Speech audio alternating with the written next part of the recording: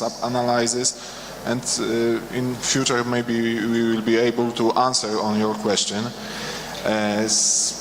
I have maybe not question, but also according to the lecture about the ECMO, because of course we use the ECPR to treat the patients, to increase the survival rate of these patients. But for example, in Poland, and probably you, Professor, also know this situation, we also use ECPR as a bridge to transplantation donors.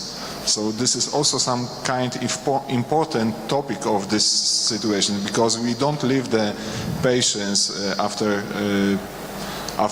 cardiac arrest on the scene, but perform the chest compression using mechanical chest compression device, then transfer to the emergency department, implement the ECMO, call for transplantation team, and then decide what will be the next. One quick question to the team. We are still rambling with controversies between cardiac arrest resuscitation in trauma versus non-trauma. Till now, both the think tanks, the trauma resuscitation think tank and the opinion tank of cardiac resuscitation, there has been no consensus. So if you look at different countries, they are handling what you can say trauma code or traumatic cardiac arrest very differently. Many countries feel that giving blood first, looking for the 5 causes of trauma is very, very important. Then they do internal CPR versus external CPR, things like that. Do they do open thoracotomy, not open thoracotomy? So in such a complex situation where trauma code after so many years is still unsolved, where do both the opinion leaders stand in terms of dealing with that complexity where two different specialties have not been able to reach a consensus? Yeah, I fully agree, but as I say, if we create some study and obtain really huge amount of different outcomes and different comorbidities, then we can globally decide what will be the best for those patients, because we will know each comorbidity, we will know what was the cause of trauma, how many blood was lost, and etc., etc. So basically a traumatic cardiac arrest registry would be a better option. Yeah, I suppose not maybe only traumatic or no traumatic. I think the best option will be create some out of hospital registry, cardiac arrest registry, including traumatic and non-traumatic, because then we can decide much more. Yeah. All right. Sagar, I mean, I think the issue with epinephrine and penetrating traumatic arrest, certainly, and you know, in blunt, that has led to intra-abdominal hemorrhage and stuff, is like, how could the epinephrine help, right? How, if I just watched a arrest in our trauma bay, you know, 8 gunshots, one that turned out to be through the left ventricle, but the first few minutes of it were chest compressions and epinephrine, and you say to yourself, what is that doing for this person? The only thing that's going to salvage that patient possibly is thoracotomy and fixing the cause of no blood being in the vessel. So you have to think this through and figure out what you're doing, I think. And then I think you raised a very important issue about ECMO in CPR, and it's certainly a bioethical dilemma that a lot of people have, and there's countries like Spain that have set up programs, and if you do the cost-benefit analysis of putting a patient on ECMO, and then you're either, step 1 is obviously trying to salvage that patient, but step 2 is saying that if we can't salvage this patient, then there's lots of organs that can be harvested for the greater good. And most people who have refractory VF arrests are actually fairly healthy and have healthy organs. In the US, there's a lot of resistance to that argument. argument, but the cost-benefit argument is definitely there if you figure in the organ transplantation. The cost-benefit analysis is probably in favor of ECMO anyway without the organ transplantation, but it's, you know, it's a different math at that point. Yeah, I fully agree that depends on countries, yeah? But for example, in Poland we have some nice experiences basing on Spain, on Japan, and together with the transplantation team from Poznań, I suppose we started the program several years ago. Right now we have some positive effects, kidney transplantation, lung transplantation, etc. So I suppose it's going forward, but we need, of course, time to change the thinking of the society. Lovely. One question for Dr. Peckler. Dr. Peckler, when you look at the challenges of doing team training, trauma code, which is a very important resuscitation confusion episode where you have the CPR algorithms clashing with the trauma team and the trauma surgeons in the same room when a trauma patient codes. So they have one mindset of running ATLS, and then there's the ACLS mindset which is running in the nurses and the residents and everybody else. So I personally, I don't know what the audience feels, that this is a huge communication gap situation where there is a lot of confusion, there can be anger, there can be many things. So where do you see simulation in situations where we are trying to put ECMO, we are trying to look at trauma code, and we are trying to do these new things in the world of resuscitation? So, I mean, I guess the answer to the medical question is sort of similar to the last one, is that you want to try and figure out what the problem is and what exactly are you trying to fix. The simulation question, I suppose, or how would you look at that, that was what I mentioned about negotiation. What are we trying to do? Where are we trying to get? And how do you do that calmly with civility? And how do you actually express your opinions in a graduated sort of fashion to make things happen for the benefit of the patient? And again, that's practice, right? That is, how do you work on those skills? How do you make a statement to say, oh, I think we should do A because of this particular reason? And I think the ability to do that, or to speak up, especially if you are a junior physician to the senior one and you have a difference of opinion, how do you do that and maintain civility and actually do that in the benefit of moving the care of the patient forward?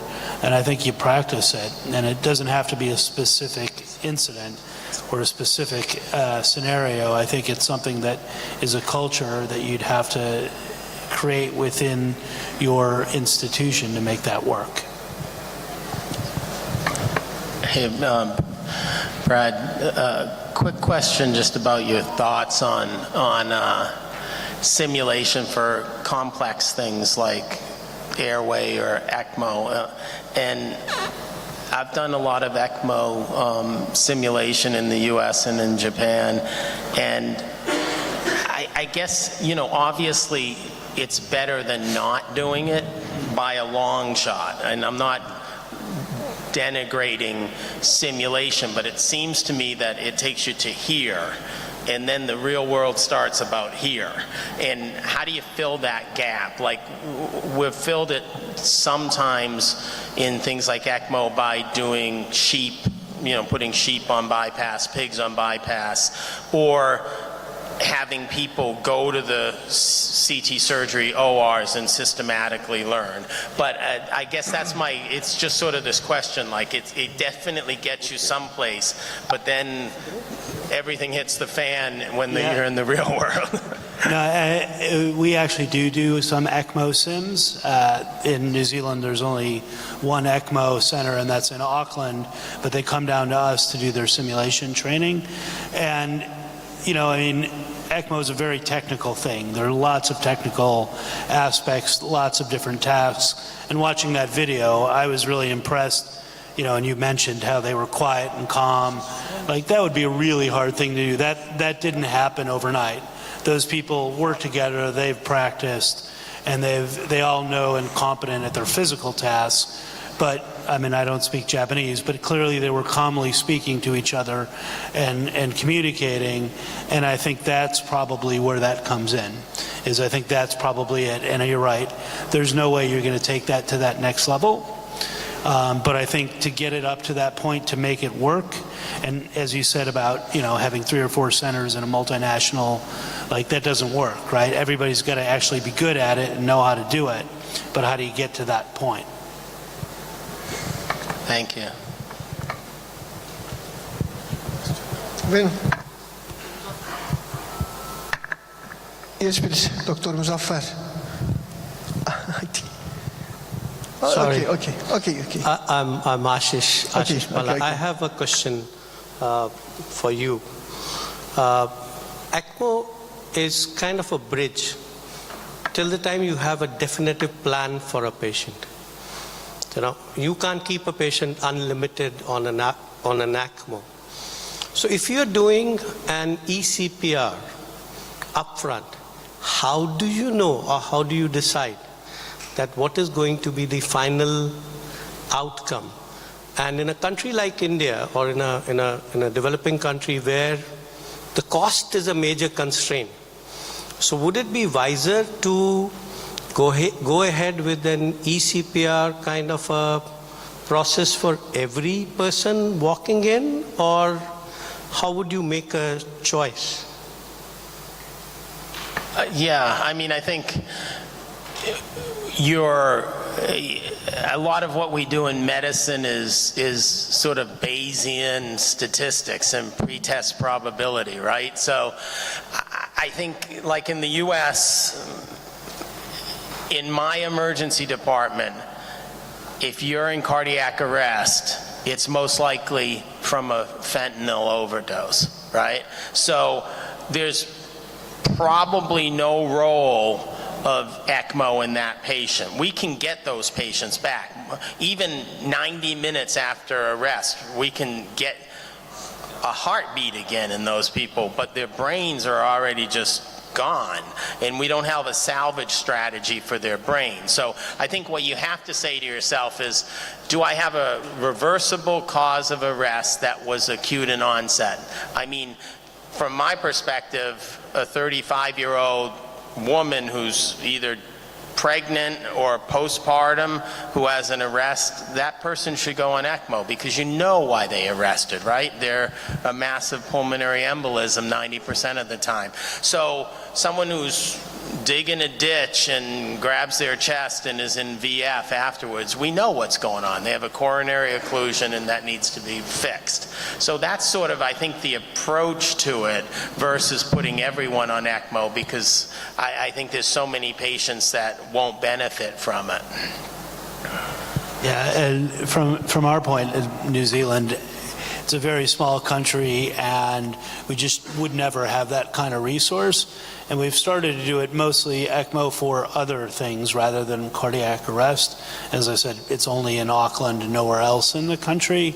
And as I was thinking, you were talking, David, about the cost-benefit ratio, and in New Zealand, we sort of, as you would in India, it's the most for the greatest good, and unfortunately, we don't have sort of the volume that would actually make this worthwhile for us. And I think that's probably going to be something that you'd find quite frequently outside of really big places. Yeah, I mean, I would agree, and you just have to sift through these people, and that's why if you look at the eCPR protocols, they're trying to get to the patients with LAD occlusion or left main trunk occlusion or something like that. And then there's select other populations, overdoses that aren't opioids, beta blocker overdose, calcium channel blocker overdose, nortriptyline overdose, things like that respond to this kind of therapy. And then obviously refractory hypothermic arrests are perfect for this. Okay, thank you very much. Thank you very much. Any other question or comment? Okay, the last. Yeah, we'll take the last Okay, question. Last question. Thanks all of you for presentations. I am Ozan, an emergency medicine resident here. I want to ask Dr. David, and when deciding ECPR, do we have to choose a small group like healthy, witnessed collapse, and immediate CPR? Because I think there could be a selection bias, because this group already we expect good outcomes. What do you think about that? Small group for the MCPR, ACPR, yes. If I'm understanding the question correctly, it's about, is it a small group of patients that would get this strategy? Is that what you're asking? Yes, and I think that group already we have expecting good outcomes, traditional CPR or eCPR. I think could be there a selection bias for to say eCPR is good. We need to, sorry. Yeah. Yes, certainly all the studies to date are small groups of patients, and that was what I was trying to get at when I disagree with the stopping of those trials at the point they did. The problem with any pre-stopping strategies is it's dependent upon what you say the survival benefit of the intervention will be, and that's always just extracted from low-level evidence. So it's something to keep in mind when you think about how you power studies. Oftentimes a study will be powered for a 20% absolute difference or 20% relative difference, and the therapies change so much by the time you get to doing the trial that there's no way you're going to have that 20%. So as you're pointing out, you need much larger groups of patients to see the difference. Like you look at the epinephrine data that was shown, and what's statistically significant there? 3.2% versus 2.4%. That's 0.8% absolute difference. But they're huge studies. And so you get this shuffling out of that.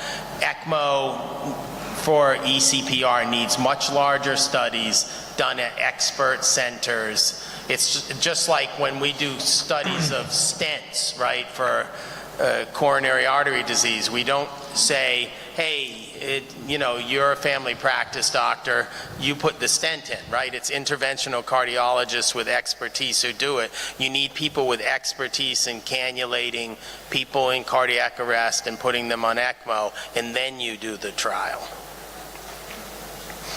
Yes, thank you very much. I think it's okay. We will finish. Thank you very much for your participation. And after 20 minutes, we will start to opening ceremony.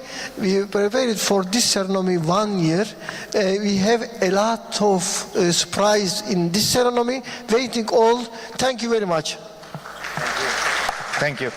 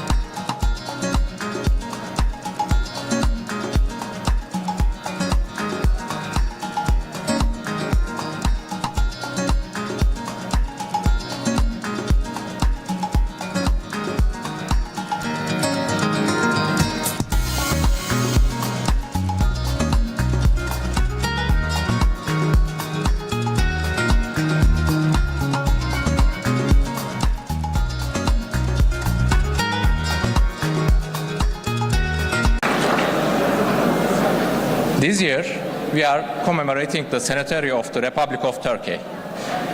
This is an honor for us to host this event in Turkey in this year. The biggest truth in the universe is a life, and the most important service is to serve a life. In the spirit of this Congress, we believe that the next chapter of emergency medicine will be written here. Thank you for all that.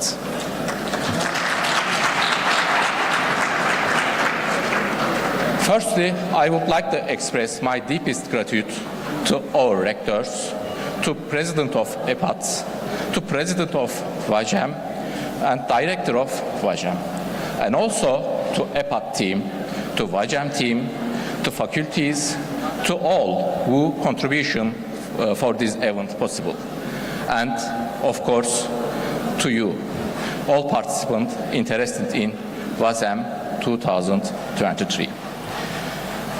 Our guests, let me remind you first, during your stay, if you faced any issues, please do not hesitate to contact our staff.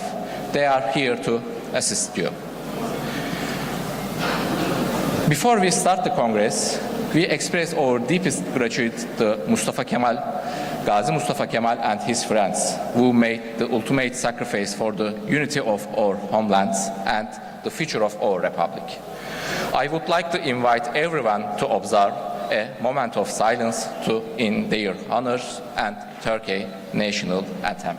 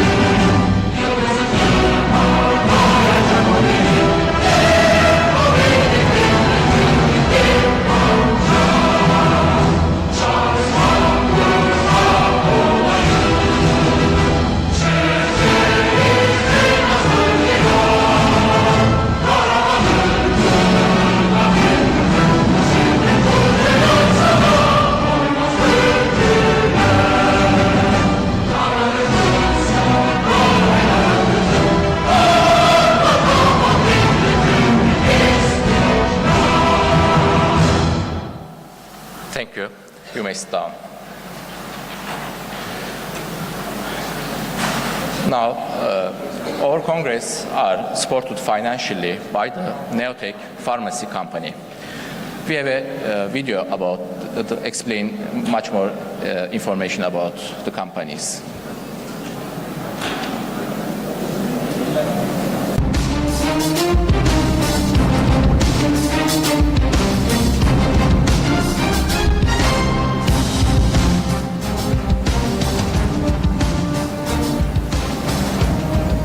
Neotech Grup çatısı altındaki Celtis ilaç, insan sağlığını korumayı ve yaşam kalitesini arttırmayı hedefleyerek 1992 yılında Türk ilaç sektörüne adım atmıştır.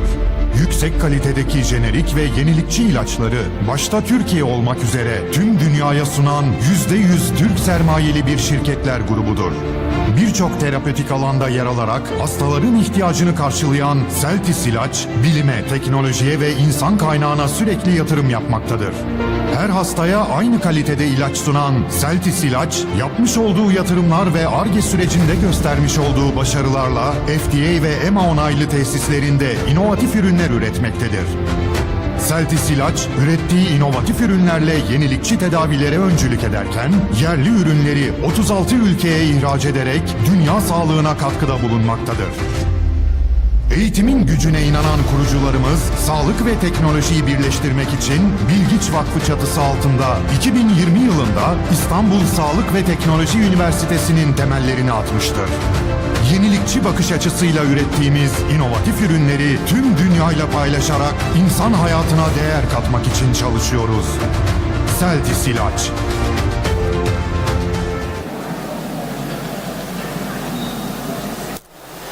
Now I'm pleased to invite Hulusi Sarıcaoğlu, CEO of Neotech Companies. He is coming.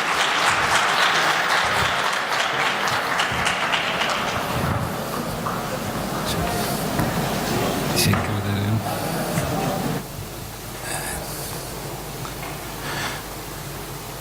Merhabalar. Öncelikle bize bu imkanı veren değerli derneğimize çok teşekkür ediyoruz.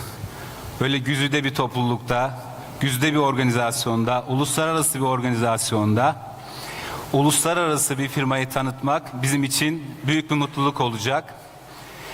Biz Neotech Grup olarak çatımızda birçok ilaç firmasını barındırıyoruz. Bugün Celtis ve Basel kimliğimizle beraber burada olacağız. Ben kısaca Neotech'i sizlere anlatmak istiyorum. Yaptıklarımızı ve yapmak istediklerimizi, nereye varmak istediğimizi siz hekimlerimize paylaşmak istiyorum. Hedeflerimiz büyük. Hedeflerimizi güzel kılan belki de yarın kutlayacağımız 100. yılın arifesinde burada olabilmek.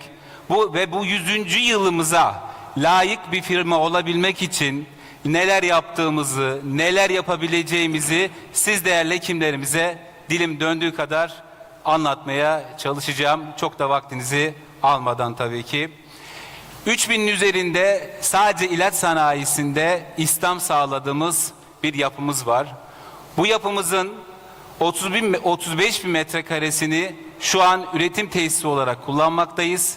Ve çok önemli bir unsur, bunun altını çizmekte de fayda var. 10 bin metrekarelik de Ar-Ge alanımız bulunmakta. Bu üretim tesislerimizde 325 milyon kutu ve üzeri üretimi yıllık kapasitemizde yapabilmekteyiz. Ama bugün belki de en fazla değineceğim konulardan bir tanesi yeni yatırım alanlarımız. Uluslararası bir firma olabilmek için, ulusumuza layık bir firma olabilmek için, belki de dünyaya küçük düşünmeden, daha büyük düşünerek dünyaya çare olabilmek için Neotech olarak biz ne yatırımlarda bulunacağız, neler yapacağız, siz değerli hekimlerimize anlatmaya çalışacağım. Evet, uluslararası akreditasyonu olan bir tesisiz biz. Sadece Sağlık Bakanlığı akreditasyonu değil, Avrupa noktasında, Amerika noktasında uluslararası akreditasyonu olan bir yapımız bulunmakta. Bu yapı içerisinde görmüş olduğunuz 35 metrekare alan içerisinde bir üretim tesisimiz var şu an. Bunun içerisinde bağımsız 7-8 binamızla beraber biz üretimimizi gerçekleştirmekteyiz. Ama burada vurgulamak istediğim sizlere daha çok bizim yeni yatırım alanlarımız 145 bin metrekare ile beraber tüm ulusumuza, uluslararası paydaşlarımıza, dünyaya açılabilmek için yapacağımız unsurları sizlere anlatmak istiyorum değerli hekimlerimiz. Evet, aslında görmekte de fayda var. Şu an bulunduğumuz alan ve bu alanla beraber biz birçok ülkeye yatırım gerçekleştiriyoruz. Ürünlerimizi götürüyoruz. Şu an mevcut alanımız bu görmüş olduğunuz sol taraftaki alan. Ama yeni alanlarımızla beraber, yeni yatırımlarımızla beraber 200 bin metrekarelik bir alanı sadece ilaç sanayisi için kullanan, geliştiren bir bünye olacağız. Değerli hekimlerim, bunun içerisinde ne yapacağız? 35 bin metrekare alan ile beraber API üretimi gerçekleştireceğiz. Günümüzde ilacın önemi çok fazla. Günümüzde ilaca erişim noktasında büyük sıkıntılar var. Sadece ilacın bitmiş ürün olması çok önemli değil. aslında bitmiş ürene, yani hastaya ulaştırdığımız o ilacın apisini, etken maddesini yapabilmek, gerçekleştirebilmek muazzam bir iş. Bizim en büyük hedeflerimizden bir tanesi dışa bağımlılığı ortadan kaldırdığımız, api ürettiğimiz, etken madde ürettiğimiz, ulusumuzu güçlü kıldığımız bir yapıya yürüyebilmek. İnfüzyon tesisimiz hedeflerimizden bir tanesi ve bu projeler başlamış bulunmakta. Sekonder ambalaj tesislerimiz, enteral beslenme, Türkiye'de çok içine girilen bir yapı değil bu. Biz bu yapının içerisine girmek istiyoruz. Global şirketlerin bünyesinde olan bir sistem bu. Enteral beslenmeye de girmek istiyoruz. Medical device'ımız çok önemli. Onunla alakalı yine Türkiye'de ilk olabilecek bir fabrika oluşturuyoruz. Neokulot projemiz var. High potent, yüksek teknoloji gerektiren ilaçları üreteceğimiz tesislerimiz ve bunların daha ötesinde hedefimizi daha yukarı çıkartacağımız biyoteknolojik ürünleri yaptığımız tesislerimizi ulusumuza, uluslararası alanlara kavuşturmak istiyoruz. Biz bunları yaparken, evet bunları yapıyoruz ama bizi güçlü kılan, bizi akredite eden unsurlar da oldu. Günümüzde şunu çokça duymuşuzdur. Türkiye'den herhangi bir firmanın lisans almasını, herhangi bir global bir firmanın ürününü belki Türkiye için satış haklarını, tanıtım haklarını almasını çokça duymuşuzdur. Biz ama tam tersini yaptık 2015-16 yılları içerisinde. Uluslararası bir firmaya, çok uluslu, global bir firmaya ve full jenerik değil, orijinatör olan bir firmaya tamamen bize bağlı ürünlerin lisans haklarını verdik. Aslında Neotek'in akredite olduğu, Neotek'in yaptığı ürünlerinin kalitesinin hem ulusumuz adına hem uluslararası mecrada kaliteli olduğunun en büyük kanıtlarından bir tanesi çok uluslu firma olan Takeda Japon firmasına biz bu ürünlerimizin lisanslarını satmış bulunmaktayız. Bunu anlatmamızdaki sebep de şu, bu yapının teknolojik anlamda ne kadar kabul gördüğünün bir imajı olması adına sizlerle paylaşmak istedim. Bununla beraber etken madde sentezi, etken madde çok önemli. Bitmiş ürün evet önemli fakat o bitmiş ürünü elde edebilmek için de etken madde sentezi yapabilmek lazım. Biz API'yi, etken madde sentezini daha yüksek volümlü elde edebilmek için çalışmalar yapıyoruz. Ama hala hazırda astım ve koa alanında formoterol ve tiyotropiyumu endüstriyel boyutta sentezleyebiliyoruz. Bunun yanında Ar-Ge çalışmalarını yaptığımız ve sentezleyebildiğimiz diğer alanlarımızda bulunmakta. Bunu da siz değerli hekimlerimize paylaşmak istedim. Evet, biyoeşdeğerlik onayı dünya çapında aldığımız, uluslararası akredite edildiğimiz biyoeşdeğerlik çalışmamız var. Konunun başında da aslında sunumun başında da sizlere söylemeye çalışmıştım değerli hekimlerimiz. 10.000 metrekarelik bir Ar-Ge, dünya çapında biyoeşdeğerlik, birebir benzerlik yapabilmek çok önemli. Biz bunu becerdik, yaptık ama bizim için dur dediğimiz, bitti dediğimiz yerler değil bunlar. Daha başlangıcında olduğumuz, hedeflerimize bir bir gittiğimiz domine taşları bunlar. Bunlar domine etkisi edeceğini biz düşünüyoruz ve onun için mücadele veriyoruz. Bunlar Avrupa ülkeleri, Avrupa bloğundaki ülkeler. Bütün bu saymış olduğumuz ülkelerde biz %25'inde, Avrupa'nın %25'inde salmeterol flutikazon etken maddeli ürünümüzü Avrupa'daki insanlara ulaştırıyoruz. Buradaki mesele sadece Avrupa'daki insanlara bunu ulaştırabilmek değil. Aslında mesele şu, insanlara soluk olabilmek, insanlara nefes olabilmek. Sadece ülkemiz adına değil, uluslararası mecrada da, uluslararası dünyada da bu gibi ürünlere ulaşamayacak birçok insan var. Bizim için mesele o nefes olduğu dünyada, nefesine giren, hayatına tutunabildiği noktada, bu ürünün arkasını çevirdiğinde, orada Made in Turkey'yi görebilmek, bunun için mücadele vermek, bunu yapabilmek bizim en büyük idealimizdi ve bunu gerçekleştirdik. Bu ve buna benzer şeyleri yapmak için de mücadele veriyoruz. Bu ve buna benzer işleri yapmak için yatırım alanları gerçekleştiriyoruz. Bizim için önemli bir paylaşım. Bunları da sizlerle paylaşmak istedim. Sanayi Akademi İşbirliği, bizim buradaki hedefimiz şu, videomuzda da anlatmıştık. Yönetim kurulumuz, kurucularımız üniversite kurdular.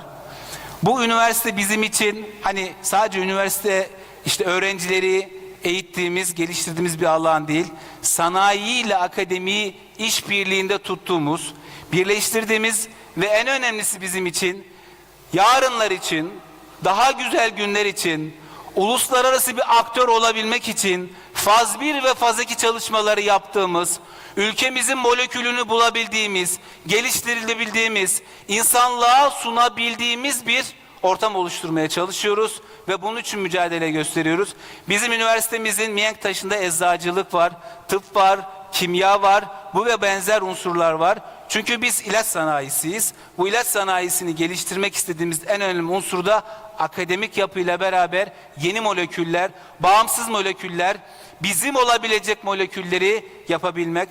Bugün ulusumuz birçok başarıya imza atıyor. Birçok güzellikler yapıyor. Sporda yapıyor bunu, sanayide yapıyor, savunmasında yapıyor, her tarafında yapıyor. Bugün dışa bağlılığı ortadan kaldırmamız lazım. Biraz çılgın olmamız lazım. Üretmemiz lazım. Biz de bunun için mücadele veriyoruz ve üretmeye çalışıyoruz. Evet, yeniliklerin öncüsü olmaya devam edeceğiz. Biz uluslararası bir firma olduğumuzu düşünüyoruz. Bu anlamda Türkiye'nin en büyük inovatif firmasıyız. Bunun altını çizmek istiyorum. Evet, belki Türkiye'de en büyük cirolu firma olmayabiliriz. Ama Türkiye'deki en büyük inovatif firmayız. Endüstriyel anlamda Türkiye'nin gücü olduğunu düşünüyoruz. Ve bunu uluslararası alanda da yapmaya çalışıyoruz. Sadece ulusumuz için değil. Bu anlamda %100 yerli ilaç firması olan bizler, 100'ü aşkın ürün portföyümüzle beraber, 100'ü aşkın ülkeye ihraç ederek Cumhuriyetimizin 100. yılına layık olmaya çalışıyoruz. Saygılarımı sunuyorum efendim.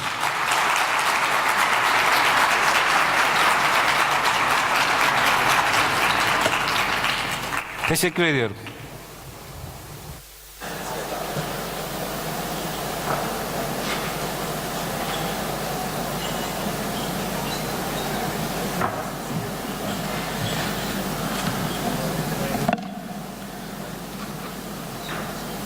In this Congress, we have participants and lecturers from all over the world.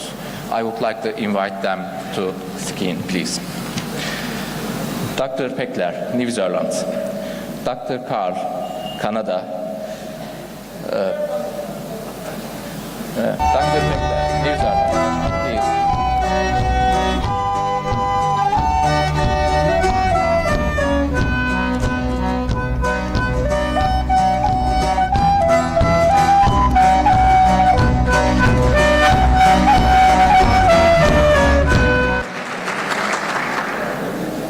Dr. Carr from Canada.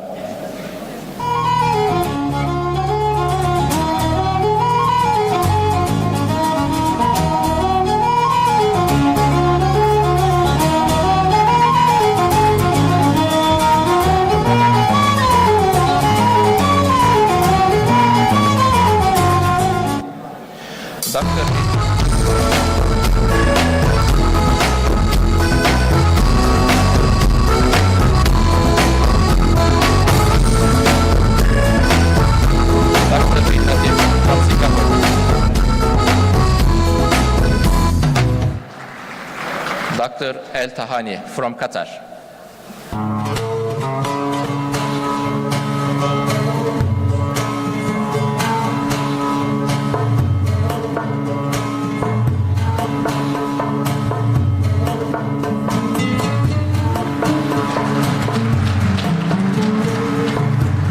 Dr. Buhai from India.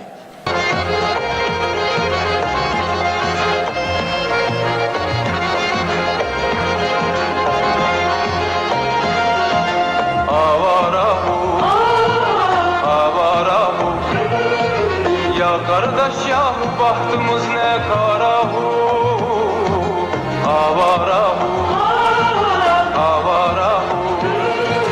Ya kardeş yahu bahtımız ne karahu. Dr. Mizabata from Japan.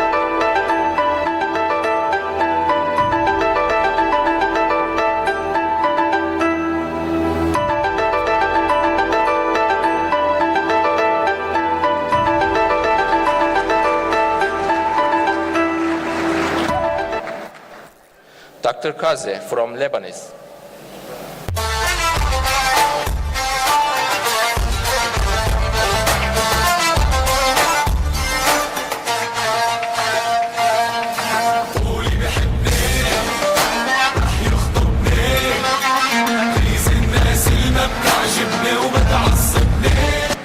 And Dr. Vincent from Belgium.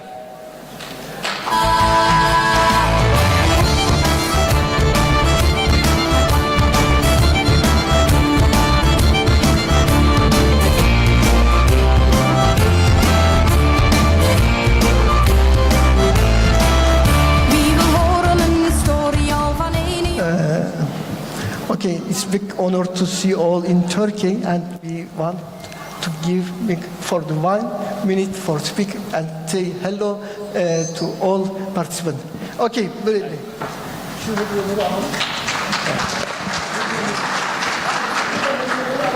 Merhaba, thank you. I would really like to thank the WASM organizers, and particularly Professor Kander, for having us here.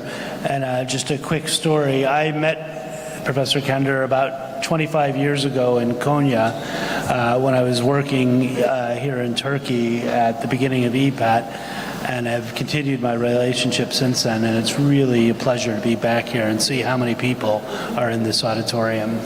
Thank you.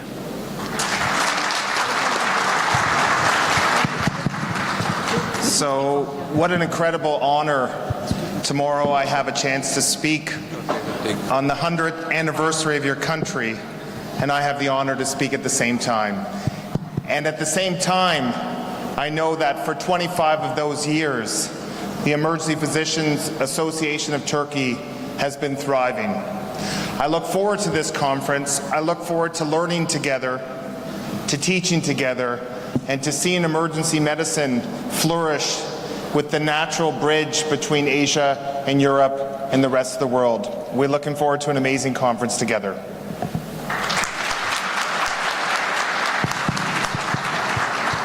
Good evening, everyone. Emergency medicine, in the beginning, evolved by having all of us be considered that we were stepping into other people's territory. Who was managing the supraventricular tachycardias, which cardiologists used to manage, who were reducing all the shoulder dislocations, where the orthopedic surgeon used to do them, and many more examples. We're doing all of that. And now emergency medicine has evolved to be at the center of the practice of medicine. Nobody can forget us, not any other discipline. So I really would like to congratulate all of you for standing and coming forwards today to attend this conference and to share with us for the next 4 days. And there's a lot more emergency medicine is going to offer, so hang on there and be a part of history.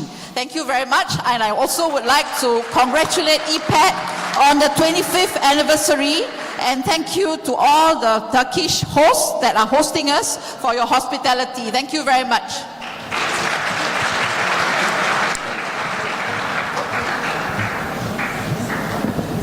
Hello.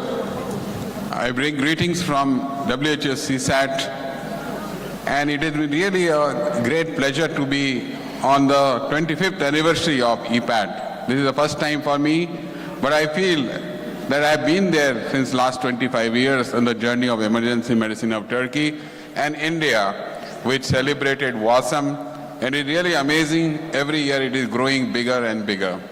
So I congratulate the dynamic leadership of Professor Basar, who has been a friend as well as a dynamic leader who had taken Turkish emergency medicine to newer heights.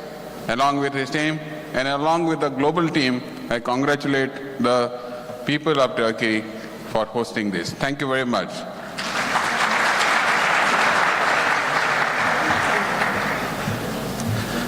Assalamu alaikum wa rahmatullahi wa barakatuh.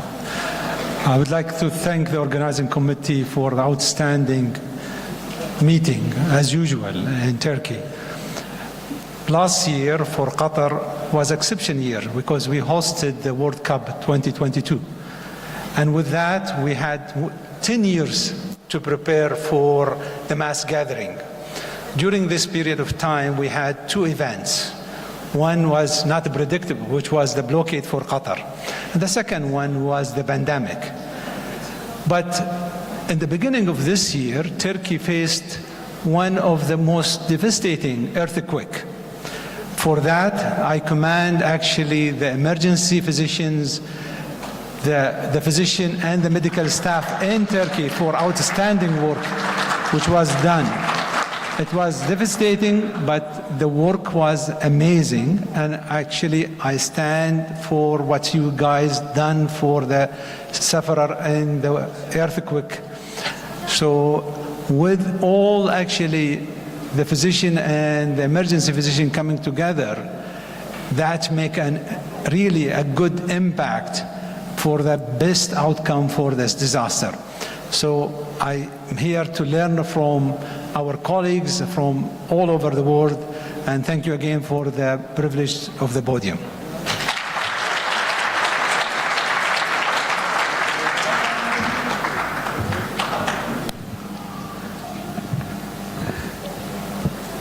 "24 years ago, I met Sagar at the first Mediterranean meeting, which at the time was the first opportunity to meet Turkish colleagues and European colleagues and American colleagues and Middle Eastern colleagues coming together.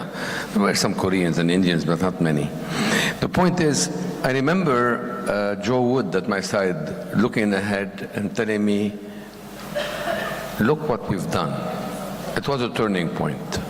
Today, I look here and I look at Besar and I look at Sagar, Huram together, and I say, look what you've done.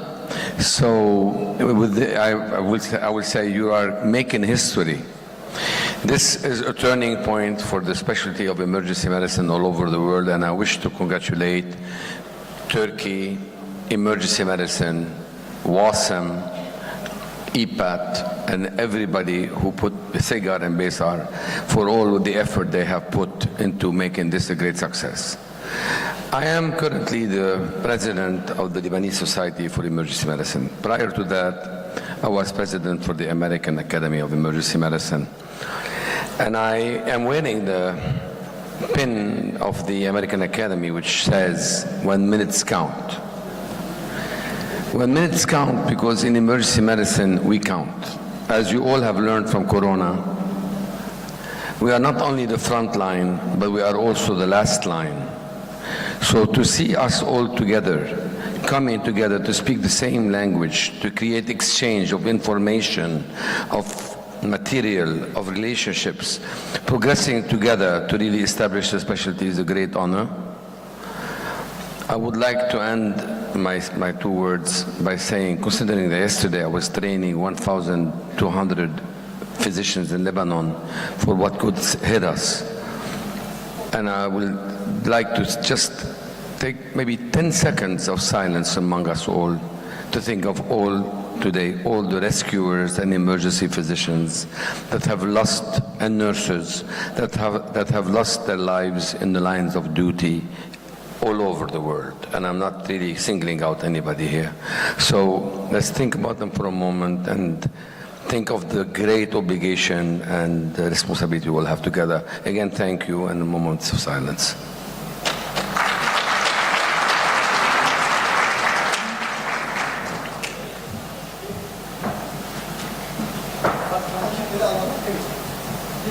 Hocam başta David Kerry'den başlayayım da. This is from Turkey. Zeynep hocam bana eşlik eder misiniz? Zeynep hocam. Bunları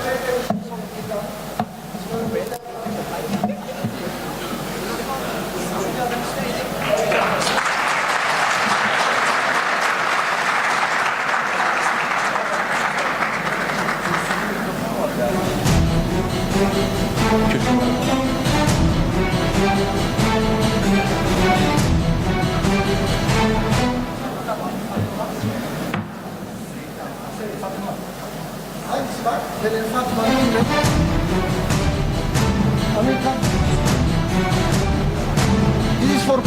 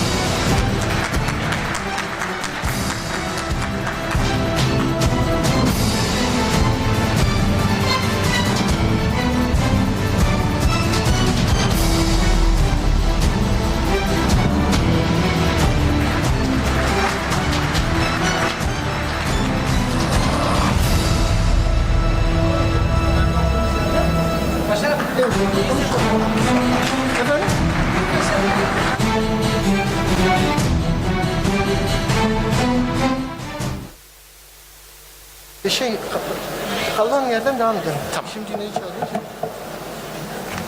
Kalan yerden devam edelim. Thank you for your all contributions. Now I'm pleased to invite Vice President of EPAT, Professor Dr. Zeynep Çakır.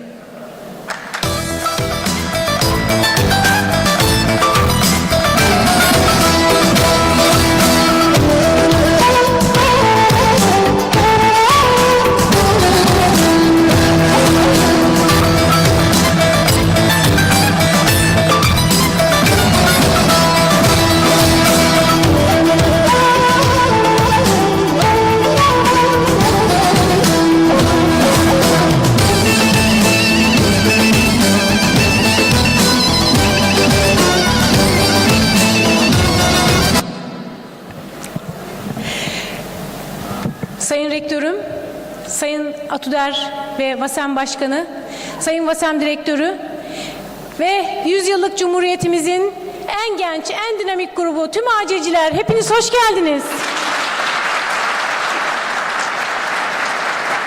İyi ki buradasınız, iyi ki bu salondasınız, iyi ki bizlerlesiniz. Çok uzun bir yola çıktık. Bu yolu sizlerle yürüdük, sizinle beraber yürüdük. Daha yakın, daha kol kola yürüdüğümüz arkadaşlarımız vardı. O yollarda ne taşlar olduğunu, nelere takıldığımızı, ne kadar zorlandığımızı onlar gördüler.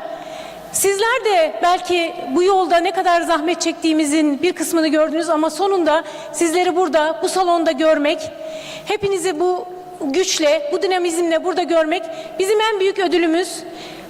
Cumhuriyetimizin 100. yılına birlikte girmek, Atuder'in 25. yılına birlikte girmek bizler için çok kıymetliydi. Ne iyi ettiniz geldiniz. Ayaklarınıza sağlık efendim. Çok teşekkür ediyoruz hepinize burada olduğunuz için. Burada bulunduğunuz süre boyunca elbette ki birbirimizle neyi biliyorsak onları paylaşacağız, bilgimizi paylaşacağız. Bilginin ışığından kendimize yollar yapacağız, meşaleler yapacağız, birlikte yürüyeceğiz, birbirimizi göreceğiz, birbirimizi tanıyacağız ve çok mutlu olacağız.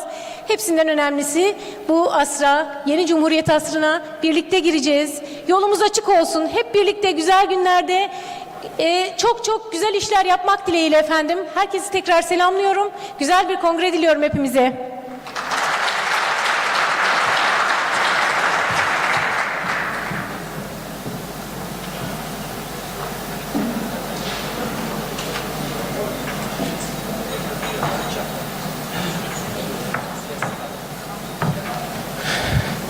Now, I would like to invite the Rector of Health Science University, Professor Dr. Kemalettin Aydın.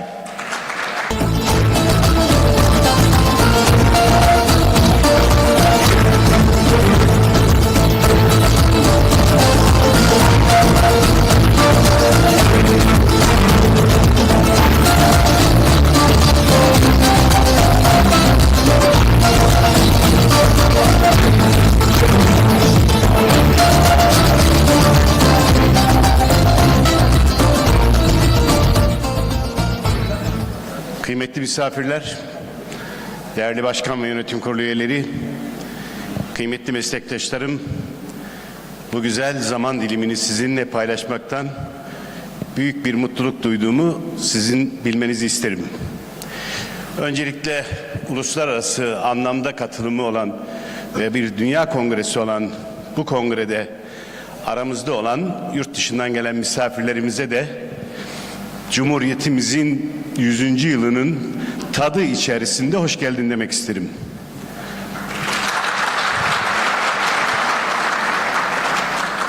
Ayrıca yurt dışından gelen misafirlerimizin müsaadesiyle bir pandemi sürecini ve bir de 11 şehirde 13 milyonu etkileyen dünyanın en büyük felaketlerinden biri olan deprem felaketini, yani son 3 yılı Türkiye'nin en büyük kahramanları olarak acil servislerde gecesini gündüzüne katarak, çocuğunu, eşini, annesini görmeyerek bu millete hizmet eden siz acil uzmanları, arkadaşlarımı yürekten alkışlamak istiyorum.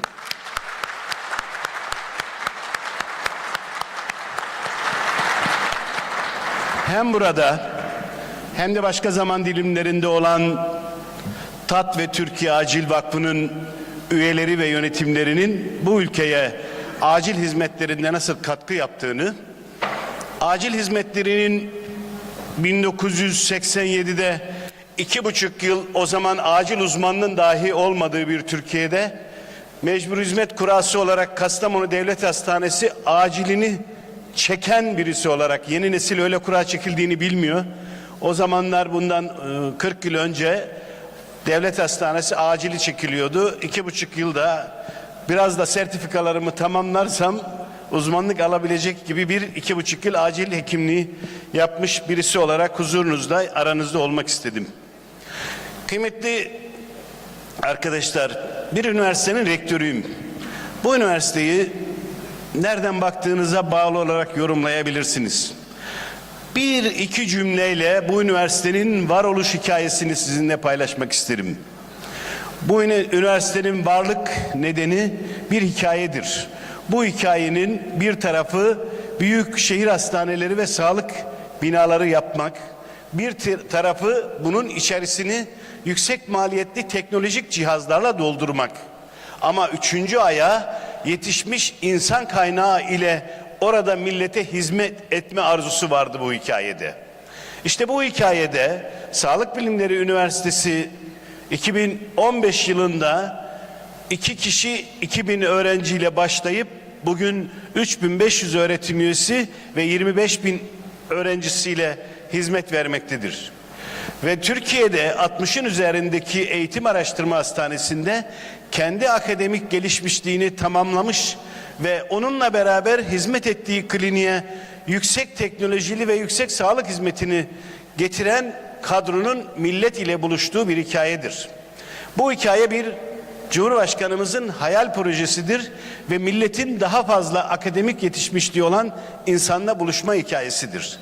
Öyle olunca da bugün geldiğimiz noktada 65 Eğitim Araştırma Hastanesi'nin yanında Somali'de, Sudan'da, Çobanbey'de, Buhara'da, Taşkent'te ve Filipinler'deki Bangsamoro'da dünyaya hizmet eden bir üniversite konumuna ulaşmıştır. Önümüzdeki günlerde de yeni dünya ülkelerinde hizmete gidecektir. Acil hizmetlerinin geldiği sürecin içerisinde bakanlıkta, Sağlık Bakanlığı'nda çok yakın çalışmış olduğum ve bu hizmetin oluşmasında büyük emekleri olan tüm genel müdürlerimize de bir huzurunuzda teşekkür ederken, beraber kongremize iştirak ettiğimiz Semih Korkut hocamızın da ne kadar acil sağlık hizmetlerinin gelişmesinde emeği olduğunu da paylaşarak kendisine de bir teşekkürü şahsen borç biliyorum. İlerlemeyi arkadaşlar, çalışmadan gelince dersimize. Okey. Önce kısaca bir acil hizmetlerin Türkiye serüvenini konuşmak gerekirse 1900'lü yıllarda bir vatana muhabbetin yaralılara hizmet anlamında geldiğini, bunun bugün acil sağlık hizmetlerine evrildiğini, o günkü koşulları sizler biliyorsunuz. 100 yıllık bir hikayenin başlangıcı böyleyken, dünyada havadan hasta naklinin konuşulduğu 1917'lerden, daha sonra Türkiye'de de 1924'lerde başlayan bir sağlık hizmeti Onu 1924'te Besim Ömer'in Avrupa seyahatlerinde bu havadan sağlık hizmeti ve acil sağlık hizmetlerinin önemini içeren çalışmalarını yazdığı bir kitap Türkçe'ye çevrilmiş ve üniversitemizde bulunmaktadır. Türkiye'de bu sisteme kendini entegre etmeye çalışmış. 1941'lerde Türkiye acil sağlık hizmetlerinde kullanılmak üzere uçak yapmış. Hatta bu uçağı Danimarka'ya da ihraç etmiştir. Ama o günün koşullarında Türkiye'de bu fabrika ve bu uçak yapımının durdurulmasına karar verilmiş. Alınan siparişler de yaptırılmayarak bir sekteye uğramıştır. Elbette ki bu sekteye uğrayışın millet nezdinde de bir bedeli olmuştur ve kendim acilde çalışan birisi olarak bundan 35-40 yıl önce cebinizde paranız yok ise ambulansın sizi başka bir yere götürme şansı söz konusu değildi.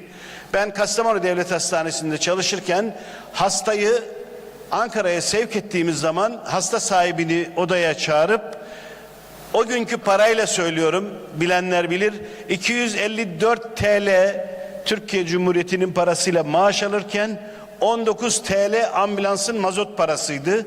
O parayı vermese devlet memuru da olsanız, Sosyal Güvenlik Kurumu'nun SSK'lı da olsanız o parayı vermeden hastanızı Türkiye Cumhuriyeti'nin mevcut imkanlarıyla götürülmez bir noktada acil hizmetleri daha sonra 30 yılı aşkındır acil alanının gelişmesiyle beraber kırmızı taraf Türkiye'deki var olan kadro, mavi tarafta üniversitemizdeki var olan kadro.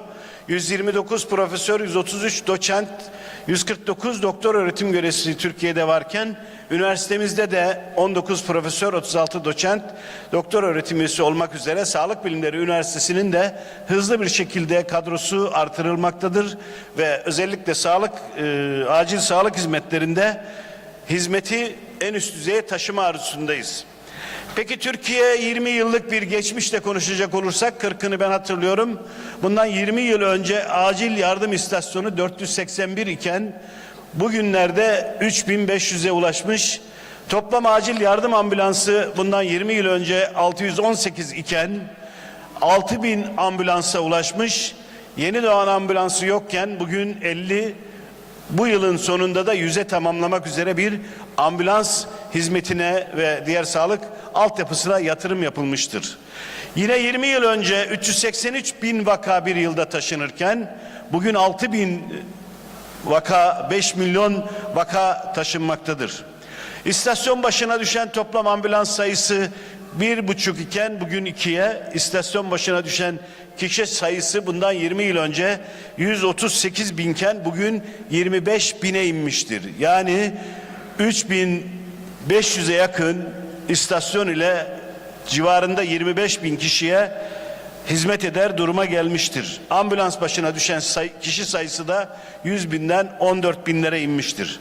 Bu neyi sağlamıştır? Türkiye'de acil sağlık hizmetine ihtiyaç duyulduğunda ücretsiz ve dakikalar içerisinde ulaşılan bir altyapıya, bunun insan kaynağı olarak da siz meslektaşlarımın yetişmesiyle beraber güçlü bir Türkiye'nin acil sağlık hizmetine kavuşmuştur. Bugün pandemi sürecinde özellikle Batı toplumlarında, sokakta, evde ya da yaşlı bakım yurtlarında Covid'den ölen hastalar söz konusuyken Türkiye'de bir vaka dahi olmamıştır. Her kişi evinden veya istediği yerden hastaneye transfer edilmiş. Yoğun bakım, yatak açısından da Avrupa'nın en iyi rakamlarına sahip olan Türkiye'de herhangi bir Covid hastası mağdur olmamıştır. Batı toplumlarında ya da Avrupa'da gördüğümüz gibi. Biraz önce söylediğimiz gibi 1940'larda Türkiye'de bir hava ambulansı yapılmış olmasına rağmen ve durdurulmuş olmasına rağmen bugün Türkiye Cumhuriyeti'nin 13 istasyonunda 13 helikopter ve yine uçakla, yine deniz ulaşımıyla, yine bunların yanında kar paletli, snow truck, 4 seddeli, obez hastaların, yeni doğan hastaların transfer edildiği bir altyapıya sahip Türkiye Cumhuriyeti acil sağlık hizmetleri söz konusudur. Bütün bu aşamalarda hizmeti ve emeği geçen, ekonomik olarak katkısını sağlayan hem ülkeyi yöneten kadrolara hem de o gün Sağlık Bakanlığı'nda bu işleri yapan sağlık genel müdürlerine, acil sağlık genel müdürlerine ve tabii ki bu hizmeti en ciddi bir şekilde güçlü ve en başarılı şekilde yapan tüm acil uzmanlarına da yürekten teşekkürü bir borç biliyorum. Değerli arkadaşlar, bunun yanında bir de Sağlık Bakanlığımızda dünyanın en büyük kapasitesine sahip ulusal medikal kurtarma ekibinin var olduğunu, özellikle büyük depremde hem acil sağlık hizmetleri çalışanlarının hem de UMKE'cilerin büyük hizmet yaptığını sizlerle paylaşmayı bir sorumluluk bildim. Türkiye Cumhuriyeti bundan 100 yıl önce belirli bir şekilde bütün coğrafyası işgal altındaydı.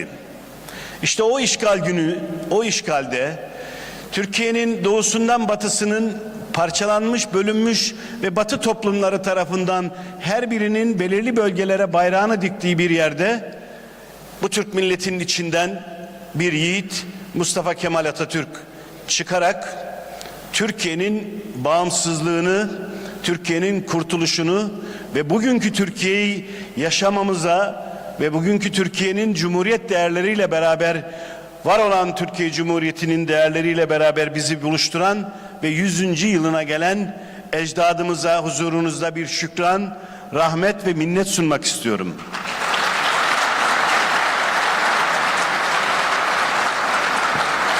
O gün Türkiye Cumhuriyeti'nin başına gelen ve içinden bir yiğidin çıktığı Türkiye'de, o günden sonraki 100 yıl içerisinde büyük bir gelişme kaydederek sadece acil sağlık hizmetlerindeki gelişmeyi Batı standartlarının üzerine taşındığını sizlere sundum.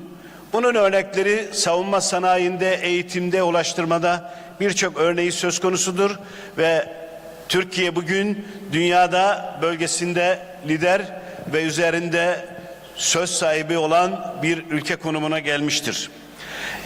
Dileğim şudur ki sözlerimin sonunda 100 yıl önce Türkiye'nin başına getirilmiş ve getirilmek istenen emperyalist güçlerin parçalanan Türkiye arzusunun içinden çıkardığı bir Mustafa Kemal ve arkadaşlarıyla bize bağımsızlığımızı ve özgürlüğümüzü ve bize 100. yılımızı yaşatan o kadrolardan Allah bugün Filistin'e de nasip etsin ve Filistin'in de anne sütünden, annesinin memesinden kesilmemiş, daha gözlerini açmamış bebelerin üzerine bomba yağdıran ve ona tüm gücüyle destek veren Batı emperyalistlerine karşı da Filistin'e de Allah bir Mustafa Kemal ve Allah Mustafa Kemal ve arkadaşlarına nasip etsin.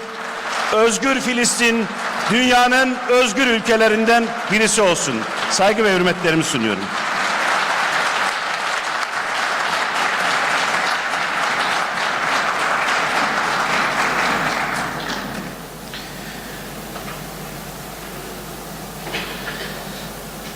Now, I'm pleased to invite Professor Dr. Sagar Galkanvar,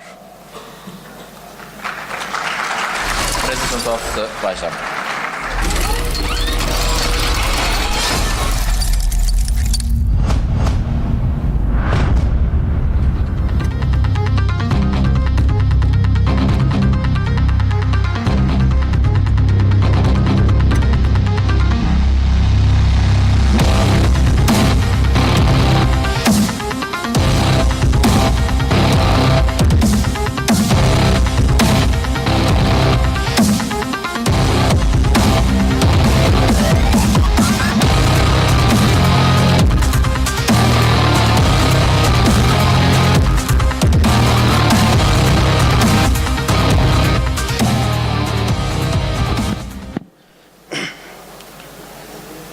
Sevgili iş arkadaşlarım, muhteşem Türkiye hoş geldiniz.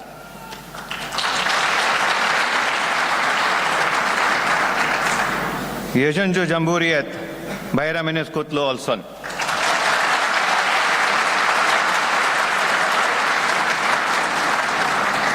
Sevgili İpek, 25. yılın kutlu olsun.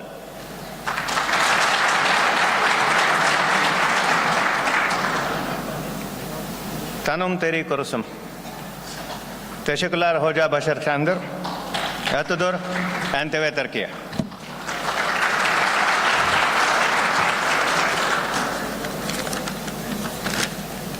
Dear colleagues, from around the world of academics, welcome to the 9th annual edition of the World Academic Council of Emergency Medicine. Today, the World Council turns a new chapter as we enter our 10th year. But this is also a great occasion when I am very privileged to speak on the eve of the 100th Republic Day of Turkey. I was looking through the pages of history in Turkey, and it was at this time that the founder of the nation was discussing what the name should be for Turkey. He had dinner with his friends, and then he decided that it should be the Republic of Turkey.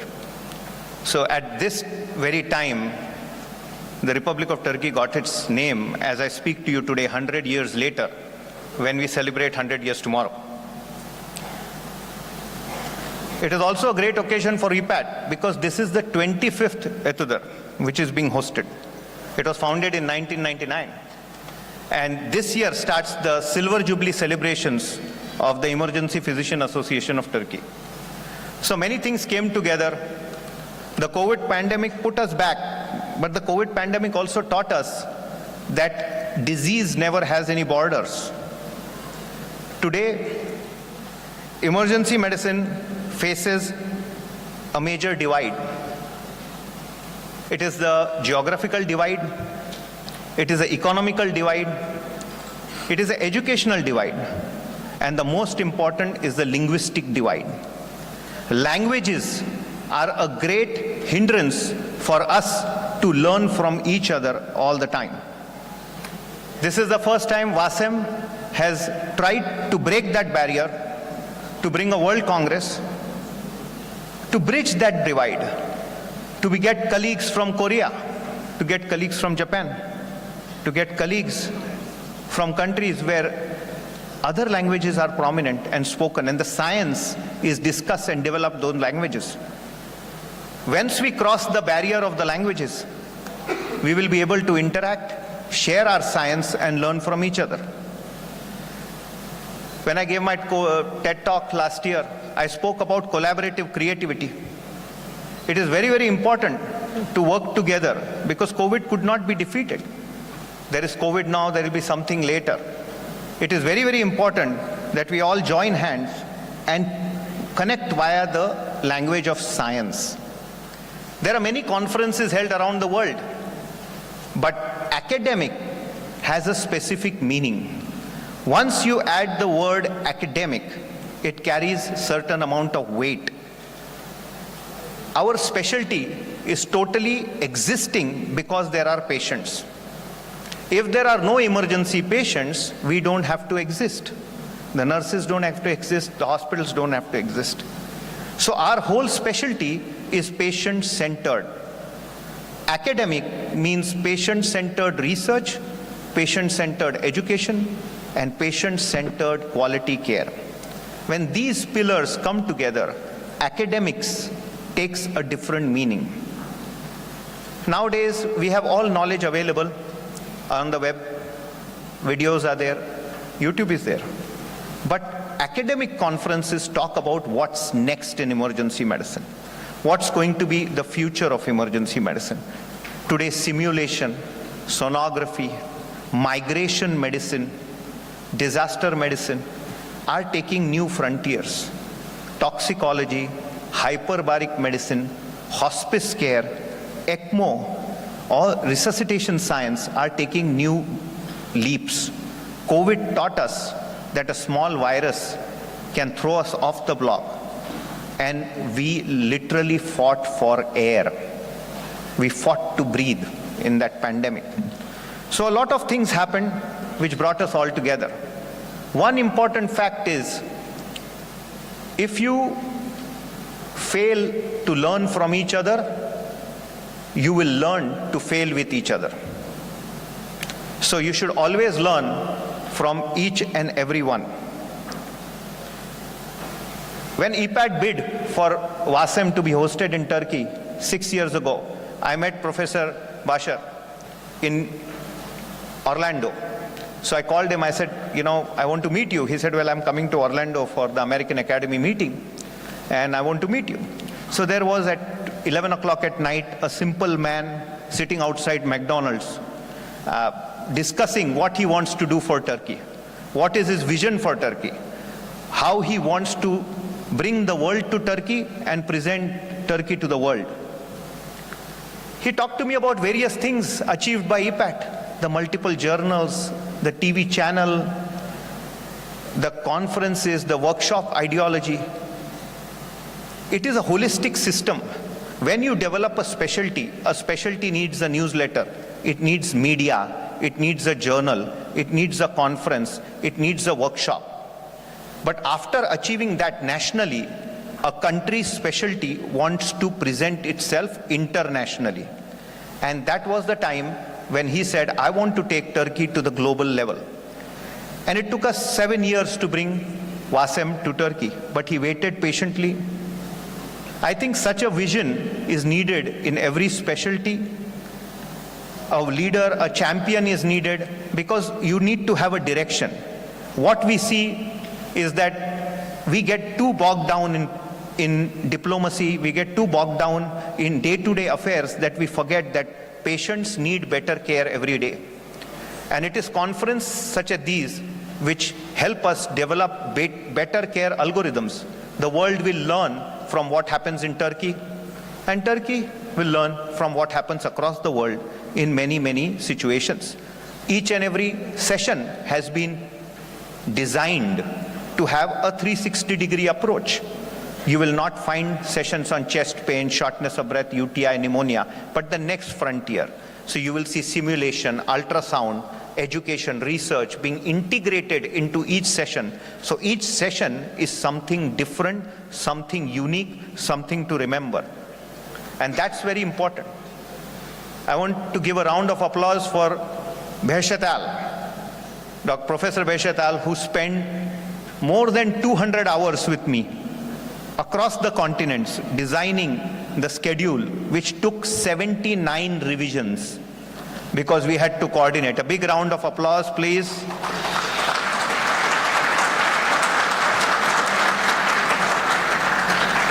I also want to commend the leadership of Dr. Zainab, who worked very hard to bring the Women's Conclave together.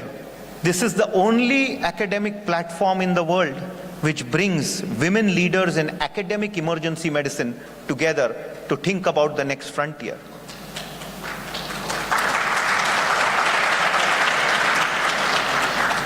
The best multitaskers, not to be against anybody, are women. They manage the home, they manage the relationships, they manage their patients and manage their job and still continue to provide care every day. So it is commendable to the leadership of women that we are holding the Women's Conclave at WASEM 2023. So these were the unique things we did. One of the other things which we have brought is gaming. So tomorrow, the World CPC competition will be held, where 19 teams from around the world will compete across 9 time zones to fight for the World Championship of clinico-pathological case. So a case from one university is being solved by another university and vice versa. And in a round-robin format, the person who solves the case wins the competition.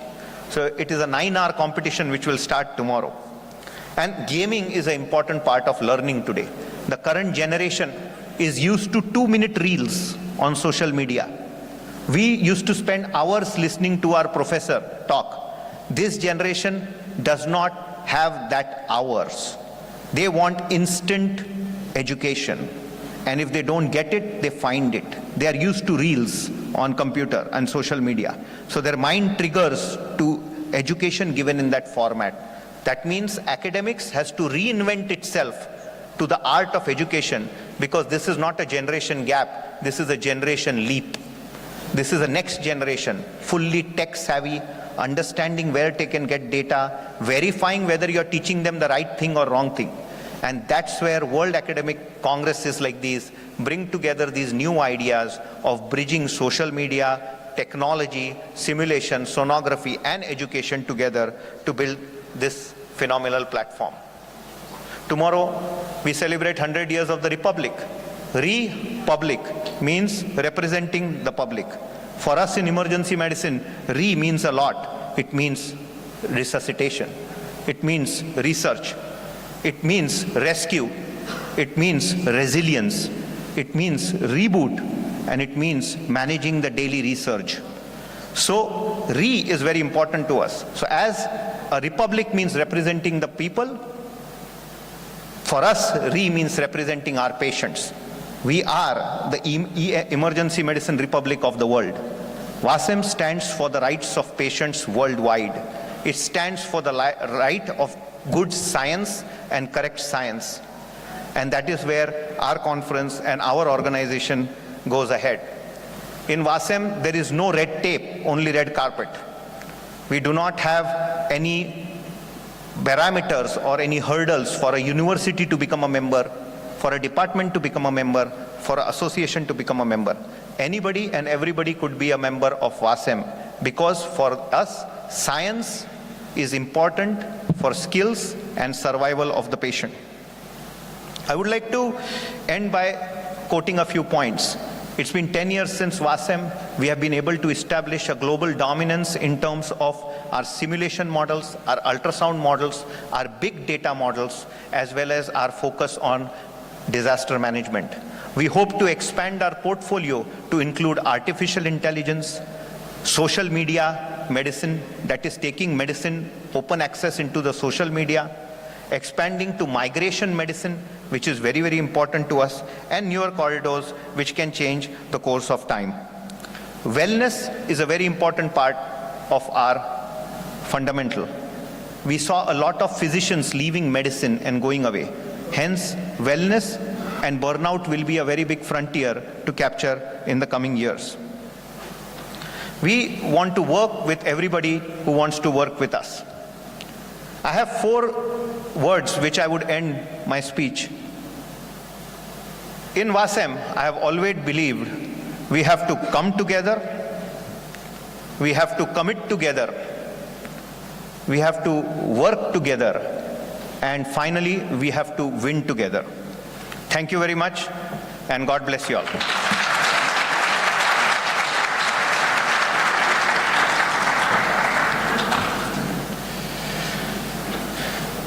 Now, I'm pleased to invite Professor Dr. Bashar Candar, President of EPAT.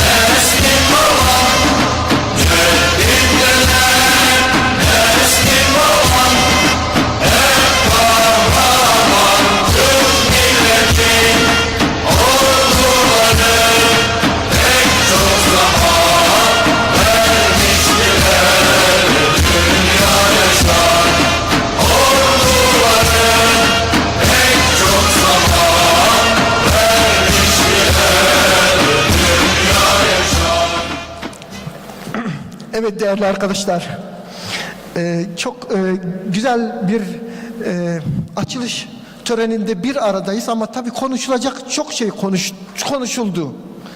Biraz da vakit geçti. Siz de sıkıldınız. Ben Türkçe çok daha kolay ifade edeceğim kendimi. O yüzden Sagar, you don't know Turkish. You should put that on, okay. Ya böyle şeylerden sıkıldık. Şu şeyi açın. Neydi o Fransa? Bunu tamam. Bugün böyle tamam.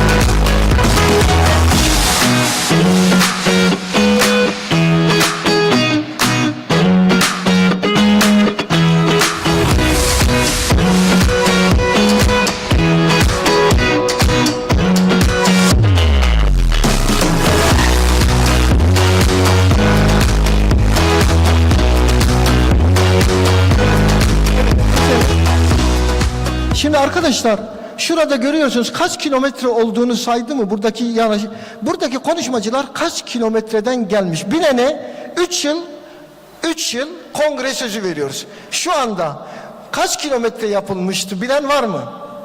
Toplam burada aranızda hiç bilen var mı? Bileni 3 yıl boyunca uluslararası kongrelerde ağırlayacağız. Tamam 89.000. Onu not aldım. Eğer doğruysa 3 yıl kongredesin. Ben de bilmiyorum onun için. Şimdi evet. Ama arkadaşlar şu Antalya'dan bu kongreye gelmeyen var biliyor musunuz? Yeni Zelanda'dan Brez geliyor. Kanada'dan David Kerr geliyor. Bunlar dünyaca herkesin saygı duyduğu büyük bilim adamları. Ama şuradan buraya gelmek çabası göstermeyenler var. İşte VASEM'in özelliği bu. VASEM gerçek bilim adamlarıyla olmayanlar arasındaki farkı sadece Türkiye'de değil, Hindistan'da, dünyanın birçok yerinde ortaya koyan bir kuruluş. VASEM'i incelerseniz bunu anlarsınız. Tamam buradan geçelim, şu şeyi ver. Maçı ver ya, maçı ver. Biraz da maçtan bahsedelim. Çünkü hep acilden konuşuldu. Evet, bunu hatırlayan var mı? Bu hangi maç? Hasan El Tahan. You know. Bu Dünya Kupası. Ve final maçı. Hatırlıyorsunuz. Arjantin Fransa. Doğrusunu isterseniz Arjantin'in kazanması çok iyi oldu ama Mbappe için biraz Fransa'yı tuttuğumu söyleyebilirim. Hasan El Tahan'ın şahsında, Almanya'nın şahsında Katar'ın bu muhteşem organizasyonu tekrar tebrik ediyorum, alkışlıyoruz. Şimdi arkadaşlar bunu niye anlattım biliyor musunuz? Çünkü ben Dünya Kupası aktivasyonunu gördükten sonra şunu hissettim. Ya Avrupa Kupası falan hikaye.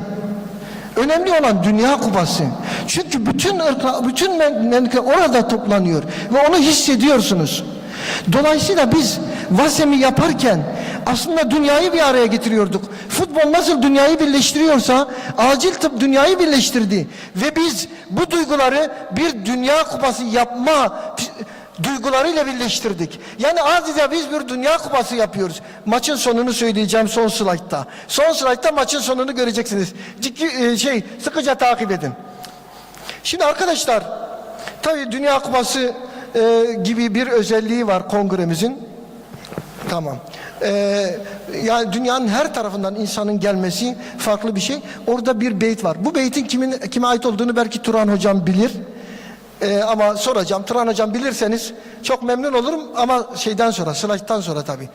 Karanfiller tütsün dursun, çiçeklerin şahı güldür diye. Hocam duydunuz değil mi? Karanfiller tütsün dursun, çiçeklerin şahı güldür. Onun için de Dünya Kupası ve VASEM farklı bir yerde diyelim, geçelim. Şimdi arkadaşlar ilerleyelim hemen hızlıca. Tabii acil tıp. Hep bizi kandırıyorlar mı bilmiyorum ama 100 yılın branşı diyorlar. Ama şunu gördük. 100 yılın felaketi burada. Afet burada, deprem burada, savaş burada derken hep ön saftayız. Dolayısıyla acil tıp bu 100 yılın branşı olmak zorunda. Şimdi Filistin'e gidenler var. Çoğu acilci. Mısır'a gidenler. Hakan orada gördüğüm. Eray orada. Hocam 3-4 kişi daha var acilden bildiğim kadarıyla. Acilciler orada. Yani sonuç olarak biz hep ön safta olmaya devam edeceğiz. Şimdi acilin sorunları var. Türkiye'den örnek bilemiyorum. Hindistan'ı da arkadaşlar söylesinler. Türkiye bakın normal bir gün bu. Normal bir gün. Afet değil. Normal bir gün acilin önü. Bu da Sultanbeyli acili. Acil burası. Çarşı değil. Kapalı pazar falan değil. Kapalı çarşı değil. Acil. Ve bir günde 500 hasta bakan insanlar. Tabii böyle şikayetler dünyanın her tarafında var. Kuru öksürükle 5 yıl süren kuru öksürükle acile gelmiş. Yani sadece Türkiye'de zannetmeyin bunu. Ya da vücuduma metal hissediyorum diyenler. Peki Amerika'daki durum nasıl M90? Yoğun bakım yatağı yok. Hastalar bekliyor. Acilin sorunu yoğunluk ve bu da hep artacak. Hepimizin sorunu bu. Devam edelim. Bir diğeri şiddet. Tabii yoğunluk ve şiddet iç içe. Şiddetle ilgili bizim çok çalışmamız oldu. Tabii onları gösteremem şimdi ama şöyle göreceksiniz. Ya bizim şeyimiz yok mu burada ilerletme şansımız olan bir şey? Hayır o değil. Video ilerletme. Videoyu ilerletme şansı var mı? Peki, şimdi mesela burada kısa bir filmimiz var. Siz onu orada görüyorsunuz değil mi? Biz acille ilgili kısa bir film çekmiştik. Tabii rektörümüz bilmiyor, Sayın Kemalettin Hocam, görmediniz değil mi hocam? Biz kısa film çektik. Üstelik başrolde çok ünlü isimler vardı. Biri Gizem Karaca, gördüğünüz. Biri Emre Kızılırmak. Bir de ben vardım hocam. Ben de sonda çıktım, filmde oynadım. Ama ben bu filmi hepsini böyle bitiremem. Benim ilerlemem lazım. Yok mu bunun bir mekanizması? Oradan ileri atamıyor musunuz? Neyse, böyle gideceğiz. Vaktimiz yok o kadar hepsini seyretmeye. Ama bir de açılışlar var böyle. Neyse, geçiyorum. Kamu spotu yaptık. Şiddetle ilgili elimizden gelen her şeyi yaptık. İşte gördüğünüz gibi. Tabii acilde çok çalışılıyor. Bu Amerika'dan bir örnek. Bunun sonu böyle. Gece çifti. Tabii bu önemli bir şey ama şimdi başka bir şey göreceksiniz. Bu da benim fotoğrafım. Vasem'den önce, Vasem'den sonra. Doktor Sagar. Did you did? Before and after. Thank you.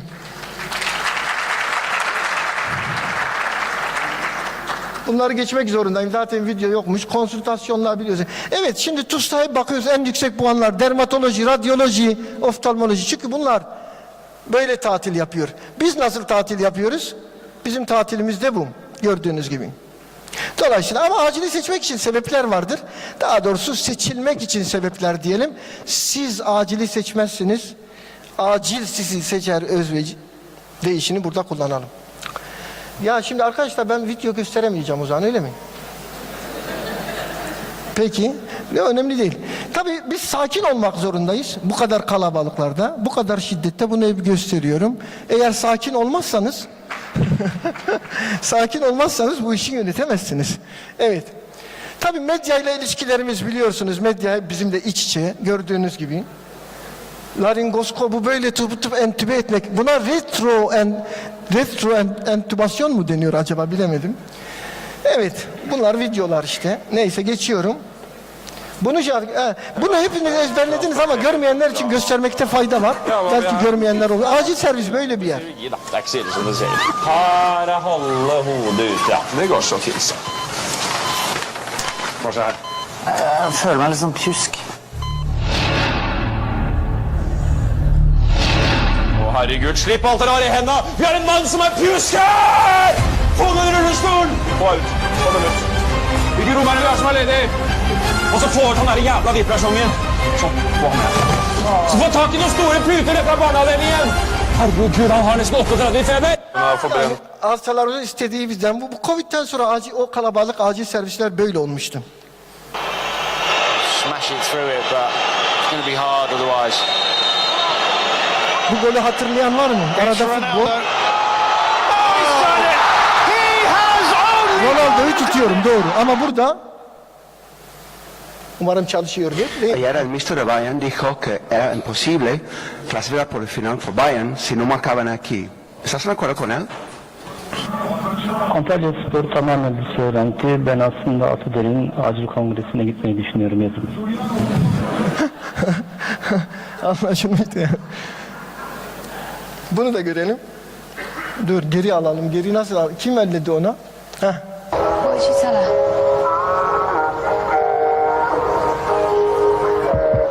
I just said you might want to think about your children. I wish I could make you go away. Well, good luck with that, Francis.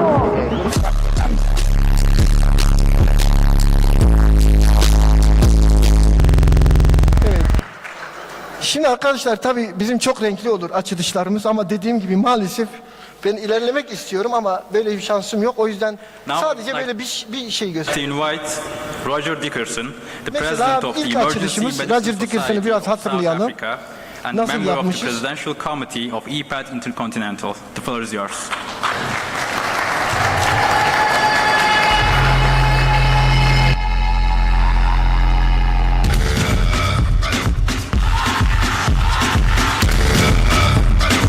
Bilimsel konulardan önce en azından böyle şeyler yapmakta dediğim gibi bunları tek tek göstermek isterim. Çok önemli bulgular ama maalesef I would like to invite gösterme Professor şansım yok. Luis Garcia Castrillo Ama şunu da Riesco, dinleyelim, arada müzik President dinlemiş of the olalım. European Society for Emergency Medicine, USEM. Kongreler bize nostalji.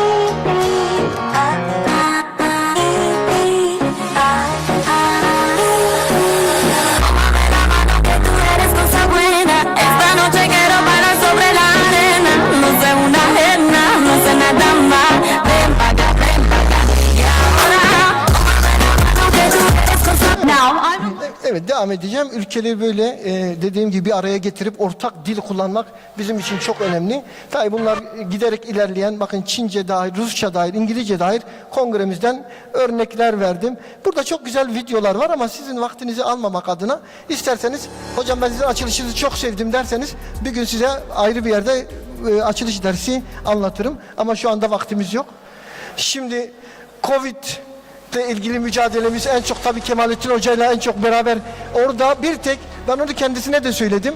Yani herkes televizyona çıkıyordu ama gerçekleri en iyi anlatan Kemalettin Hoca, bir de nacizane arada ben oluyorum diye söyleyelim. Gerçekten o konuda büyük mücadele verildi ve biz o sırada hemen her şey, ilk kongreleri biz yaptık. Turan Hocam, dünyada ilk Covid kongresini yaptık. Dünyada ilk Covid kongresini biz yaptık Türkiye'de. Online.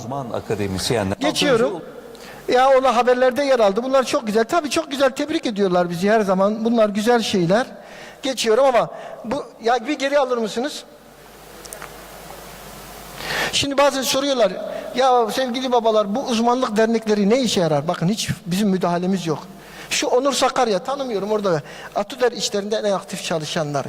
Biz bazen bir günde 6, bazen yılda 400 aktivasyon yapan bir uzmanlık derneği pozisyonundayız. Şimdi uluslararası birçok sempozyum yapıyoruz. Kongreler tek değil. Bunları Katar'da, Amman'da, ondan sonra başka yerlerde birçok, bakın Ürdün'de bunları yapıyoruz.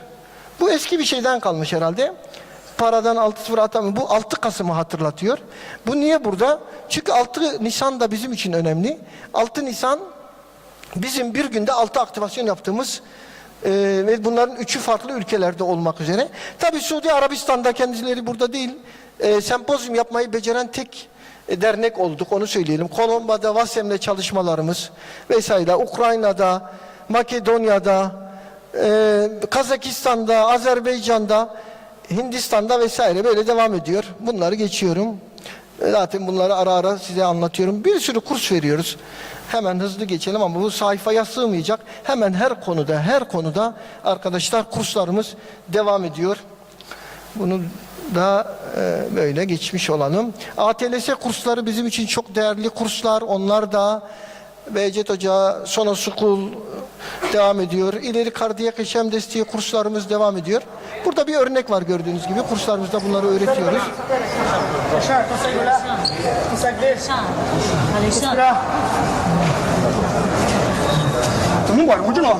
Kalp tekniği oldukça iyi görüyorsunuz. Masaj tekniği.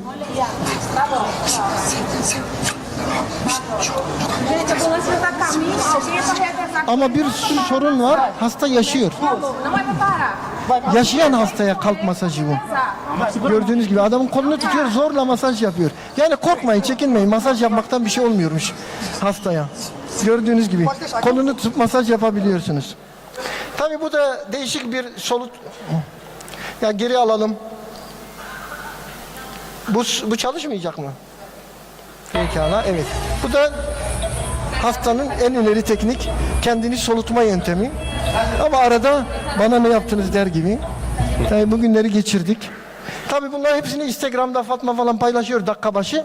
CPR'dan önce yapmıyoruz bunu ama yine de şundan iyidir diyoruz yani meslek hatırası. Tağut önünde telam. Şimdi bir sürü kitap yazdık ve bunları biliyorsunuz. Takip edin kitaplarımızı ama doruk noktası 4000 sayfalık 400 otelle textbook'umuz, yoğun bakım 4 dergimiz var. Geri al, 4 dergimiz olduğunu tekrar vurgulayalım. 4 dergi geçiyorum, tamam. Tamam ya, işte 4 dergimiz var. Biliyorsun her derneğin bir dergisi olur. Bizim 4 dergimiz var. İşte o dönemlerde medyada çok fazla yer aldık. Ama burada dikkatinize kaçarsa başkan ulusal seslendi diye yakalamışlar. Yani öyle bir şeyimiz yok ama bir şekilde yakalamışlar bunu diyelim, geçelim. Bunları geçiyorum. Sırbistan'da ilk toplantıyı yaptık. Evet, bir sürü video var, gösteremeyeceğim. Ödüller, Özbekistan. Nadir burada mısınız? Özbekistan ekibi burada mı? Özbekistan, evet, çok teşekkürler. Özbekistan ekibi burada, Buhara'dan. Tabii bu Ürdün'de genelkurmaylıkta aldığımız çalışmalar ve Katar Sağlık Bakanı'yla Tahani, çok teşekkürler. Tahani yine birlikte o VASEM'i yaptığımız zaman Sağlık Bakanı olmaya devam ediyor değil mi? Still Health Minister? Okay. Okay. Daha gitmemiş yani, orada işlemiyor bizimki. Evet. Suudi Arabistan'da yaptığımız çalışmalar. Tabii burada üniversiteden yüksek bu çalışmalar sonunda aldığımız yüksek puanlar ve ödüller. Murat Arafat, Romanya İçişleri Bakanı. Önce Sağlık Bakanı'ydı, İçişleri Bakanı şimdi. Acil tıpta olduğumuzu söyledik. Yani gerçekten güzel şeyler yaptık. Birçok kongrede özel şeyler yaptık ve burada da biz özel ödüller veriyoruz arkadaşlar. 2015'te başladık. Altın Acil ödülü ve Gazi Yaşargil aldı. Aziz Sancar bizden ödül aldı Nobel'den sonra. Gold Frank ödül aldı. Paul Kivela aldı. Bingür Sönmez aldı. Sonra Louis Vincent, kendisi burada mı şu anda? Louis Vincent geldi mi? Yok ama herhalde akşam gelecektir. Bugün de burada bulabilirsiniz Vincent'i. Ve Brugada sendromunu tanımlayan Brugada da bize son altın acil ödülünü almıştı. Bu yine Özbekistan'dan bir örnek. Bizim de aldığımız ödüller var. Ukrayna'dan, Amerika'dan, Hindistan'dan. Evet, geçen yıl aldığımız thank you Sagar for that. Sagar'ı da alkışlarımızla beraber yürüdük Sagar'la bu işlerde. Gidelim. Tabii Türkiye 100 yılın felaketini yaşadı. Ve hemen VASEM olarak bu felakette Türkiye'nin yanında olduğumuzu zaten gösterdik. Depremde anlattık neler yapabiliriz, ne edilebilir. Ama yine burada Malezya, Doktor Alvi, burada mı Alvi? Doktor Alvi, evet alkışlayalım. Malezya, Sırbistan, direkt bakın bunlar bize bakanlığa değil, derneğe yazdılar ve yardım etmek istiyoruz dediler. Biz onları bakanlıkla buluşturmaya çalıştık. İspanya, Özbekistan yine ve Amerika'dan destek mesajları, destek şeyleri geldi. Şimdi arkadaşlar sonuç olarak biz buralara kadar geldik. Ve bu gördüğünüz 3 güne biz 1 yıl hazırlandık. Yani gerçekten çok büyük emeklerle bu kongre burada ama bu bütün emeklerin hep hayalimiz şuydu. Hayalimiz şuydu. Bu kadar uğraştık, bu kadar çalıştık, bu kadar didindik. Şu açılış dolsun, dersler dolsun, sayılar artsın ve gerçekten rekor sayılara ulaştık. Bu sizin katkınızla oldu. Asıl alkışı siz hak ediyorsunuz. Buraya katılan herkese alkışlıyoruz.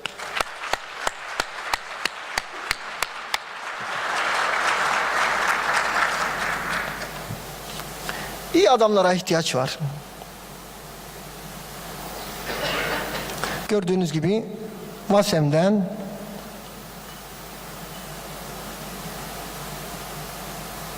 son slayta geldim mi?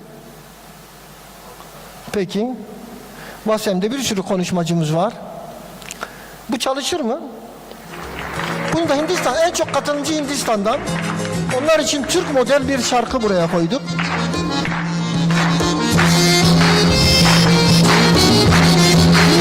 Türk iş ağır.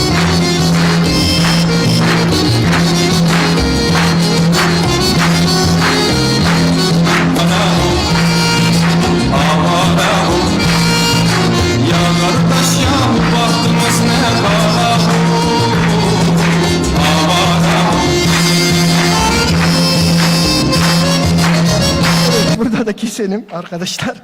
Evet, çok güzel. Gerçekten Hindistan'a özel teşekkür ediyoruz. Tabii dünyanın geleceği de çok önemli bir yer olacak Hindistan'ın. Onları söyleyeyim ve şimdi de gerçekten büyük bir güçle beraber yürüyoruz Hindistan'la.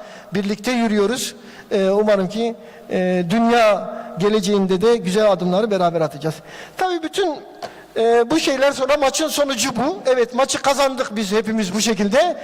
Ama kazanırken de bu haldeyiz. Bu haldeyiz. Ancak bu şekilde kazanabildik.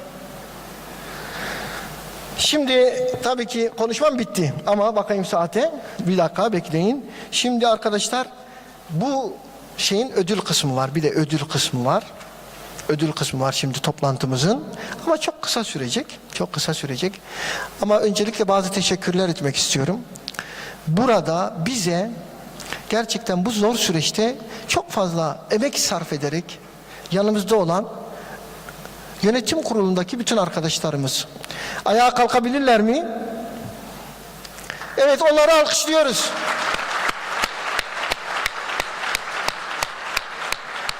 Tabii Kongre Sekreterimiz Ayhan Aköz, Uluslararası Kongre Sekreterimiz Behçet Hocamız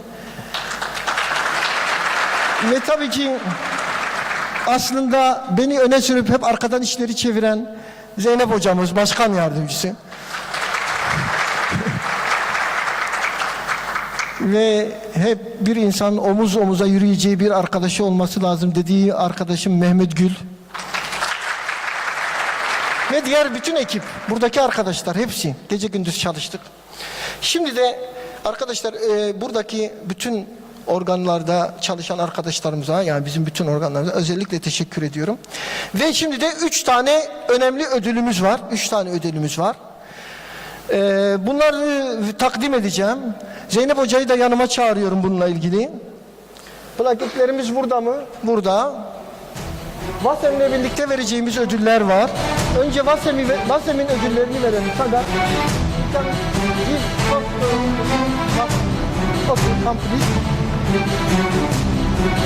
Ödül törenimiz uzun sürmeyecek arkadaşlar. 10 dakikaya ihtiyacımız var, bitiyor. Çıkmayalım. Bir de çekiliş yapacağız, unutmayın. Çekilişimiz var. Çekiliş şeylerini de hazırlayın hemen. Evet. Okay. No, last. Okay. So, as we come towards the end, one of the most important awards we give is the WASEM Leader of the Year. And because of COVID, we could not give these awards, which were instituted in 2019. We give it, the board votes to select one leader who should get this award every year. The 2019 recipient was Dr. Aruna Munasinghe from Sri Lanka. He could not travel because of the economic conditions in the country, but his whole team, the Ministry of Health, they worked very hard during the COVID pandemic. They worked very hard to bring emergency medicine to Sri Lanka. So the 2019 award winner was Dr. Munasinghe, who is not here. We'll make sure that he gets the award. The 2020 WASEM Leader of the Year was awarded to this leader for her path-breaking work in making sure that emergency medicine bridges all the gaps. She has worked very hard to make sure that emergency medicine across the world can join hands. We break all barriers. She was the first female president of the American Academy of Emergency Medicine in history of emergency medicine in the United States. American Academy of Emergency Medicine is the leader of the world of academics in terms of cutting-edge research about being fundamentally loyal to board-certified, residency-trained emergency physicians worldwide. So if you are residency-trained and you are board-certified in emergency medicine, then you are eligible to practice as an emergency medicine specialty, is what they stood for in America, and they have stood for it all along. So they are the torchbearers of academic emergency medicine, and as its first female president, and her work done in her 2 years as president-elect, 2 years as president, and 2 years as past president, we honor this leader from America who has traveled all the way, finished her shifts, will work, attend our conference and go back and do a shift. And she continues to build WASEM as she represents American Academy of Emergency Medicine in the World Academic Congress of Emergency Medicine. Dr. Lisa Moreno Walton, WASEM Leader of the Year 2020. Please, Dr. Lisa, please come on stage.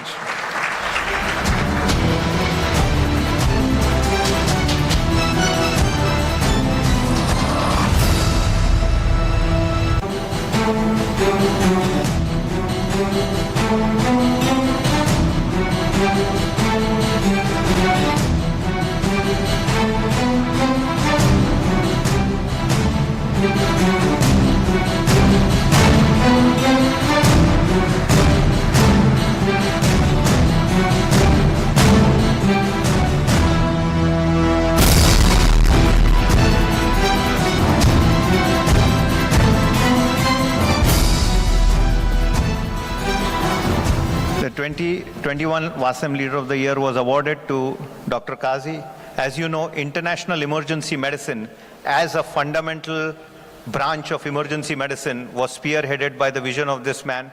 The highest award in international emergency medicine, which is equivalent to the Nobel Prize in international EM, is named after Antoine Kazi in the United States, and it is awarded to a world leader across the world who has changed the course of time. And about 25 years ago, the branch of international EM was started by the vision of this person who has really embalmed that story of being American board certified but going back to his home country and developing emergency medicine. So the 2021 award was given to Dr. Kazi. Please, if you can come on stage.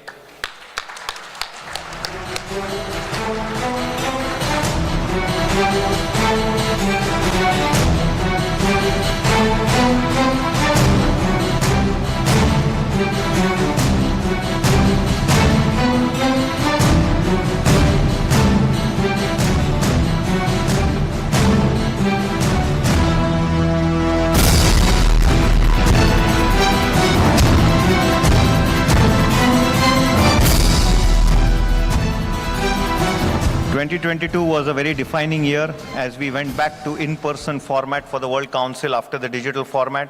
2022 also brought to light the efficiency of emergency and trauma services when after the COVID pandemic, after all the challenges, the FIFA World Cup was held efficiently and very historically in Qatar. And the leadership of this leader was very crucial as he prepared for the FIFA World Cup with the 4th WASEM in 2018 and then annually holding a FIFA Congress, and the famous Qatar Health Congress, which happens every year, is the brainchild of this leader, His Excellency Honorable Dr. Hassan Al Thani, Chairman and Director of Trauma and Vascular Surgery at Hamad Medical Center, Qatar.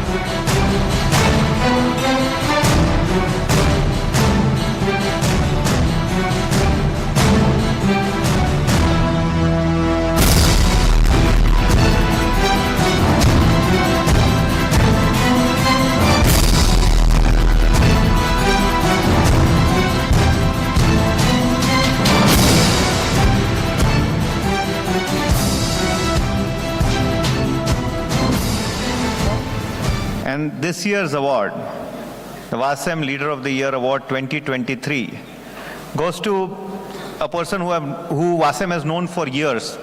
So whenever anybody wants to start a new journal, they don't get articles because the journal is not in PubMed. So this leader will say, I'll contribute, I'll give my research to you. If anybody wants to start the specialty, this leader will go there and help them. Apart from working full-time in the emergency department, she was also the member of parliament for 15 years. So when she spoke to me last time, I said, so next is Prime Minister or UN Ambassador? What do you want to do? And she said, no, I will retire from politics and go back to patient care. And she runs the biggest simulation center in the world. She does a full-time job, and now she has launched a mental health wellness alliance for doctors across many countries. And her diplomatic skills, her skills to think about our patients and also the physicians is what makes her legible to get the WASEM Leader of the Year 2023 award, Professor Dr. Fatima Latif of Singapore.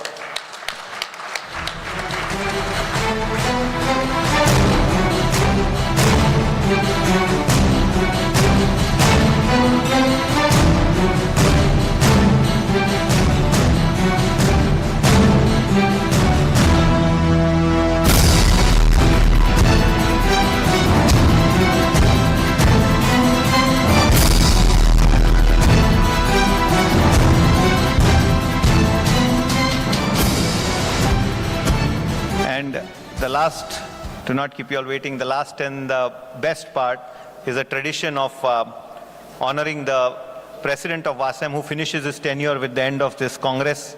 And Atadur hands over the charge to Italy as WASEM moves to Rome next year. And we all at WASEM, I worked very hard to make sure that it is done during the 25th EPAT Congress, during the 100th year of Turkish Republic. And this recognize the ceremonial plaque from Wasim to the President to keep in his room as a remembrance for Turkey that the World Congress, the first of its kind in emergency medicine, was hosted during the 100th year of the Republic, the 25th year of EPAT, and this glorious occasion will be my honor to give this to Professor Bashar and to EPAT, the gold plaque.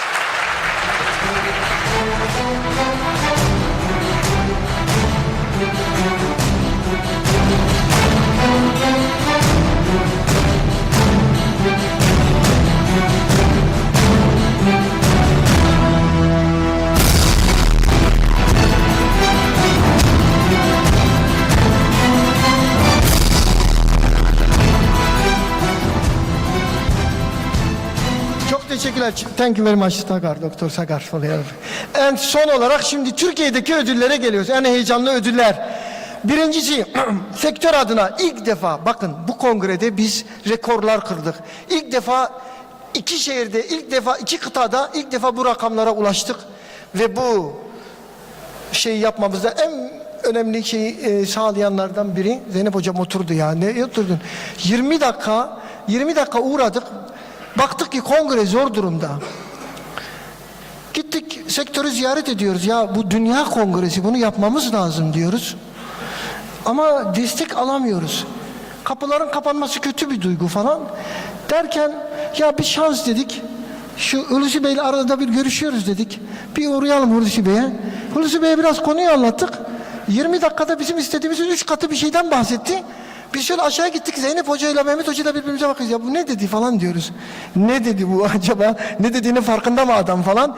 Neyse bu kongreyi bu hale getiren ve bu yüzden de bizden yılın yöneticisi ödülünü alacak olan Hulusi Bey'i buraya davet ediyorum.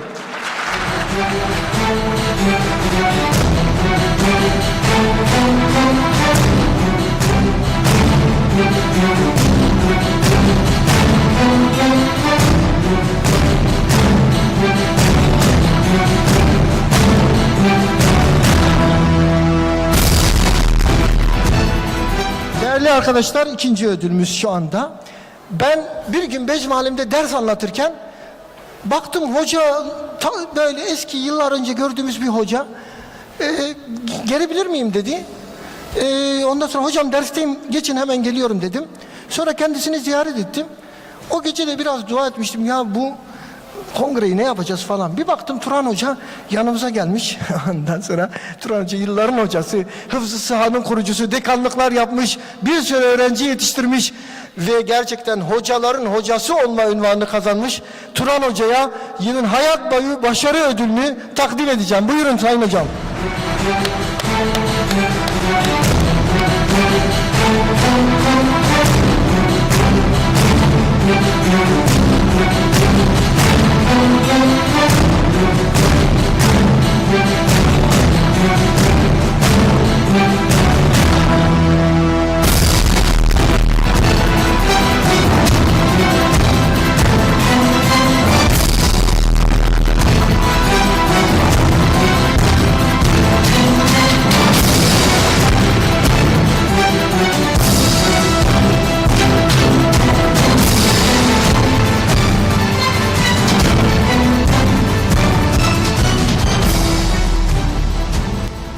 Ve yine bütün ya 60 hastaneden bahsetti.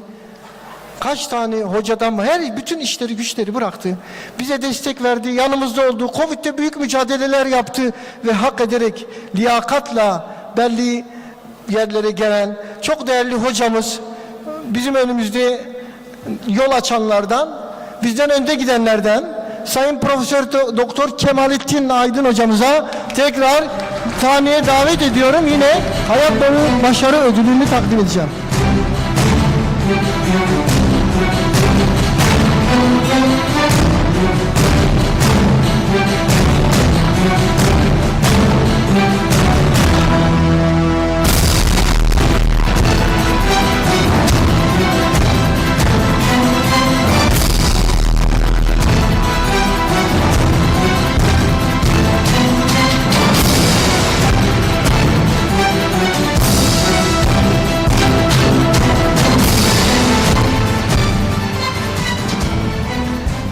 herkes unutacağım zannettiydi ama değil mi? Yani unutmuyoruz biz bakın. Ama zamanı geliyor. Şimdi son ödülü bu derneğin kurulmasından itibaren büyük çabalar veren, sonra dernek başkanlığını bana devreden ve benden önce dernek başkanı olan Profesör Doktor Figen Coşkun hocamıza vereceğiz.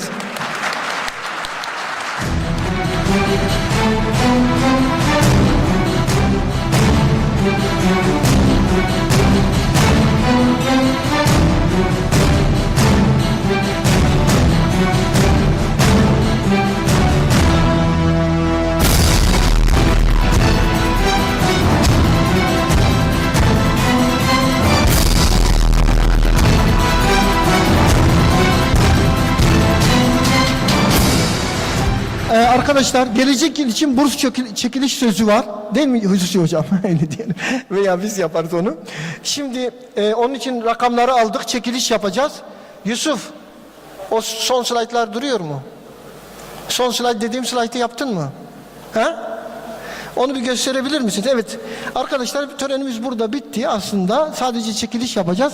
Ama tabii ki çekiliş yapmadan bir son slayt koymuştum. Yetiştirdilerse. Evet bu ama nerede okunacak ha? Burada gördüğünüz gibi min ecli zalike ketabna ala beni İsrail ennehu men qatala nefsen bi gayri nefsin ev fesadin fil ardi fekennema qatala an-nase cemi'a ve men ahya fekennema ahya an-nase cemi'a ve laqad ca'atuhum rusuluna bil beyinati summa inne keseeran minhum ba'de zalike fil ardi la musrifun. Biz yani İsrail'e dedik ki bir kişiyi öldüren bütün insanlığı öldürmüş gibidir. Bir kişinin hayatını kurtaran bütün insanlığı kurtarmış gibidir. Dolayısıyla biz acil tıpçılar, sağlıkçılar olarak hayat kurtarma görevini yapmaya devam edeceğiz.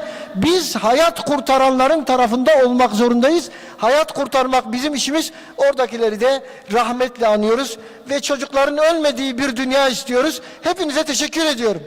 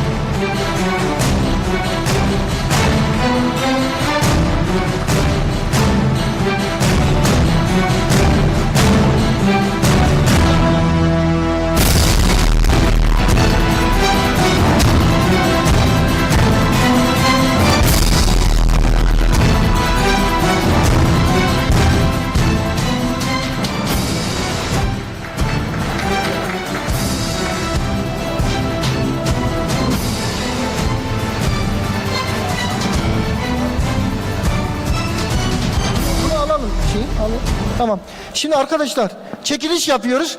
Burada şeyi alalım. Herkes numarası var mı? Numarası olan var değil mi? Gelecek yılın şey için 20 tane miydi? 30'a çıkardınız zaten. Nasıl çıkarttım? Siz çıkarttınız. 20 idi ben 30 yapmışım. Tamam 30'dayız. 30 tane. Şerefine Herkes... 25 dedi sonra 30 dedik. İlk numarayı ben çekiyorum. Sonrasını devam ediyoruz. Numara değil isimmiş. Erdal Demirtaş yabancıya gitmedi. Erdal Demirtaş. Erdal Demirtaş. Sen çek.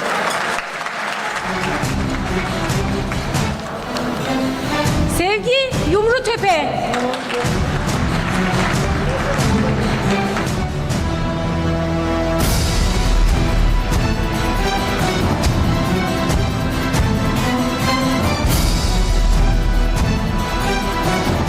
Asaf Bulak Vural.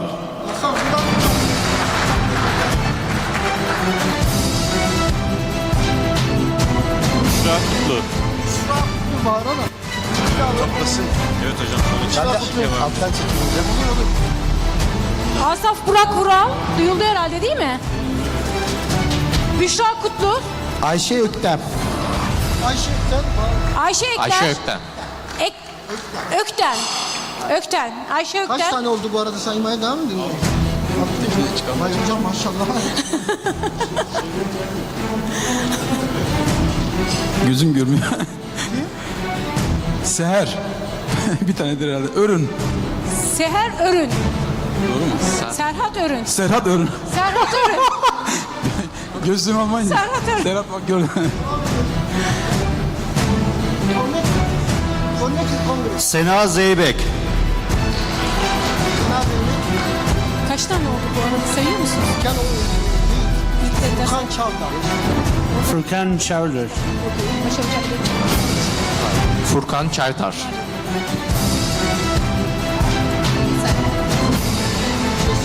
Cesarettin Dikmetaş. Cesarettin. Cesarettin Dikmetaş. Tamam, onların üzerine. Nur Betül Coşkun.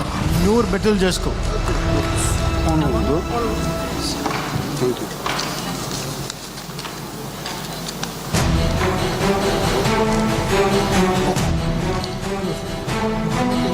Muhammed Emin Akçaöz. Muhammed Emin Akçaöz. Bunu da tutun. Muhammed Emin Akçaöz.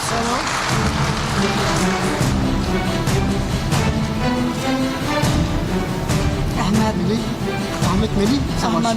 Ahmet Melih Savaş. Bu da burada. Ahmet Melih Savaş. Ahmet Melih Savaş.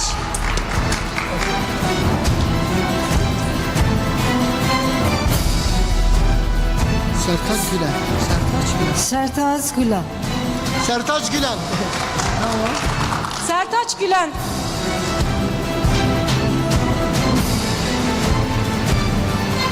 Kaç oldu? Muhammed Burak Özbek. Muhammed Muhammed Burak Buğra Özbey. Daha 13 de miyiz? Bir de orada çektik. Şeyleri yazabilir miyiz onları? 13. Diyar, Mesela ne Badem. zaman ki 11'di ya? Nasıl saydın? Diyar, Badem. Diyar Badin. Badem Kıran. Diyar Badem Kıran. Okey. Okey. Tamam.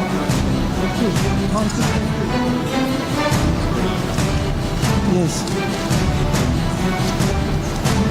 Kaç oldu? Ebru Özkara. Ebru Özkara. Çok güzel. Ben de alalım.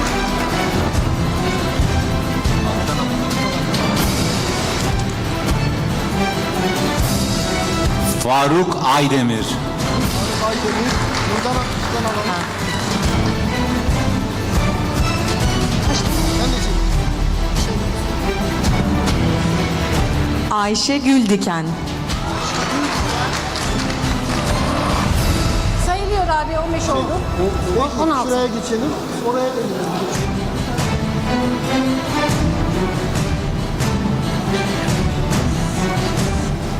Hatice Güldal. Hatice Güldal.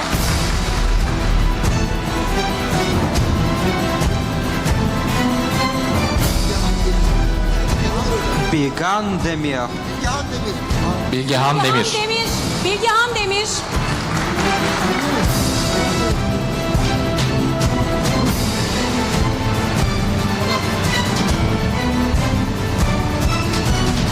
Demet Acak. Demet Acar. Demet Acar. Demet Acar.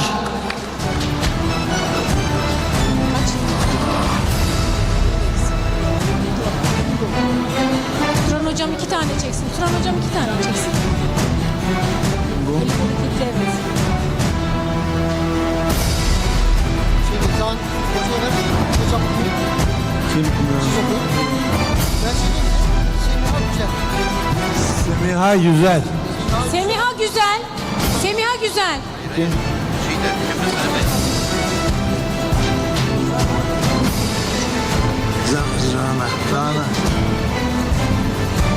Zana ikinci. Değil mi o? Canan ikinci mi? Zana ikinci. Zana ikinci. Kaç? 23.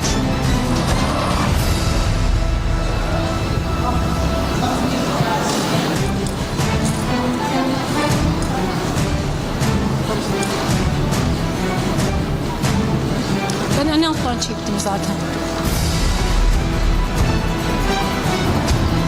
Melike Menendi. Melike Menendi.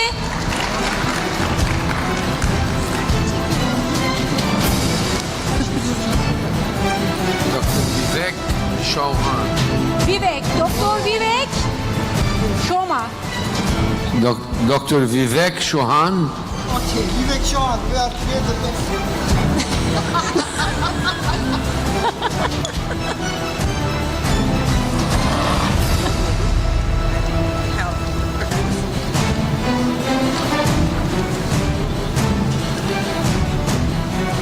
Figen Özcan.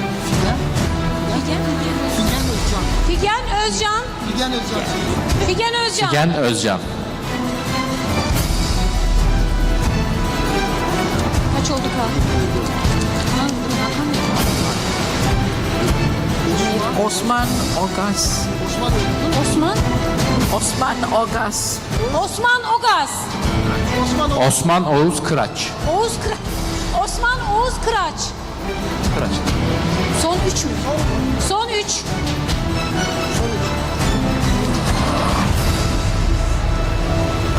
Yusuf. Yusuf Horuz. Yusuf Oruz.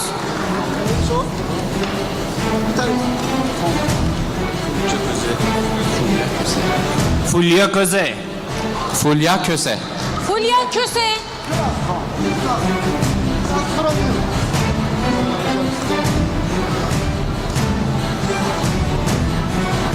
Rika Sener. Berika Şener. Berika Şener. Berika Şener. Berika Şener. Berika Şener. Arkadaşlar 30 tane oldu. Bunlar bizden gelecek yıl burs kazandılar. Bu şeylerimiz devam edecek. Hepinize bu saate kadar burada olduğunuz için çok teşekkür ediyorum. Bundan sonra burs için şöyle bir şeyimiz var ama %70 ders katılımınızı istiyoruz. Ona göre dersleri takip edin arkadaşlar. Bu burslarımız devam edecek. Çok teşekkürler.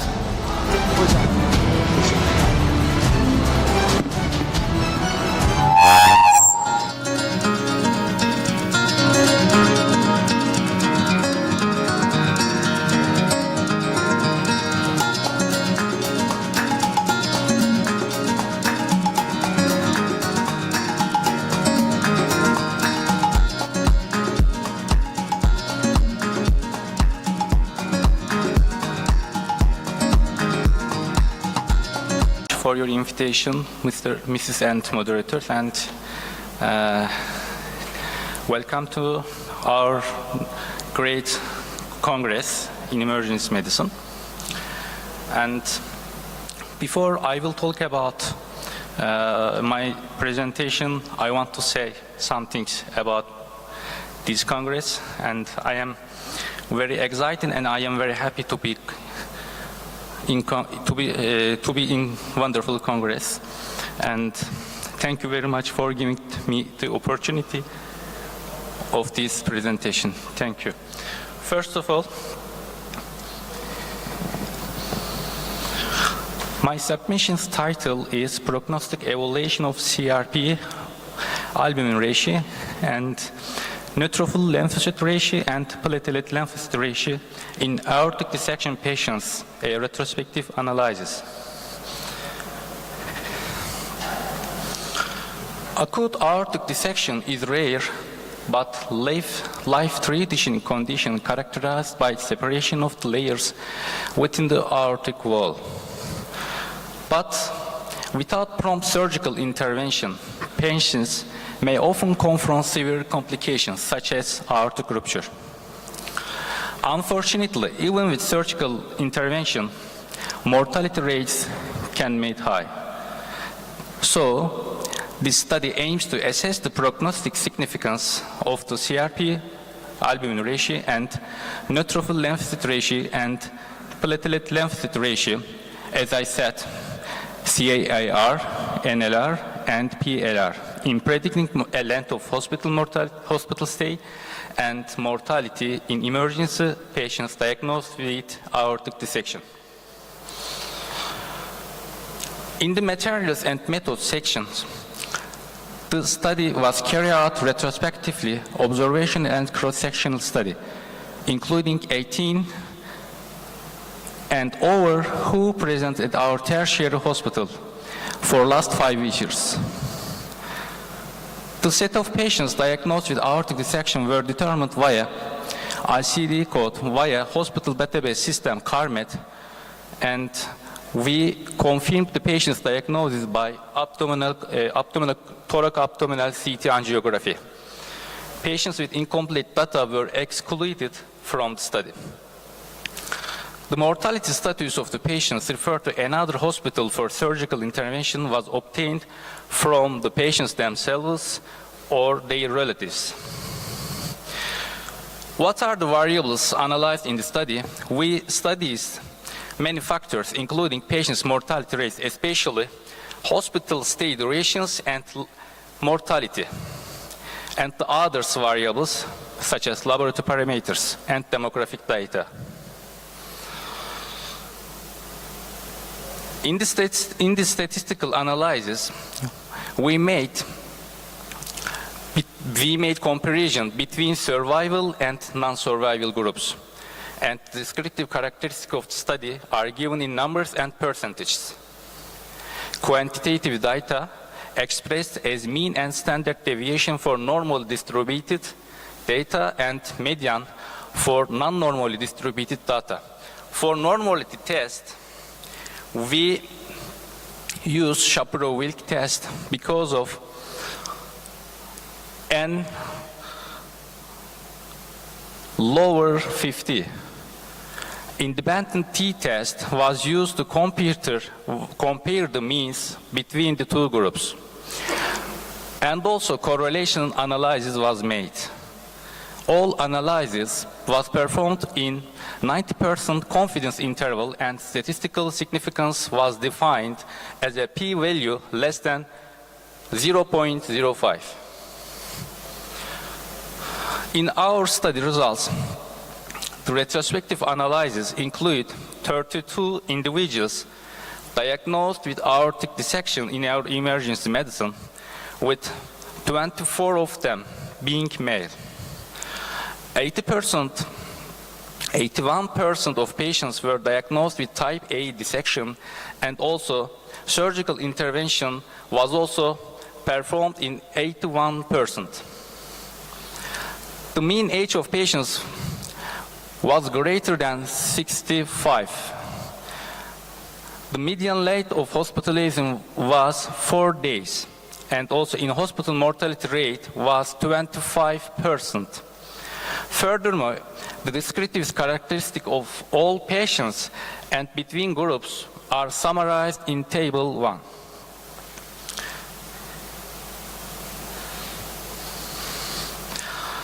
We look at the table. We compared the patients and diagnosed with aortic dissection in survival and died patients.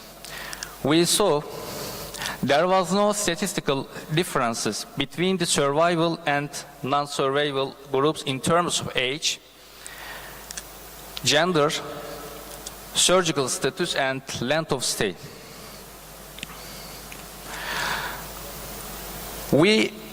Gender-based comparison of NLR, PLR, and CAR values revealed no statistical significant differences.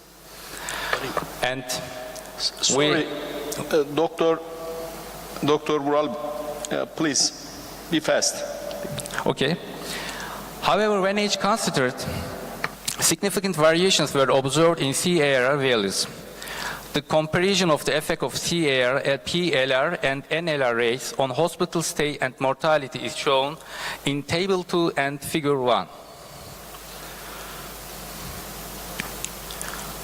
There was a positive correlation between length of hospital stay and CAR, while no statistical significant relation was found between. In the figure 1, PLR demonstrated a statistically significant predictive value for in-hospital mortality. In conclusion, the results of this study demonstrate clear and significant associations between the PLR and mortality, as well as between the CAR and the length of hospital stay in individuals diagnosed with aortic dissections. Thank you.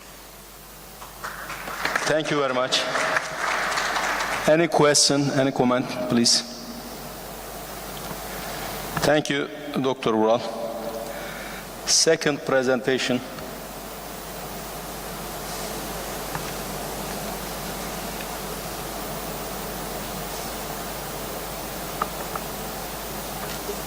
The value of rate of oxygenation shock and diastolic shock indices in COVID-19 patients.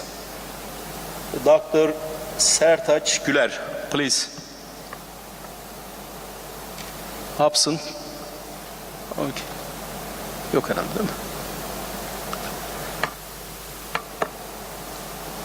Please, third presentation. İkiyi yok. Efendim. Bakalım. Öyle değil mi? Bu o değil. Post-myocardial infarction is a rare complication. Ventricular septal rupture. Dr. Miraç Özcan. Peki, yaz. Burada yaz. Yaz. Tamam, o zaman şöyle bir tamam de, şunlara eksileyelim. Please, fourth presentation.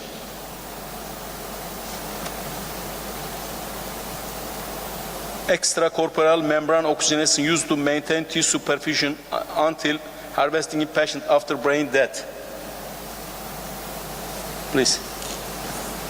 İsim efendim yok ama şey yok. Altı çizilmemiş. Hi everyone, my name is Mehmet Emre Akçay. Sorry for the interruption, but my professor, who is Mücahit Avcil, is COVID now. That's why I will present this presentation for him.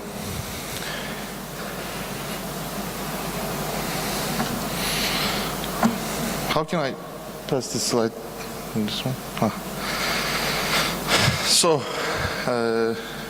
I think you know what is ECMO therapy. ECMO therapy is a therapy if you had a lung infection or a heart malfunction.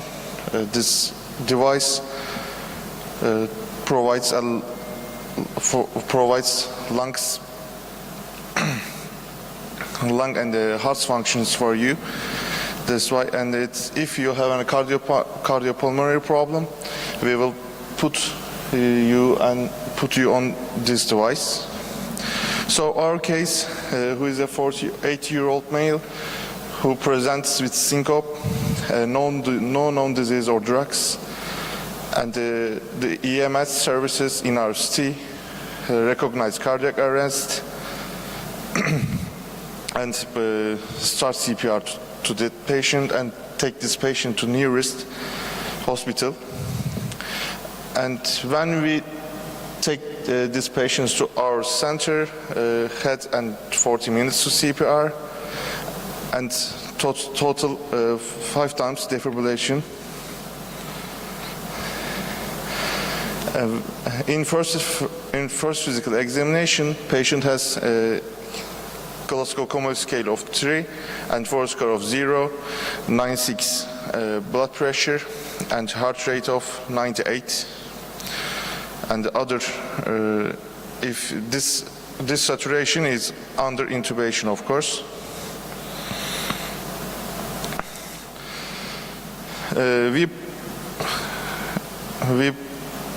We make an CT angiography for intracranial arteries on the 3rd day, and the patient ruled for brain death. And we talk with other patient's family for organ donation, and the family accepted the organ donation. and we put this patient for critical care unit for follow-up. Of course, and patient is hypotensive despite 3 of inotropes and the vasopressors. So we decided to put this patient on ECMO. On later diagnosis of this patient, urine analysis comes with amphetamine positive, and patient takes heparin, sedation, inotropes, and vasopressors. So you can see a picture of us here.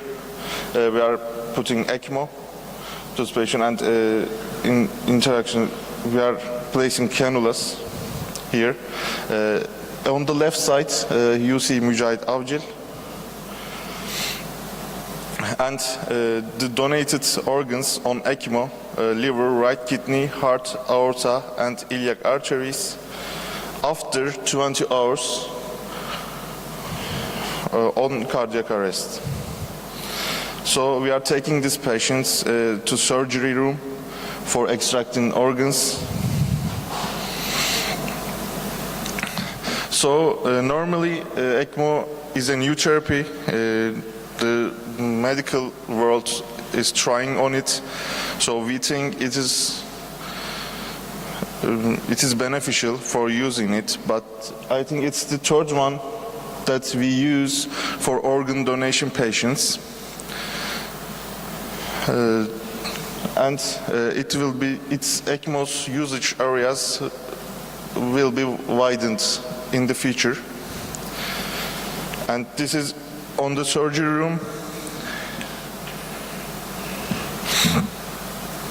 So we think ECMO device can be utilized to buy time for harvesting in a brain dead patients. And it is proved ECMO device can be beneficial for organ perfusion.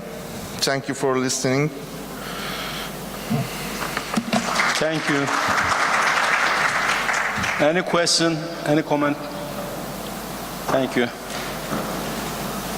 Please, 5th presentation.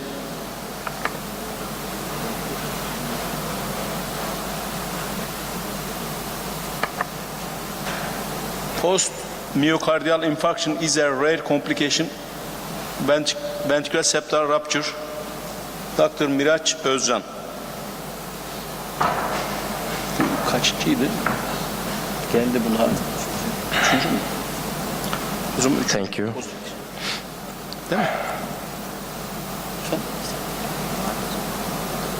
Var mı? How do we use? Yes. So welcome again. Myocardial infarction is one of the leading causes of death in our country and in the world. As a result of the establishment of coronary care units and the development of the reperfusion methods, the mortality and complication rates due to MI have decreased considerably in recent years. Complications can be examined under the subheadings of ischemic, mechanical, arrhythmic, embolic, and inflammatory complications, such as pericarditis. The majority of MI-related deaths are the result of arrhythmic complications. However, although mechanical complications are much less common, they are more deadly. The most important ones are ventricular free wall rupture, ventricular septal rupture, and acute mitral insufficiency, and they often progress with cardiogenic shock and sudden death. Other mechanical complications include left ventricular aneurysm, ventricular pseudoaneurysm, cardiogenic shock due to severe left ventricular dysfunction, right ventricular failure, and dynamic left ventricular outflow tract obstruction. So in this case, an 85-year-old female patient was transferred to our emergency department after ST elevation was detected in the anterior and inferior leads in the EKG taking at this center where she applied with complaints of typical chest and back pain. The patient's history was unremarkable except for hypertension and the medication she was using for this reason. In the physical examination of the patient, her general condition was fair. She was conscious, cooperative, oriented. Her Glasgow Coma Scale was 15. Her vital signs were 90 to 60 millimeter. Pulse was 95 beats per minute. Respiratory rate was also 12 minutes per minute. Temperature was normal. Her saturation in room air was normal. No pathological findings were found in the system examinations except chest pain. In the EKG taken in our emergency department, there was ST elevation in the anterior and inferior leads, and bedside echo revealed her ejection fraction was 40%. Anterior and inferior were hypokinetic, or her also left atrium.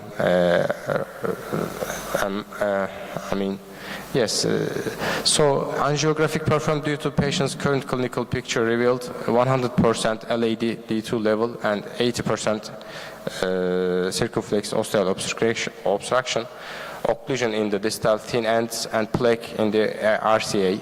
Since there was no room in the coronary ICU, the patient was taken back to the emergency critical care unit in a stable condition and continued to be followed up. However, the patient who was hypotensive and unstable was consulted by the cardiovascular surgery clinic and was taken to ICU after ventricular septal was observed in the repeated echocardiography. This is a common situation in some of some ER departments around our country. These ICU beds are not enough for patients. Sometimes some post-op patients, post-coronary angiography patients will need it to take care in ER after their surgery. So they are not taking ICU treatment because ER is not like ICUs, but we are trying to do our best.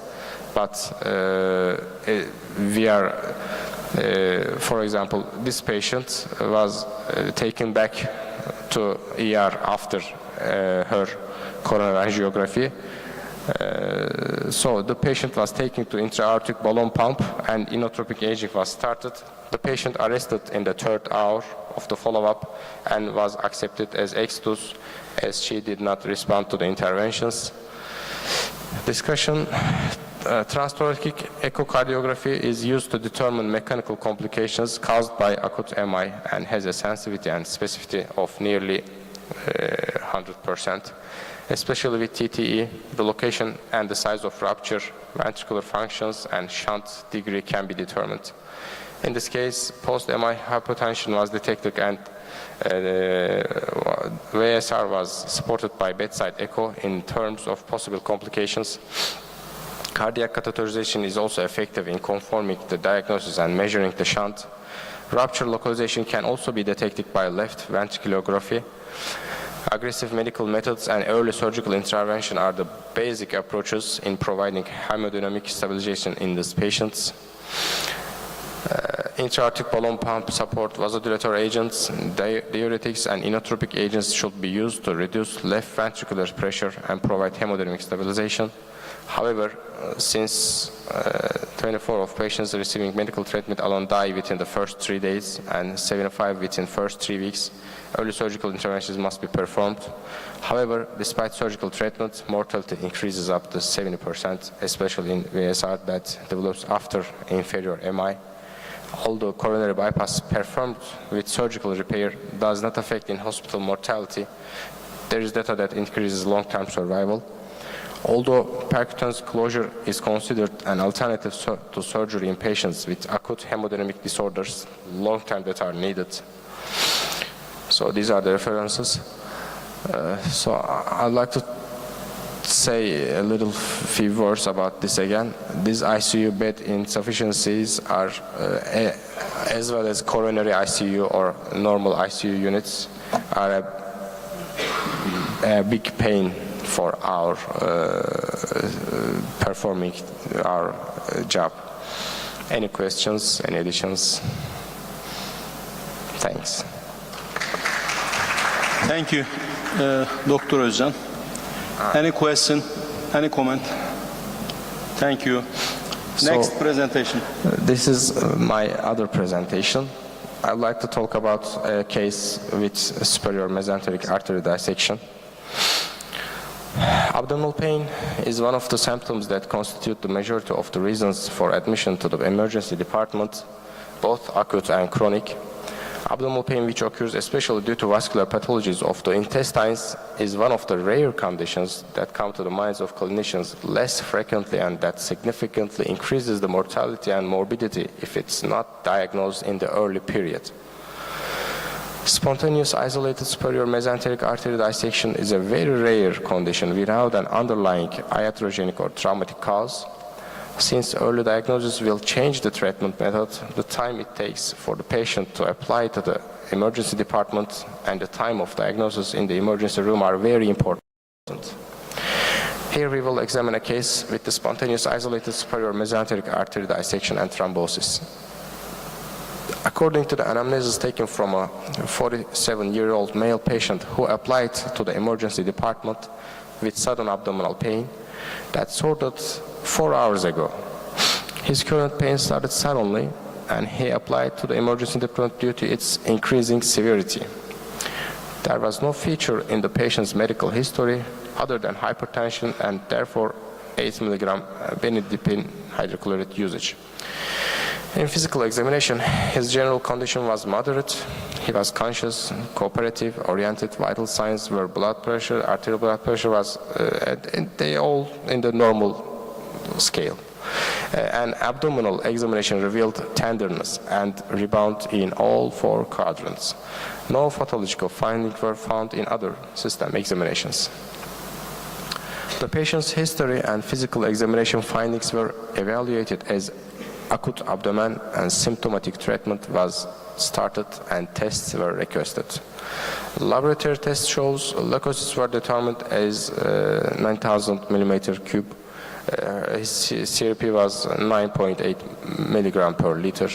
Lactate was 1.6. In the repeated examination of the patient, as the abdominal findings increased, intravenous contrast enhanced abdominal computed tomography was performed as an advanced imaging method, and the thrombosed dissection line was detected along the long segment of the superior mesenteric artery, causing partial obstruction. Interventional radiology was consulted for endovascular stenting within the current findings. However, since the procedure was not considered, he was admitted to the general surgery clinic for follow-up and treatment. The patient was discharged with full recovery on the 4th day of hospitalization.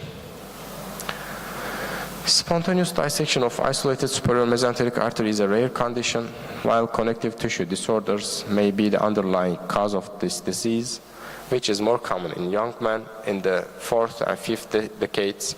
Definitive evidence for this disease is still lacking. In this case, no additional risk factor other than hypertension was found. Although treatment varies depending on the nature of the case, it may include medical treatment such as anticoagulation or antiplatelet therapy, or invasive interventions such as endovascular stenting and also open surgery. Due to the emergency department crowd, the time allocated per patient is not sufficient. Appropriate imaging methods used together within the patient's history and physical examination are effective in reaching the correct diagnosis. Thank you. Any questions, any additions? Thank you very much. Any question, any comment? Thank you. Thanks.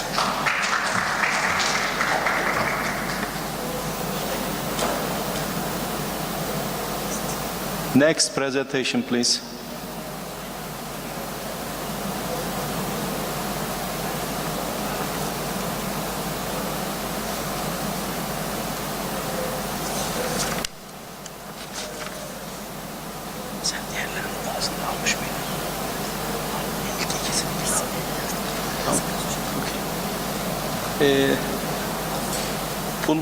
pulmonary artery dissection in young patient with pulmonary hypertension. Dr. Elif Çamcı, please.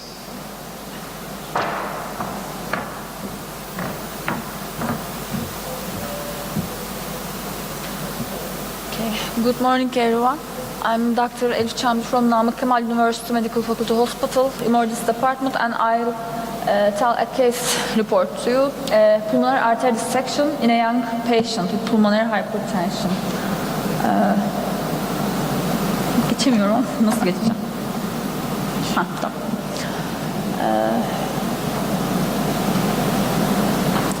Pulmonary artery dissection is an extremely rare but highly fatal condition. It is first described in 1842, and due to high fatality rates, most diagnoses are made from autopsies. Most patients die suddenly from major bleeding or tamponade caused by direct rupture into mediastinum or retrograde into the pericardial sac. We all know that aortic dissection may develop a re-entry site, and this gives us more time to treat the patient and to diagnose patient than treat patient. But unlike aortic dissection, pulmonary artery dissection progresses rapidly and typically ruptures rather than developing a re-entry site, and this causes cardiogenic shock or sudden death. It's usually paired with a pulmonary arterial aneurysm, mostly due to pulmonary hypertension. And by telling this case, I aim to raise awareness about this life-threatening condition, besides other emerging chest pain and back pain-related pathologies. When we see a patient with chest pain or back pain, we think of acute coronary syndromes, aortic dissection, pulmonary embolism, but not pulmonary artery dissection, mostly. Our patient is a 37-year-old woman. Her main complaint was cold and chest pain and back pain for 2 days. She and her husband, they stated that they were having similar symptoms due to common cold for several days, including a sore throat. Her chest pain was in a stubborn pattern and it was increasing while breathing. Her past history is remarkable, with pulmonary arterial hypertension for 8 years, which she treated with bosentan and tadalafil.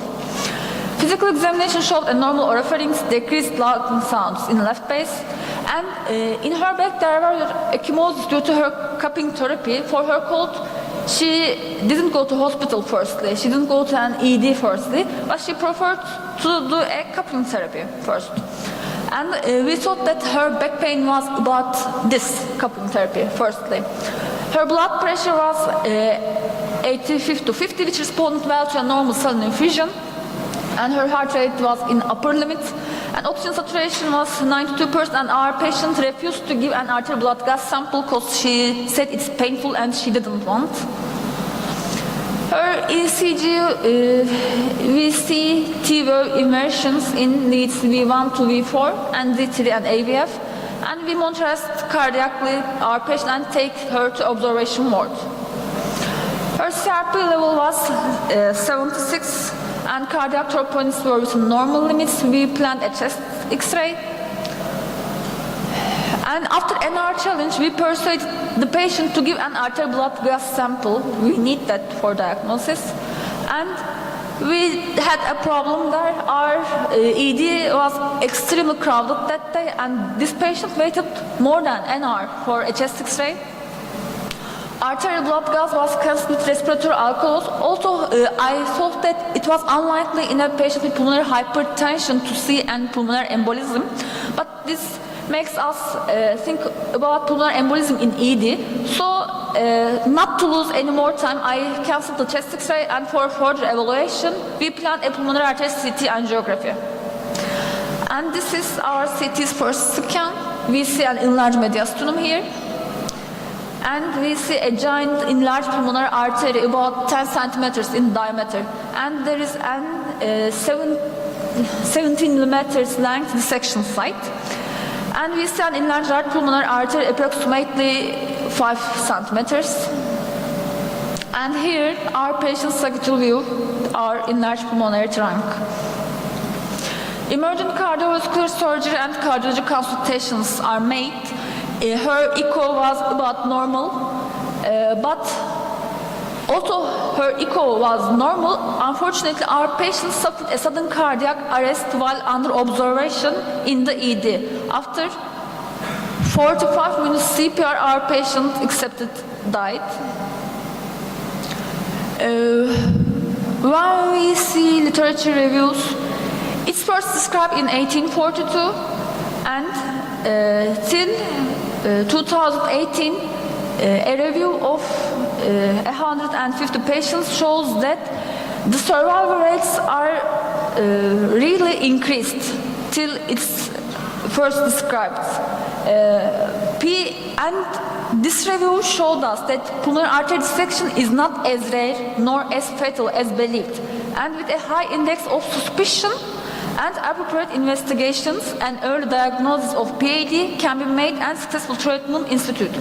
First, we should suspect of this diagnosis and appropriate investigations should be made. I tell this case to increase pulmonary artery dissection awareness among doctors. This was my first case in a pulmonary artery dissection, and maybe I will not see in my life again this. There wasn't even a sentence in Tintinalli emergency textbook. And symptom awareness among patients should be increased because our patient waited for 2 long days before coming to ED, and we lost time in this crowded ED. Also, when we diagnose these patients, our job isn't finished. We should refer these patients to centers which correct treatments can be made.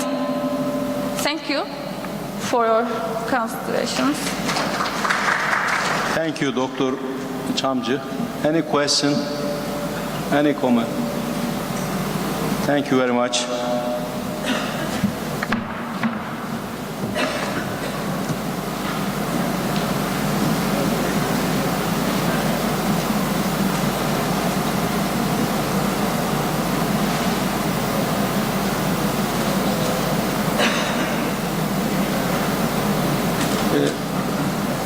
Bullous skin disease is occurring due to bed bug bite as report.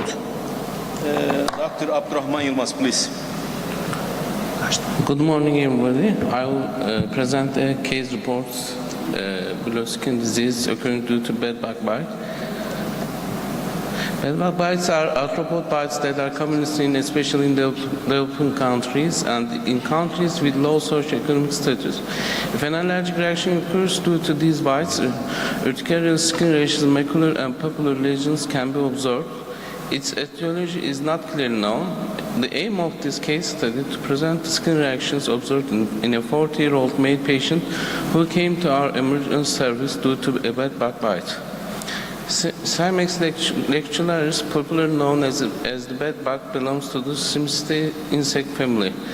They feed with the blood of human and animals. A single symptom of bed bug bites for individuals who have not been bitten before can be icterectomatous mucus. This case report presents the skin reactions in a patient who has been bitten by a bed bug previously and has present with the same complaint again. It also details the management of this reaction using corticosteroid treatment. A 40-year-old male patient presented to our emergency service complaining of bullous and papular skin lesions persisting for nearly a week. During the physical examination, it was observed that the patient had healed ulcerated lesions and fluid retention around his left eye. The patient reported that his symptoms arose after contact with Cymex lectularis, commonly known as a bed bug. Upon arrival, the patient's vitals were stable. The patient's lesions are depicted below. We got permission from the patient, and this photograph is taken. These are skin lesions of the patient. And there is a ödem in his left eye. We learned that the patient doesn't have any chronic disease. Other system examinations of the patient were normal. We evaluated for prednisone, pantoprazole, and phenylmalate to this patient. We This treatment continued for 3 days. Simultaneously, the patient was prescribed meperamine maleate, lidocaine, hydrochloride, and gel consisting dexpantanol and antihistamine. The change, the patient lesions were second day as the picture.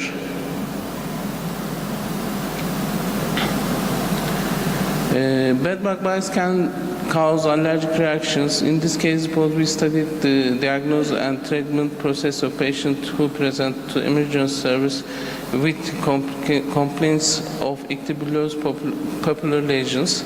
The patient didn't have any previously known dermatological disease. Patient lesions occurred as a result of bed bug bite. Following our treatment, the patient fully treated and discharged from the hospital. Upon reviewing medical literature, they discovered that bullous reactions from these bites occurred to 6% of the patients. Antigens in the bed bug saliva are responsible for this hypersensitive reaction. Robin and colleagues emphasized in their study that bed bites should be considered during differential diagnosis. These bites, which can cause various skin lesions and physiological disorders, may even lead to anaphylaxis. They also suggest that corticosteroids and symptomatic drugs can be used to combat the effects of bed bug bites. However, the primary treatment is the eradication of these pests. Alexandra and her team report that their study that bed bug bites can resemble bullous disease such as pemphigoid or Dunning disease. They note that differential diagnosis of this autoimmune disease can be accurately made using immunofluorescence examinations. As a result, medical professionals should inquire about potential bed bug related issues when patients present to the emergency department with erythematous, bullous, or papular lesions. This concern should not be overlooked. Conflicts of... Okay. It's the end of that. Any questions? Thank you. Thank you. Any question? Comment? Thank you. Next.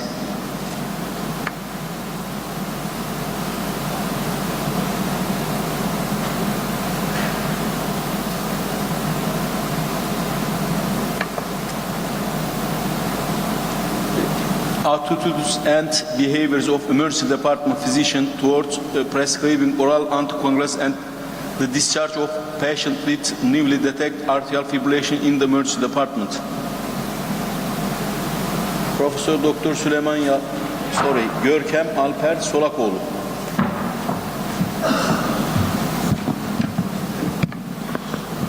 Good morning, everyone. I am Murat Metin from Istanbul. Professor Dr. Süleyman Yalçın City Hospital.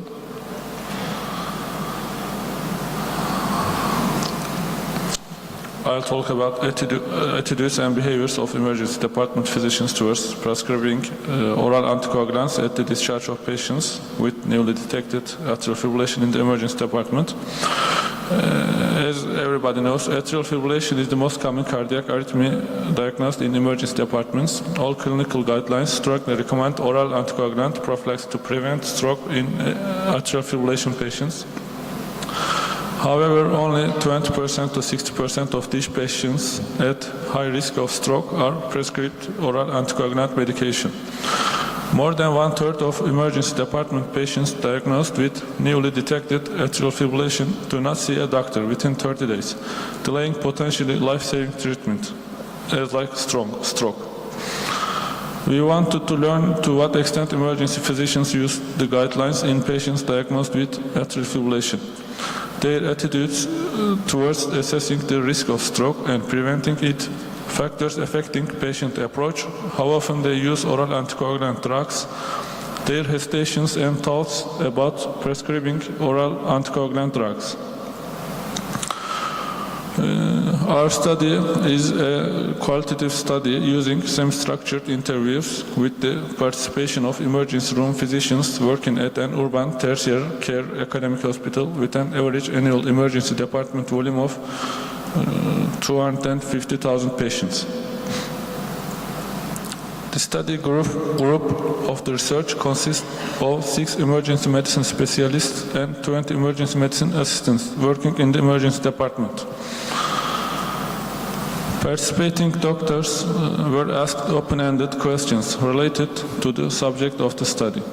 Attitudes towards management of patients with atrial fibrillation in the emergency department, thrombophylactic approach at discharge of patients with atrial fibrillation, physicians' opinions and recommendations regarding the diagnosis, treatment and follow-up of patients with atrial fibrillation. When asked about the practices of emergency physicians regarding the evaluation of patients diagnosed with atrial fibrillation, one of the most frequent answers given by the participants was to seek the opinion of a cardiologist. The participants expressed a common opinion that the treatment and follow-up of chronic diseases should be carried out by the relevant branch physician.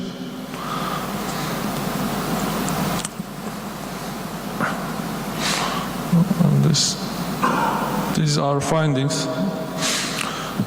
When asked that what the known sources are for treatment decisions in atrial fibrillation patients, the majority of participants answered Chatwas score.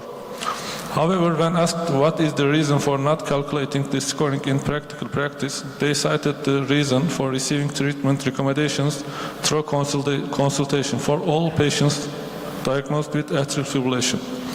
Although this situation suggests that the level of knowledge of doctors is sufficient, it also reveals the difference in behavior due to the defensive medical approach. Although emergency physicians can mostly manage hemodynamic evaluation and rate control alone in the first intervention of a patient diagnosed with atrial fibrillation, it was concluded that the reason for applying for cardiology consultation was the concern that newly diagnosed atrial fibrillation patients would not be able to undergo outpatient follow-up if oral anticoagulants were started. Emergency department physicians who participated in our study stated that they did not prescribe new oral anticoagulants. As a matter of fact, some participants responded to the questions examining the frequency of new drugs prescribing. He responded as follows: "My level of knowledge and experience about new drugs is lacking." Some emergency physicians have stated that they do not prefer new drugs which are not reimbursed by insurance if prescribed by emergency physicians in Turkey due to their cost to the patient. There are multiple variables that influence emergency physicians' decision to make prescribed oral anticoagulant medications at the discharge of newly detected atrial fibrillation patients.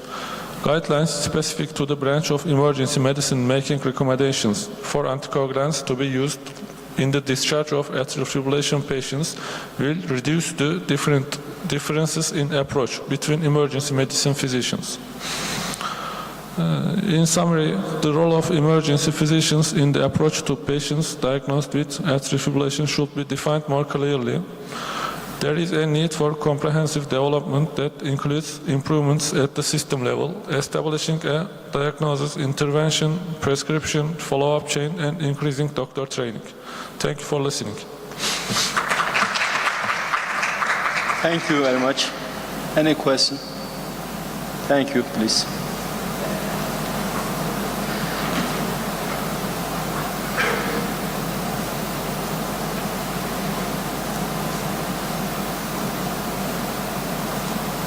Comparison of demographic characteristics of unvaccinated patients admitted to give COVID PCR test. Dr. Mert Güven.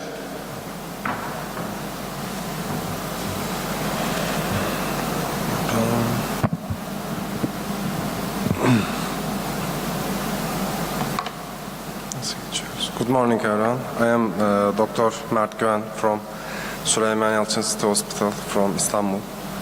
I'm going to talk about comparison of demographic characteristics of unvaccinated patients admitted to give COVID PCR test. Nasıl ilerliyoruz?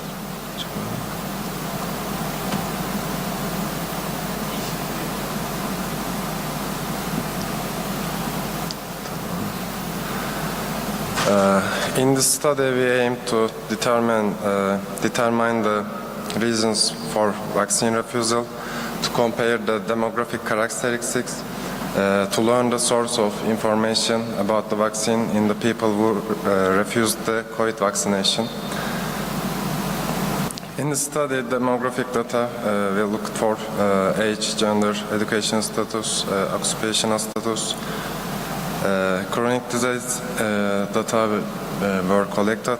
In the questionnaire, reasons for vaccine refusal, source for information about vaccines, the number of the PCR tests performed in the last 1 year.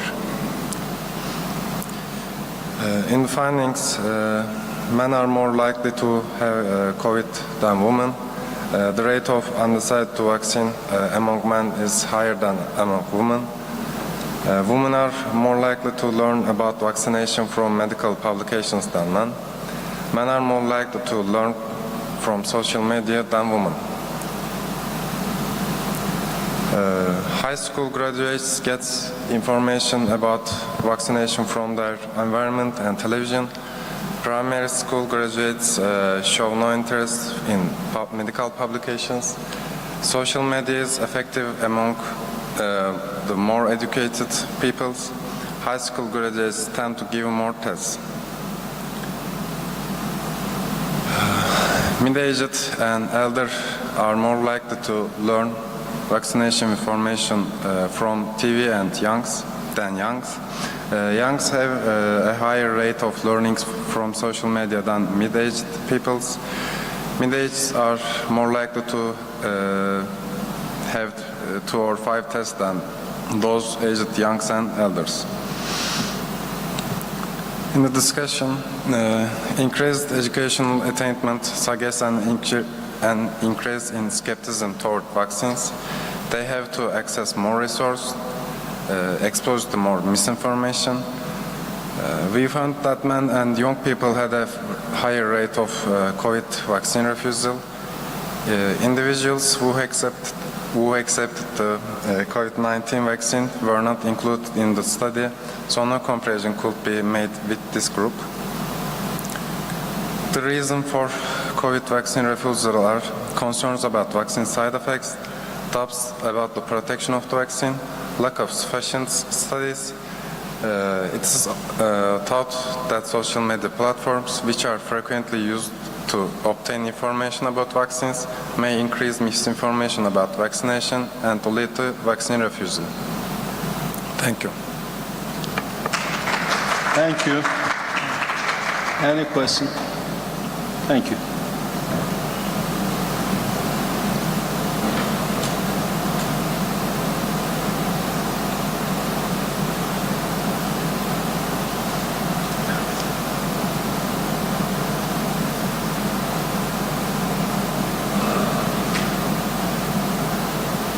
Hematoma in the psoas region secondary to trauma and subsequent renal failure.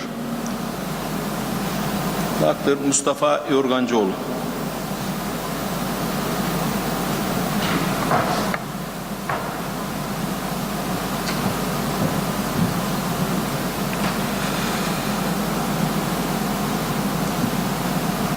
Good morning, everyone.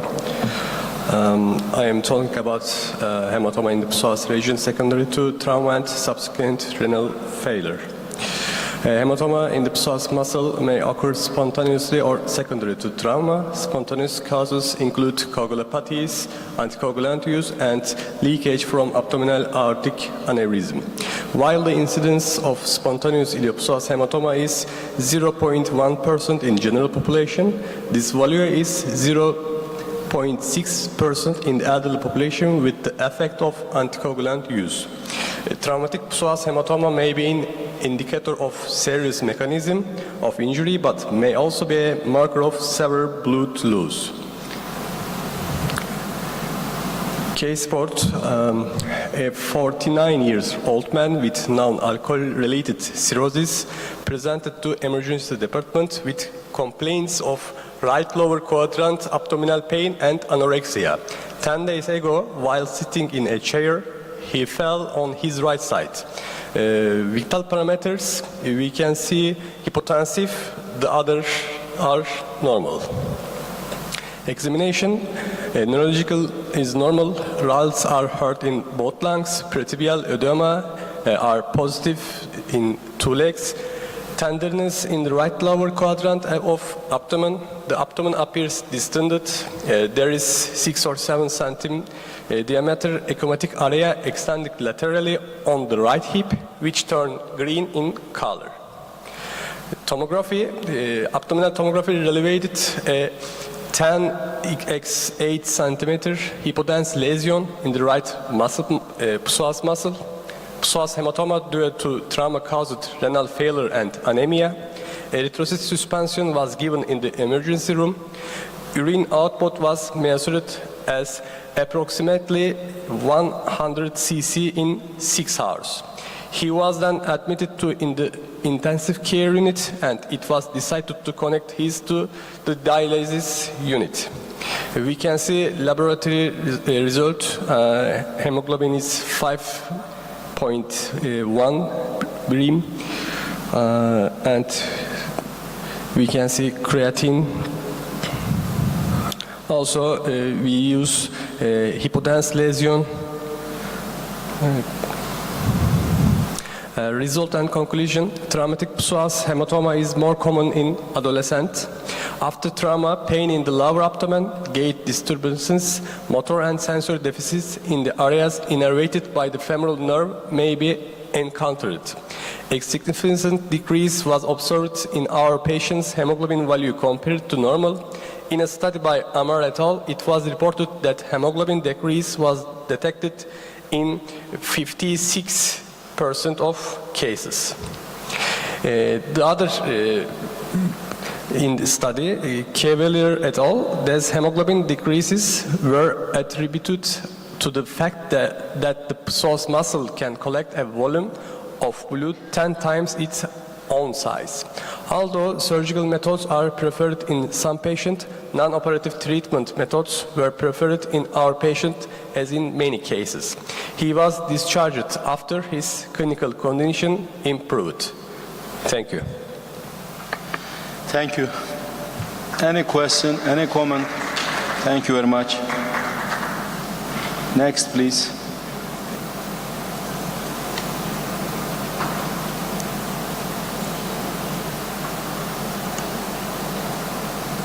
Factors affecting self-efficacy, self-competency and willingness of medical students in disasters.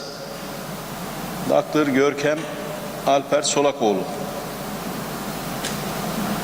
Sorry, Dr. Nuray. Okay, please. Merhaba. Hocam izninizle Türkçe sunsam olur mu? Tamam, sıkıntı yok. Teşekkürler. Merhaba arkadaşlar, ben Doktor Nuray. Süleyman Yalçın Şehir Hastanesi'nin Acil Tıp Departmanı'ndayım. Size bugün tıp öğrencilerinin afiyetlerde kendi yeterliliklerini ve istekliliklerini etkileyen faktörler üzerine bir çalışmadan bahsedeceğim.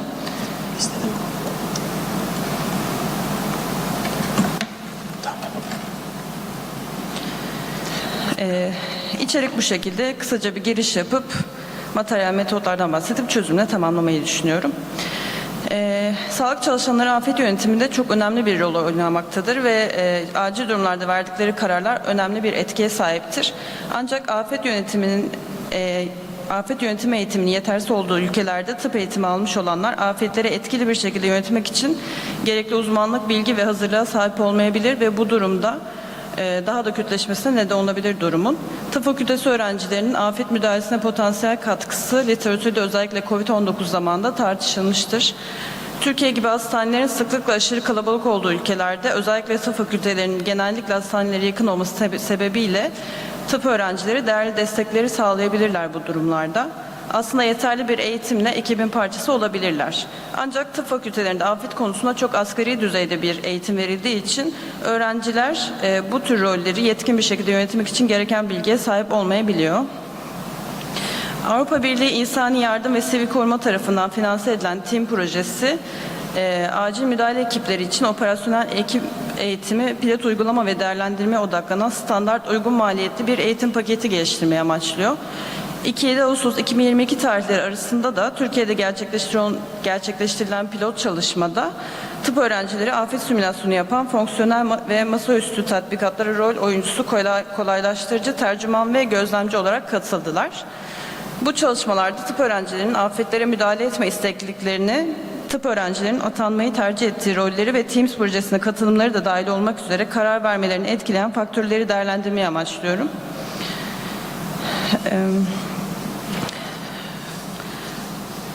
Üniversitede 5. ve 6. dönemdeki lisans öğrencilerinin afet müdahalesine ilişkin motivasyon ve tutumlarını değerlendirmek amacıyla kesitsel, niceliksel, gözlemsel ankete dayalı bir çalışma yaptık. Bu çalışmada öğrencilerin afet yardım çalışmalarına katılmaya hazır olup olmadıkları öz değerlendirmelerine yönelik 15 soru hazırlanırken farklı afet senaryolarında da gönüllülük kararlarını etkileyen faktörleri değerlendiren 25 soru hazırlandı. Ayrıca öğrencilerin afet anında gönüllü olarak görev yapmak istedikleri hastane bölümleri ve kendilerini yetkin olarak algıladıkları alanlara ilişkin tercihleri de araştırdık. Araştırmaya 71 erkek, 101 kadın olmak üzere toplam 172 kişi katıldı. Katılımcıların ortalama yaşı 23, 21-25 arasında. Toplam katılımcıların 55'i 5. dönemden, 117'si 6. dönemdendi. Bu tabloda tıp öğrencilerinin afet müdahalesinde öz yeterliliğini etkileyen faktörleri görüyoruz. Bu faktörler arasında bu projeye katılanlardan sonra felaketin yol açtığı göreceli hasarı tespit edebilirim artık, yaraları doğru hızlı bir şekilde değerlendirebilirim gibi sonuçların daha fazla olduğunu fark ettik. Bu tabloda da tıp öğrencisi afet müdahalesine istekliliğini etkileyen faktörler var. Bunun içinde de eğer ailem güvende olursa, ailemle iyi bir iletişim hattım olursa ya da ekip halinde çalışırsak, amirimle birlikte çalışırsam ya da bunun için bana para verirlerse afet yönetimine katılabilirim gibi sonuçlar elde ettik.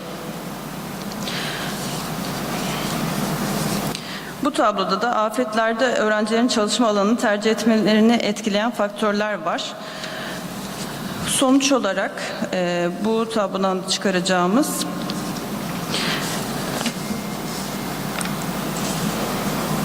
Teams projesine eğitimine katılanlar travma bakımı ve ilaç enjeksiyon uygulamaları konusunda eğitim almayanlara göre kendilerini daha yetkin hissediyorlar. Afet eğitim alanlar triyaj, travma bakımı, ilaç enjeksiyon uygulaması, hasta takibi ve psikolojik destek konularında kendilerini daha yetkin hissediyor. Erkekler yoğun bakım konusunda daha yetkin hissederken 6. dönem öğrencileri ise travma bakımı, psikolojik destek, toplum sağlığı hizmetleri ve halka ilişkiler çalışmalarında kendilerini daha yetkin hissettiklerini gördük. Triyaj, hasta takibi ve toplum sağlığı konularında kendini yetkin hisseden öğrenciler triyajda çalışmayı tercih ediyor. Travma bakımı ve ilaç enjeksiyon yönetimi konusunda kendini yetkin hissedenler acil serviste, travma bakımı konusunda kendini yetkin hisseden kişiler ise ambulansta çalışmayı tercih ediyorlar daha çok. Çalışmamız öğrencilerin afet çalışmalarına katılmayı da istekli olduklarını ancak motivasyonlar artırmak için kendilerini psikolojik ve tıbbi olarak hazır hissetmeleri gerektiğini gösterdi. Afet eğitim programlarına stajyer veya rol oyuncusu olarak aktif katılmanın, eğitim ortamında bulunmanın bile öğrencilere kendilerini yetkin hissettiklerini ve motivasyonlarının artırdığını fark ettik. Teşekkürler. Teşekkür ederiz. Soru, katkı var mı? Teşekkür ederiz. Başka sunum var mı?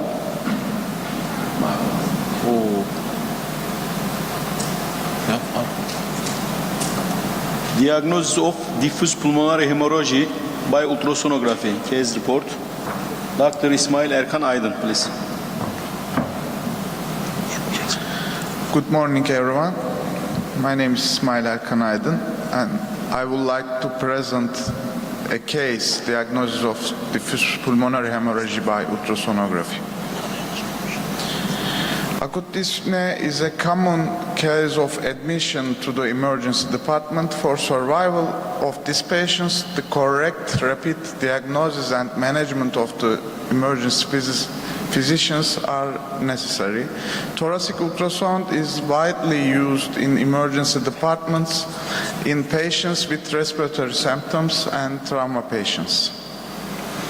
Especially in the last 10 years, the use of point-of-care ultrasound POCUS has become widespread with increase in POCUS trainings. In this case report, a patient with complaints of shortness of breath and rash on body and diagnosed with diffuse pulmonary hemorrhage by bedside POCUS in ED is presented.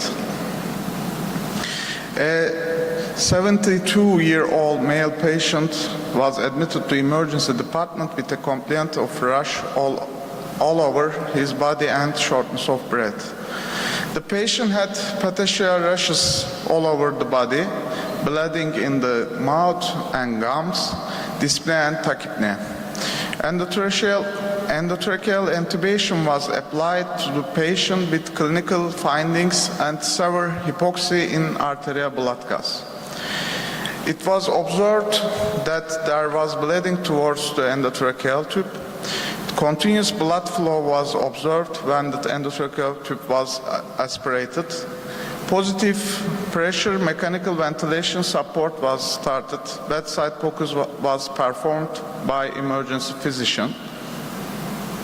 POCUS revealed multiple and confluent B lines, pleural line abnormality, disappearance of A lines, subpleural hypoechoic area, hepatization, shared sign, and pleural effusion, predominantly third, fourth, and fifth zones of the right lung and third and fourth zones of left lung.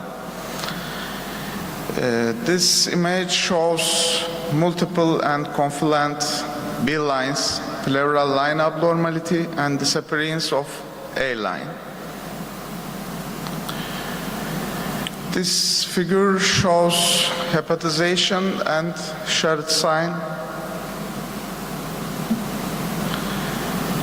And this image shows subpleural hypoechoic area. And also stratosphere signs were detected in M-mode in zones with pleural line abnormality, subpleural hypoechoic area, hepatization, and shared sign. The patient was diagnosed with diffuse pulmonary hemorrhage with POCUS and clinical findings. This image shows hepatization, shared sign, and stratosphere sign, and also M-mode. This is our POCUS exam form, right lung and also left lung. Some pathological signs in this table. In conclusion, the most immediate life-threatening complication of diffuse pulmonary hemorrhage is acute hypoxemic respiratory failure, and its mortality rate is high. Chest X-ray and CT are limited value in differentiating diffuse alveolar hemorrhage from infection or other causes of diffuse alveolar opacification in diffuse pulmonary hemorrhage. POCUS contributes to the diagnosis and correct management of the patient in the emergency department in a short time. Thank you for listening. Thank you. Thank you very much. Please, next.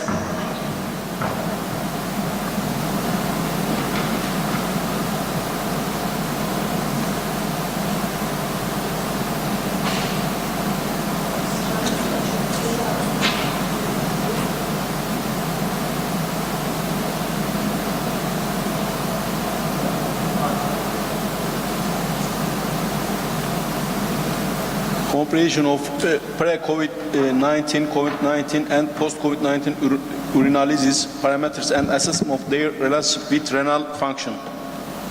Dr. Leyla Öztürk Sönmez, please. Thank you. Good morning. I'll talk about comparison of pre-COVID, COVID, and post-COVID urinalysis parameters and assessment of their relationships with renal functions. In this study, we aim to compare the before the disease, during the disease, and after recovery, post-disease periods of the patients in terms of urinalysis parameters and assess the relationship between the changes in these parameters and renal functions. In the study, we evaluated 482 moderate and severe COVID patients who had the data of urinalysis performed in the pre-COVID period at most 3 months before the onset of the disease, during COVID disease, and 15 days after they completely recovered from the disease were included. Parameters of bilirubin, erythrocyte, leukocyte, protein, glucose, STT, and density were analyzed in urine samples and the results were recorded. In the study, underlying chronic diseases such as hypertension, diabetes, chronic heart failure, patients with urinary system oncological or stone disease, mild COVID patients who did not require hospitalization, or critically ill COVID patients who required intensive care unit follow-ups are excluded in the study. Due to our results, CRP, eGFR, fibrinogen, and D-dimer values were found to be significantly different between the 3 groups. A negative correlation was found between eGFR and both CRP and D-dimer values of the patients during the disease. Urine pH, acidity, presence of leukocyturia, presence of microscopic hematuria, and presence of proteinuria were found to be significantly different between the 3 groups. It was determined that these 4 parameters increased significantly during the disease period and decreased in the recovery period. A negative correlation between urine density and eGFR or positive correlation between urine density and CRP were detected during the disease. Here are the tables of results. The details of pre-disease, during the disease, and post-disease demographical and hematological parameters are shown. And urinalysis parameters tables are seen in the table. The figure of negative correlation between the eGFR and CRP and D-dimer values during the COVID disease, and the negative correlation figure between urine density and eGFR, and positive correlation between urine density and CRP figure during the disease.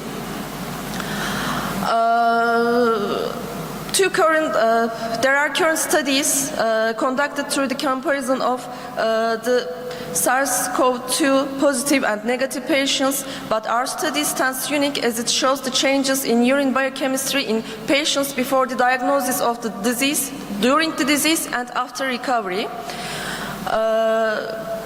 In literature, Leo reported a higher urine protein pH values and erythrocyte counts, but lower urine density in the COVID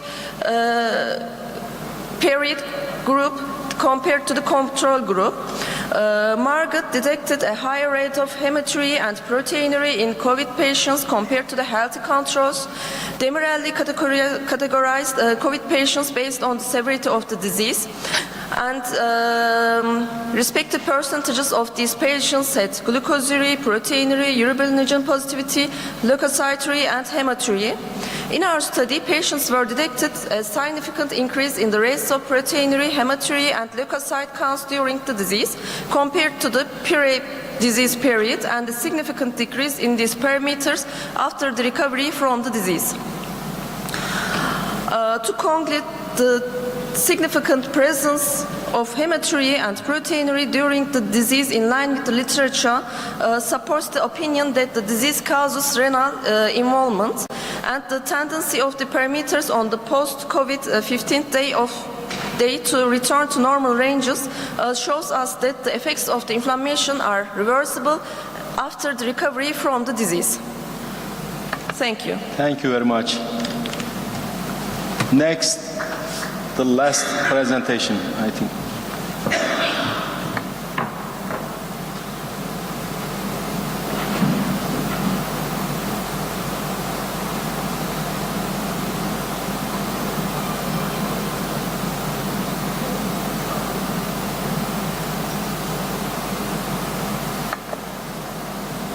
The DVT developing after a backache, a case report. Dr. Yasemin Pishkin, please. Good morning, everyone. My name is Yasemin. I'm gonna present a case report. DVT developing after backache case report. Deep vein thrombosis occurs when one or more of the components of the virtual triad, stasis, hypercoagulability, and endothelial damage occur. The annual incidence varies between 5 or 20% per 100 people. Thrombosis in the deep venous system of the extremities causes symptoms such as pain, diameter difference and redness in the extremities in the acute phase of the disease. The cases of venous thrombosis can be divided into two groups, hereditary and acute. Immobility is facilitating the development of deep vein thrombosis. Treatment includes anticoagulant, thrombolysis, and thrombectomy. In this article, we describe a case of our who remained immobile for 2 days after lower back pain, had swelling and redness in the leg, and was diagnosed with DVT. A 45-year-old male patient was admitted to the emergency room with a complaint of pain and swelling in his left leg. The patient has been complaining of back pain for 1 week. He has had little voluntary movement for the last 2 days. Pain and swelling in the left leg started for 2 days. He has a history of cervical disc herniation in his medical history. There is no disease in the family history that predisposes of thrombosis. There is no history of thrombosis. On physical examination, there was an increase in diameter in the left leg compared to the right leg. There was an increase in temperature, and hormones positivity was detected in the left lower extremity. Peripheral pulses are palpable. In the neurological examination, there is no motor sensory deficit. Glasgow Coma Scale 15, for limb motor power normal. There is no urinary or fecal incontinence, no drop fits, there is no pathological reflex. Abdominal examination is comfortable, no defense, no rebound detected. Laboratory tests show no abnormalities in biochemistry and hemogram. D-dimer high, CRP little bit high was detected. Doppler ultrasound was performed on the patient with the preliminary diagnosis of deep vein thrombosis. Doppler ultrasound revealed widespread thrombosis compatible with acute deep vein thrombosis, which filled the lumen of the left femoral vein, popliteal vein, and vena saphana magna, and didn't allow flow the compression. The patient was consulted to cardiovascular surgeon upon detected of deep vein thrombosis. The patient was admitted for the purpose of planning thrombectomy. Immobility can cause thrombosis and deep vein thrombosis in people, even in people who are not prone to clotting. In patients with lumbar hernia, starting a prophylactic dose, low molecular weight heparin may be considered to protect against deep vein thrombosis due to immobilization. It should be kept in mind that patients are prone to deep vein thrombosis in cases that cause immobilization, such as lumbar hernia. Patients should be advised not to remain sedentary. Thank you for listening. Thank you very much. We must close oral presentation session. Thank you all contributing.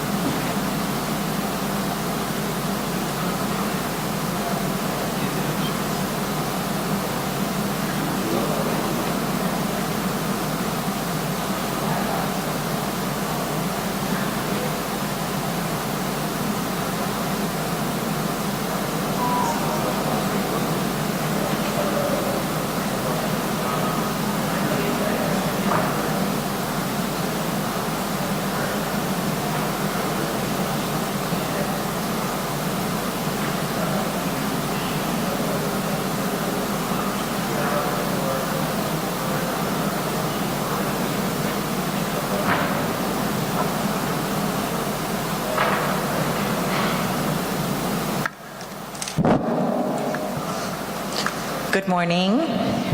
I'm Professor Dr. Lisa Moreno, and I'm from the U.S., and this is Professor Dr. David Carr from Canada. We're going to be your moderators for this critical care session, and we're going to jump right in since everything is a little bit behind schedule today.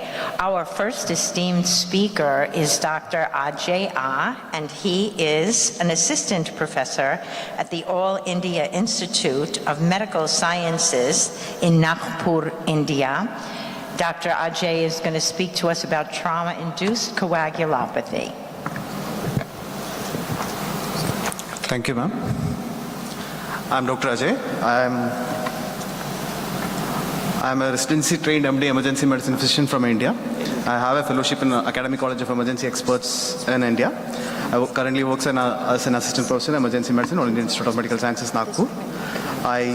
My areas of expertise include inter-hospital transport, point of care ultrasound, and emergency medicine. Now, coming into the trauma-induced coagulopathy, we will be discussing on these headings, basically history, definition, pathophysiology, diagnosis, and some management pearls. Coming to the history, the first documented evidence of coagulopathy in trauma was found when they were experimenting stress in animals with giving up epinephrine. So it was provoked by the administration of epinephrine, provoked by hypercoagulability, and this was followed by hypocoagulability. This happened in 1916s. In the 1915s, a lot of civilian investigators like McFlaren, Stefani, Hardway, and Rapport found out that the culprit for coagulopathy could be either disseminated intravascular coagulation, platelet dysfunction, or loss of labile clotting factors. The investigation continued, and it continued and accelerated in the 1970s actually, when multiple cases of liver injury, even after attaining mechanical hemostasis, continued to bleed. So this is where the concept of preemptive treatment of plasma started. In 1980, as everyone knows, the lethal triad, now the lethal diamond, which consists of hypothermia, acidosis, and the coagulopathy, was introduced, and then came the concept of damage control resuscitation. In 2001, this was the breakthrough movement in the pathophysiology and also the management of trauma-induced coagulopathy, where the cell-based model of coagulation was introduced by Monroe et al.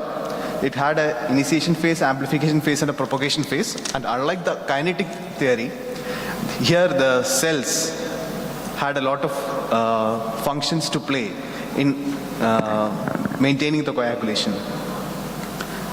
In 2003, the first name was coined for this coagulopathy in trauma. It was coined as acute coagulopathy of trauma, based on the works of MacLeod and Broe et al.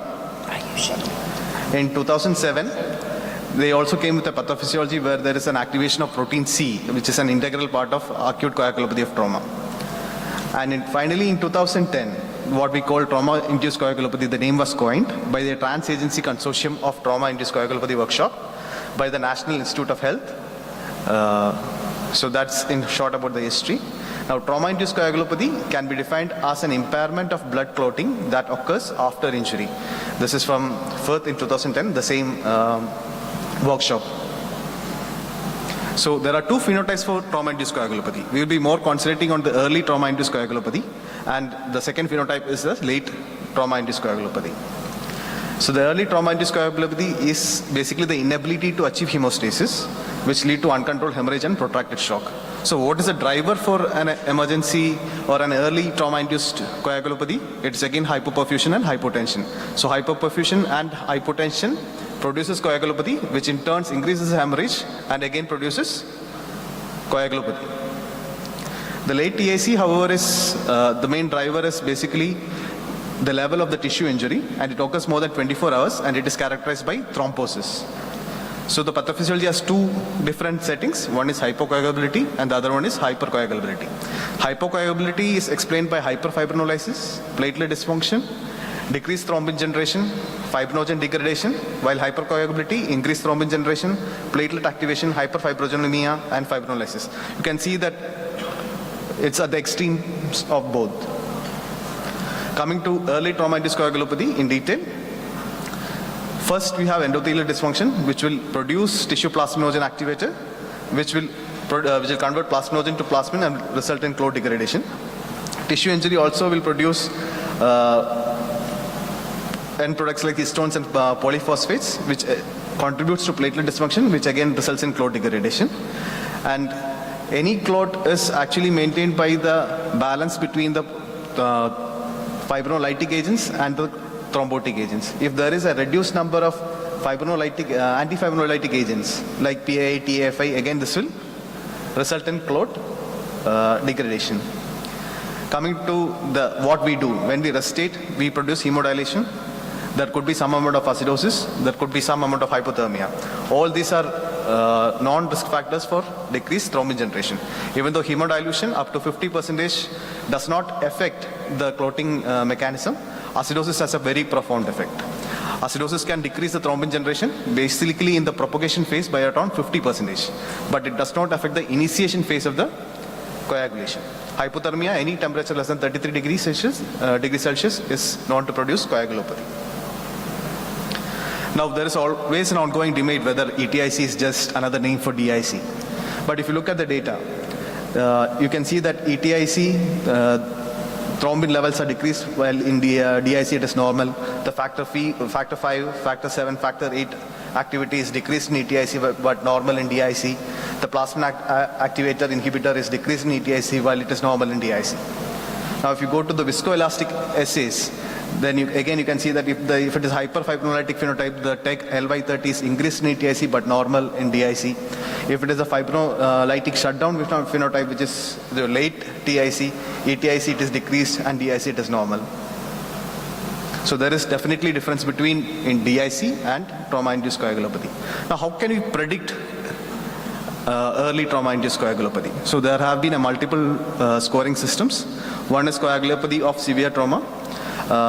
Is coming from the Australian system, where the 5 components, mainly entrapment, systolic blood pressure, temperature, chest decompression, abdominal or pelvic content injury, and the highest possible score was 7. So with a cutoff value of 3, the sensitivity was 60% and specificity was 90%. It's an external validated score. The second scoring system which is usually used is the prediction of acute coagulopathy of trauma. This had a validation and a derivation cohort, but the exclusion criteria and the inclusion criteria and the validation and the derivation cohort was not the same, so the external validity is still questionable.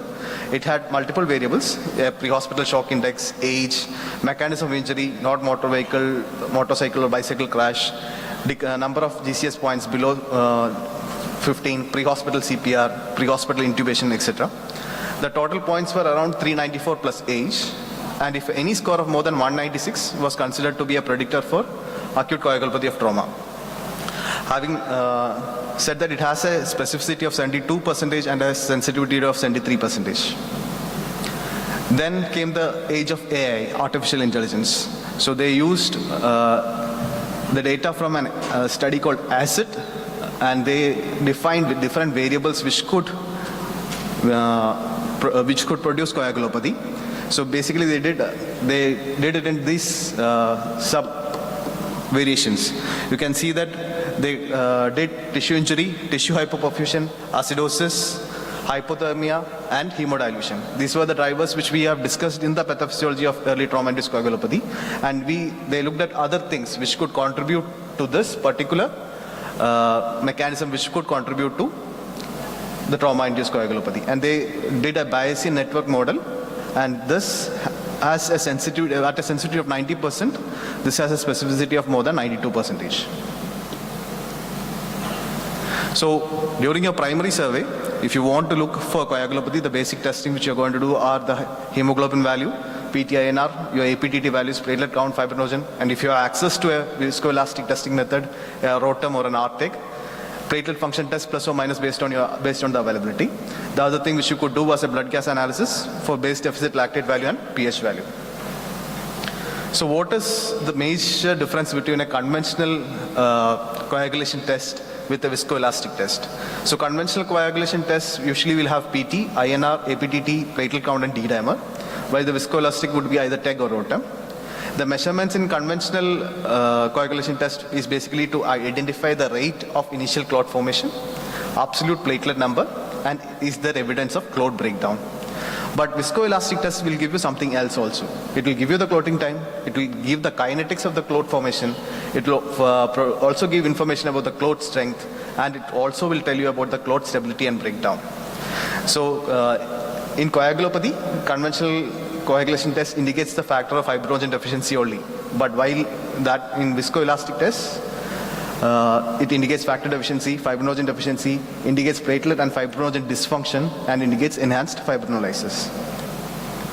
So this is basically TEG and ROTEM, where coagulation time and coagulation factors is set by the R or the CT time, clot kinetics by the alpha angle, CFT or kappa based on TEG or ROTEM, the clot strength basically by the maximum amplitude or the MCF, the clot stability by ML, LY30 or LI30. So when do you diagnose coagulopathy? So you diagnose coagulopathy when there is an extension of more than 3 seconds in the PT, more than 3 seconds in the thrombin time, or if it is more than 1.2 or 1.5 classically in INR, but most of the studies now quote 1.3. A APTT extension of more than 10 seconds, fibrinogen value of less than 2 gram per liter, D-dimer of more than 5 microgram per liter, platelet count of less than 125, 1,25,000 per millimeter cube. Again, there are different waveforms which you can associate with clot, which says that the patient is having coagulopathy. Now coming to the management. The first thing which we have to consider is how to stop the bleeding, because when the bleeding is ongoing, it will again produce coagulopathy. So accurate identification of the patient, bleeding patient, and damage control resuscitation is very important. You have to use a lot of hemostatic methods. It could be tourniquets, it could be pelvic binders, it could be hemostatic dressing, or even Ribova. Thromboelastography, coagulation monitoring, tranexamic acid administration for those who with substantial hyperfibrinolysis should be employed. There should be a decreased time to the operating table or intervention radiology to curb the bleeding. There should be a goal-directed resuscitation with blood products. Now, what are the goals? We will come to that. Before that, we'll just look at the evidence basis for different treatment mechanisms. One is tranexamic acid. So first study which told us that tranexamic acid can be useful is the CRASH-2 trial. It was a multi-center international RCT. But if you look at it, most of the patients in the CRASH-2 trial did not require large amount of transfusion. But there was a subset of population in which tranexamic acid was very useful. That was the patient with shock. Again, it did not show any large complications in this data. It was a very huge data, but amount of complications in this study was very low. Then came the MATTER study, which was done in the military setting. It was a single center observational study. They also told that tranexamic acid is going to help in those patients who require massive blood transfusion. But there came with a rider. The rider was that thromboembolic disease was increased by 9 to 10 times to those patients who would not get tranexamic acid. This was followed by MATTERS 2 trial in 2013, where they tried to give cryoprecipitate along with tranexamic acid and found that those two given together has a better chance of controlling the bleeding. And the last and the final trial which came was pre-hospital use of tranexamic acid in the form of patch trial. It was a negative trial, saying that tranexamic acid did not influence the morbidity of the patient at 6 months. Now, evidence of using massive transfusion ratios. The first idea of massive transfusion ratio comes from the first prospective cohort study called the PROMET study in 2013, where they said that those patients who are receiving high ratio of RBCs to platelets and plasma had a high early death. Within 6 hours, the death was higher in that group. So they proposed a 1:1:1 or a low plasma FFP platelet ratio. This was further emphasized in the proper trial in 2015, which was a multi-center RCT, which compared 1:1:1 to 1:1:2 ratio and found that there is no actual difference, but 1:1:1 is again preferred now. Cryoprecipitate also came into the picture. They wanted to give early cryoprecipitate in the cryostate trial and found out that there is no basic difference. In cryostatic trial 2, again they brought in cryoprecipitate to give 2 pints of cryoprecipitate early in the hemostatic resuscitation, but then it was also found to be not effective. Now coming to viscoelastic theory. viscoelastic methods used management. The Cochrane review in 2015 told us that the diagnostic test accuracy was based on the diagnostic test accuracy for the TEG and ROTEM.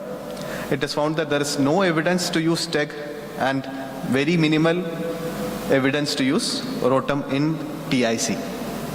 This was followed by a goal-directed hemostatic resuscitation in trauma-induced coagulopathy by Monroe et al. It was a pragmatic RCT, which found things entirely different. They found that the ventilator days, the ICU days, the timing to attaining of hemostasis all were decreased when they used viscoelastic method as a measuring tool to guide blood products in trauma-induced coagulopathy. And the final trial which came was the ITATIC trial in 2021, again a multicentral trial, which compared viscoelastic method with the conventional clotting tests, and they found that there is no difference in mortality. So based on this, the ITATIC group gave an algorithm. Here, if you can see that there is fibrinogen, when to give fibrinogen, when to give platelet, when to give plasma, and when to give tranexamic acid. And the first one is for the ROTEM, and the second one is for the TEG. So if FIPTUM CFI of less than 10 millimeter, you are going to give additional cryoprecipitate. If EXTUM CFI is less than 30, you are going to give an additional pool of platelets. If EXTUM CFI is 40 millimeters or EXTUM CT is more than 80 seconds, you are going to give an additional unit of plasma. And if your LY30 or LI30 is less than 85%, you are going to give 1 gram of tranexamic acid. Now coming to the conventional clotting test, which most of us have, and we don't have viscoelastic acid in places where. So if fibrinogen is less than 2, you give fibrinogen in the form of cryoprecipitate or fibrinogen concentrate. If platelet is less than 1 lakh, you give additional pool of platelets. And if the INR is more than 1.2 or 1.3 and fibrinogen more than or equal to 2 gram, you give additional unit of plasma. We added one more thing into this algorithm. That is, if you look at the D-dimer, if it is more than 500 microgram per liter, you give tranexamic acid additional. This was in same as the one which Monroe et al. Had done, which is the goal-directed resuscitation for trauma-induced coagulopathy. So at the end of 6 hours, whatever said and done, these are the things which you have to attain. These are the goals at the 6 hours of resuscitation. That is, there should be no further hemorrhage. The systolic BP should be balanced, 80 to 90. The temperature should be more than 35 degrees Celsius. The pH should be more than 7.30. Hemoglobin should be more than 7. INR should be less than 1.5. APTT should be less than 40. Fibrinogen level should be more than 1. And if the patient is having low platelets, not having any traumatic brain injury, the platelet average value is 50,000. If he is having traumatic brain injury, it should be more than 1 lakh. And the ionized calcium level should be more than 1.1 millimole per liter. So these are the goals of resuscitation in trauma-induced coagulopathy. Thank you. Any questions?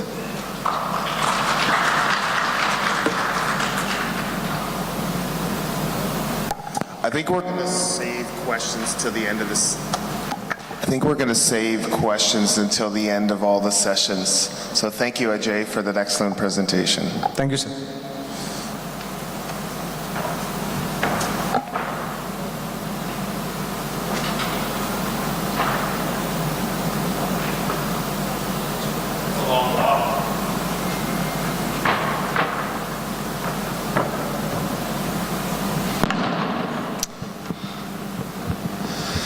Thank you for coming. It's early in the morning. And for some of you, I know that it's challenging to hear speakers in another language, so I'm going to try to speak slowly. There is no topic that I like to speak more about than this. Syncope is about 1 to 3% of all emergency visits, and in our lifetime, it will happen about 48%, which means you or I, one of us is going to syncopize. So we kind of have to know a little bit about this, and this is everything you're going to see. What this talk is not about is it's not about a biomarker. It's not about troponin. And I'm going to even try to tell you that it's not about the EKG. For real. What I'm going to tell you is it's really about how you feel.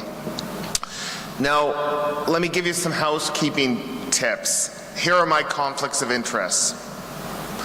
I routinely lie about seeing fundoscopy or JVP. I'm just like you.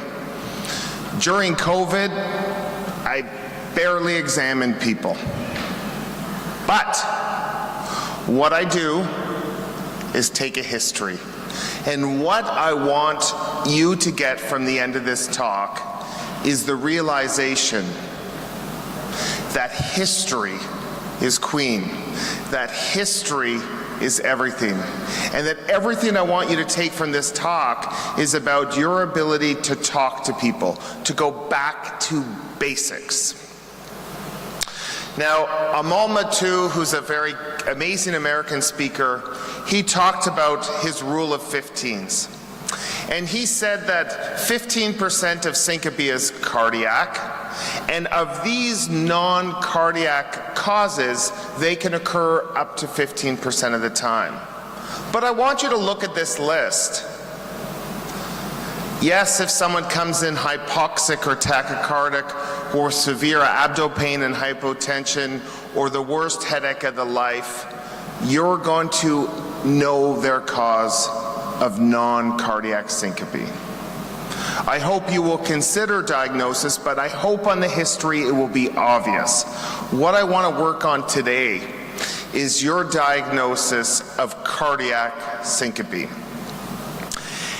And if there is one study, I'm not really a literature person, I'm really just a clinical knowledge translator. If there's one study that I think you need to know about, is there was a study in Annals in 2018 that showed 3,600 patients, 1,400 with near syncope and 2,200 with syncope. And these were all geriatric, they were older patients. And they looked at this cohort of old patients for 1 month. And what they found out is whether you have near syncope or syncope, the outcomes are identical. So what this means is if someone almost faints or someone faints, you need to treat them the exact same way. I think a lot of times we say, oh, you almost fainted, you're okay, you didn't actually faint. That is meaningless. You must treat these two groups the same. When I was younger, I used to think that cardiac syncope meant you had chest pain and you had palpitations and then you fainted. Cardiac syncope is this. Boom, you went down with no warning. If you break your teeth, if you break your glasses, you have to realize how important those are in terms of predicting cardiac syncope without warning where you didn't have time to catch yourself. I remember seeing a young woman, she was about 26, and she came into the emergency department, and the first thing she said to me was, "I'm so sorry for wasting your time." Do people apologize to you in Turkey? No. So this was the problem. They don't apologize in Canada either. And what I know is that the nicer people always have worse outcomes. So I was already very concerned about her. So she said, "I'm so sorry to waste your time. I should be at the dentist. I chipped my tooth." Okay. Well, what happened? Well, I was taking a shower and the next thing I know is I'm on the ground and my tooth is gone. Okay. And what happened before I don't know. I just woke up on the ground. So I didn't like her story. She went down without a prodrome. She went down without pre-syncope. To me, this is cardiac syncope. So I told the specialist, I have this young woman, she just dropped to the ground with no warning. I'm very worried about her. So the first thing they said is, "What's her troponin?" I said, "Troponin? Who the hell cares about troponin?" Sorry, I know Lisa's giving a talk on troponin later. This is not a troponin talk. Do you have 2 troponins? Listen, I can do 1,000 troponins. This has nothing to do with troponin. Okay, so they come see the patient and They send her off. And I get a call from my colleague, Carolyn, about a month later, and she said, "Remember that patient you saw?" I don't know how to say that in Turkish, but it makes us all very nervous. I don't know. What are you talking about, Carolyn? Spit it out. She said, "You saw this woman, she was young, she fainted, she broke her tooth." Yeah. Well, they sent her home and I did a Holter and it showed nothing, but I didn't like her story. So I did an implantable loop recorder, and she had an episode of torsades. She had long QT and torsades. And the best part about it, David, is that she has an identical twin, and now they both have defibrillators. This is all taking a history. If someone doesn't have pre-syncope, if someone doesn't have a prodrome, you must think about cardiac syncope. Any history buffs in the room? Anyone know who this is? Good. You're not supposed to. So this is Pheidippides. Ring a bell? So Pheidippides is the fastest runner in Greece 2,500 years ago. And he's stationed in a city called Marathon.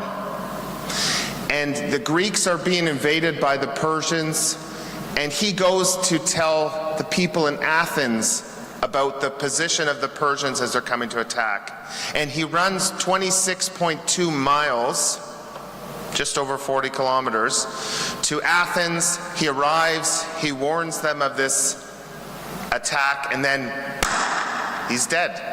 And he's the first incident reported of sudden cardiac death in sports. If you die while you're exerting yourself, you have to be worried. And you will see people, whether you're Christian Eriksen on the soccer pitch, you will see people just drop. Cardiac syncope and exertional syncope need to be treated with respect. This guy has a marathon named after him. Often patients will have a hard time deciphering, or bystanders, was it a seizure or was it a syncope? 90% of people with syncope will have a few myoclonic jerks. When you drop the perfusion blood flow to your brain, you will have a few jerks. Now, people will look for the following. Yes, if you have epilepsy, you probably had a seizure. Being post-ictal, very helpful. People will always look for tongue biting. What is important to know is if you fell down, you will bite the front of your tongue. But if you have a seizure, you bite the sides of your tongue. Lateral tongue biting is much more specific for a seizure than central, 96%. So look for lateral tongue biting. Things like incontinence or prodrome aren't that helpful. What I like to use is the 10-20 rule. Has anyone heard of the 10-20 rule? This is a very helpful rule. If you have less than 10 jerks, it's syncope. If you have greater than 20, it's a seizure. This is very helpful when you speak to the people who witness this, the scared family members, to say, was it just like a few of these, or was it 20? That is an important rule, the 10-20 rule, to distinguish between syncope and seizure. I often will ask about family history of sudden cardiac death. You know, and I never hit it. I never kind of get anywhere with that question. I think what's more important to understand is there's another question you want to ask people who syncopize if they're young. Has anyone in your family had a motor vehicle collision and died for no reason? Or has anyone in your family drowned? If you drown, unless you're drunk, unless you break your neck, if you know how to swim, you have to look at this as an opportunity to do some testing. If you're 25 years old and you drown in a pool, that's not normal unless you don't know how to swim. or there's strong waves or current. So instead of just asking about family history, ask about drowning or unprovoked motor vehicle collisions. Paramedics. Paramedics hold the Holy Grail. They hold all the information that when they leave your hospital, you must make sure that you've seen what they leave with. My grandmother had an episode when she fainted while brushing her teeth. I got a call from her caregiver who said, your grandmother has fainted, they're taking her to a hospital nearby, her heart rate is really slow, and I get to the hospital and she looks great. I see someone who is one of my residents looking after her. He says, your grandmother looks great. Her blood work's normal, her troponin is normal. Like I care about troponin. Her ECG is normal, she looks great, she's ready to go home. I said, can I see her rhythm strip? What? You know, the paramedics must have a strip, and I heard my grandmother's heart rate was slow. Do you have that rhythm strip? No. Where are the paramedics? Oh, they're just over there. So when you looked at her strip, she was in complete heart block. She got a pacemaker, and we had her for 10 more years. You can't let EMS leave if they have something on the strip. You know, right before I was giving this talk, I don't know if it's the same for you, but whenever I'm giving a talk, always something cool comes my way. I saw this 80-year-old woman about a few months ago, and the paramedics brought her in, crushing chest pain, high-risk ECG features. They tell me the story. Yeah, we brought her in, she was having significant chest pain, and then we lost her for a little bit, and now she's here. Wait, you lost her for a little bit? What do you mean by that? Oh, well, we don't know, we couldn't really get her pulse, but she's back now. Do you have a strip? No. Was she on the monitor? Yeah. Can we look at the monitor? Huh. She had to run a VTAC. That's a little bit different. We just lost her. So that chest pain with we just lost her now went to the cath lab. It's all about the history, and it's all about getting that strip. If you have a pacemaker, you have it because your heart sucks. You have to realize that you can't blow off people with pacemakers and say, yeah, it's just vasovagal syncope. I know it's a pain in the ass, but if someone has a pacemaker and they syncopize, you need to have that pacemaker interrogated. That's not something that's easy to do at all hours of the night, but you have to assume that people with pacemakers have cardiac syncope and have something wrong with their device. Are there some young doctors in the room? This is a stethoscope. It's like an ultrasound for your ears. It's embarrassing that during COVID, people stopped examining people in Canada. If someone has syncope, you better put that stethoscope on their chest and listen for the murmur of aortic stenosis. Picking that up saves lives. This is the physical exam. Listen to people's hearts. There's not really a role for lab work. Syncope is not like a troponin thing. Yes, if a woman comes to me and says, I've been bleeding for a month and now I syncopized, of course a CBC is relevant. But you're not going to make brilliant diagnoses with labs. You're going to make brilliant diagnosis with your ability to take a history. And I also think it's important to realize that in the setting of you think someone has cardiac syncope, you really have to say, would you want this person driving your kids to school? And do you think this person is safe to be driving? In Canada, if I feel that someone has a seizure or cardiac syncope, we would report them and they would be not able to drive until they've been cleared. That is a safety issue. Okay. I have to talk a little bit about ECGs, but if you were the marketing manager of McDonald's and you were telling people to have Big Mac and fries, you would think that you wouldn't have a rhythm strip that shows some wonky P waves and then a run of non-sustained VTAC. But hey, that's okay. This is WASM, so we're not going to talk about blocks. But if someone comes in with a heart rate of 30, unless they're super fit, you could assume that's the cause of their syncope. Let's go through a handful of cases of ECGs that I think you need to know about. These were two of my idols growing up, Reggie Lewis and Hank Gathers. Both of them died on the basketball courts, and both of them had issues beforehand.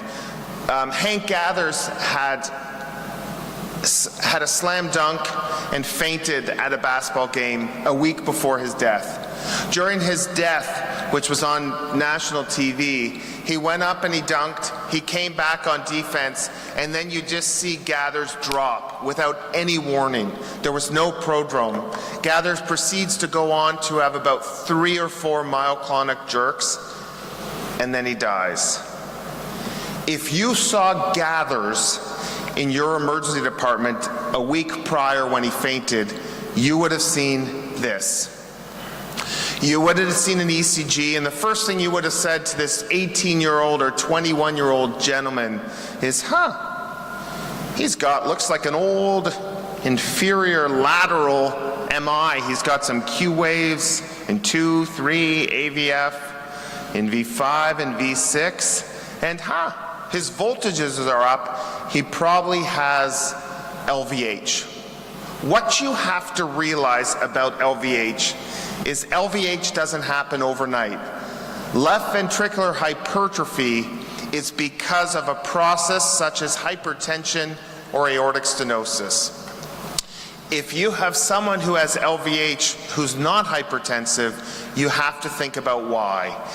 And in this setting, this is classic for hypertrophic cardiomyopathy. When you see hypertrophic cardiomyopathy, you will see LVH without hypertension, and you will see Q waves, which are not pathological, because pathological Q waves are wide. These are dagger-like Q waves in the inferior lateral leads.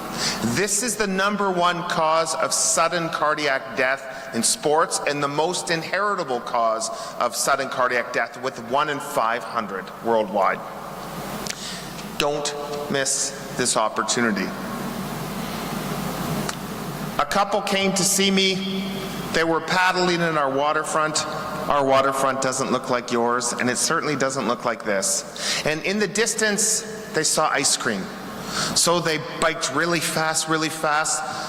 The woman in the front, she got off to get ice cream, and then she drops. You don't even need to see her ECG. She has exertional syncope. In your mind, you're done. She's got a problem.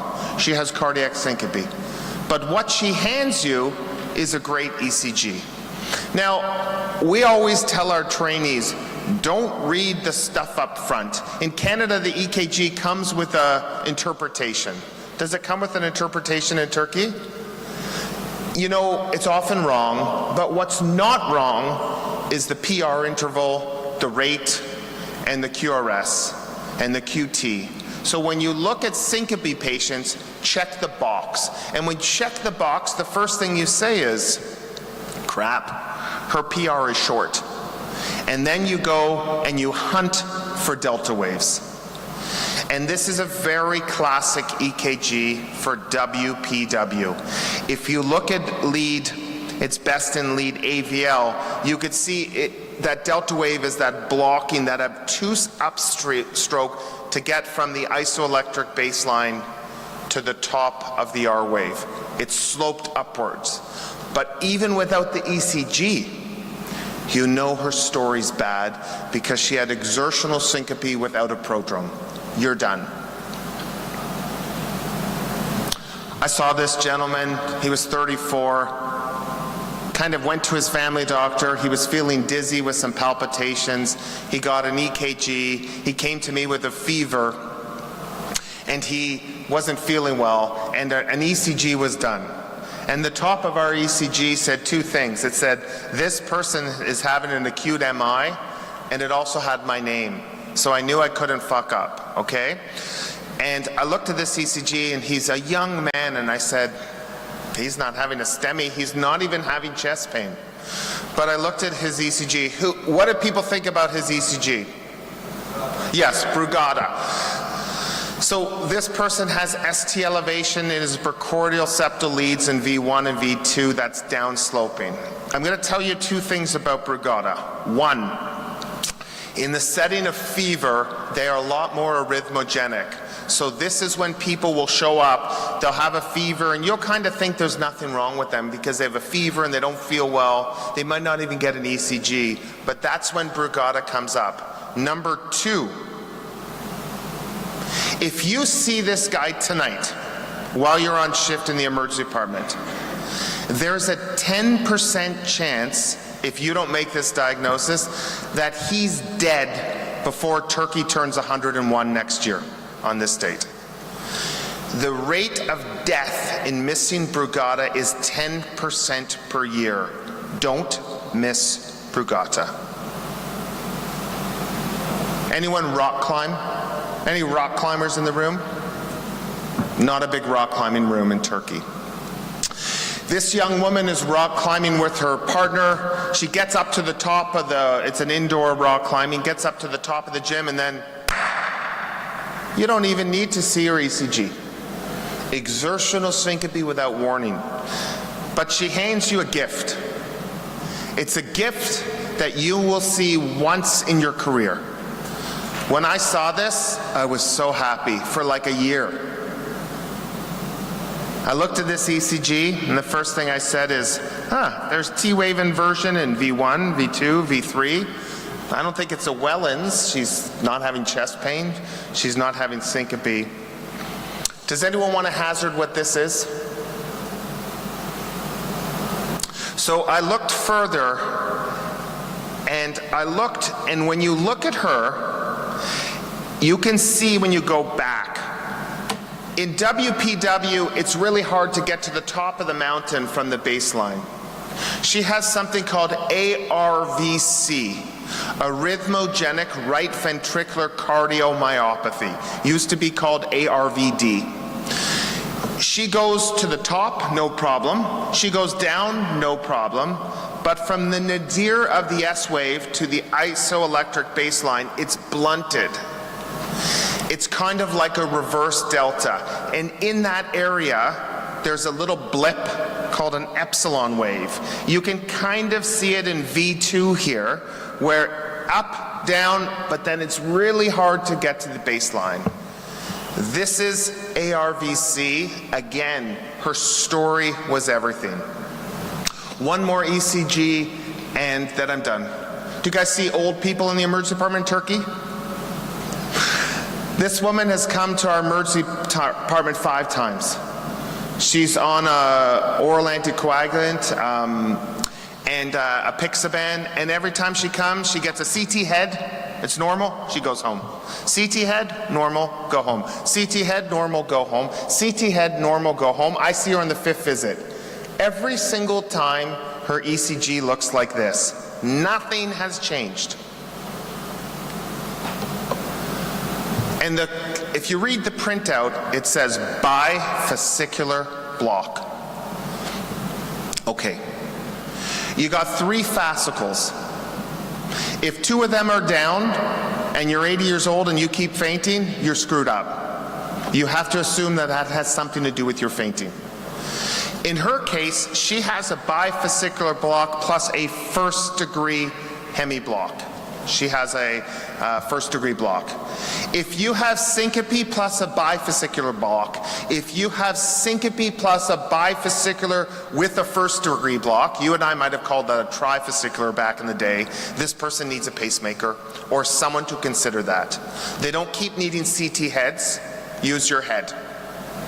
They need to see a cardiologist, not a neurosurgeon. If you'd like to take pictures, take a picture of this. When I see everyone with syncope, I look for 5 things. I look for WPW, I look for ARVC, I look for Brigada, I look for HCM, I look for long QT, and I document it. I go into every ECG looking for those 5 things, and then I move forward. But I know that that's my approach when I see an ECG, but I take value in the story. So what can I tell you to end this morning? History is queen. History is everything. Make sure that you ask people what they were doing before they fainted. The establishment of pre-syncope and the absence of pre-syncope should always make you nervous. These people don't need workups, they need you to take a great history and to take an ECG and look for 5 things. The EKGs are gravy. They're a gift. Just know how to look at them. Thank you very much for your time.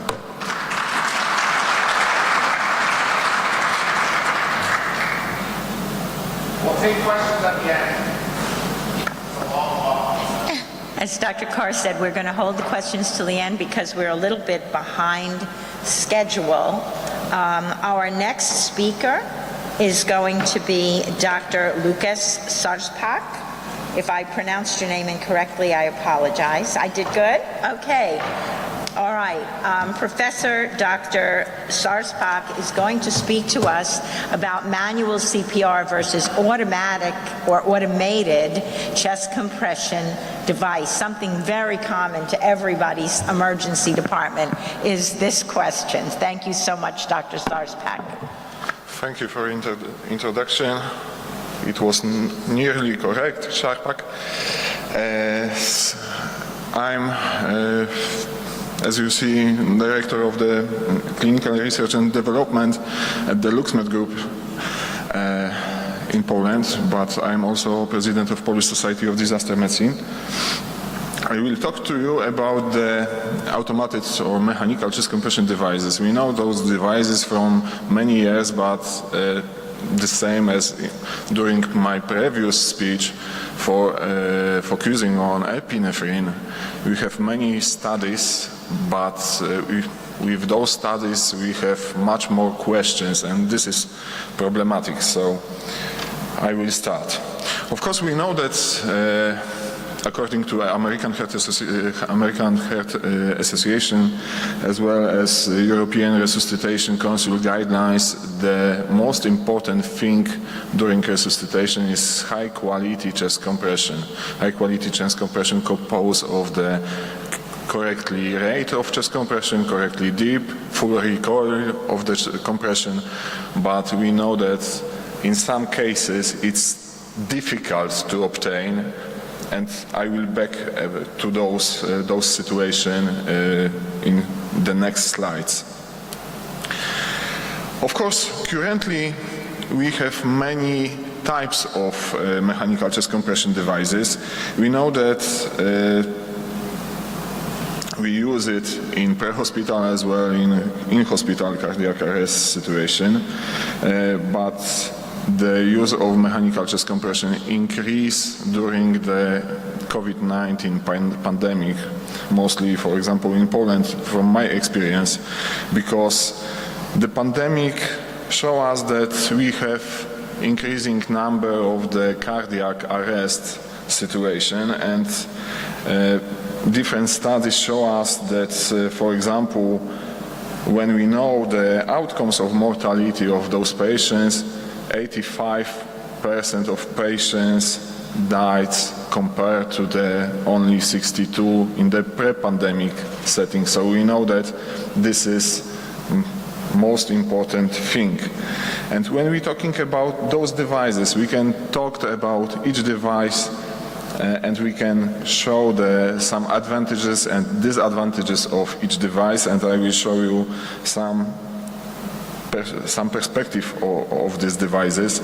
And of course, all of us know the Lucas. Lucas right now has third generation of this device. It's, I suppose, the best recognizable mechanical chest compression device worldwide. The most of studies are focusing to this fact on Lucas, so we have some research background of those devices. We know that this is a piston device. It's commonly used, for example, in the EMS in which I'm working. I'm in the EMS in Warsaw. This is the biggest EMS dispatcher in Poland. We have right now 88 ambulances in our region. About 60% of devices which we have in ambulances are Lucas device.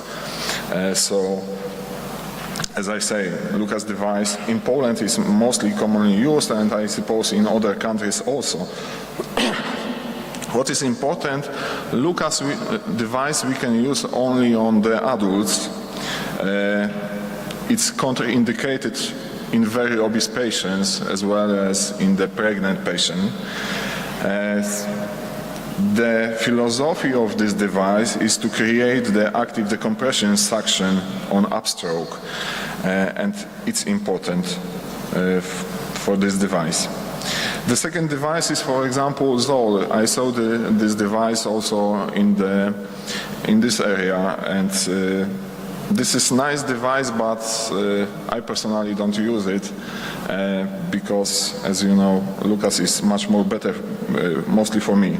But of course, we have Zoll device, so Zoll Autopulse device is low distributing compression band to compress the chest, and it can be used only under patients under 130 kilograms. It can be used only on adult patients and can be used only on non-traumatic cardiac arrest, because when we have the problems with the chest, it will be problematic to use this device. When we're talking about other devices, one of the nearest and new device is Corpus CPR device, and this is nice device because we can change many things on it. We can use it even in adolescents, in adult patients. We can change the depth of compression, we can change the rate of compression, so it's nice for us to change the quality of compression of these patients. However, as you see on this slide, I know that maybe it's not good quality, but it shows us the most significantly research focusing on the chest compression devices. And when we talk about it, one of the important study was the CIRC trial published in 2014 in resuscitation. This was randomized control group sequential trial focusing on the adult out-of-hospital cardiac arrest, where the presumed cardiac origin of the cardiac arrest, and it was conducted in the US and in the European. In this study, authors compared the autopulse and manual chest compression. They create some outcomes such as survival to hospital discharge, and in this study they don't show significant difference between autopulse and manual chest compression. This is important for us because, firstly, the chest compression is important, as I talked previously, but when we perform such a study, we should focus also on some criticism of those studies, because majority of patients were excluded in this analysis, excluded post-random for various reasons. Bleeding was not, for example, possible due to the blinding of the study was not possible during this study due to the intervention type. But for example, 20 minutes CPR fraction was higher for the manual chest compression. And this is possible. We can explain this by the Hawthorne effect. Maybe you know this effect because the Hawthorne effect occurs when the participants' behavior, when they are observed, because when you are observed, your behaviors are changing. When someone observes you during resuscitation, you perform this resuscitation much more better, you perform higher quality chest compression. So when we compare on the one side the manual chest compression, on the other side mechanical chest compression, and this is observational study, we probably will perform much more better manual version of chest compression. Moreover, this study was not powered for a long-term period outcome, because such as, for example, 6 months survival rate or 6 months survival rate with the good neurological outcome. We only, in this study, they only saw the short periods. However, in this short period, the difference between those techniques of chest compression, as I say, was not statistically significant. The second study is the LINK trial, published in the same year. I'm in the 214, this time in JAMA. This was also a randomized trial, this time involving 4 Swedish, 1 British and 1 Dutch ambulance service. In this study, they involve only out-of-hospital cardiac arrest.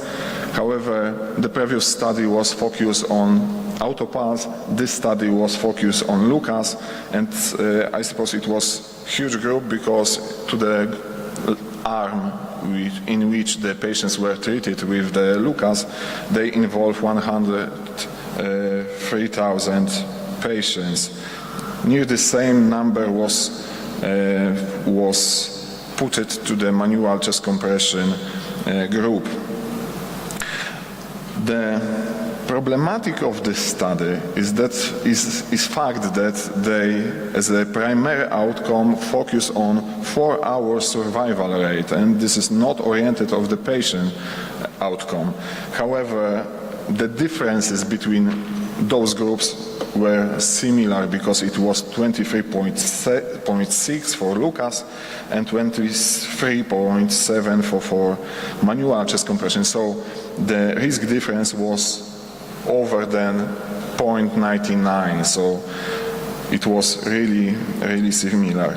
Besides, no difference in the secondary outcomes. I mean, the good neurological recovery was also found between those groups.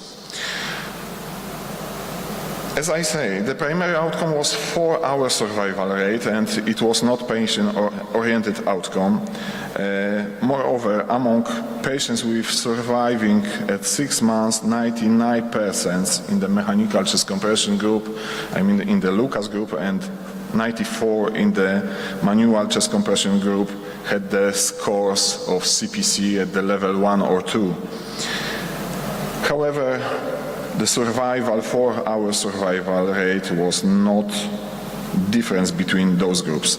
The next study on which I want to talk about is paramedic trial, paramedic 1, the first one study, because as you know we have two studies, paramedic 1 and paramedic 2, and this study was conducted in UK in NHS ambulance service. Also focused on the out-of-hospital cardiac arrest. This time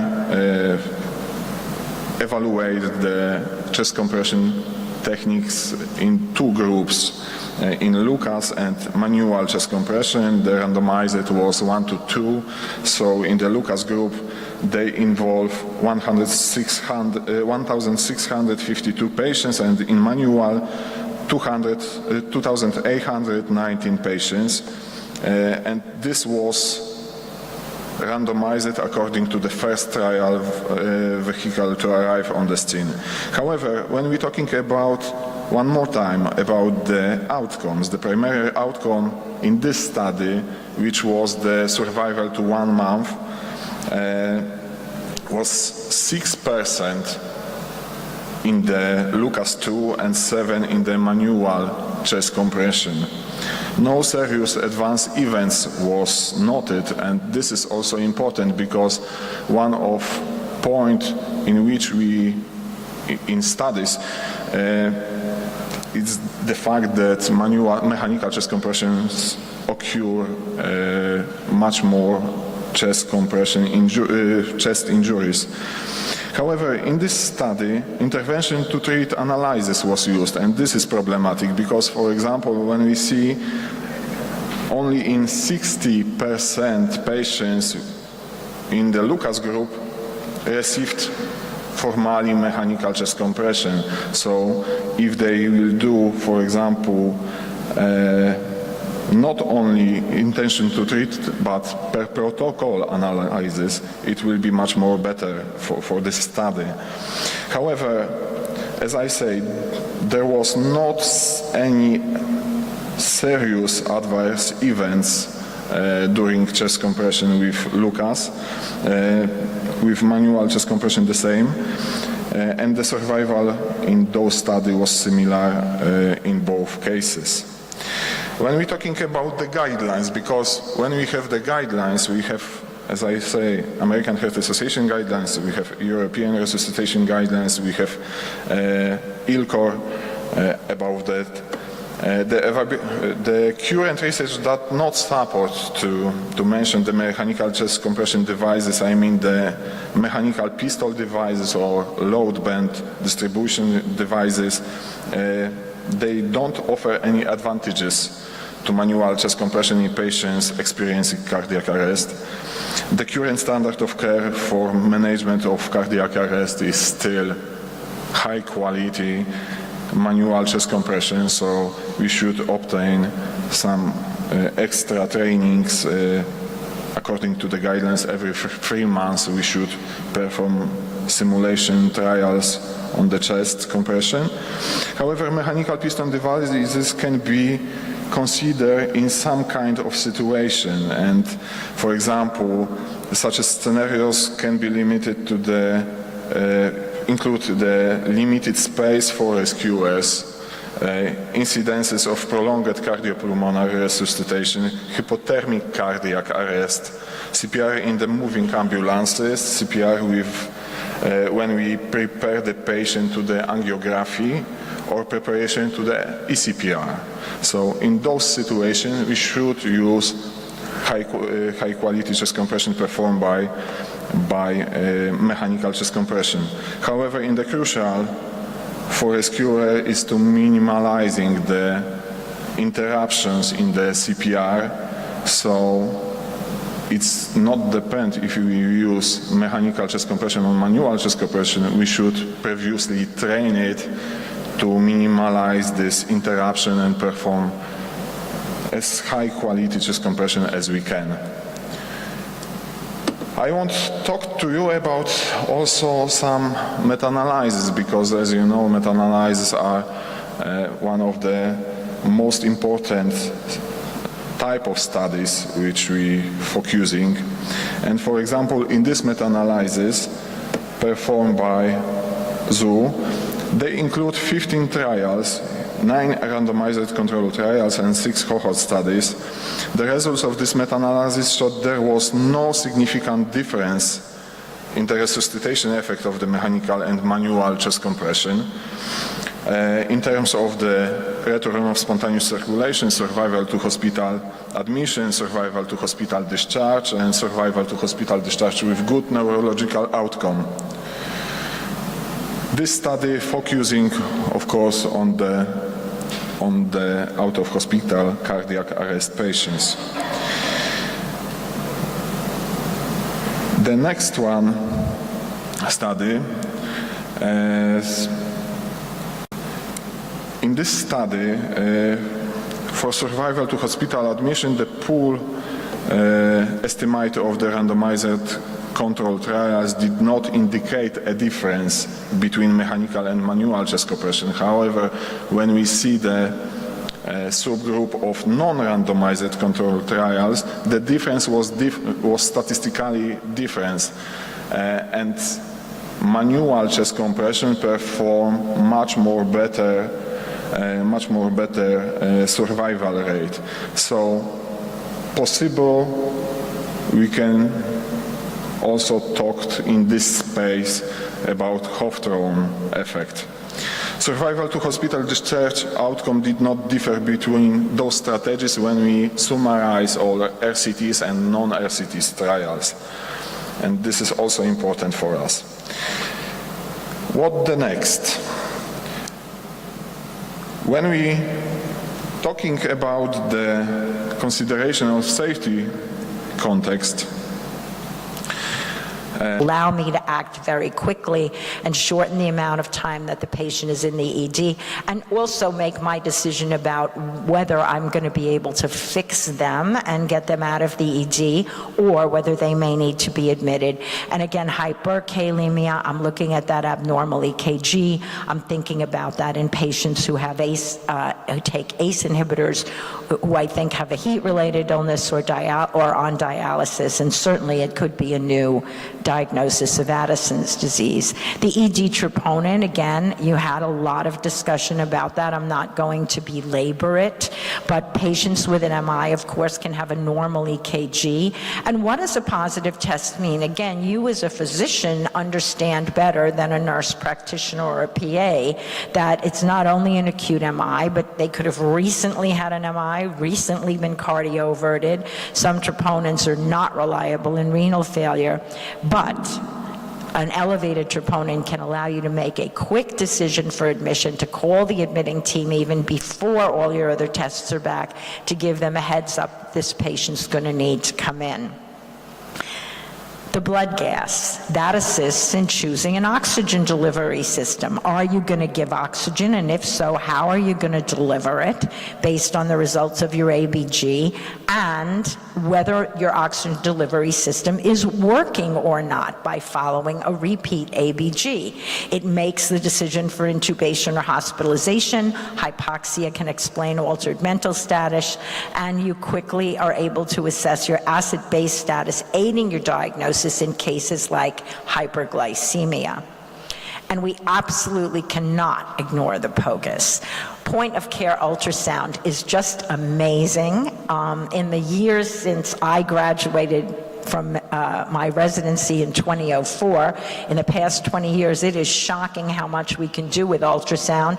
That long list of things that we can do immediately, a point of care ultrasound to tell whether a patient needs to be admitted or not, right? I mean, you can tell if a patient has hydronephrosis and renal stone that's impacted and that's too large to pass, that they're not going to be able to go home. You know that a patient with ascending cholangitis is not going to be able to go home. You know that the patient on DVT needs anticoagulation. So we can make so many diagnoses. Who needs to go to the OR? Who needs to be admitted? Who can be treated and go home just by using point of care ultrasound? There are other tests that I haven't discussed. The most common that are used are the fecal occult blood, COVID-19, influenza, which I referred to in my patient, my 16-year-old, the rapid strep. We can do rapid HIVs in the emergency department and rapid CVCs.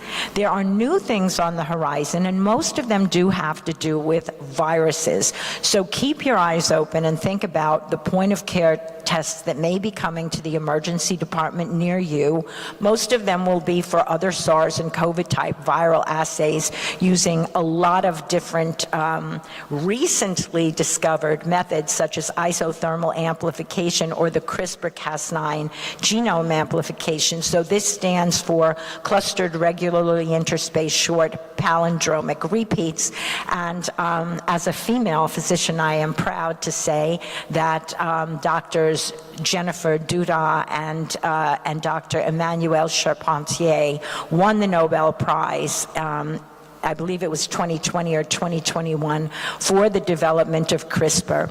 And using CRISPR technology, our colleagues in the lab, our PhD colleagues, are actually able to snip a lot of the fragments out of DNA to modify them so that a very quick PCR can be developed. A PCR can literally be developed within 24 hours to test a new variant of SARS-CoV-19 or many other genomic variants and mutations that occur in commonly seen viruses.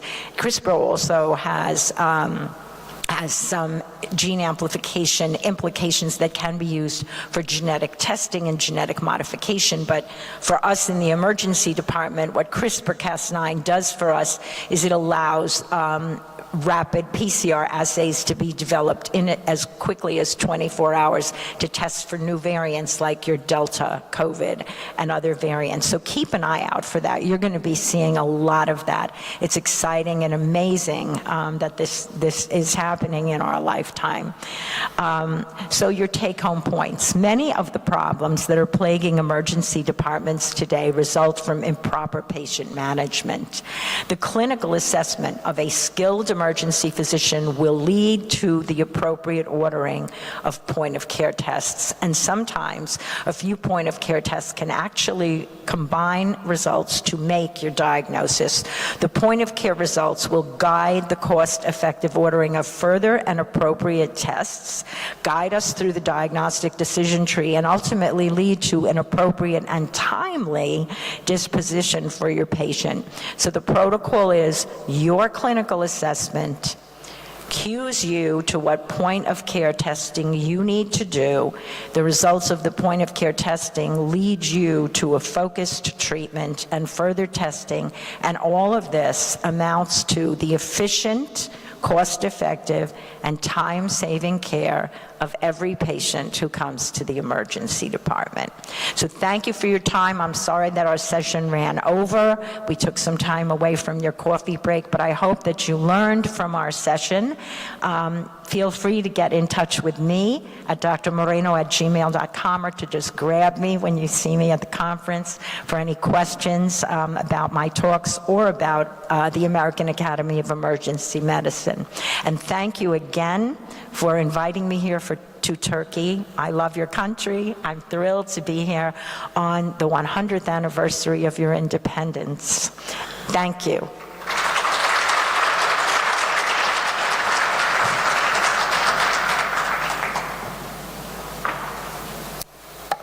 I know we've gone a little over. I think what might make sense is if you have questions to come up and maybe ask the speakers, because I know there's a break that is almost on the way out. So maybe get your coffee and get ready for a great afternoon, and I'm sure Ajay or Lucas or Lisa or I would be happy to take your questions up at the podium. Thank you so much.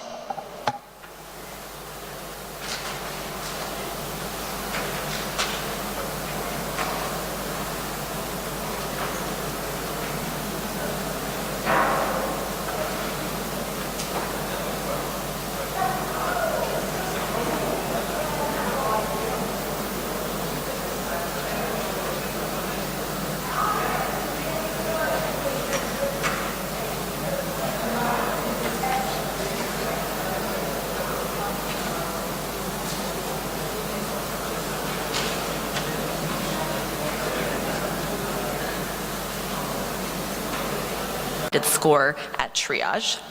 And most of our staff would prefer to have some sort of electronic flag in the system.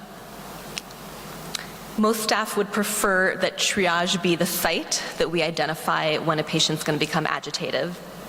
But we do think that when we're sort of identifying who's going to be agitated, it's not just about their agitation at that moment and doing a score in that moment, but really looking at historical factors and looking at their baseline issues. And so we're really looking at the scope of who exactly do we want to flag as potentially going to become agitated during their care. Most of our staff would like to use some validated agitation score, not only to identify, but then to sort of track them and monitor them throughout the stay. The same way that your pain scale can change over the course of your care, so your agitation level can change over time. Right now we have a lot of informal practices of how we're flagging patients. So a lot of it is just word of mouth on rounds. I'll kind of point to the patient and just let my colleague know, oh, by the way, this patient has been getting agitated, or in the past I treated him a week ago and they threatened me. So it's just been a lot of kind of word of mouth. Sometimes we'll write little progress notes, but that's very difficult because then we have to kind of comb through our electronic charts to find previous event notes. And so most of our staff would like some sort of a flag on our electronic medical record. Can I just see a show of hands, just because you guys I think are a little bit more ahead of us in starting this. Do you guys have electronic flags that exist so when you open a patient's chart it's very clear? And then do you guys have things like when you go to a patient room the same way you would have for a fall risk, where they'd have a wristband or a note on the outside the door so that anybody entering or interacting with that patient is aware? I see a couple of nods. And then a question of, once they're flagged, does that flag carry on? How long does it carry on for? And how are we managing all these patients? So for us, if somebody comes in and states they have suicidality, there's a very, very set process we do. If somebody says they're thinking about hurting themselves, no matter what the patient is, no matter anything else, there's a set of standards that we follow. And so we're discussing, for people who have been screened or flagged as potentially violent, do we want to manage them all the same, or do we want to manage it case by case, and how are we kind of deciding that? And then we ask them sort of which types of management options would you guys like, as far as doing environmental precautions like, undressing them, removing all personal belongings, looking, having specific rooms that don't have things that can be thrown around, that type of thing. So what sort of environmental things can we do to make caring for that patient and the environment more safe? How often should we be assessing their agitation? And then based on their score, what actions should we be taking?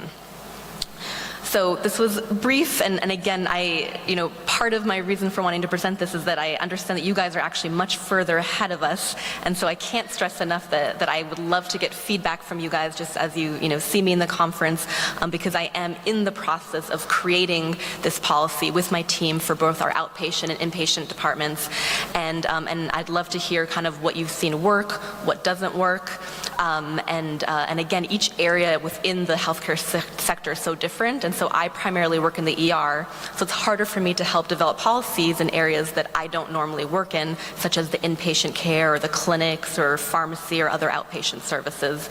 But that's kind of where the US is. We're a little bit more behind just developing active shooter trainings and really finally putting the burden on healthcare administration to start factoring in workplace violence into the policies so that our staff doesn't have to feel that it's normal to be threatened at work.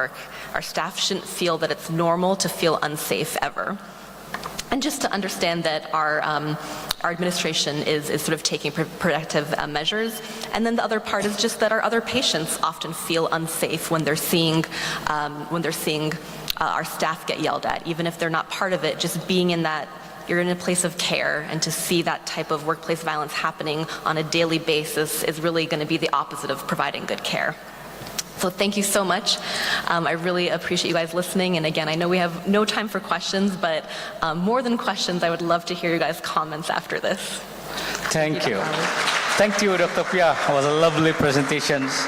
And due to keep our time, I think if there's any available time later, we will take the question. By the way, I need to talk now because my presentation is the return of landslide, Die Another Day, and my name is Muhammad Alwi Abdul Rahman from Malaysia. I'm the emergency physician.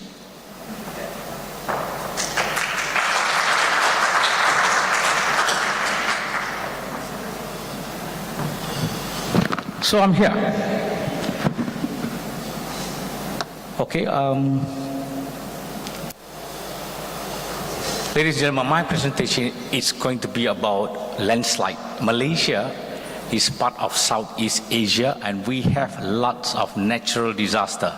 50% of all disaster that happens in Malaysia, Indonesia, Philippines, and other of our ASEAN counterparts. According to WHO, between 1998 to 2017, they estimated about 18,000 deaths related to landslide. Well, we have cyclones, typhoons, and everything, and we have to blame it all to the change of climate, rising temperatures and waters, and of course, migration, populations, industry, urbanization, and etc. In Malaysia, there has been a landslide, more than about 29 incidents dated back 1961. So landslide, beside flood, which is very common in Malaysia, we go through a lot of incidents, and that includes also the aftershock from the earthquake from Indonesia. This is the location in the capital of Malaysia, and it is about 1 kilometer, it's about 2 kilometers from my hospitals, and it is a well-established area, but there's a lot of landscape there for picnics and camping. So what happened is during this incident, on the 16th of December 2002, my hospital was the responding hospitals, and we received information from the residents that there's a landslide and at 2 o'clock morning, so we have to send the first responder team to the site to do what is best in a remote area which is full of forests, as well as the routes and the communication at that area is very poor, and it's heavy rain later after the incidents. It involved a lot of mass volume of debris, sands, etc., the trees, which covers almost about 500 meters. And the whole cascade of events is very unfortunate, as people and children and teachers were doing picnic and they were sleeping. And most of them submerged to the debris of the soil, and they never had an early warning system to evacuate. Now, the moral of the story is this is an illegal landslide camping because it is free of charge, and is the scenarios there, the landscape there is fantastic. So this is what exactly happened.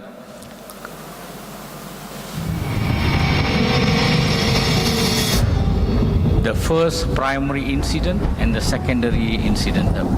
And it happened between the first and second incidents about gaps of 20 to 30 minutes. That is the first landslide where the camping was submerged by the debris, by the trees and sand, and subsequently the next one which sweep. You can see far right there is a car park and etc., and every of these things are involved. So I just want to share what exactly happened at that particular time. So I want to go in deep about the video you've seen before and after of the landslide and the impact towards the population or the tourists that having camping in that area. So this is the outcome of the incident itself. 37 dead bodies. Of course, there were almost about 92 people at the site camping overnight for the next few days. Beautiful landscape and good views. And when it happens, they were sleeping and they didn't have the early warning system, and they have to, in the remote night, they have to run for their life. And 31 dead, out of which children about 12, and including a baby. So what was the lesson learned from here is in a resource poor environment at that time, in a remote area, we need to do the best to save life. So we need to deploy a lot of technical teams, tracker dogs, search and rescue team, excavators, as well as ground penetrating radar to do the search and rescue. Malaysia have the INSARAG team, search and rescue team, and they were deployed within the first 2 hours after the call, after the incident, and it was scaled up accordingly. Thank God it happened in the urban area where everything was next to the services were in place, and of course we responded in a typical pitch dark night. The incident command was difficult because it's a remote area. Accessibility is very poor. Climate was not good. Heavy rain, and we are working in an area that we are not trained as part of the medical team. That is the hospital that is responding at the emergency department.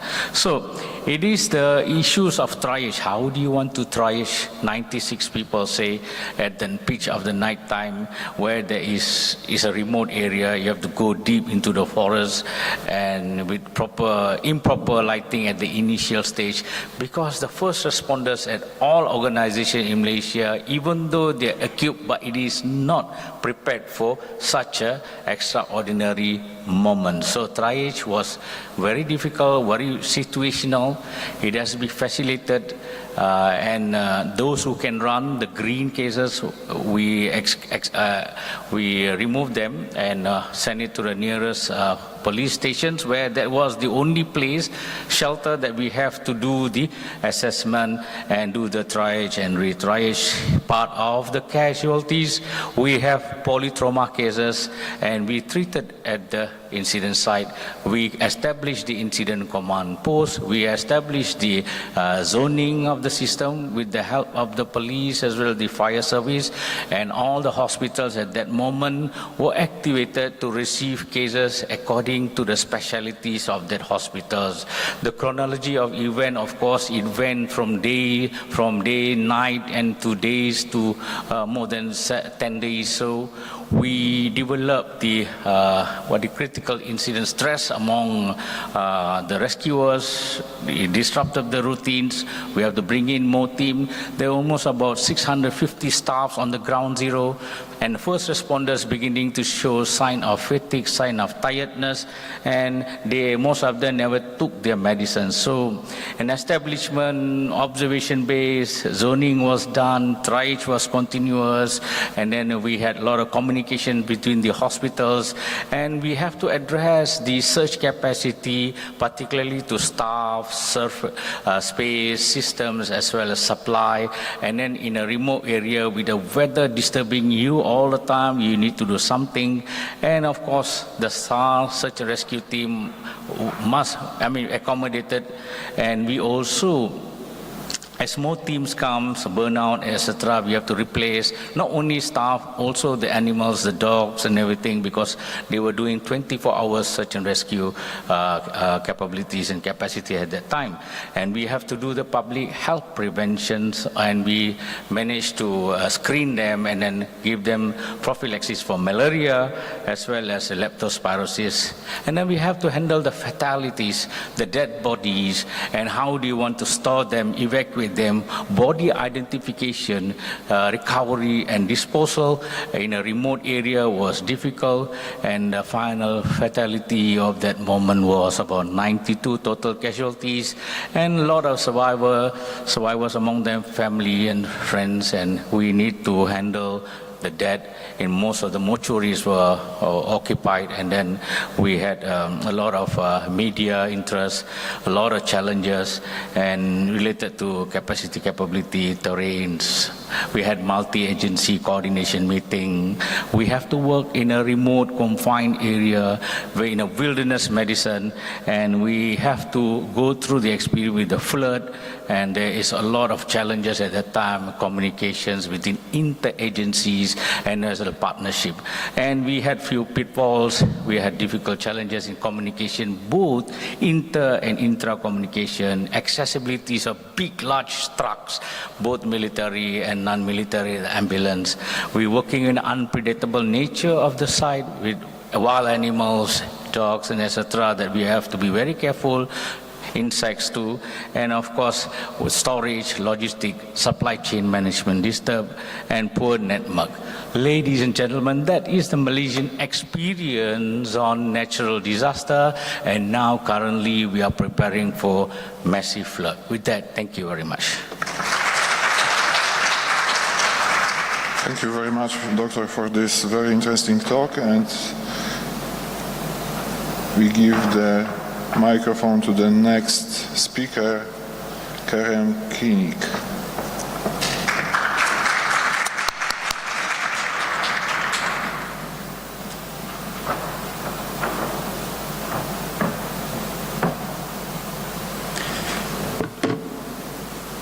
Thank you, Lucas. Thank you, Dr. Mohammed. Today is our National Day, and I would like to commemorate and congratulate the 100th anniversary of our Republic of Turkey.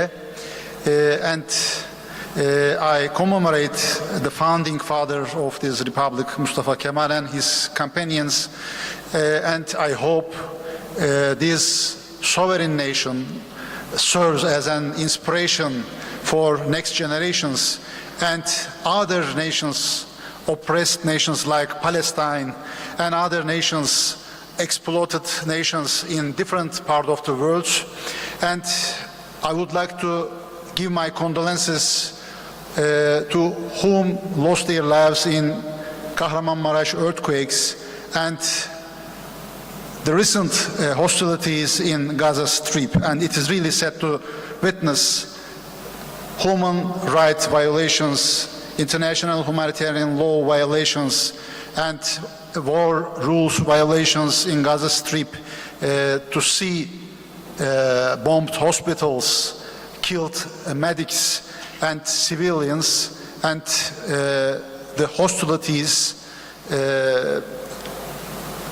disproportionality of the hostilities.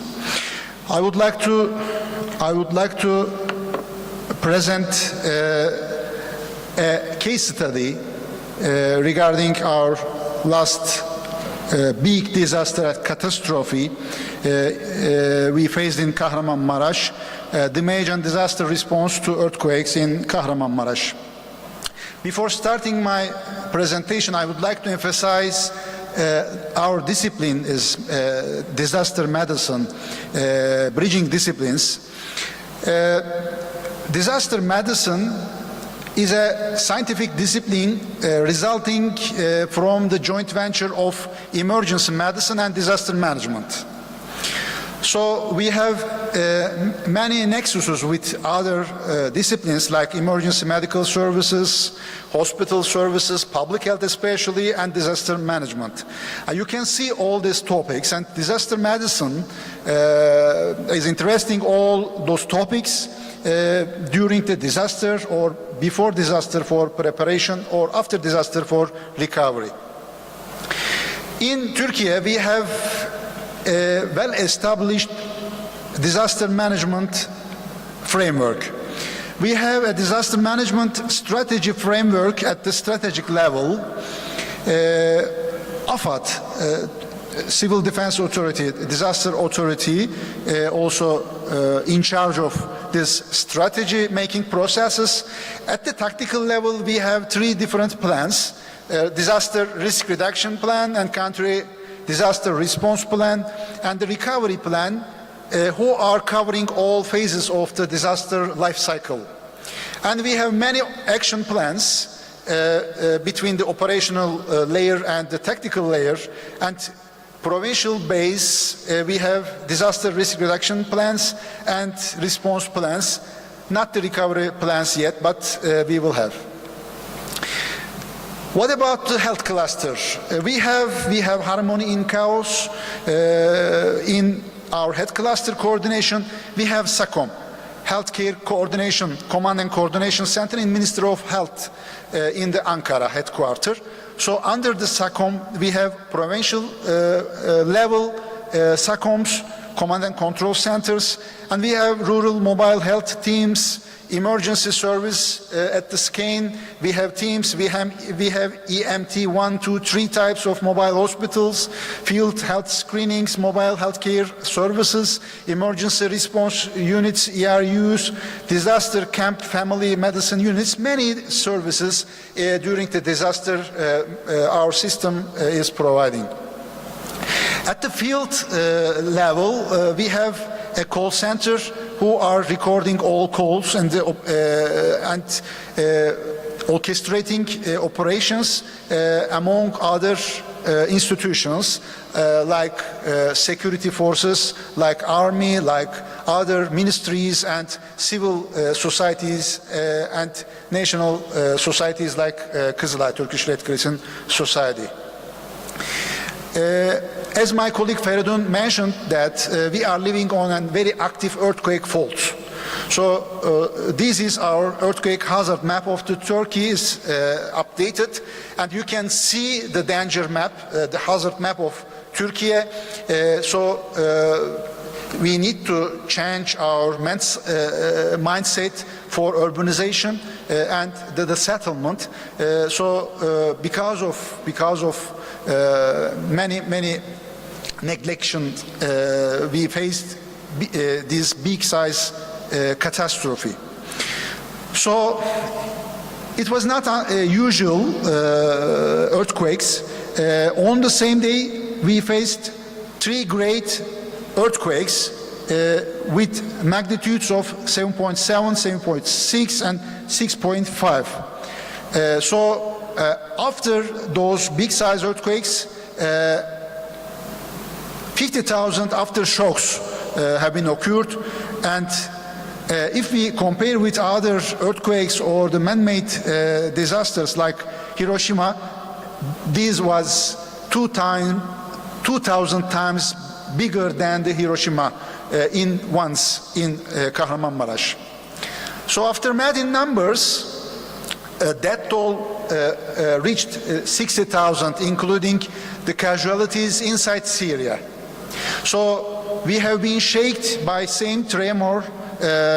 You can see on the map from Lebanon, from Egypt to Syria, from Iraq to some Caucasian part of the world. So almost 60,000 people lost their lives, and 122,000 people injured, and almost in Turkey, almost 1 million independent units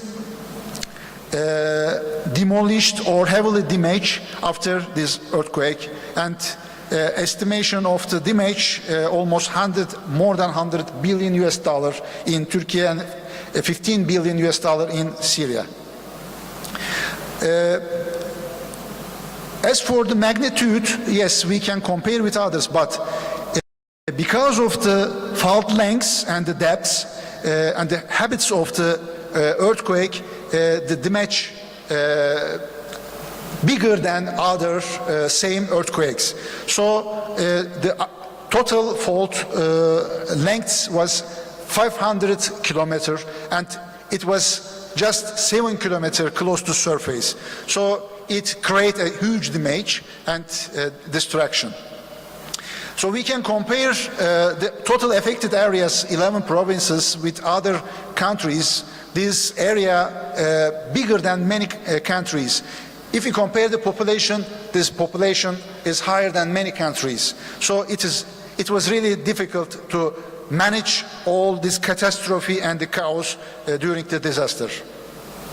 So many personnel and staff from different institutions deployed to the affected areas, and almost 650,000 staff have been worked so far in affected area.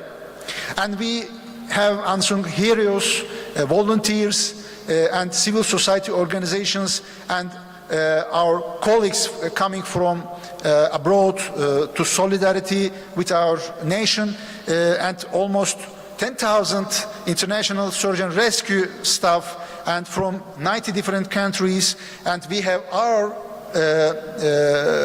volunteers, AFAD volunteers, Turkish Red Crescent volunteers, and other national non-governmental organizations volunteers worked in the first phase for the response and the recovery phase for the disasters. You can see the map, our international solidarity map. Thanks all of the colleagues who came to Turkey and bestowed their hands to affected population. If we look facts and figures for navigating disasters, you can see huge heavy machinery philos and the teams. Just for the sample, medical evacuations, personnel transport, material transport, and firefighting activities have been conducted by aircraft, and almost 17,000 sorties did the aircrafts. it was really tough issue and a tough duty for the Turkish Red Crescent Society that I was leading as a president, and it was the mass feeding duty. So almost 14 million people have been affected, and by the time being, for at least 4 months, Turkish Red Crescent Society and its nutrition platform members provided 500 million hot meal so far, and at the peak time daily 2.5 million affected people received hot meal and 3 meals a day from Kızılay and the feeding platform. As for shelter, so far almost 900,000 tents set up at the field, many of them dispatched to the villages and the rural areas, but we set up 350 disaster camps, and 2.5 million people also took shelter in those camps. Immediately they moved on to the from the tents to the container style housing facilities. Almost 200,000 container house have been installed so far, and now many of them living in the good, better conditions if you compare with the tents. What about the health infrastructure? Actually, in this area, we have 11 provinces in 100,000 square kilometer area, 124 hospitals, 13 of them damaged severely, and 14 moderately, and 75 minor, and 84 private hospitals and primary health care facilities, more than 2,000. Yes, we could manage, but in collaboration with the other provinces, neighboring provinces, healthcare staff, because all our colleagues who were living in the affected areas became the victim of the disaster. So they lost their loved ones, they lost their siblings or houses. So they need to get support abroad and neighboring provinces, and the total population in those areas, as I mentioned, 14 million. As an operational overview, so I selected 4 provinces, mostly affected provinces in the disaster. Arrival time of the first UMKE, our medical rescue team, from outside the province, 7:15. So arrival time of the first ambulance from outside the province, 7:15 as well. This day was the coldest day of the year, minus 20 degrees. So heavy snow blocked many roads. The frozen roads and broken roads and bridges closed many highways. It was really difficult to reach affected population, affected areas from neighboring provinces, and it took time to receive search and rescue services abroad or neighboring provinces, so hours and days. So because of this period, we lost many lives, unfortunately. Many UMKE vehicles, air ambulances and land ambulances, and UMKE teams, 15,000 UMKE and emergency health personnel also worked in the area, and the transportation of the patients, almost 2,500 of them transport by the plane, and 50,000 of them by the ambulances, and more than 300 by the maritime. After 2 months, you can see the occupancy rate of the active ward beds and the ICU beds. 200,000 surgical operations have been done by the colleagues and more than 4,000 intensive care cases, 600,000 discharged, and after 2 months still 400,000 inpatients were exist in the wards. According to the experts of the mental health, almost 1 million people, victims, need emergency psychosocial support during the disaster. So you can see the activities of the Minister of Health, psychiatrists, psychologists, and Minister of Family in charge of psychosocial support, and Turkish Red Crescent Society and other NGOs as a member of this platform provided 2.5 million PSS sessions to the affected community. As for the water, sanitation and hygiene, all infrastructure, all utility infrastructure have been affected. Water pipes, water reservoirs, water and wastewater treatment plants, pumping stations, and all infrastructure have been damaged, and it was really difficult to provide drinkable water to 14 million people daily, and we did it, thanks God, alhamdulillah, in collaboration with the private sector and other water directorates of the municipalities and the civil society organizations and the individuals. They carried the bottles of the waters to the affected people, and we didn't see any outbreaks and infection diseases, waterborne diseases during the disaster. So almost 19,000 mobile toilets have been established, and 10,000 mobile shower and the washing machines have been established in affected areas. Another issue, another challenge for the system is managing the logistics.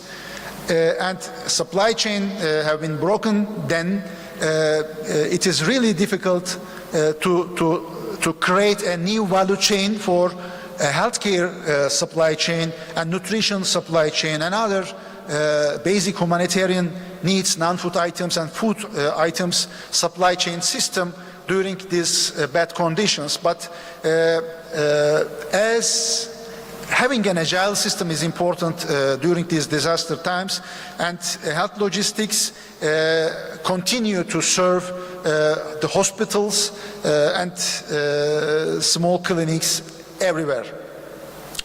Thanks for civil society organizations and our disaster partners all over the world, like Brother Mohammed from the Malaysia Red Crescent Society. He is in charge of disaster department, our colleague, and they bestowed their hands to Turkey and Syria as well. And you can see on the screen, and the many NGOs, International Red Cross and Red Crescent Movement, and UN agencies who implement their projects and activities in the affected areas. I thank you very much. Thank you for the speech. I think you and your country faced the disaster, but I suppose the next step will be face the PTSD among survivors and all rescue staff, so it will be also problematic for the medical staff. Do you have any questions to our lecturers? Anyone? I know that you are tired and you want to go to lunch, but maybe I have a question,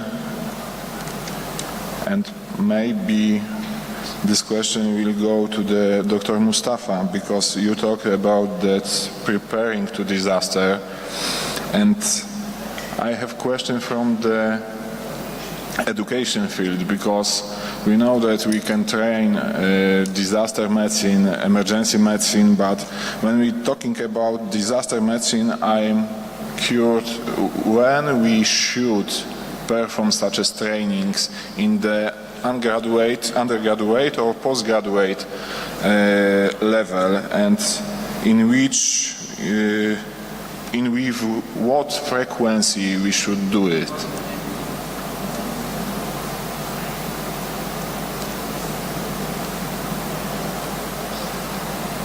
Do you have microphone?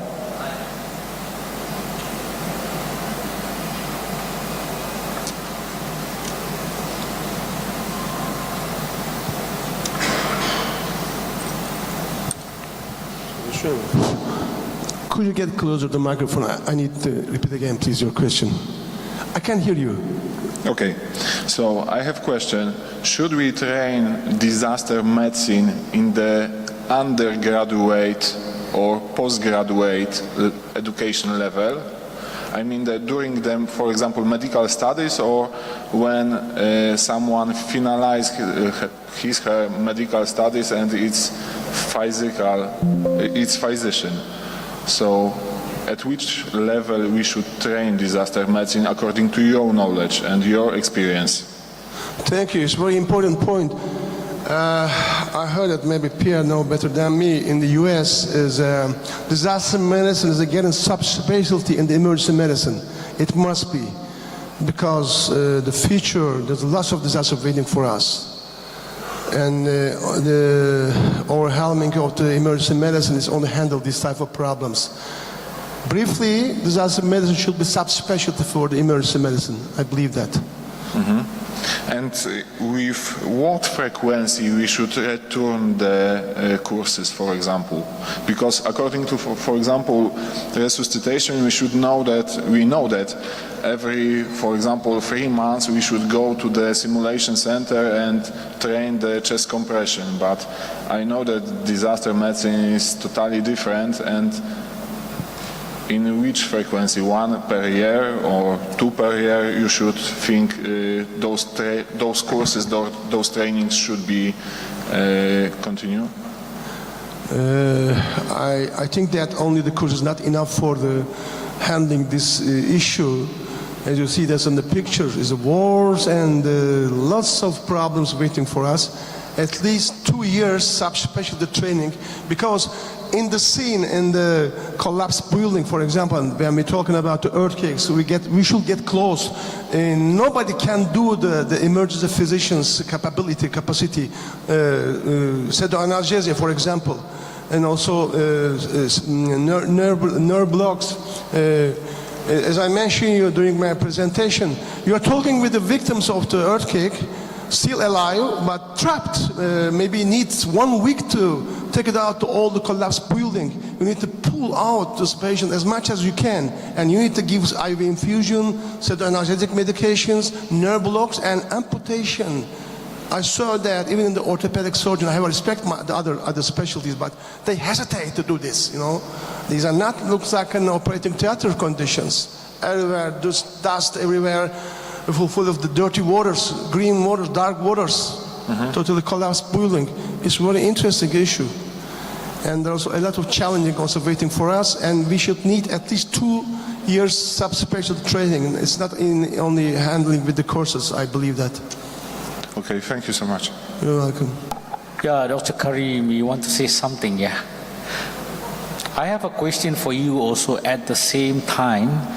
I want to ask you, Dr. Karim, what was your challenges for coordination with the foreign medical team or foreign search and rescue team that was deployed during the Turkey earthquake? Thank you. Thank you, Mohammed. As for echo to Feridun, I would like to answer Lucas' question. I'm head of disaster medicine department in Health Science University, and I'm head of emergency aid and disaster management program. So we have a disaster medicine course at the last class of our undergraduate. Frequency once in a year, but we have the PhD program in the same time for the post-graduation. And there is still debate, disaster medicine belonging to whom. So disaster medicine as a multidisciplinary area, we have connection, very, very strong connection with emergency medicine, public health and military medicine, and the disaster management as well. So we have to keep this multidimensional focus, otherwise we can lose some skills. So as for my knowledge and experience, we have to give an introduction to the emergency medicine residents and the students in the Faculty of Medicine, not only medicine, but all health-related also programs in the faculties, but well-established curriculum for the disaster medicine must be at the last classes, and we have to identify certain skill sets for the curriculum, especially for the medical leadership or leadership during the disasters, and team collaboration, and ethics, and prioritization of the cases. Many issues we have to deal with. So we need a certain experience and the skills. So the late classes and for the for the post graduation as well. As for your question, Mohammed, it was really difficult. So 10,000 search and rescue staff in the same days, within 3 days, from land, Iran or Iraq or Caucasia or the Western Europe part, or by plane, by ship. So we received then all of our colleagues in our accommodation areas. We recorded them, and according to our national disaster response plan, AFAD identified the gaps in terms of the search and rescue teams, so they dispatched all our colleagues. Turkish Red Crescent Society deal with the Red Cross and Red Crescent partners, and AFAD, Turkish Disaster Authority, deal with the states and the official departments, and we, as well as we try to manage the NGOs. And UN immediately set up the OCHA office in Turkey. Then OCHA set up their clusters. Then each leading agency of the clusters lead their own clusters from the UN agencies. So well organized, and it was difficult, but I believe we did it. Thank you. Excellent. I think part of the Malaysian search and rescue team were there, and we were also coordinating well, and as well as the Malaysian Red Crescent Society. Now, thank you, sir. I'd like to ask Dr. Pia. I know active shooting incident, it is not as easy as we think, because you need to act and react on care under fire. So in the context of your presentation just now, what is the preparedness level of tertiary hospitals that you have, and how was your tactical medical team responded to such an event? Thank you. So we have been going and we've created a system where we approach each department, and we bring our university police, our hospital security with us.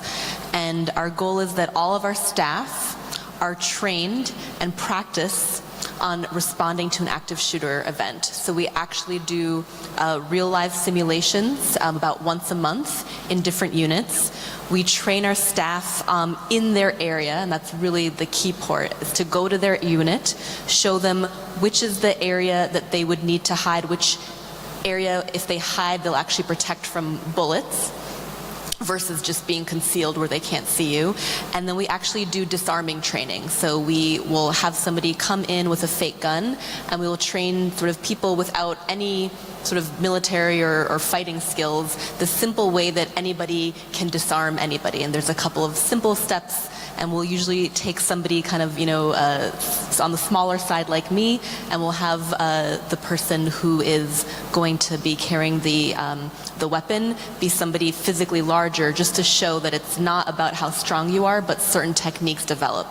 So about once a month, we do different units, and we actually make sure our staff practice hiding and actually disarming an active shooter, so that they at least have the tools in their muscle memory of how to do it. And the idea is that we hit each unit, each staff once a year. That's the training program we developed. We started it last year, and so far it's been really well received. And it's also a skill, it's a life skill that our staff then takes into their daily lives, because these skills, they could be applied anywhere, even outside a hospital. Thank you so much. If there is no any question, oh, I'm sorry, there is one.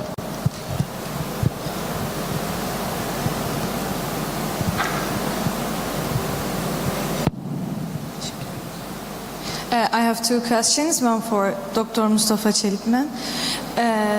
We know you're very active internationally, and thank you for your effort in earthquakes. I wonder if you think it would be beneficial or it would be efficient to add disaster medicine knowledge to the curriculums, to medical curriculums actually. Thank you. Here I.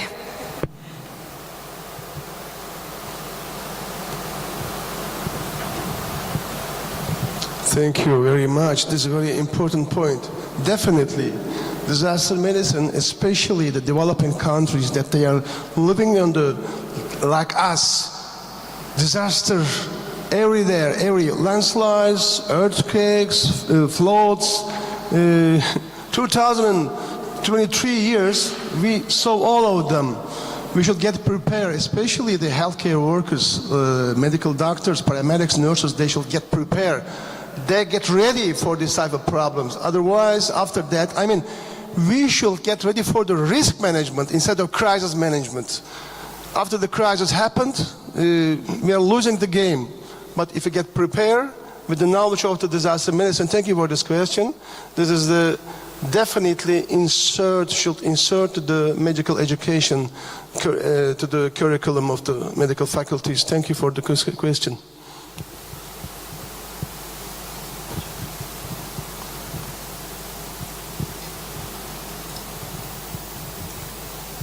I have one more for Dr. Pia Daniel. Thank you for a presentation in advance. Sometimes when it comes to the violations, sometimes it's not the patient that causes the problem, but it's the come-alongs and their relatives. Do you think it would be ethically or legal or any kind of beneficial to flag these patients as violent, or do you think it would be beneficial to eliminate these patients from the healthcare systems for good? Do you have any studies that based on these cases? Thank you.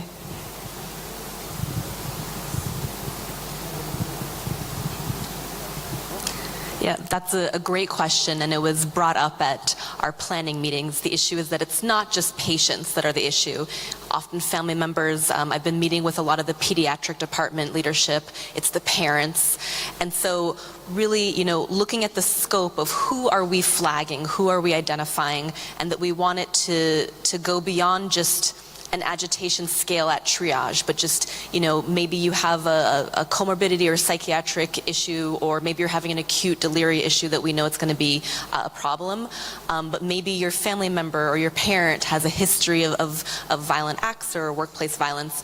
And so the first thing is really us broadening the scope of who are we flagging. right? And I think that that's a really, really good question, that it's not just the patients. And then what are we doing with those flags? So yes, I've identified that patient A or child patient A's mother is often an issue.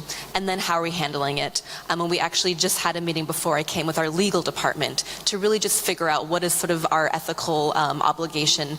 And our end goal is that we want to sort of safely treat everybody. And we don't want to not give care because somebody is violent or potentially going to be violent or has a history of violence, but we want to give that care in a safe way. We want to have systems in place to protect both the patient, their family, our staff, and other patients. And so that is a really important consideration. And again, I know that in general hospitals here, you're probably a couple of steps ahead of us as far as flagging patients, but I really recommend that everybody look at your hospital policy of what are you doing once you flag patients? What is the scope of the people that you're flagging, and what is a way that you can manage them? And so that's sort of why I listed in one of those surveys, we gave our staff a lot of different options of what would you like us to see? Once we have flagged them, then what should we do, right? And so maybe it looks like always having a psychiatry consult initially. Maybe it looks like having patient relations, especially if it's not necessarily the patient himself, but a family member, come and get involved early on. Maybe it looks like security more frequently rounding in that area. So the idea is that we don't want to, and even when we are wording the flag in the chart, we don't want it to look like it is that we're biasing people against giving good care. We don't want that perception. And so we want it to be in a very sort of objective, we are putting this in place for your protection and for our protection. So it's never about you're not allowed here. It's more that we understand that this is an issue. You need care, whether it's just in the outpatient setting or maybe you need to be admitted, and you need to be able to visit your child, right? You're the child's mother, but we know in the past there have been issues, so what are the steps that we can start implementing to make it a much more sort of a pleasant visit for everybody? So I think that's a great question. It's a very gray area, and we're sort of getting everybody involved, but the overall idea is that we want to provide care. We don't want anybody not allowed. We want people's families to be able to come. So instead of just barring people, instead of just getting security to throw somebody out, let's take some steps ahead. We know this mother has been aggressive, so let's get patient relations, let's get university police, let's get all this on board early on so that she understands sort of the behaviors accepted. And the other thing we've just established is a patient code of conduct that they need to sign, and family members and visitors. And so in that code of conduct, it states acceptable and unacceptable behavior by patients and family, and that also kind of gives us the reason saying, well, you signed this, you agreed to it, and now you're breaking that code. And so that also is one way that we're kind of approaching that. But it's tricky, but the idea is we don't want people to feel unwelcome. We don't want providers to give suboptimal care, but we want everybody to have a safe environment. So I answer and don't answer your question. So thank you so much. If you have another questions, please talk directly to the speakers. As I suppose we can agree that we can finalize this session, and we will meet here in 2:30, because right now you have the lunch break. So bon appetit and see you later. Thank you. Yeah, can we have the speakers on stage for a photograph, if you don't mind? Thank you.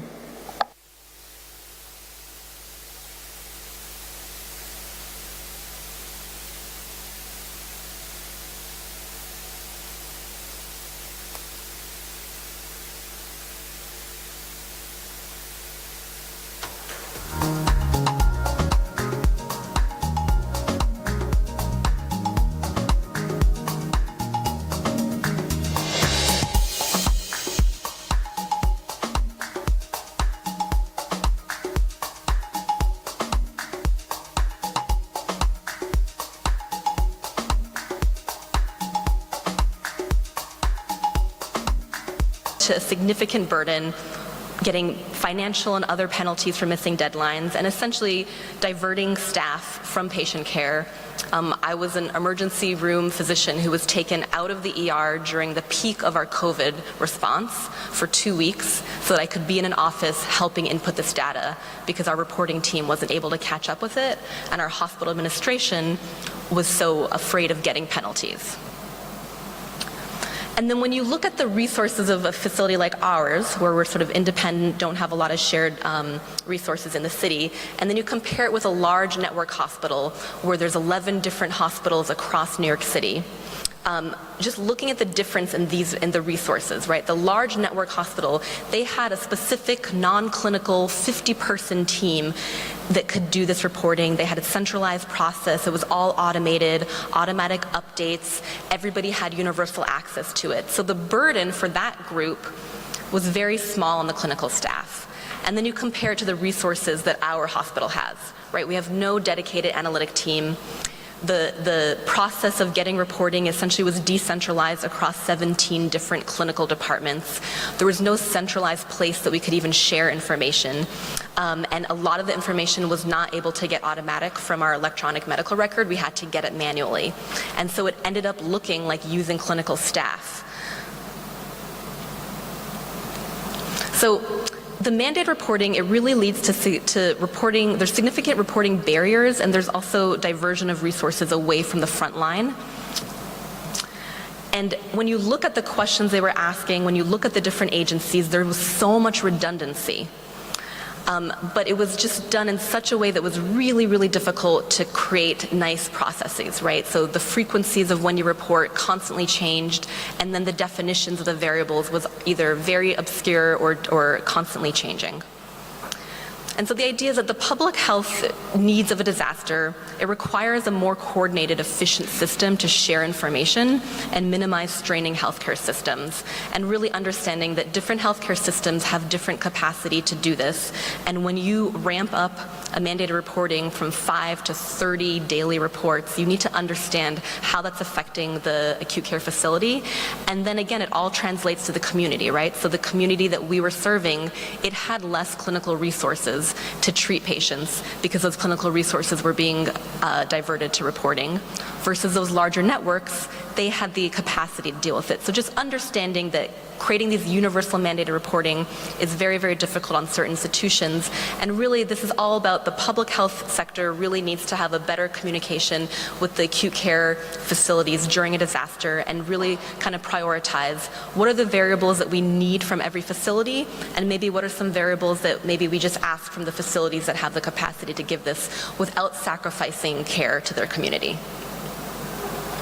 Thank you.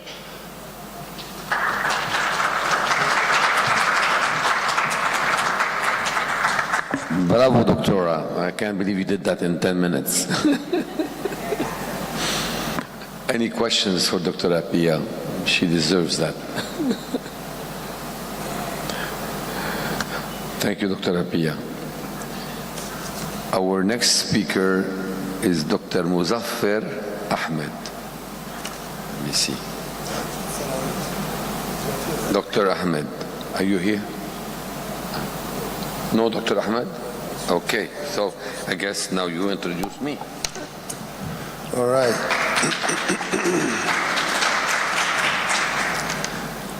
Amin Antoine Kazi, who is an emergency medicine specialist. Definition, challenges, opportunities.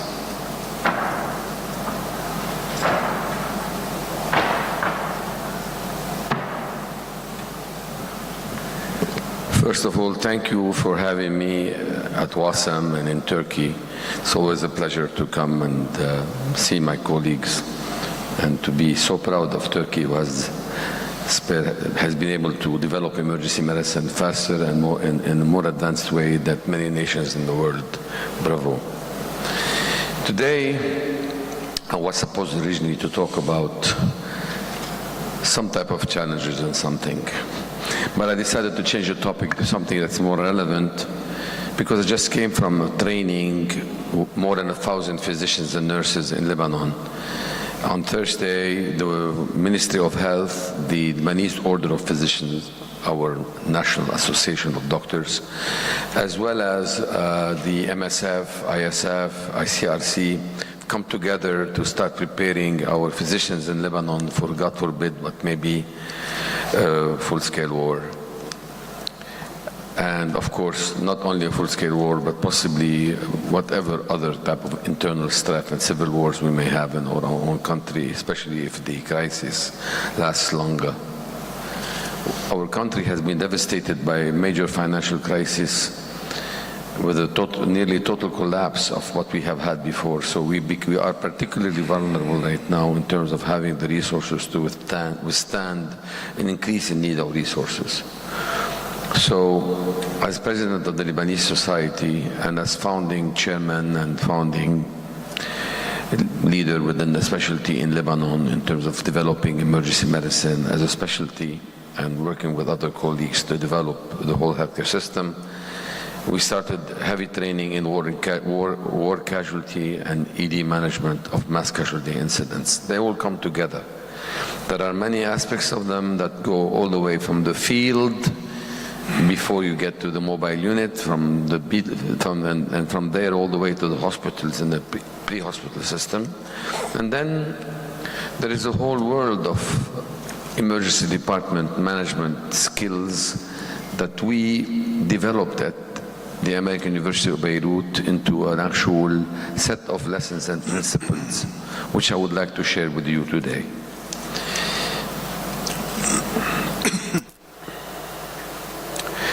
So, just to give you a bit of context to what we're dealing with, we've had fires in 2019, protests and manifestation, a collapse, the August 2020 Beirut port explosion. Our department had more than 800 casualties arrive within hours.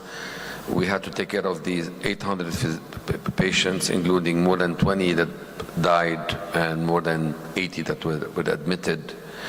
So we have been strained, and we've had, in the last 20 years, since I've been back to Lebanon, we've had no less than 30 mass casualty incident activations in our own department, civil riots, internal street conflicts between militias, with tens of wounded and casualties arriving to our department. We had the 2006 Israeli-Lebanon war also, which caused 33 days of heavy casualty load on our department.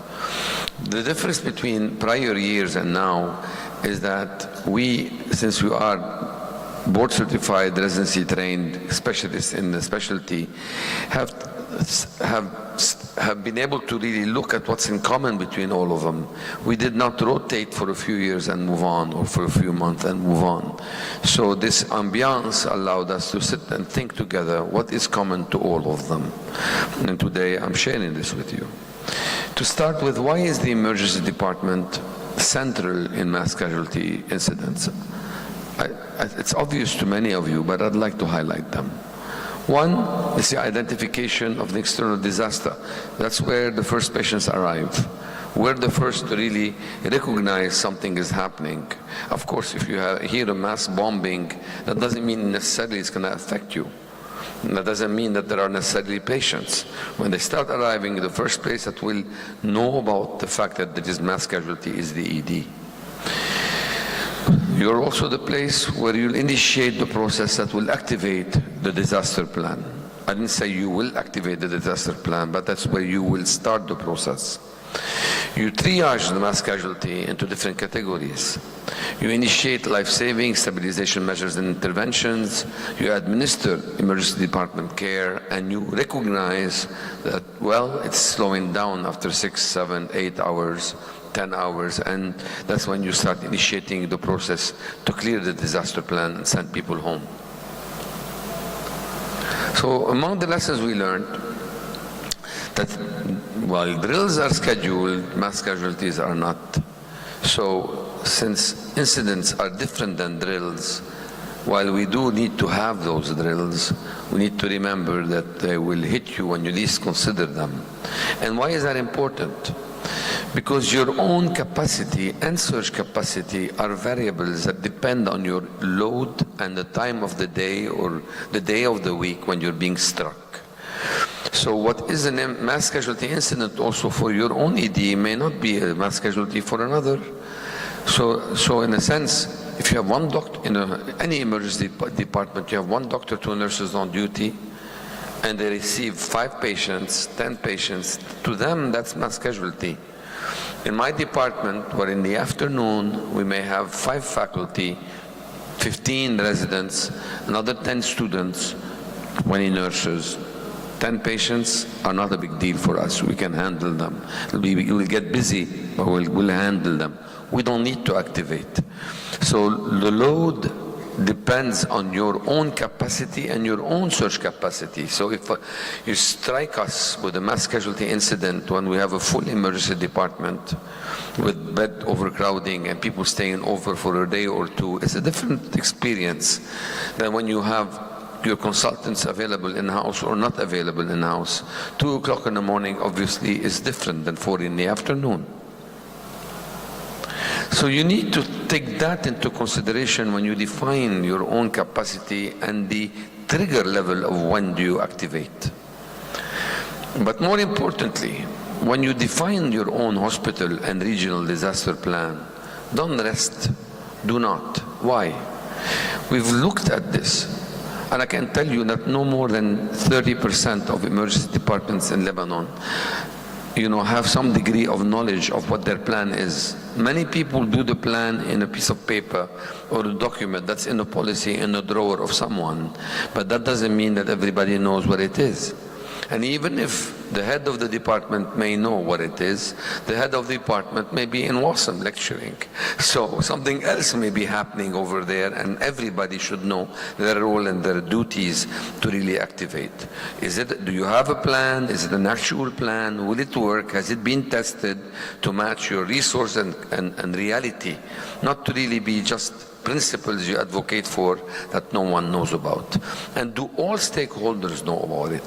Have you trained and included housekeeping and registration and security and pharmacy, central supplies? Are they all aware of what their duties are in the case of an activation?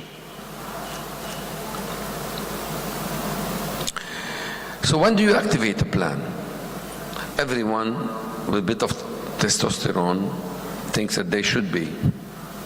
Fortunately, my department is led by my colleague, Professor Evelyn Hitti. Evelyn doesn't have testosterone, so really she really thought very carefully about this and was able to develop a system which we believe is essential.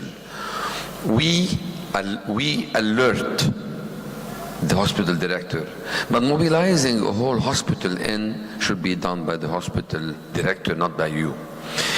In 2012, there was a Starko bombing which caused almost 40 casualties, about 5 dead, the rest were wounded.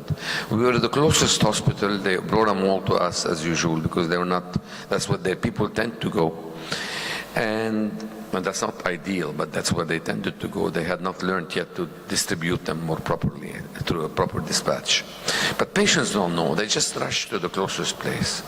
So when we were struck, we realized that if we left the actual activation to the hospital director themselves alone, it may take half an hour to activate, and that half an hour is brutal, because the key element in preparing for the mass casualty second wave of patients, not the first few who tell you there is a problem, the key element is to have these 15 minutes are unforgiving.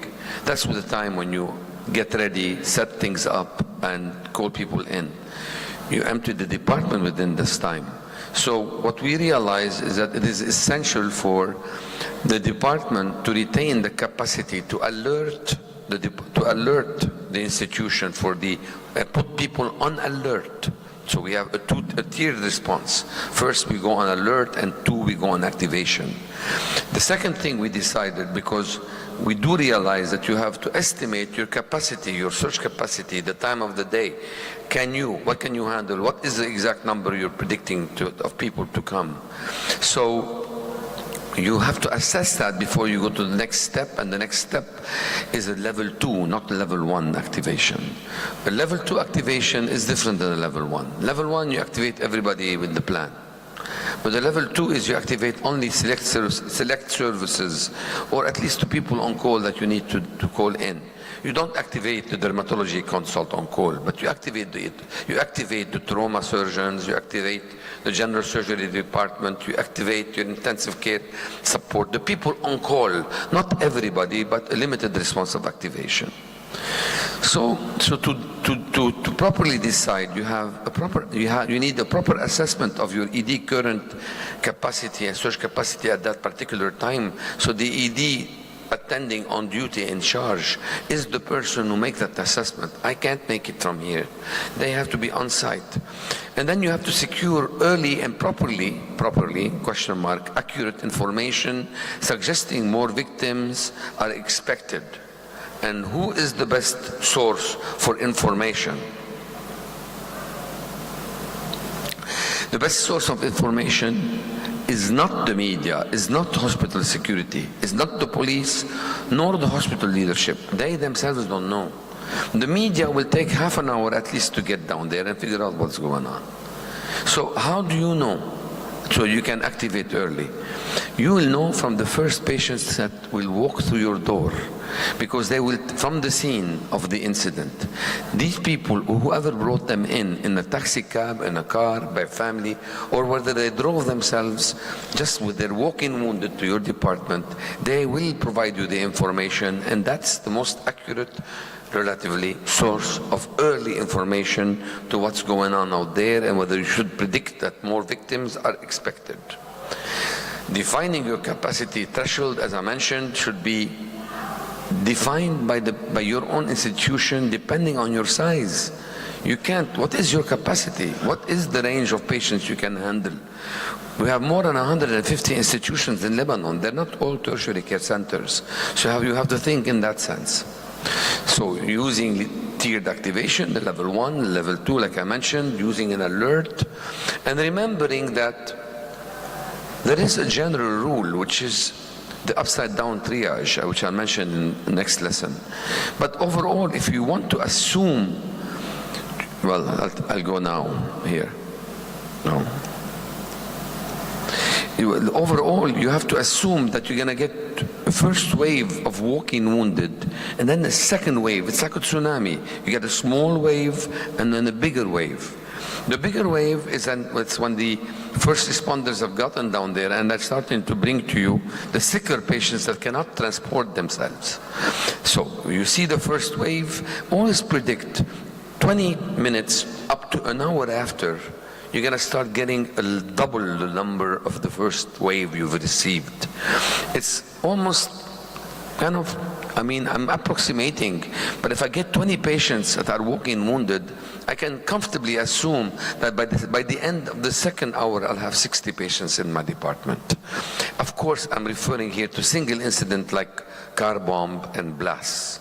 So when one thing happens and you have a lot of mass casualty, a single incident of blast, which is what we're used to in Lebanon, that's what we get. Now, of course, you can tell me, would that apply when you have an air raid or a structural collapse? No.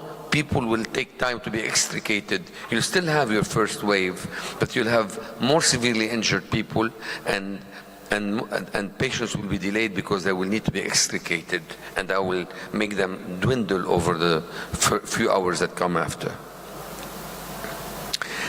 There is an assumption we always make that put them in the green, and then you come to the green at the end, that you're going to have additional resources. Well, unfortunately, this doesn't apply everywhere, because many places do not have additional resources. They may not have the supplies. They may not have enough. I mean, I own a medical center outside Beirut on the road to South.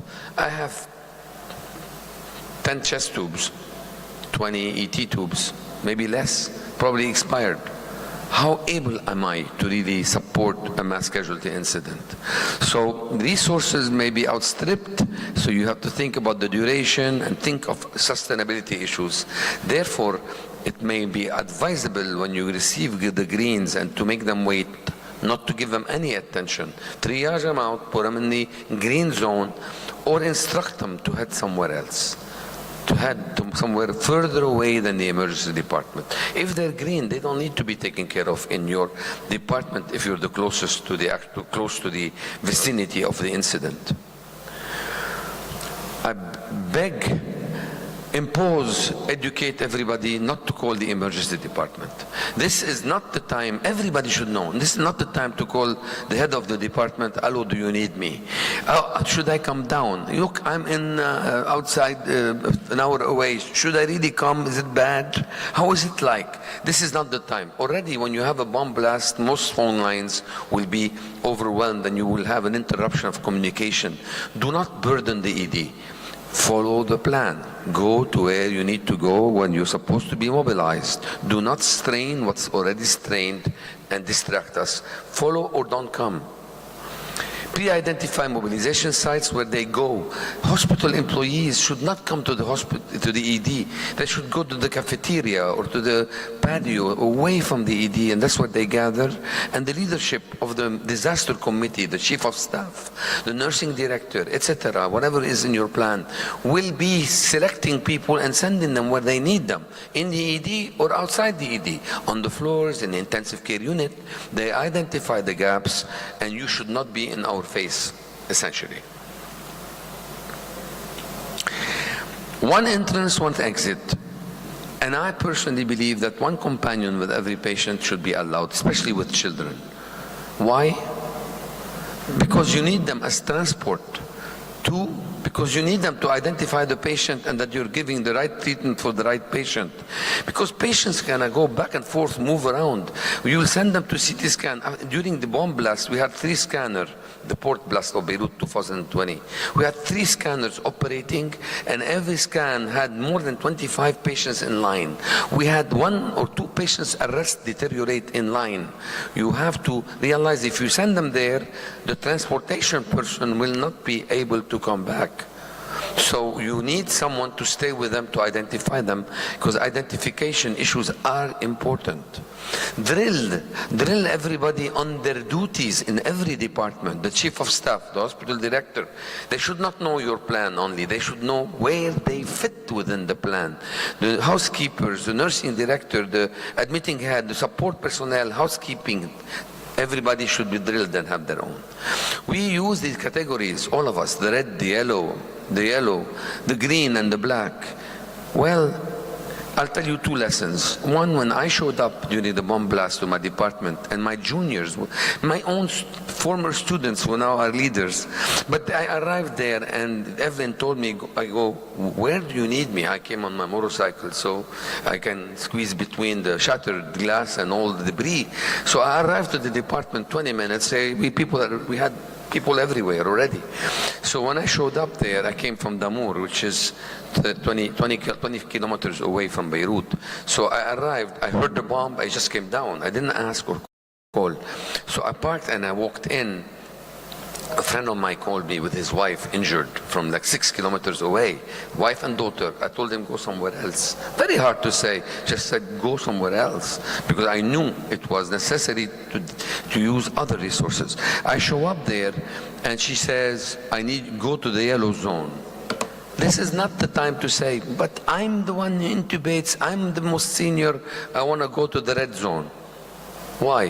Why? Because people are doing CPR in every bed, or intubating and doing primary, secondary surveys. I mean, that's not what we need.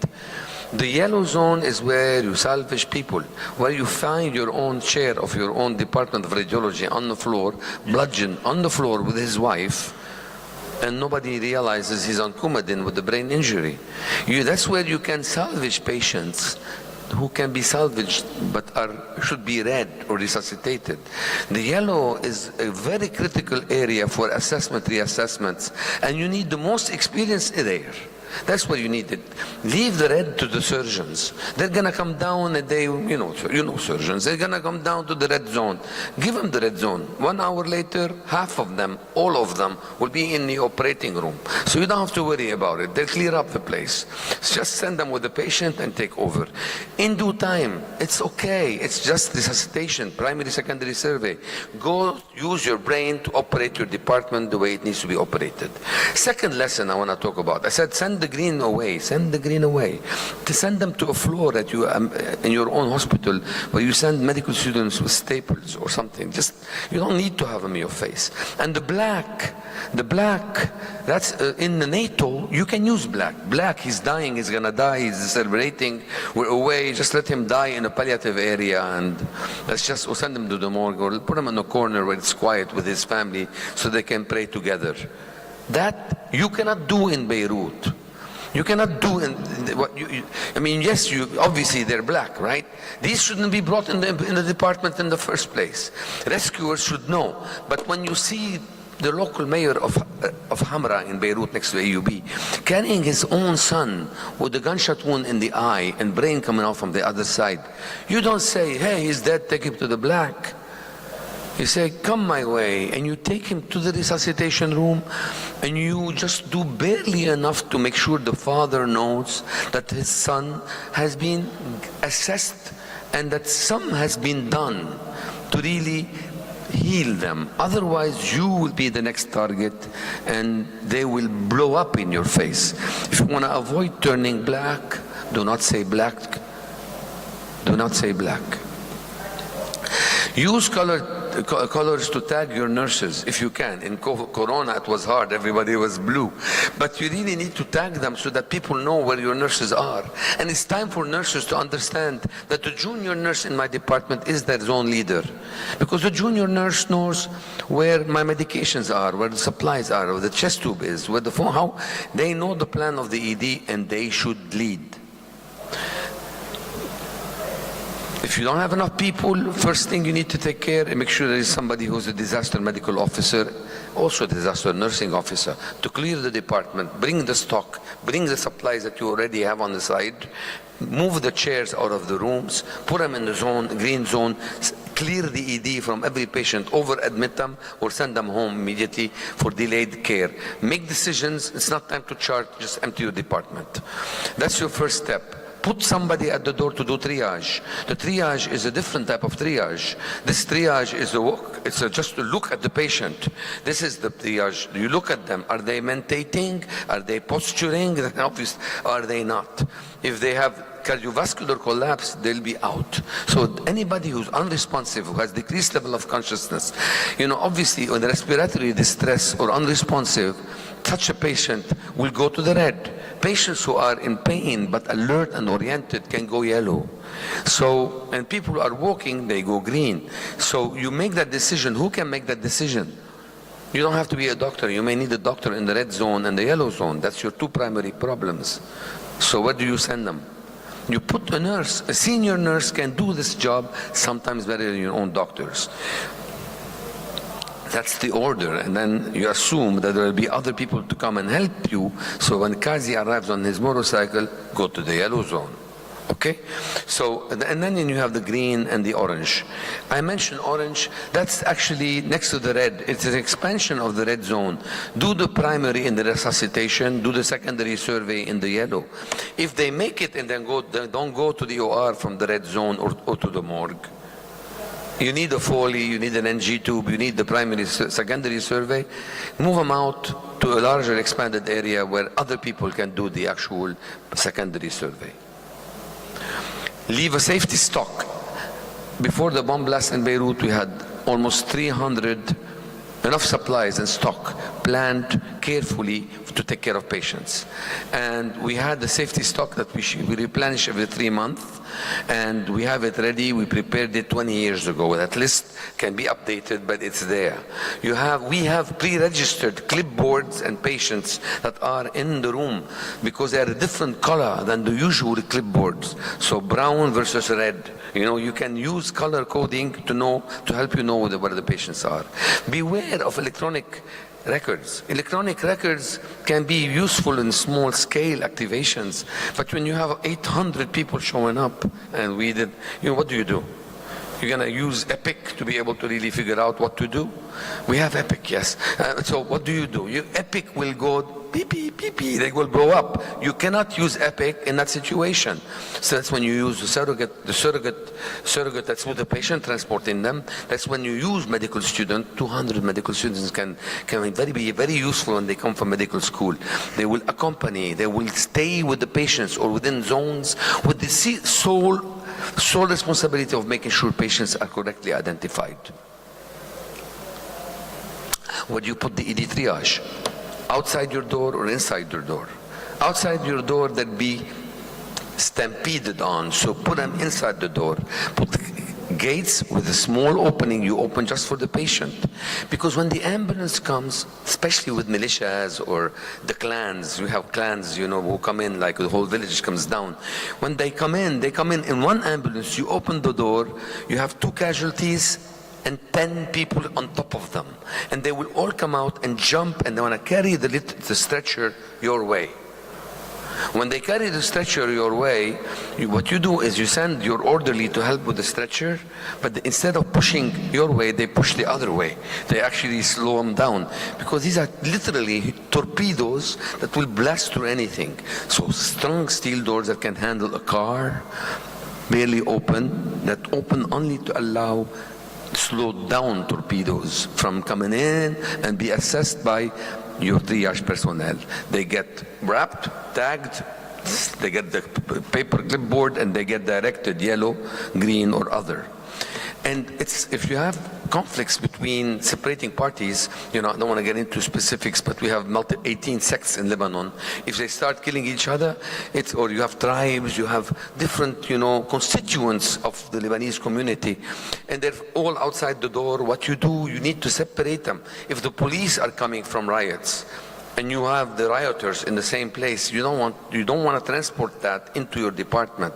So think about separating them or taking their clothes off. And even better, before bringing them in, agree with the pre-hospital personnel to try to separate them to different hospitals. That doesn't work all the time, but if you can do that, it's a good trick.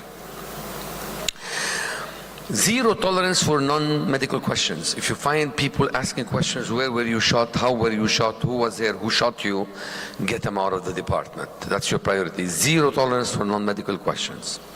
Secure the perimeter. I have started something that is considered probably unethical, but when people show up in my department asking me whether I need them and they're not on my list, especially with the hospital directors, what I do to them, I say, welcome, thank you for coming. Please, can you help the people outside, the security outside, hold the crowd outside? So I use them as actually body shields against the torpedoes and against the 400, 500, 1,000 people trying to walk into the department to see if their family members are inside. Remember, no phones, they cannot reach them, they can't find them. Everybody thinks that their family members is injured and they want to check every patient you have.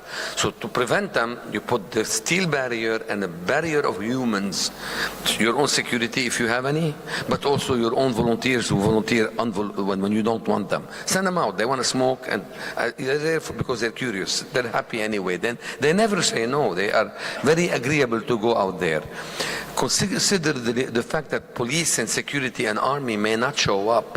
They usually show up 6 hours later. They're usually in the field. They're occupied. And sometimes you don't even want them because they may be the ones who shot the people you have in your own department. So think about that and get smart. What's getting smart? It's first of all finding Mr. Smart. I have an expertise in that. I go outside and take a look around. I see somebody, my height usually, wearing a suit. That's why I don't like wearing suits, with a tie. They're a bit more stocky than that. They typically have a mustache, not always. But you go out there behind the security and you shout, who's in charge over here? And they point. Typically it's the guy who looks like that. Thank you for being here. You hold it. If he has a gun, that's the guy. So what you do is you say, I need your help. The moment you say, I need your help, Tu'mur Hakim. Yes, what do you want, doctor? Can you please help me do a cordon here, secure a perimeter for me? 95% of the time I would say, that's it. Two different words, Mustafa, Muhammad, the two words, they know each other. You get a cordon and everybody is away. It's peace. Occasionally you chosen the wrong guy, but the point is you end up 2, 3 more wounded. That's not a big deal. That's better than having them inside your department. So give the crowd or local stakeholders, prepare for these with your local community, the mayor, send the police from the municipality. You can have people in front of you. They're not all tertiary care centers. They may not have what I have at AUB, where I have security officers, protection officers to come and help me. But you need to secure your perimeter and prevent people from burging into your department. That concept was used in Darfur, by the way. I'm not the one who started that, by the MSF. Direct crowds away, get smart. So when they show up, they want to know if my patients, you make a list, even if it's not complete, and you post it away on the other wall, like 500 meters away in the other main building. So they go over there. So there is a list. So they go check the list, and that's better. So you deflate them away. 2, you communicate with pre-hospital providers not to bring dead bodies into your department. So you don't have these explosions of emotions. And so what you do is you send them to the morgue. It succeeds in 30% of the time. They still bring people into you. And the best trick of all, when they're coming in, angry militiamen or soldiers, they don't have to be militias, your local armed forces.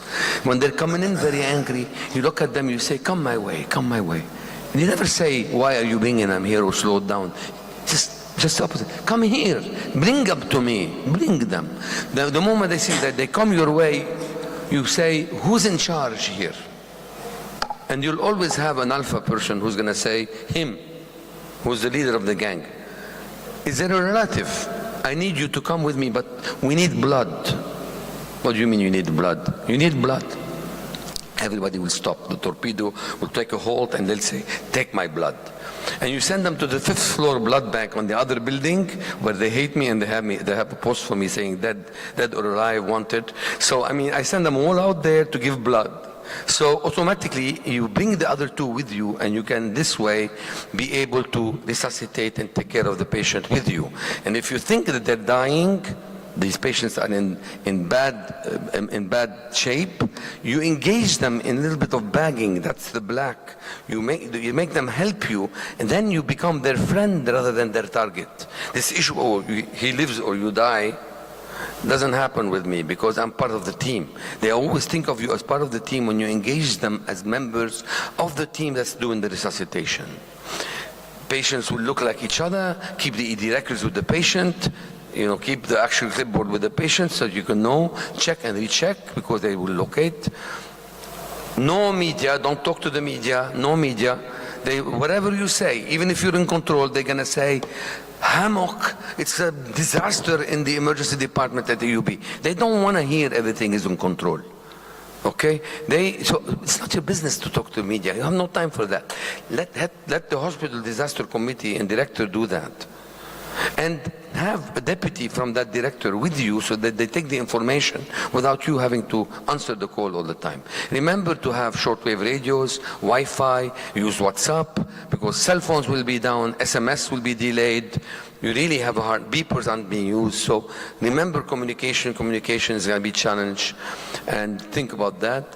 Think about preventable field mortality during transfers. Train people to properly transfer patients. So if you have a pneumothorax, don't intubate and send. Put a chest tube first. Make sure you have no unwanted volunteers, and think about working in austere environments. Be ready to use ketamine and other things like that. Impose what kind of donations you expect from people. Do not take any donations people want to give you. They will give you things that are not useful, so they'll tax you. And remember that when you are dealing with something that's prolonged, do not all stay awake all night. Take turns, because they will come in at any moment. You may end up with Red Cross, 10 ambulances arriving from the south, and you don't even know what to do. So you need to take turns and beware of fatigue, because you need to sustain activity 24/7 in the case of war. Think of the finances and who's going to pay for whatever other, who's going to pay for the injuries, for the people who die, how you're going to compensate people if they stay with you for 33-day war. There are other aspects of preparedness that must be tackled. Dulci bellum in expertise are words written by Erasmus in the 13th century. And what they mean is what is delightful to those who have no experience of it. I'll entertain any questions. Thank you for having me. Thank you, Dr. Kazi. If you want, you can keep going to your second presentation. I'm sorry? If you want, you can keep going to your second presentation. Thank you. Anybody has any questions for this one? Go ahead, because... let me see. Developing emergency medicine in a developing nation with a fee-for-service payment system, challenges and opportunities. Thank you, Doctor. But I'll take a question on this. Yeah, dear Chair, I have a question. Can I do? I have a question. Thank you very much. Thank you very much, Professor Kazi, for this nice, impressive sharing. It was really very nice. You have 24 lessons. I got it. Very nice. Everyone was very nice. I want to pay attention, especially about the be aware about our limitation. You mentioned we have to be aware about fatigue. This is really very important. We have this problem in Kahramanmaraş earthquake, for example. There was no any staff, so we have very limited number of the staff. They have to stay for 4 years, for 5 days, 5 nights. What do you think about this issue? My second question was that, for example, the disaster doesn't come to another place only. Sometimes they come to the hospital also, and the hospital may collapse. We have this problem. There was no any other extra stuff. We just have the person who were at shift, and their relatives, father, children, they were also collapsed. Nobody can reach to the hospital. We had just only 1 or 5 person. They can come for help. Only 5 person. A very big hospital. What do you think about? What can we do? What do you have suggestion for this issue? Thank you very much. Thank you for asking these excellent questions. But I, in a way, alluded to them. To start with, not all incidents are the same. Like, for example, a bomb blast will injure people from all different factions in Lebanon. It's different than when you have, street riots or fighting on the streets. When you have fighting on the streets with, battles of the sort, you end up with no crowds at your door. You have 20, 30 people, 40 people, but you don't have 1,000 people trying to come in. So the crowds coming in it's not always, you need to have the experience to know that an air raid, an earthquake, different incidents have a different impact on different things. Things like available resources, things like crowd control, they have different flavors depending on the type of incident it is. But if you have a single incident with a large number of people, I gave you some rules how to manage crowds. With regard to fatigue, there was in the last slide a section on austere environment. In the interest of time, I didn't go into this, but I'll tell you that at the end of the day, I mentioned ketamine, right? At the end of the day, I can tell you that when we had 800 people in our department, we were not able to provide the same level of care that we usually provide on every day. So the first rule, we have even published an article, some of our own residents, literally talking about how hard it was for them, how much they cried, because they couldn't do the things they do normally for patients. So, I'm sorry, I'm talking to you and I'm getting a little bit of goose skin thinking about those moments. They're unforgiving, doctor. Yes, you have in this austere environment where you may not even have power or things to give to your patients, and that's a fact of the matter. Okay, you really want to help, but you cannot help. So it's unforgiving, but you really need to do your best by taking care of the ones you can save and keep alive, and the ones where you have the capacity to intervene and save them. And this requires the experience of the people working in the department. Additional help, you have to be creative. I mentioned how you can use the local policemen, local community volunteers, who many times just show up. I have not had at any time a shortage of people willing to help me. But the people who were willing to help us from the community often were not qualified. I mean, did I not see people who needed cervical spine immobilization be brought by blankets or carried on their back? I mean, we all see that.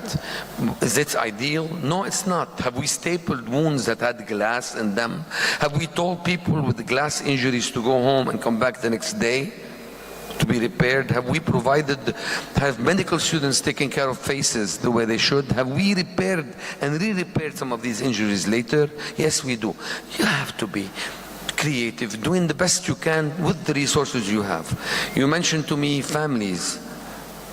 In my department, we have 8 board-certified physicians.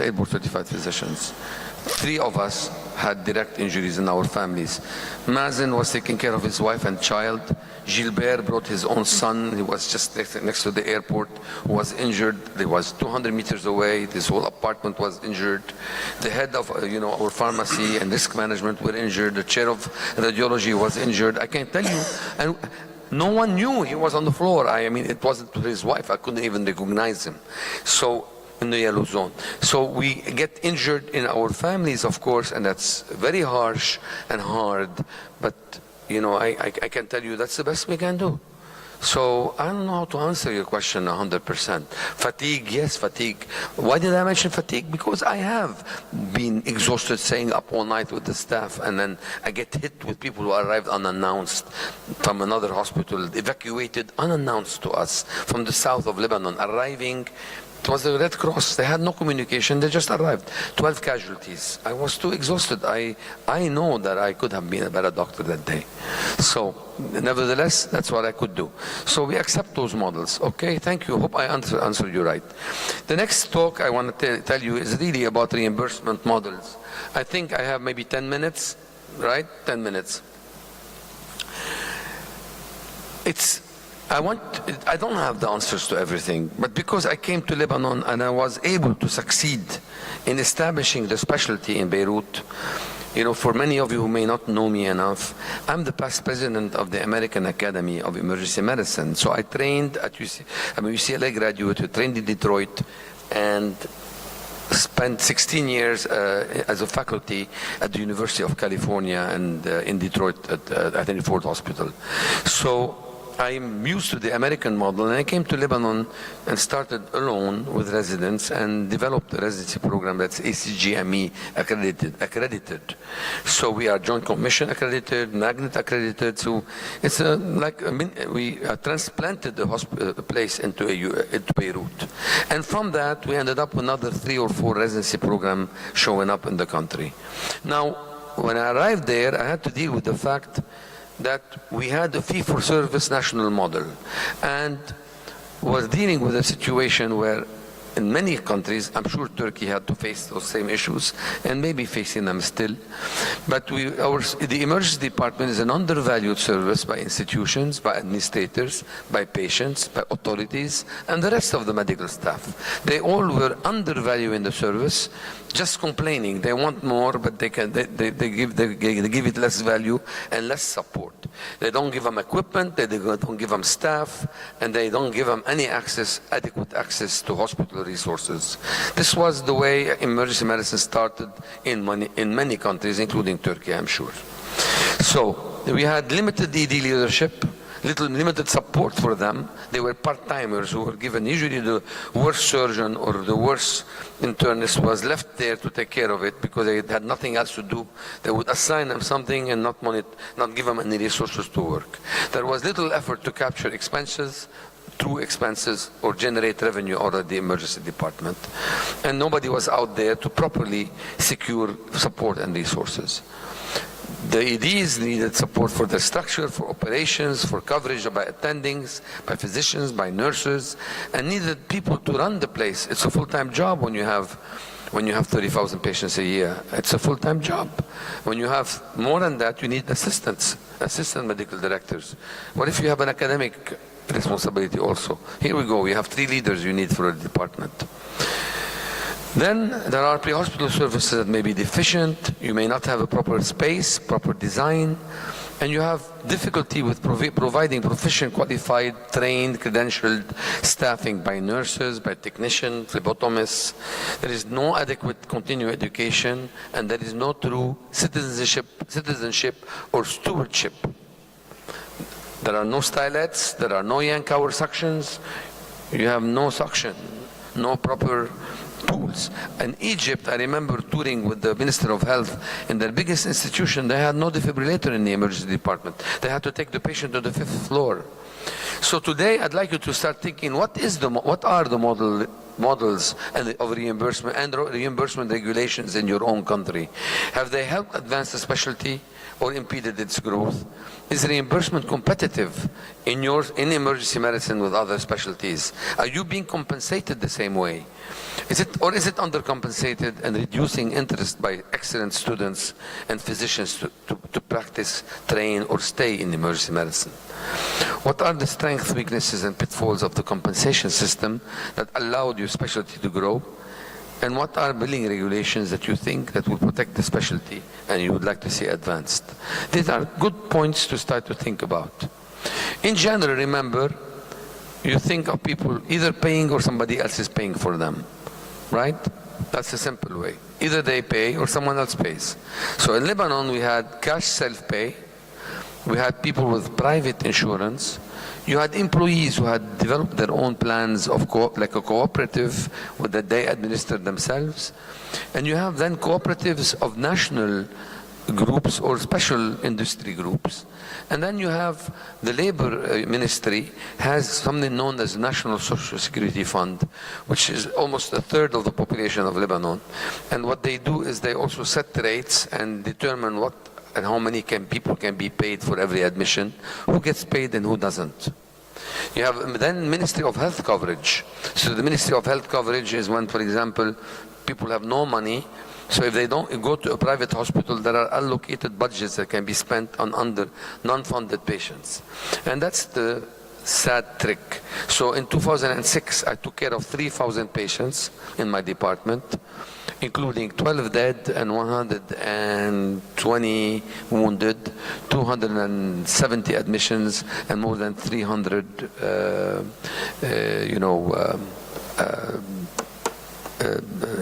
injured patients admitted. The Ministry of Health paid the whole department for 33 days of work, $260 for 33 days. That's like 8 cents per patient. How can you provide coverage for 33 days? How can you pay people to take care of patients if you're going to give them 8 cents? So obviously it's not, we need to know the details because the devil is always in the detail. It's easy to go on national TV and say, oh, everybody's covered, but de facto people aren't. Many, and they hide behind rules, like things like, oh, the Ministry of Health covers only inpatient admissions. They don't cover outpatient. Oh, you're not on the formulary. Your specialty is not on the formulary. So, sorry, we don't pay emergency physicians. We pay the admitting doctor only. Let them pay you. Take away from them. So that's not going to happen. And then you have armed forces medical insurance coverage.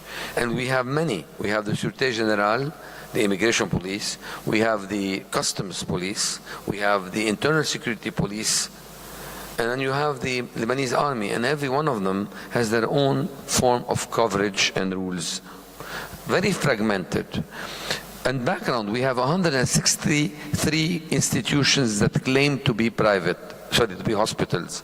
De facto, some of them don't exist due to corruption. Some of them are just small little dispensaries or units that are called hospitals just for funding purposes. We have 138 private and almost 25 public hospitals. Public hospitals are supposed to be 100% free. We do have a lot of doctors, two for every 1,000 person in Lebanon, and our pre-hospital sector is based on volunteers. Now, hospital models, we have private, but we have government hospitals. There is also an army-owned army hospital, where most of the time the scanner is broke. And then you have university hospitals that are supposed to be not-for-profit, and that's supposed to be big. And then you have university, because their bills can be big. And then you have hospitals that convince universities to call them affiliated. So they do exchanges. They provide students, residents that rotate between the two, and they have accordingly affiliation. They work somewhat for profit still. And there are government hospitals that have established affiliation. Again, fragmentation that leads to a lot of chaos in reimbursement models and reimbursement activity. So let's start with everybody wants affordable emergency care. So if you ask people and administrators and policy leaders, politicians, what do you want for patients? Every patient is entitled to affordable emergency care. Ideally, affordable to them means free. Somebody else should pay for it, not me. To insurance patient, affordable means how can I coerce facility and providers to accept the least reimbursement for providing excellent care or care. To the government, affordable becomes restricting access to resources, to limit utilization, to only when it's most needed and when it's difficult to say no to patients. Outcome, fragmented, heterogeneous, overlapping, where people in the same family or the same person may have national coverage by the fund and have private insurance, where patients have to pay out of pocket in addition to insurance to be accepted for certain specific procedures that are negotiated. A lot of, you go into a private government hospital, but the surgeon will not operate, they'll have their students operate unless you pay them money tip outside without telling anybody. So there is a lot of overlap and a lot of confusion and corruption. The terms of coverage and benefits also change. Pre-existing injuries, pre-existing diseases, illnesses that occur within the last month, there will psychiatric issues, dental complications. There's coverage that varies from one to the other. And then you have accreditation requirements by heterogeneous entities. So you have a Ministry of Health accreditation, you have Magnet, John Commission. There is actually an agency from Turkey that comes and accredits also institutions in Lebanon. And you have diagnostic centers that usurp that, where doctors send patients to do their labs other than their own institutions. And they do that so they can get the kickback later. You have corruption. You have 5,000 GPs in Lebanon, people who wanted to be doctors.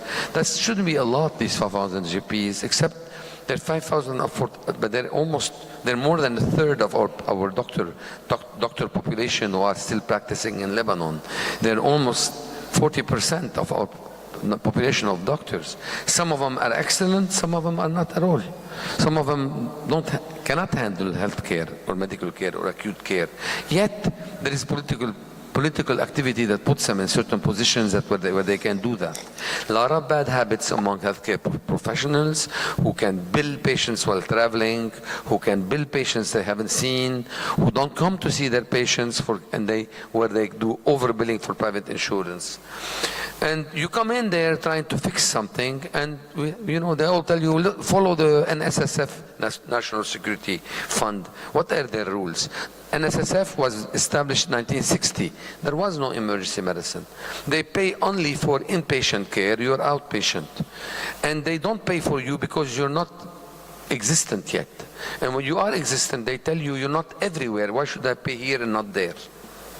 And if then they go to, why should we pay you for care? Let them pay you. Why should we? And then you're not on the formulary, or we don't know that they should. So, and then private insurers use that as an excuse not to pay you. Why should we pay you if the national fund doesn't? In 1960, there were no defibrillators. 1960, there were no CAT scans. There were no thrombolytics. People did not do laparoscopy. So sometimes you have to upgrade your laws and rules and regulations to match the reality. They cap the number of consultants, they chop you off. Your colleagues will conspire to take your bill out. They are all happy with collecting together, but you're the new kid on the block. They don't want you. There is bundling. There is also issue of coverage. Are you really covering the department or not? This is the American University of Beirut, we're a 200-year-old university. And this is my hometown where I live in Damour. Any questions? Thank you, Dr. Kazi. Any question? Not only for Dr. Kazi, also Dr. Daniels. Please. You have a question, audience? Thank you for presentation. I have a complicated question about these solutions about the payments of us and emergencies. What do you consider to act behavior to the other administrators, specialties, or chief physicians of the hospital to solve this? Do we act rigid or hard or is friendly or soft? What do you think? What is the best way to get to secure reimbursement for emergency physicians in your country? Is that your question in a way? Well, for example, what are strategies? What are strategies to use? Yes. Not to be direct. Soft strategy or to be hard? Okay. I ask for it. I'll tell you how it works. In general, when you have a universal care, when the government, when the authority decides payment, the first battle you should seek, the first victory you should seek, is parity with other colleagues. So, parity with other colleagues within the institution where you're practicing. In a sense, you cannot say that every hospital is the same way than others. And of course, you do know that some surgeons working in certain areas or certain hospitals may not be as qualified or as in your university hospital. So you cannot say everybody gets paid the same. You really need to make sure your first goal is to secure that your specialists are getting paid by the payers the same way, whether it's private insurance, cash payer, or the consultation you get should be similar to theirs. How can you cap it in the emergency department? How do you avoid paying for two people at the same time? I will give you some tools. Other ways, because we did that in Beirut. So you collect all the money in a pool every month, and you divide it based on the number of consultations, including your colleagues who come to the department. Why is that important? Because when you give retribution for them for showing up, and you collect the money you collect from the government, from private patients, when you collect the money and you distribute the collection for the patients from month of September 2023, it becomes an open account. Any money that comes in gets distributed automatically via the proportion to everybody who was involved in providing care in that month. And you can then build incentives for higher acuity, for nighttime coverage. It may sound complicated, but it's actually a mathematic formula. I've done that in Beirut for the last 13 years. We never had a problem. So you incentivize people who come from home. You incentivize people who come at night, weekends, holidays. So you give a higher 1.4, 1.2, and the day shift, midday of the week becomes a lower amount of revenue. And you make their share equal to yours except for the coefficient based on acuity and time of the day. So by doing this, you are already making everybody work with you to limit the number of unnecessary consultations. That is, of course, you're no longer fighting over every patient, but they will never start asking, everybody to come in. You become better doctors and more efficient doctors by doing that. And that's one model that can help make everybody work together. Another model you can use is the issue of competition. Look, we're facing it in Lebanon. At AUB, the biggest battle I won was the battle of reimbursement. When I was able to get the money because the trustees said, give them the money, the government of my university said, give the money to the department, they're your equal. When I won that battle, trust me, I made a lot of enemies. I had cardiologists making money all the way from France. Hello, on the phone call, then the resident or the fellow will come and put the bill. And they were putting an emergency bill. So, and then, there is only one emergency bill. You cannot have many. They are consultants, not primary. So when you want to reorganize that, you're dealing with colleagues who are making lots of money, easy money, on every Foley, every NG. So to avoid that, tricks to do that, because they said, first of all, you stand firm. We want parity with colleagues. And that cost me my position at the time. I was offered the job, but I had to sign what they wanted. I didn't. I refused the job. So they had to find an alternative, and they had to fight with all my colleagues. I may be bad, not everybody is bad, because when you are fighting for something that is fair for every one of your colleagues, for the welfare of the specialty, your colleagues will be there with you. So we won it a year later and got what we wanted. So this is technical, because what is going to happen is sometimes the institution is going to want to take the money and give you a salary, a very small salary compared to others.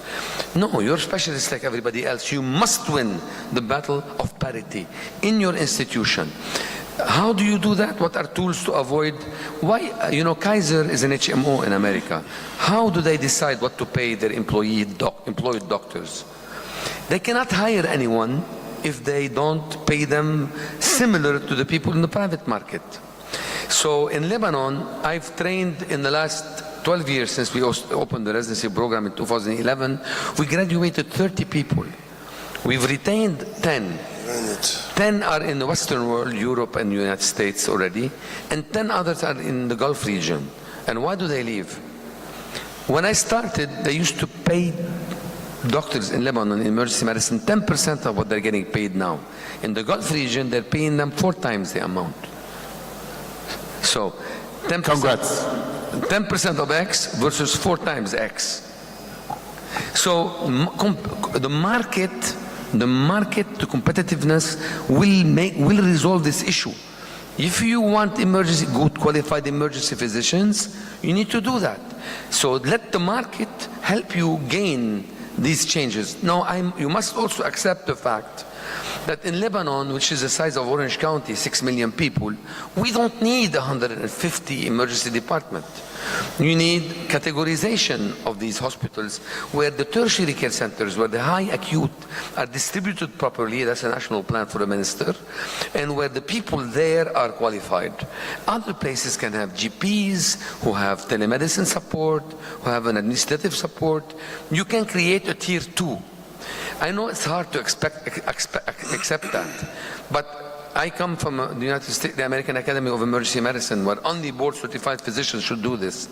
In the rest of the world, you have to have a tier 1, tier 2. The tier 2 are going to end up working in the rural places and in less privileged places with support from the main, but also you don't expect them to do the things you do. You need to create a trauma system where patients that have the stroke units, cardiac cath, are limited to places where you have the best of the best, and you pay the best of the best in parity with the people in that institution. That's it. I hope that helped. Thank you. If there is no question, this session will end it. Thank you. Thank you. Thank you for having me.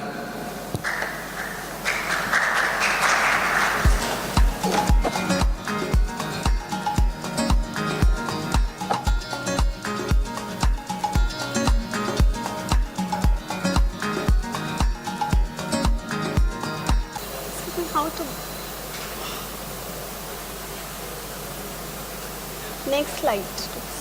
Sorry? Next slide, we have to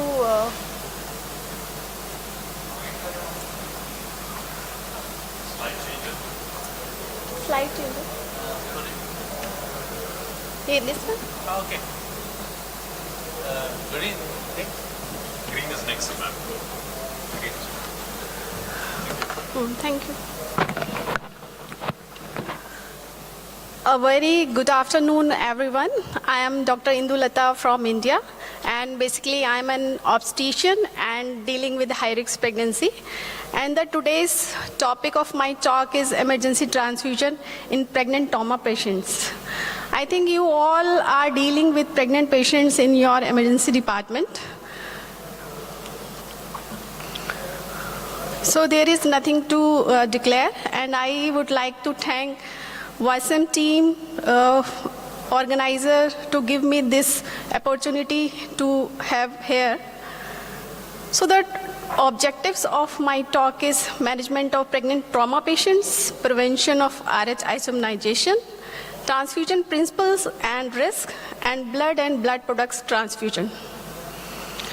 So trauma during pregnancy is the leading cause of non-obstetric maternal mortality, and there is 20% of maternal deaths are directly attributable to injury. Trauma-related mortality among pregnant patients are lower than the non-pregnant patient because there are various factors like due to hormonal and physiological effects in pregnancy, like there is increase in blood volume, there is increase in red blood mass in the circulation, and as well as the relative and husband of the woman is more aware about the pregnancy and related complications in a trauma event. The causes of trauma during pregnancy are motor vehicle collision, domestic or intimate partner violence, penetrating trauma, blunt trauma, falls, and electric trauma also. And there are various complications also due to trauma. These are placental abruption, uterine rupture, preterm labor, leaking per vaginum, and direct fetal injury. Like if there is fracture of pelvis of the pregnant woman, then it can cause direct fetal skull fracture and injury to the fetal brain. So as we all know that the management starts with primary survey. If any patient get traumatic, then every injured patient of childbearing age should be considered pregnant until proven otherwise. Multiple injury and hypovolemic shock in pregnant patients are most appropriately managed using ATLS principles. And after admission to emergency department, every woman should have a pregnancy test to rule out pregnancy that patient is pregnant or non-pregnant. Following ABCD principles, we have to assemble appropriate personnel like trauma team, interventional radiologist, obstetrics, obstetrician, and neonatologist to take care of that patient. Airway and breathing, first we have to follow A, that is established patent and protected airway, and we have to maintain breathing to make the oxygen saturation more than 95%, which leads to the continuous oxygen supply to the fetus and making it safe. So in circulation, we have to maintain circulation by placing 2 large bore IV lines like 14 or 16 gauge, rapidly infuse a crystallized bolus solution like ringer lactate or normal saline, approximately 1 liter, to get the desired response until the blood arrives. Or whenever the blood is available, then we can transfuse blood or blood products. We have to control also the external hemorrhage. The patient is bleeding from external side, then we can stop that bleeding by direct pressure or by using of tourniquets. And as same, the indication for extra exploratory laparotomy are the same in the pregnant patient as in non-pregnant patients. So basically the aim is to restore maternal arterial blood pressure with blood products, base resuscitation to maintain uteroplacenta perfusion and prevent unnecessary fetal compromise. In medical management, we can use tranexamic acid 1 gram intravenous slow over 15 minutes, and it can also prevent the bleeding from any side. Vasopressor is usually reserved for patients in whom evidence of inadequate organ perfusion is present and where there is failure in response to further volume administration. And in all pregnant patients, we should also use the left uterine displacement if the uterus is 24 weeks up to umbilicus or above the umbilicus. Like this. If we have more members in our team, then we can use both hand method or by single hand method. Or if there is no one is available, then we can tilt the patient bed up to 30 degree by putting towel or something and make the tilt left side up to 30 degree. After that, the resuscitation of pregnant patient, and whenever the blood is available, we should follow the standard fixed ratio major hemorrhage transfusion protocol like fresh frozen plasma, platelet and PRBC in the ratio of 1:1:1. And we should use cryoprecipitate concentrate whenever there is need of FFP. Because if we give FFP, then there is higher risk of fluid overload. And we should follow this blood products transfusion by the hemoglobin, hematocrit, and coagulation studies like PT, INR, and APTT. And the products are given by seeing the by a point of care test like TAG or ROTAM to guide ongoing blood product replacement appropriately. So this is a study published in 2020. In this study analyzed the two trials like CRASH 2 and WOMAN trials, in which they have seen that the patient with the traumatic hemorrhage and with postpartum hemorrhage, if the time from this event to admission to emergency department is more than 3 hours, then there is need of transfusion, blood transfusion. So we can decrease this blood transfusion related side effects by decreasing this time interval between the event and the hospital admission. So after ABC triage, we have to take thorough history of the patient about the mechanism of injury and possible damage. Previous obstetric history, like if there is previous cesarean, previous myomectomy, or previous bad obstetric history, or in present pregnancy, what are the complications like preeclampsia or diabetes. After that, we have to physically examine the patient, general examination, systemic and obstetric examination to see the condition of the pregnant patient. Maternal assessment also done by the laboratory tests like hemoglobin, hematocrit, white blood cells, coagulation profile, and the imaging methods like abdominal ultrasound, plain radiograph of spine, chest and pelvis, and CT scan. But these all should be done as per local protocol and need to know extent of injury in polytrauma or severe hemorrhagic shock. Fetal assessment can be done by monitoring of fetal heart rate and uterine activity, and evaluation of maternal fetal hemorrhage and prevention of RH isomerization should be seen. Like if there is a patient of injury or trauma and she is RH negative pregnancy, or patient is not known, the RH status is not known, then we should give a single dose of injection anti-D immunoglobulins 300 microgram within 72 hours of any injury to protect the maternal fetal hemorrhage. And in condition where we predict that the maternal fetal hemorrhage is more than 30 ml, then we have to perform clear Bedke count, and we can quantify this maternal-fetal hemorrhage, and we might need the additional doses of injection anti-D immunoglobulins. So this is the mechanism of development of RH isomerization. When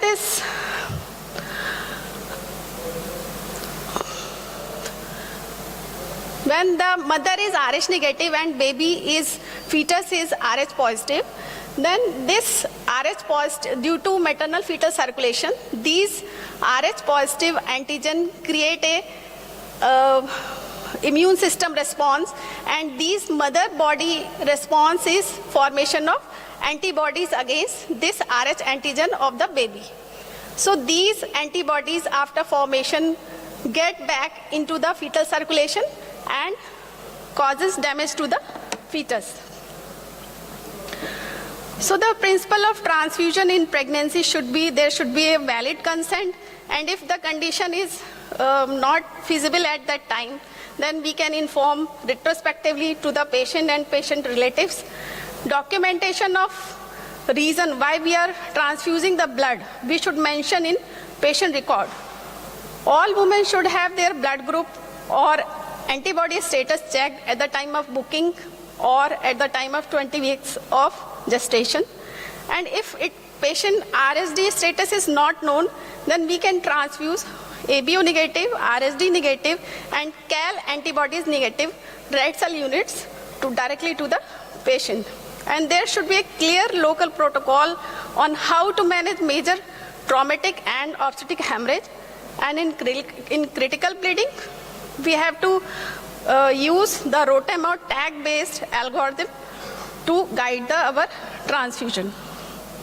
So this is the picture of tag which tells about this is the graph that tells about which blood product is required to transfuse. So transfusion related adverse effects are many, like acute and delayed hemolytic transfusion reactions, transfusion transmitted bacterial infections, anaphylaxis, or transfusion related acute lung injury like trolley. And risk of isomnization as if mother is Rh negative, and most common, the human error. So we should do safe transfusion because we have to give right blood, right patient, right time and at right place. If it doesn't happen, there might be acute hemolytic reaction from ABO incompatibility which may be fatal. So target which we have to achieve is guided by this lethal diamond, that we have to prevent hypocalcemia, acidosis, hypothermia and coagulopathy, and our target is pH should be more than 7.2, lactate should be less than 4 millimole per liter, calcium should be more than 1.1, platelet should be more than 50,000, and PTNR should be less than 1.5. So we can transfuse many types of bloods if patient comes in emergency and we don't have time to cross match and all that, then we can give directly O negative blood group with RSD negative uncrossed red blood cells. Or if we have time, then we can give group specific blood transfusion, and if we have more time to cross match the blood fully, then we give fully cross match blood. We should use rapid infuser and blood bombing device to give these transfusion. So in fresh frozen plasma, the dose is 12 to 15 milligram per kilogram of body weight, and it is determined basically the clinical indication, pre-transfusion and post-transfusion coagulation test and clinical response. And the PT and APTT should be maintained less than 1.5 times of the normal value. The infusion rate should be 10 to 20 milliliter per kg per hour, and FFP should not be used to reverse warfarin. If the patient is on warfarin, we should not give FFP to reverse the action of warfarin. We should give patient prothrombin complex. In cryoprecipitate, the typical adult dose is 2-5 donor pools. That is, one pool of cryoprecipitate contains the fibrinogen, factor 7, factor 13 and von Willebrand factor from 5 units of whole blood. And it will raise fibrinogen concentration by 1 gram per liter in average adult, and it is administered at the same rate as previously. If you intend to use cryoprecipitate, then it should be thawed because it remains in frozen condition. So we have to tell our bank to thaw it if we want urgently. And the aim of fibrinogen level should be more than 2.5 gram per liter. Cryoprecipitate should be used group specific, whatever the group of patient, then we should use that group cryoprecipitate only. In platelets, one adult therapeutic dose should be given, and it is typically raise the platelet count by 20 to 40,000, and it should be given over 30 to 60 minutes. Platelets should not be transfused through a giving set already used. Imagine we are giving the blood transfusion and we use the delivering set or same set to transfuse the platelet. This should not be done. Start transfusion as soon as possible after component arrives in the clinical area. So this is all about the component of the blood products. And we should know we are left with 1 more minute. So we should know the massive blood transfusion, and it may be needed to initiate a major trauma, obstacle hemorrhage. And in adults, massive transfusion may be defined as transfusion of half of one blood volume in 4 hours or more than one blood volume in 24 hours, or we can define as more than 5 unit RBC in 4 hours or more than 10 unit RBCs in 24 hours. And causes could be of giving massive blood transfusion could be obstetric, or incidental causes due to trauma like ruptured splenic artery aneurysm, hepatic rupture or trauma. So this is the protocol to give massive transfusion. In round 1, we give 6 units of every product, that is PRBC, FFP, platelet, and cryoprecipitate. In round 2, same protocol. In round 3, we give medical management in form of tranexamic acid.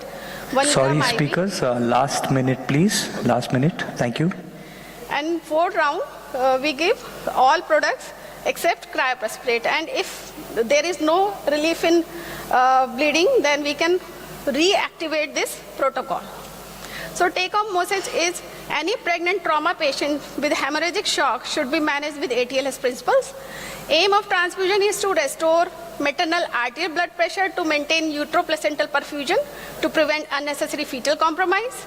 Blood and blood products are life-saving but carries a small risk of adverse effect, and it should follow the standard fixed dose, fixed ratio major hemorrhage transfusion protocol like 1:1:1, and injection RH anti-D immunoglobulin should be given to RH negative pregnancy to prevent RH isomerization in pregnant trauma patients. Thank you.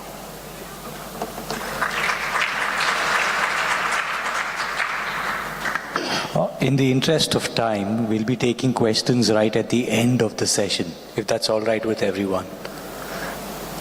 Right? Thank you. Thank you. Thank you very much.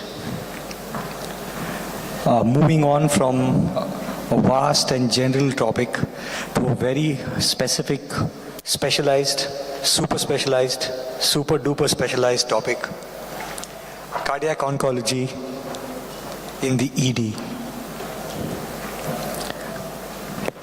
It's Dr. Katia M. Lugo. Thank you. Thank you.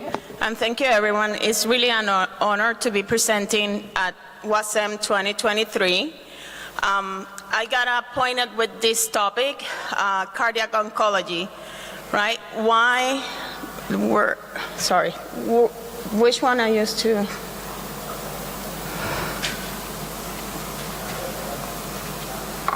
This one? Okay, sorry.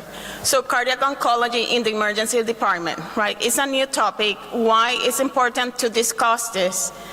Cardiovascular disease and cancer has been the leading cause of death for years, right? We have noticed a decrease in the cancer death through the years, but we have noticed an increase in the cardiovascular death on the cancer survivor patients, right? This is what is bringing the importance of the cardiac oncology. We need to create a multidisciplinary team to deliver the integrated and personalized approach on patient care. So this is a new topic. It's a new field in cardiology and also hem-onc, and now it's going to be a new topic in the emergency room that is aimed to reduce the morbidity and mortality and to improve the quality of life of patients surviving cancer. They concentrate in preventing, diagnosing, and treatment in the cardiotoxicity and that result from chemotherapy and radiotherapy, right? It's how we're going to identify these patients earlier to start the treatment, the prognosis, and the prevention. And if they develop the cardiotoxicity, to identify early to also minimize the deterioration on their cardiac status. The most feared complication of the chemotherapy or radiation is the cardiotoxicity, but it's not the only complication that you're gonna see. So cardio-oncology is, as we talk, is a whole treatment plan, right? The patient gets diagnosed with cancer, they're gonna get the evaluation to re-stratify the cancer to select what is the best treatment. Once they select the treatment for the cancer for breast, if it's going to be radiotherapy or it's going to be the chemo, they're also going to be assessing this patient for the cardiovascular risk, right? They're going to be assessing these patients with EKGs, cardiac enzymes, pro-BNP, cardiac imaging, and they're going to risk stratify the cardiovascular risk, and then they're going to target the best treatment of the cancer and also how to minimize the potential complications of the treatment in their heart, and also how to identify early to start treatment to minimize those effects also. Once they develop, they're going to start the cancer treatment and they're going to do the follow-up that they need for the cardiovascular status. Right, these patients, how you re-stratify, you start like every patient with history and physical, right? They're going to have the same risk factors that the normal population, in addition to the chemotherapy that we're going to mention. So they could have, if they could be sedentary, obese, high alcohol intake, they could have the same cardiovascular risk factors of smoking, arterial hypertension, diabetes, high cholesterol, right? Also, they could have already history of myocardial disease, heart failure, valvular disease, arrhythmias, and they could have cardiomyopathy or hypertensive ventricular failure. But now we need to add the risk of cancer treatment, anthracyclines, radiotherapy, right? When we see patients in the emergency room with a chief complaint of chest pain, right, we apply the TIMI score, we apply the HART score, all those, but none of them yet has the cancer as a risk factor, right? And it's not only ongoing cancer, it's also resolution of the cancer because they already received the treatment. Now we should be considering that as a risk factor on these patients. So I mentioned some of the studies that we're going to be doing include the EKG, the cardiac enzymes. One of the baseline, you always get a baseline echocardiography, right? What you're going to be seeing in the emergency room, not all the time we do echoes in the emergency room, but you could compare if the patient comes with chest pain and has history of cancer, previous cancer, and they got treated or resolved, they have, you know, now they have that increase. And if they have a echo done about 3 months ago, and we're going to talk about that a little bit later, and you notice a decrease in the most recent one, and no one is adding those dots together, it could be you identifying the risk of cardiotoxicity. If they have a sudden decrease in the ejection fraction, or the ejection fraction in less than 50, that's highly concerning for cardiotoxicity. Other factor that they're looking is the global longitudinal strain in the left ventricle. The studies have shown that that change of more than 50% is going to be even earlier sign compared to the changes on the echo in the ejection fraction. So if you notice the global longitudinal strain to be increased, that patients should be evaluated by the cardiology early and also in combination with the hematology oncologist. So this is an example of some of the medications that are related to cardiotoxicity. Mainly is the anthracyclines and also the radiotherapy and the HER. Why they cause the cardiotoxicity? Because they have affect the DNA double strand breaks, and also it could cause damage in the mitochondria. Also, the HER causes direct damage to the cardiomyocytes. Some of the examples of the surveillance that they plan with these patients, right? Once you classify this patient as low, moderate, high, and very high risk, mainly the low and moderate is going to be very similar to screening, and the high and very high are going to be also similar in their comparison. So you're going to have a baseline of the troponins and the proBNPs, and every 2 cycles for those low and moderate risk, you're going to repeat those studies. That's while they're on the chemotherapy. And this is going to vary with the medication that they're receiving for the chemo or that they receive. That's why it's important that it's a combination with cardiology and also hematology, oncology. For the high risk, it's going to be a baseline, but also they're going to be follow-up with every cycle of the treatment. Now, once they finish the chemotherapy, they're going to be, for the low risk and moderate risk, it's going to be within the 3 months after the treatment that you're going to start the enzymes follow-up, and also 12 months for the echocardiogram. What is going to vary with the high risk and very high risk is that you're going to do the echocardiogram sooner, and also more frequent the enzymes. This is another example with another of the medications that I'm not going to go over, but you see the difference on the on the surveillance. Other pathologies that you could see with the cardiovascular effects of the chemotherapy and radiation is aortic disease, right? You're gonna get the porcelain aorta. Also, you could have what we mentioned, heart failure and cardiomyopathies. You could have pericarditis and restrictive pericarditis, microvascular disease, valvular disease, rhythm and conduction abnormalities, cardiac ischemia, and arteriosclerosis.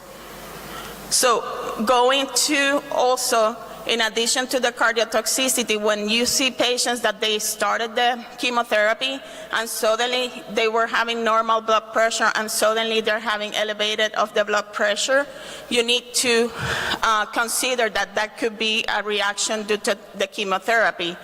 We should not take or tell them that they need to stop the chemo. Many times what they do with those medications that is causing this is to decrease the dose of the chemotherapy until they start getting better, because some of these cases could be reversible. Or they could be started in ACE inhibitors or calcium channel blockers. Right. Also, when these patients present with arrhythmia, that the most common are AFib, and also they could have QT changes. But when you're seeing AFib and they need also anticoagulation, these patients are prone to more complications due to anticoagulation, so the recommendation is to start with the low heparin as much as possible, and if it's needed, then to do a short course of the IV heparin.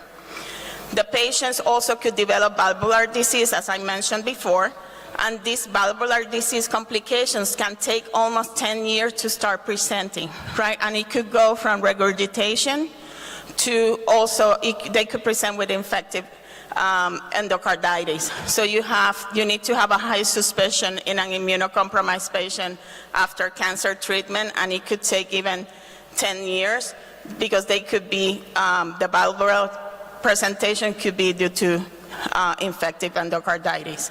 So the interdisciplinary approach with including cardiology and hem-onc in these patients that are presenting to your emergency department with chest pain with a previous history of cancer or current history of cancer. This is a more complex graph of what happened after. That is mainly you re-stratify. That is how we see the patient with chest pain in the emergency room and the follow-up that they're getting afterwards. So why is important cardio-oncology in the ED? It's, they have the consensus and also how they make the diagnosis of the cardiotoxicity. As I mentioned before, a change of the decrease in the left ventricular ejection fraction more than 10%, or a global decrease in the ejection fraction less than 50 that they mentioned, that is mainly 40, the goal, and the global longitudinal strain, a reduction of more than 15%. It has a high possibility. So what is important? To take a good history in the emergency department, knowing if that patient has history of previous cancer or current treatment. If you notice any sudden change in the blood pressure in this patient, consider that it could be due to a new medication that they're receiving as a chemotherapy and they need to be treated immediately. And also, if you notice some increase in the baseline troponin or BNP, consider that it could be that this patient is going in the cardiotoxicity, and the early detection, the better for these patients. And always involve early cardiologists and oncologists in the ED. Thank you very much.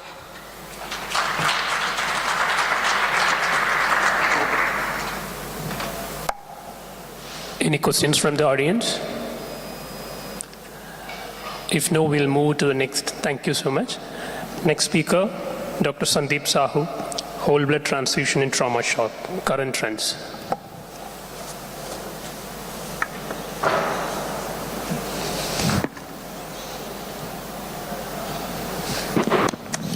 It usually doesn't hurt to applaud, so let's do that. Yes, cheers.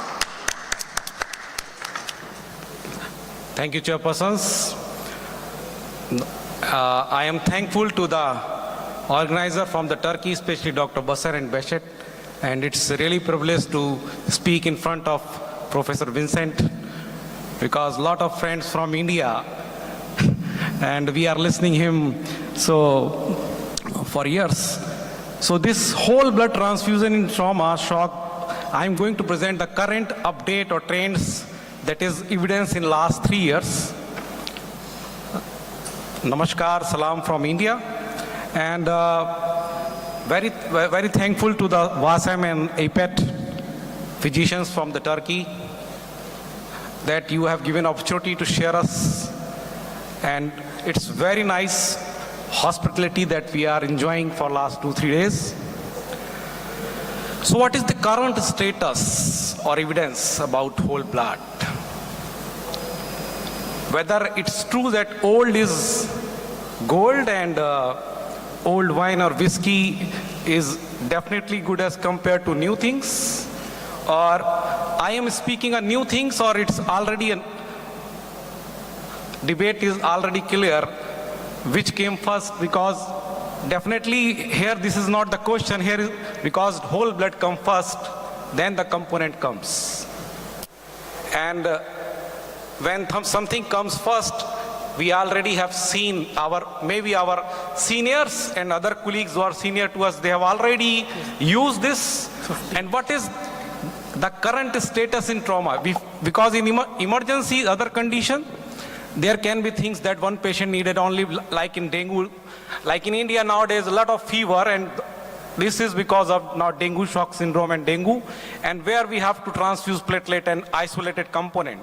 But in trauma, that everything is losing. We are losing PRVC, we are losing platelet, we are losing coagulation factor, and we want to definitely give 1-1-1 so that we get everything, so that we have a good clot. So the first, as history says, blood transfusion started in 17th, and the blood banking started in 19th, and the hypothesis that all patients need not the component, because not whole blood, they given the concept that as per the patient need, it's good that we give PRVC or cryo or plasma or platelet. But what is the real thing now? Because in trauma we are talking about 1:1, then we are talking about massive blood transfusion, and we want to have all the coagulation factor, platelet, and a good clot. And good clot needed a component. So you can weigh that the day-night is changing, the time is changing. It's not the day and night different, it's only difference in the rotation. So same thing is here, whole blood is moving full circle. We started from World War I and II, and in these World War, all the military trauma, they have used the whole blood. The things moved from 1960s, 70s, 90s, and again, the evidence for last 3, 4, 5 years, 2019 onward, they are saying we should focus on whole blood in trauma. Because one whole blood is not equal to one FFP platelet and PRVC, definitely. When we want higher hemoglobin with little transfusion, when we want higher coagulation factor that is there in whole blood, when we want give less blood volume because it can take one trolley and transfusion associated problems, the answer is whole blood, because it has everything excess, and only thing is that availability. If human has thought that they want to discover the world, they have done it. So if we reconsider it and we make it available, then we can't compare the whole blood with the component 1:1, because whole blood is better. Definitely there is advantage and disadvantage of both things, but there is advantages of whole blood. And as we are searching literature and we are coming not in medical science but the social media also, they are saying that one whole blood is not one combination of PRVC, FFP and platelet. If we are trying to increase or recreate a whole blood, then it is not 1:1. So this proper randomized clinical trial that given us, initially the debate was 1:1 or 1:2, 1:2. So ratio debate is going on from the last 10 years, and ideally whether we are to achieve, especially the developing world. The developed country, I know they have their protocols and SOP and they were able to do it. Because if we have ratio than when we had the point of care testing. Because in India, nobody is everywhere. In developed country, they have the developing country, they have the point of care testing to assess the viscoelastic test that how they can target. So if we say this, the ratio debate 1:1 or 1:1:2, it does not result in significant difference. So research is emerging that shows that whole blood works better for these in trauma patient as compared to fraction component, and it's a rediscovery, it's not a new discovery. And whole blood versus component therapy in transfusion trauma patients, they're saying that mortality is less because you are transfusing less. Even the cost, because medical science, everything is cost. When you give multiple transfusion, every component has a cost and also the cost to give it. So whole blood was should with the lesser, lower charges and improved logistic, especially when trauma, when we are dealing with massive blood transfusions. This study in 2021, that is a UCENTCOM, that is a Army, US Army, they have done 5-year prospective study and 1,700 patients. Those receive both the component and the whole blood, and they say whole blood use increased significantly with time in last 5 years. And because the supply is also increasing. And without a long-lasting platelet component, that is a problem with the component therapy, because we know that as the components of more than 14 days, this platelet is only working for first week, 3 to 5 days. Another study that whole blood transfusion versus component in adult trauma patient with major hemorrhage. So more than 3,000 patients that is compared in database, and more than 1,800 records, 6 studies. So what this study says, no study reported worse survival with whole blood. However, there is significant evidence to support or reject the use of whole blood transfusion as compared to component therapy in trauma with massive hemorrhage. Another study, whole blood transfusion versus component therapy in trauma resuscitation, a systematic review and meta-analysis, and in 2020, and this says that on this meta-analysis, whole blood transfusion was not assured with 24-hour mortality, the odds ratio as compared to the component therapy, whether it is 24-hour mortality or 30-day mortality. Another study by this Brill Jason, that impact of incorporating whole blood into hemorrhagic shock resuscitation, analysis of 1,377 consecutive trauma patients receiving emergency uncrossed blood products, and they say that it has improved survival because odds ratio is saying this. They have decreased need of overall transfusion amounts, 60% less component products needed in whole blood group, and effect of survival are good, especially in severe trauma patients. So this published in JCS, that is American College of Surgeons.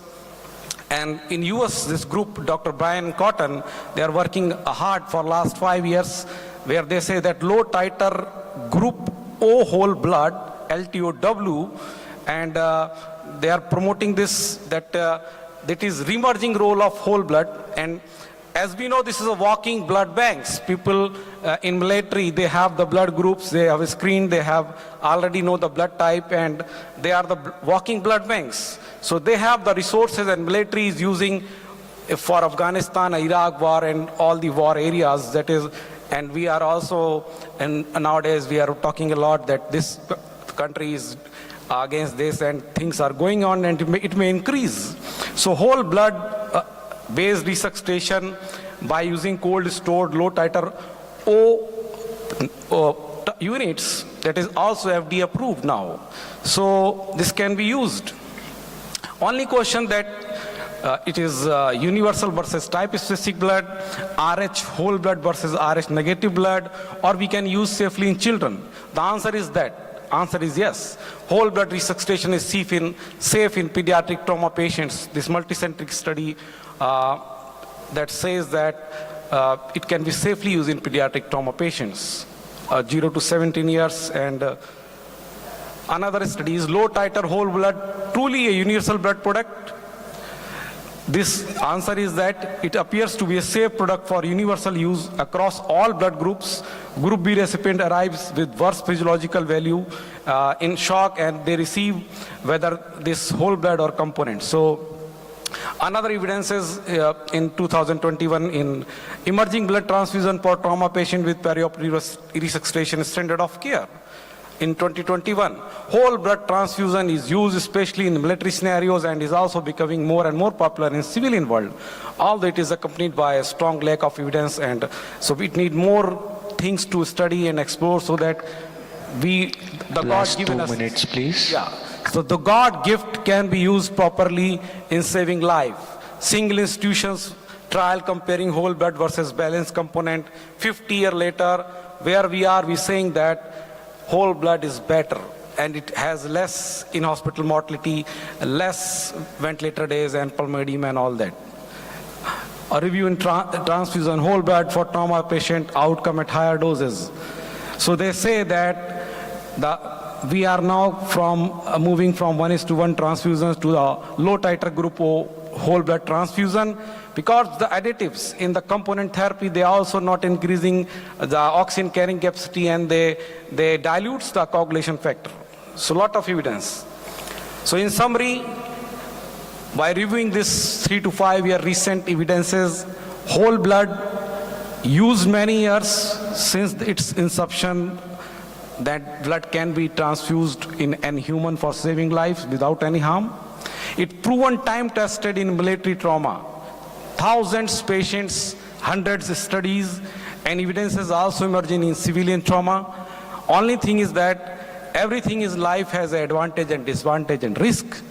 So same here with the component and the whole blood. Only thing that availability. If it is available, definitely, because in my residency in India we have used this. Now, if it is available, I think most of you would like to use it as per the evidences, both in adult pediatric trauma patients and in civilian setting also. Thank you. Thank you so much. Thank you. Thank you very much. That was a very holistic talk, if I may say. Thank you. Any questions at all, or shall we take them in the end? Right. Okay. Thank you very much. If anyone in the audience has any form of backache, headache, heartache, any of those things, please do not leave this hall. The next talk is on newer analgesic drugs by Dr. Rahul Balasubramaniam.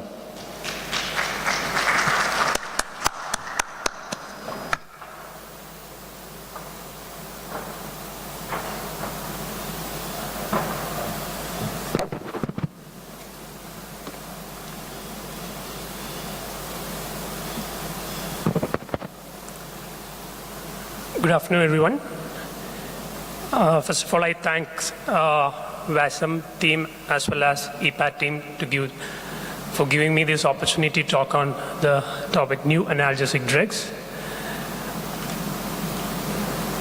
So, overview of this discussion would be briefly described regarding the pain pathway, the changing landscape in pain management, mainly the CERTA strategy, evolving analgesic and pain ladder, brief description about traditional analgesics, characteristics of new generation analgesic, rather analgesia, and few examples of new analgesics. So you all know pain is the root cause of main presentation of almost 75 to 80% of all complaints according to the present prevalence across the globe. So what are the challenges? Because delayed pain management is a routine in most of the busy ER. And another one is oligoanalgesia. So what do you think? The reason for oligoanalgesia is because of the fear of the side effects or the adverse effects because of the routinely used analgesics. And our aim is not to get us zero pain, but to have a practically reasonably good pain relief on reassessment, reduction of at least 40% of pain score. And in the background of opioid epidemic in all the developing country, even in developed countries, we have a wide use of opioids, which leads to a scenario called opioid overuse or opioid epidemic and its side effects. So to conclude, or in short, we need to have a balanced analgesia. You all know this, the pain physiology, the pain pathway, which is by peripheral nervous system as well as central nervous system. Any nociceptive stimuli from periphery goes through the myelinated as well as unmyelinated fibers, reaches the dorsal column of spinal cord, and then to the brain and the higher centers. So as in the diagram, there are different levels of analgesics which can help decrease the pain. That can be both pharmacological as well as non-pharmacological. So my talk would be not only new analgesic drugs, rather analgesia. So it need not be always drugs which can decrease the pain. It can be some other non-pharmacological techniques too. So to review the pain ladder, so the conventional pain ladder, we have 3 steps to start with: mild, then moderate, and severe pain. Usually, we have the conventional drugs. To begin with, the most safest one is acetaminophen, paracetamol, or maybe NSAIDs. Then we move on to weak opioids and strong opioids. So what WHO has come up with is a new addition. In each step, it can be an integrative medicine therapy. And while you leap from step 2 to step 4, we have an additional one, that is minimal invasive intervention. So that can include, which we all know now, even after the advent of the ultrasound and easy availability of ultrasound, regional nerve blocks as well as plain blocks are being used, which can be used in order to get a balanced analgesia so that we can reduce the adverse effects of analgesics being used. So what is the armamentarium? We told that the integrative medicine therapy, which we can include in each and every steps of pain ladder, can be a non-pharmacological, which include physical like physiotherapy, osteopathic manipulation, mechanical support, or active mobilization. Direct like heat or ice, acupuncture, all this have got even adequate evidences to use. Transcutaneous electrical nerve stimulation, deep breathing, and ultrasound. Indirect like music therapy, aromatherapy, hypnosis, and even guided imagery, which can actually decrease the pain. Educational and physiological like cognitive behavioral therapy, which been using for psychiatric patients, verbal suggestions, and family support. So this can be integrated to any step of the pain ladder. So it has come to an extent that a virtual reality helped reducing the pain during labor. So there is a Frey and al. Showed in 27 unmedicated pregnant female could decrease the pain and anxiety. And in 2018, a systemic review by Scapin et al., which includes 34 studies, showed virtual reality can decrease pain while dressing changes, physical rehabilitation, and physiotherapy. Coming to this, what is CERTA approach?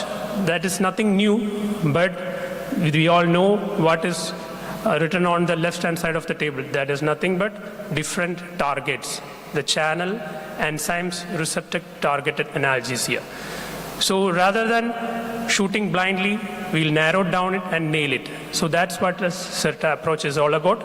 So according from the history and the pathophysiology or etiology which you know regarding the pain presentations, you can actually target or nail the exact cause. For example, for COX and COX-2 inhibitors, we usually use ibuprofen, diclofenac, naproxen. So you can exactly nail the causative inflammatory markers.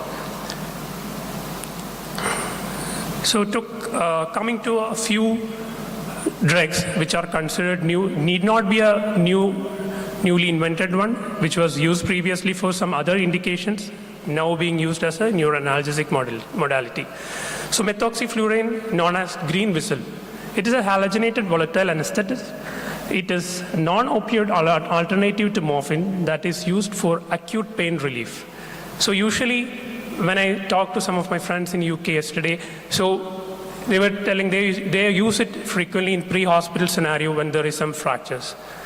So now this is being used widely in New Zealand as well as Australia, but it is banned in United States because of the nephrotoxicity, which was there when used in higher doses.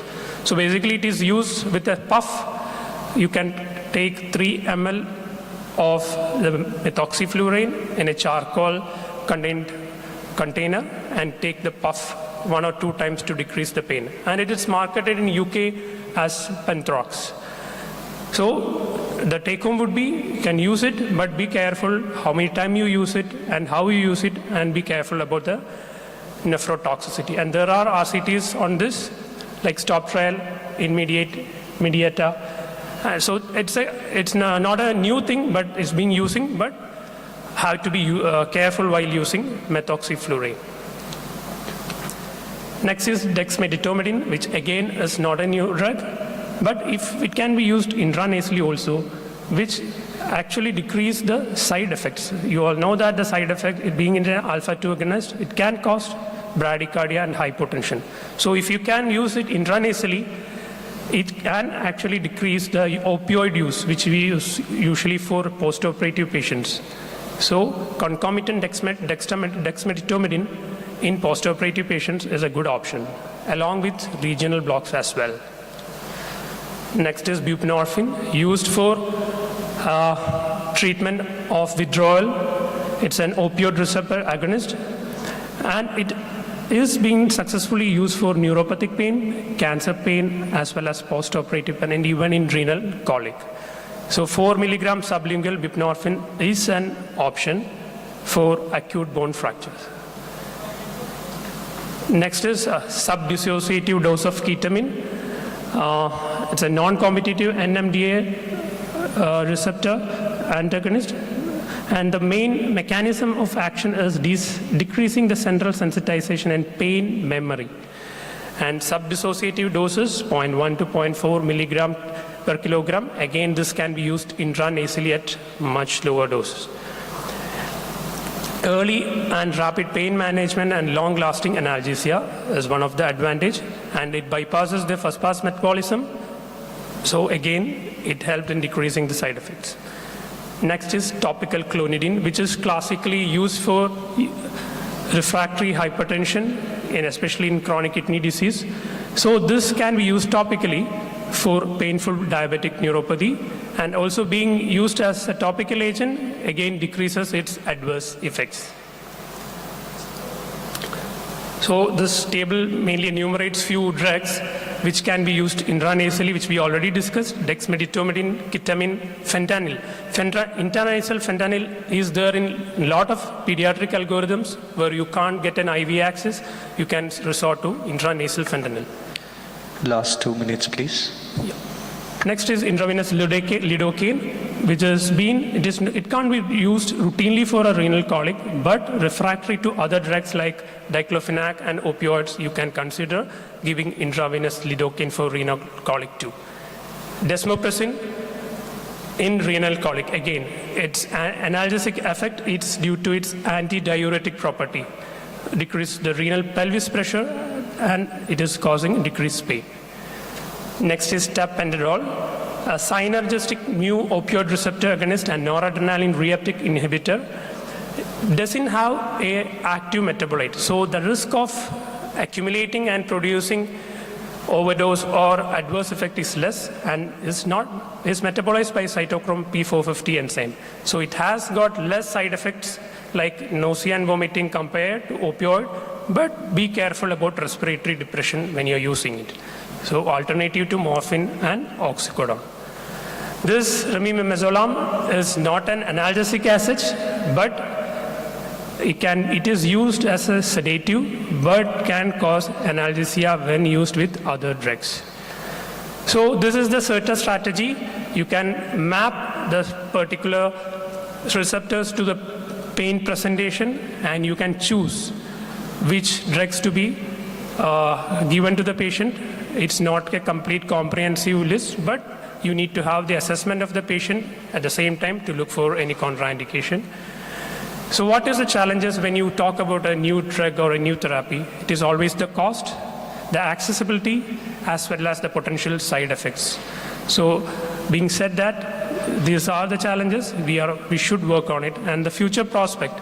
So we already discussed the pain pathway. The sensitization occur in the dorsal horn of spinal cord and the higher centers of the brain. So the future research or future analgesics which are being developed or are in pipeline is being addressed regarding the central sensitization and long-term potentiation. So take-home point should be limited newer analgesics are introduced recently. So older drugs used for other indications are being used for analgesia. Better we go for a channel enzyme receptor targeted analgesia rather than shooting blind, nailing it down. And there are non-pharmacological options.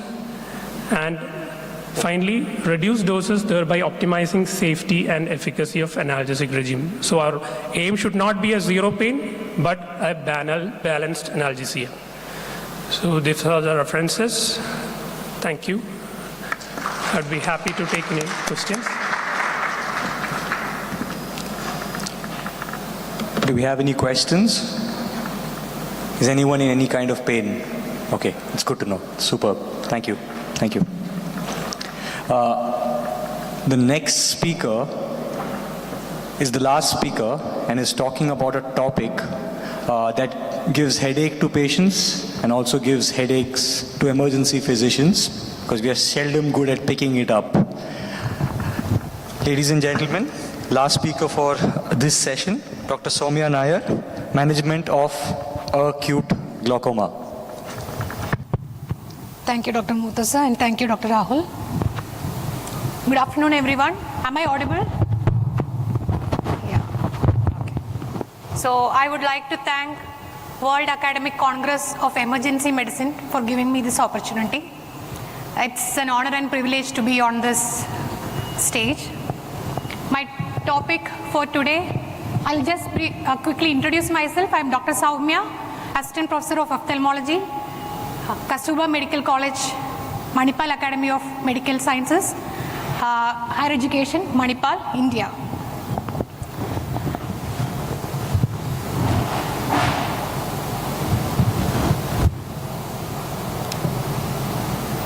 Slide change.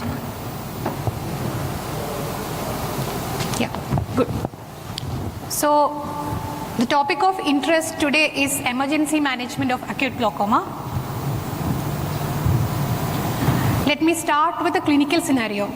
A 60-year-old female presented to the ED with complaints of acute onset diminution of vision in the right eye, which is painful, and was associated with severe headache and recurrent bouts of vomiting. She had other associated symptoms like redness, photophobia, and lacrimation. So what are the possible differentials you can think of? The first possible and the most important differential in this situation will be primary angle closure glaucoma. But you have to keep in mind other causes of acute glaucoma like traumatic, inflammatory glaucoma, lens-induced glaucoma, and drug-induced glaucoma. So what is the importance of primary angle closure? Primary angle closure glaucoma is a sight-threatening condition. As an acute care physician, saving the sight is one of your priorities, isn't it? And acute angle closure glaucoma is a great mimic too. It can mimic many of the emergencies that come into your ED, like neurosurgical emergencies, gastrointestinal emergencies, and tox emergencies.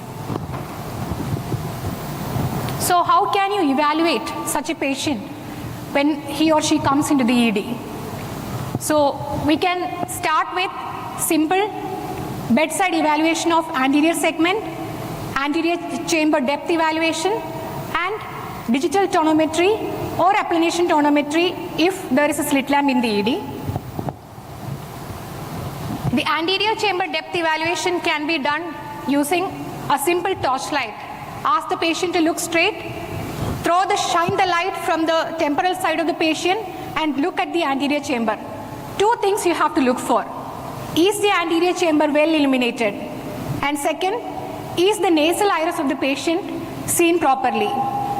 If the nasal iris is not seen properly and the nasal anterior chamber is in shadow, that indicates that the patient is having a shallow anterior chamber, just like the second picture there. Now, how can you assess the intraocular pressure bedside in the ED? A simple method called digital tonometry will help you. With the index finger, press on the upper lid on the eyeball of the patient, ask the patient to look down and feel the pulsation on the other index finger. And if the pulsations are not felt and the eye appear rock hard, that means the intraocular pressure is very high.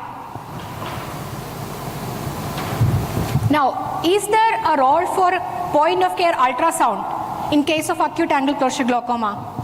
Yes, there is. Why? Because often in cases of acute angle closure attacks, the patient will be having a cloudy cornea due to corneal edema. This will impair the visualization of the anterior chamber and the depth assessment. In such cases, we can rely on focus.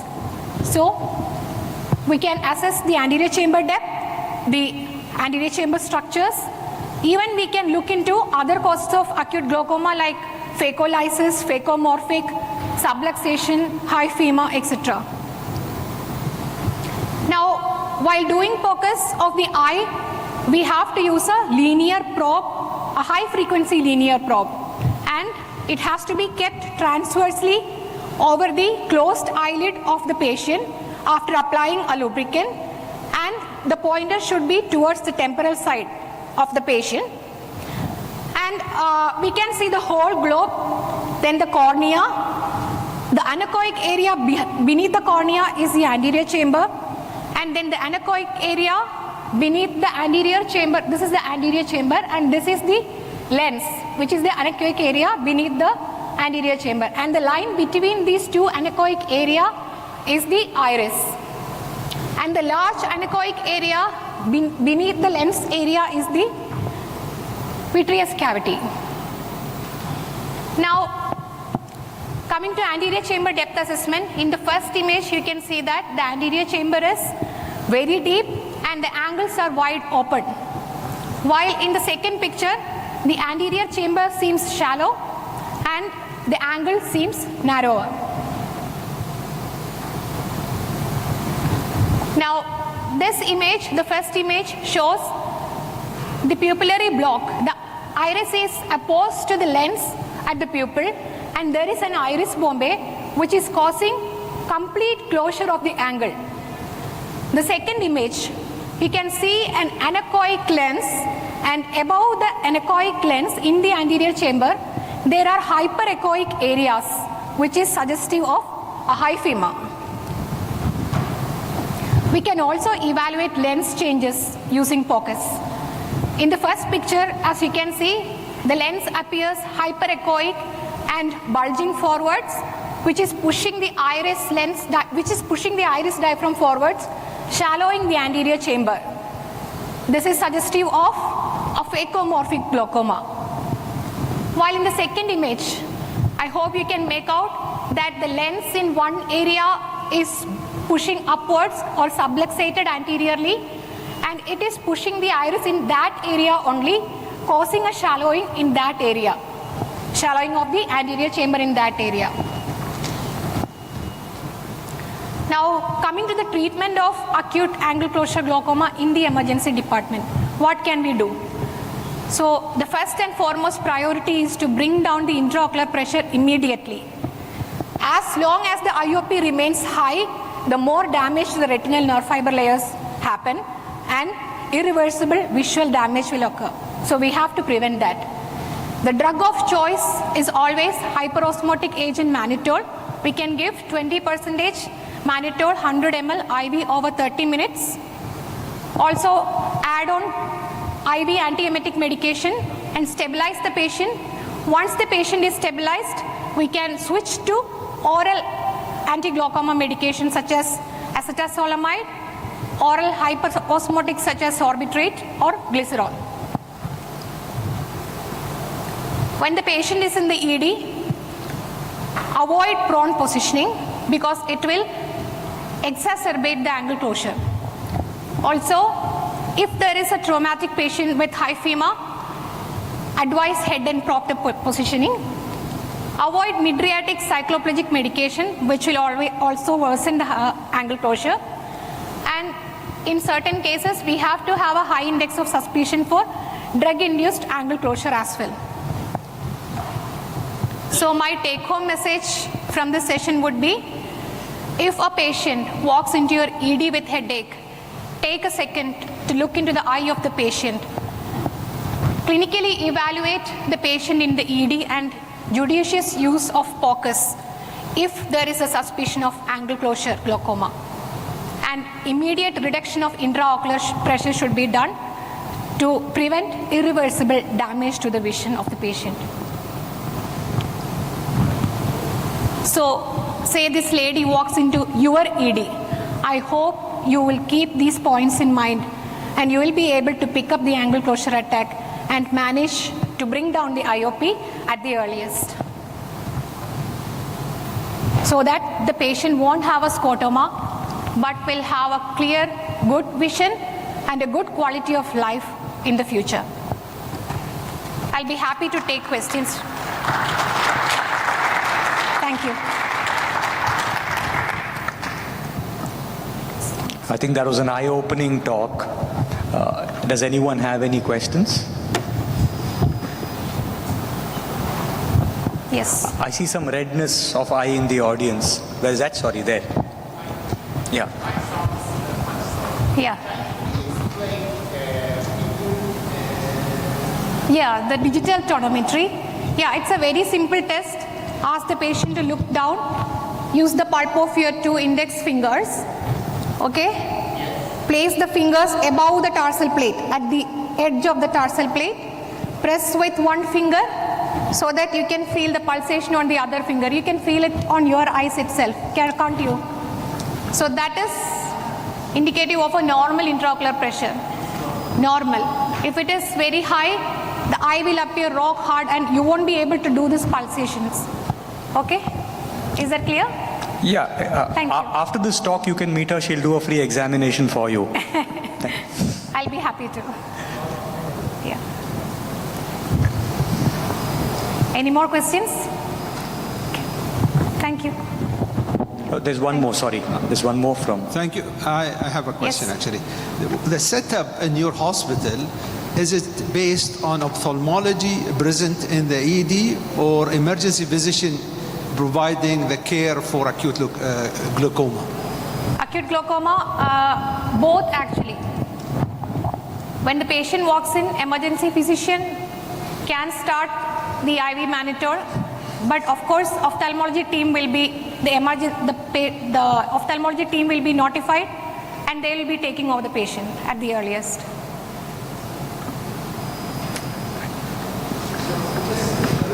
Yes. In-house or home? Yes, sir. The ophthalmologist will be in-house in the ED, or he will be called to come. So time is a factor here. Yes, yes. So what is actually the time factors that will require for ophthalmologist to be in-house to provide the care for this patient? Yeah, so it will take at least 10 minutes for the ophthalmologist on duty to come, but we can save that time also if we are trained to look into the eye and understand that this is an angle closure attack, then no need to wait for the ophthalmologist to reach. We can, that much amount of time can cause that much amount of damage to the retinal nerve fiber layer, so that can be prevented. Yes. Okay. Thank you. Does anyone have any questions for the first 2 speakers? We rushed them because of keeping interest of time in mind. Any questions for emergency transfusion in pregnant trauma patients? Dr. Indulata is still here. In pregnant trauma patients, emergency transfusions. Any questions on whole blood transfusion? Yes. The question on whole blood transfusion. So, Dr. Sandeep Sahu is here. Yeah, if it's okay, Dr. Sandeep, I have a question regarding actually your protocol. You said in your hospital you do have whole blood transfusion. So what is the setup and how this impacts on massive transfusion protocols?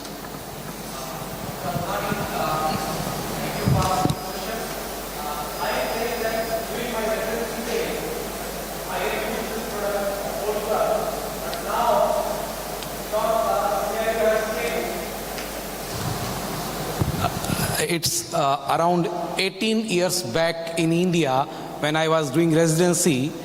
At my hospital that time we don't have the component therapy. So we are using the whole blood for gunshot and all the laparotomies. But nowadays, in other emergency, definitely emergency medicine, we have component therapy nowadays. But I am especially being my primary specialty in anesthesia, and I am seeing day and night massive blood transfusion and severe hemorrhagic shock in the ORs and ICU. And anyhow, I am thankful to my transfusion department, transfusion medicine department. We have to take component, but we have to do massive transfusions. And after all that thing, the only problem that I have, that patient need go in overload. So, and it's again rethinking with the evidences, because I have given task to what is the recent trends. So recent trend is coming back, and even in the wars, that is Afghanistan and Iran war, and even the things are going in disaster worldwide, the blood bank is not available, Dr. Althani, everywhere. And I think if we got the opportunity to have this whole blood, I would like to use, because I have used this during my residency days. So I have that not hesitancy, and you can say the new thing to use, whether it will work and will not work. So sorry, but nowadays in my hospital we are not having whole blood. But definitely I would like to have, especially it's good for severe polytrauma and hemorrhagic shock. Thank you, Dr. Althani. So what's your say, sir? Because you are a trauma surgeon, I know, and you work in ED, and we have seen your hospital. So what's your thought? I would like to add on this. We've got about 1.5 minutes, so it's not bad.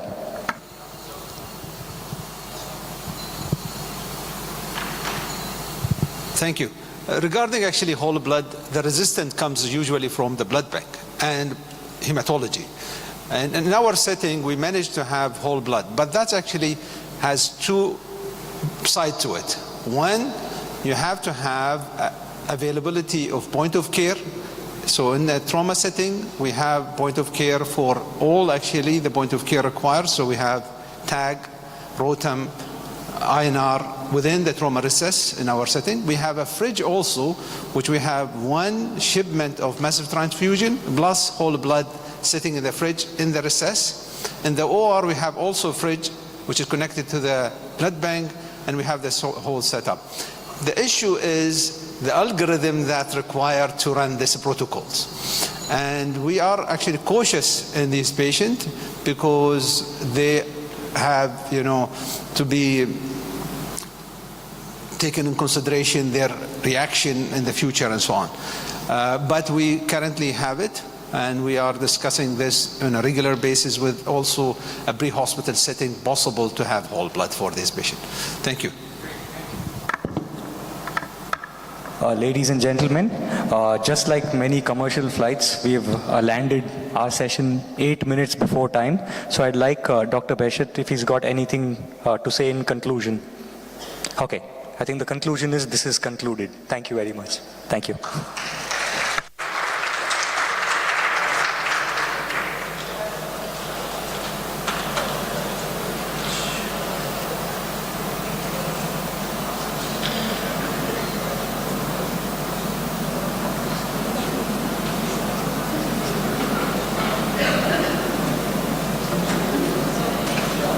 Microphone is on here, please.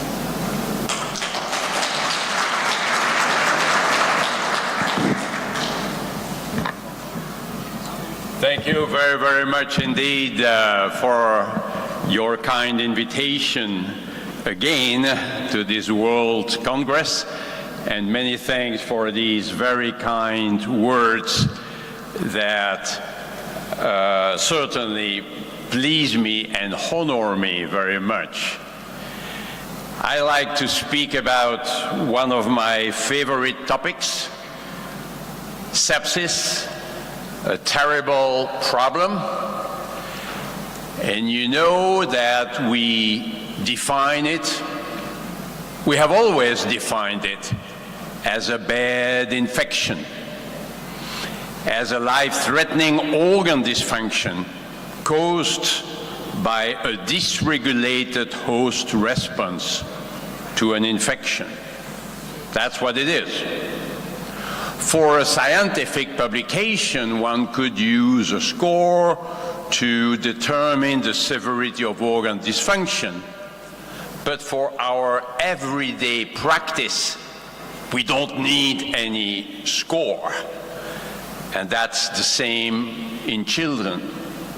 So if you look at the pyramid of severity, starting from colonization, an infection will be characterized by some host response, usually fever, an abnormal white blood cell count. When it is sepsis, there is more. There is organ dysfunction. And if there is septic shock, there is an alteration in tissue perfusion and an increase in blood lactate levels, typically above 2 milliequivalents per liter. So sometimes we identify sepsis in a patient having an infection complicated by organ dysfunction. But we must keep in mind, and this is very true in the emergency department, that sometimes patients come with some degree of organ dysfunction and it's not so clear why they have it. It may be sepsis. There may be a severe infection. And when we speak about organ dysfunction, we need to consider 6 organs: circulatory, respiratory, renal, neurological, hepatic, hematological. And these are the 6 items included in the SOFA score to evaluate organ dysfunction. But I'll focus on management this afternoon, and I will look at the 3 components: infection control, hemodynamic stabilization, and modulation of the host response. So if you think that antibiotics work, then we should start antibiotic therapy without delay. And we should give the right antibiotic, right? That is particularly important in severe cases, that is in septic shock. So the timing is an issue. We should not waste time when the situation is severe. So if I go back to my pyramid, it's particularly true in septic shock, when there is an alteration in tissue perfusion. And we know that sometimes we waste a little bit of time in the administration of antibiotic therapy. This is a nice recent study emphasizing at the bottom of the slide that this is particularly true in patients with septic shock. Now, hopefully, when there are signs of infection, the antibiotic administration is usually relatively rapid. So you can see when there is hypotension or when there is fever. But still, sometimes we waste time. Sometimes in the administration of antibiotics, we order the antibiotics, but the nurse is very busy with other things, and the antibiotic administration is delayed. So it's not only in the hands of doctors, it is in the hands of the team.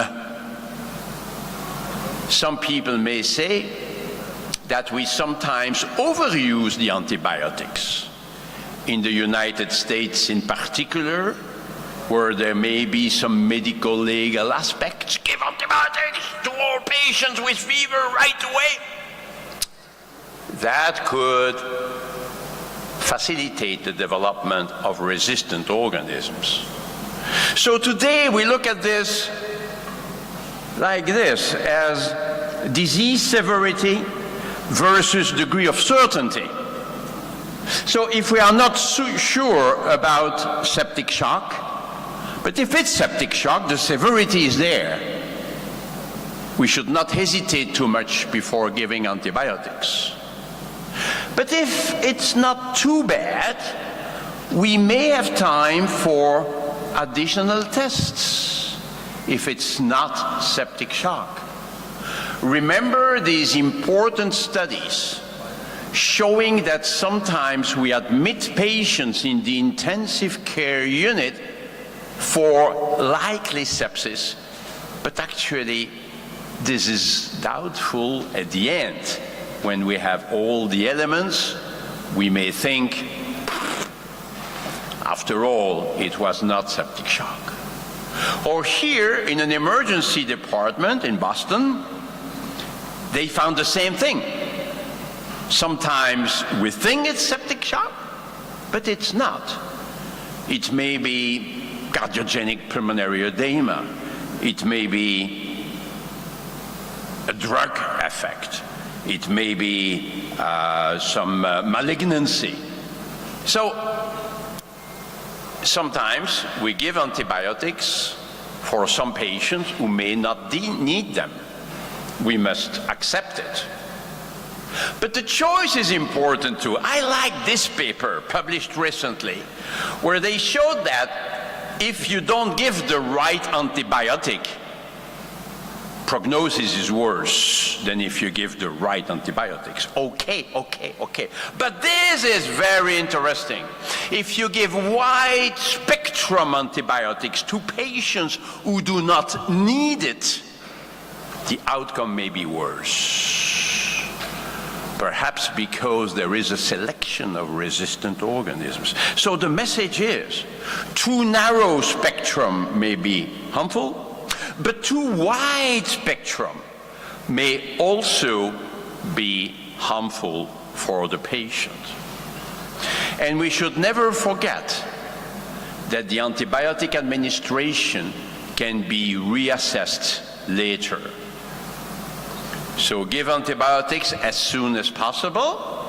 The more severe the presentation, the more urgent the antibiotic administration. And antibiotic therapy should cover all likely pathogens, not less, but not more. And of course, source control is very important. And here also, we need to motivate the team, the nurses, the surgeons, if there is a need for laparotomy, for instance, the radiologists before that, the anesthesiologist, a team effort. But let's move to the hemodynamic management. My mentor, my teacher, was Dr. Weil in Los Angeles. And Dr. Weil was saying every patient is a VIP. Ventilate, infuse, pump. Ventilate, well, we have good ways to use non-invasive mechanical ventilation today. But in shock, we should not wait too long before endotracheal intubation if required.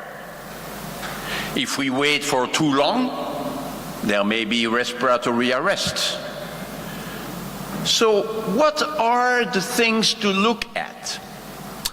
With my colleagues at the Surviving Sepsis Campaign guidelines, I said we need to give recommendations to the doctor about when to intubate a trachea. And they said, oh, Jean-Louis, there is no randomized controlled trial on this. I know, but we need to give some guidance. So would it be the degree of hypoxemia, the neurological status, sometimes the PCO2, the hemodynamic status, the muscle function. Are there plans for major surgery? It could be a combination of those. We need to help the doctors. So my recommendation, actually it's not mine, I found it on internet, it is to ask the patient to pronounce metoprolol.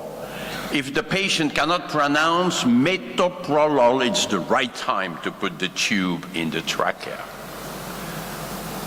Infuse. Every patient with sepsis will need fluids. Not too much, but not too little. Not too little. And we cannot go by formula. Because a patient with pneumonia may require less fluids than a patient with peritonitis. There may be a little bit of vasodilation or much vasodilation. There may be more capillary leak with unavoidable edema formation. And we may need to bring cardiac output to a supranormal level to bring enough oxygen to the cells. So some years ago, a couple of years ago, people were discussing restricted, liberal fluid administration. This is over because these trials randomizing patients for more or less fluids showed no difference in outcome because some patients may benefit from one strategy, but some others may be harmed, and vice versa in the other group. Look at this recent paper published this year in the New England Journal of Medicine, comparing more fluids with less fluids but more vasopressors. Well, if anything, the patients who were in a restrictive fluid therapy were worse than the others. They were more likely to need a stay in the intensive care unit. Clearly, fluid restriction is dangerous. There will be some edema formation. We don't like it, I agree. But that's the price to pay to have a sufficient cardiac output. We may need vasopressors, I will go to that in just a moment. But vasoconstriction is really to avoid. So we need to navigate between the two. We all know that. Maybe artificial intelligence will help us in the future to decide whether we should give more fluids or more vasopressors. But to stay with simple things. An edematous patient may be hypovolemic. Sometimes there is a doctor coming and say, oh, there is some edema here. Oh, stop giving fluids. That doesn't make sense. No, we don't know. Because in sepsis, there is always some edema formation. So let's be careful about the word fluid overload. Because sometimes we say the patient is in fluid overload when there is edema. But edema does not exclude hypovolemia, especially if there is hypoalbuminemia, which is associated. So let's be careful. Likewise, the fluid balance doesn't help very much. The patient may still need fluids even when the fluid balance is positive. So we all agree now that we need individualized therapy. Initially, in the salvage phase, when the patient arrives in the emergency department, we could just pour fluids initially, and we try to bring a monitoring system at the same time. You cannot do without a monitoring system. The studies in Zambia or in countries where they couldn't get any monitoring system failed. But hopefully today we have echocardiography that could help, at least initially. We don't need to be experts in echocardiography. In every single emergency department, there must be an echography machine available, not only for a septic shock, but also for trauma, for heart failure, for other problems.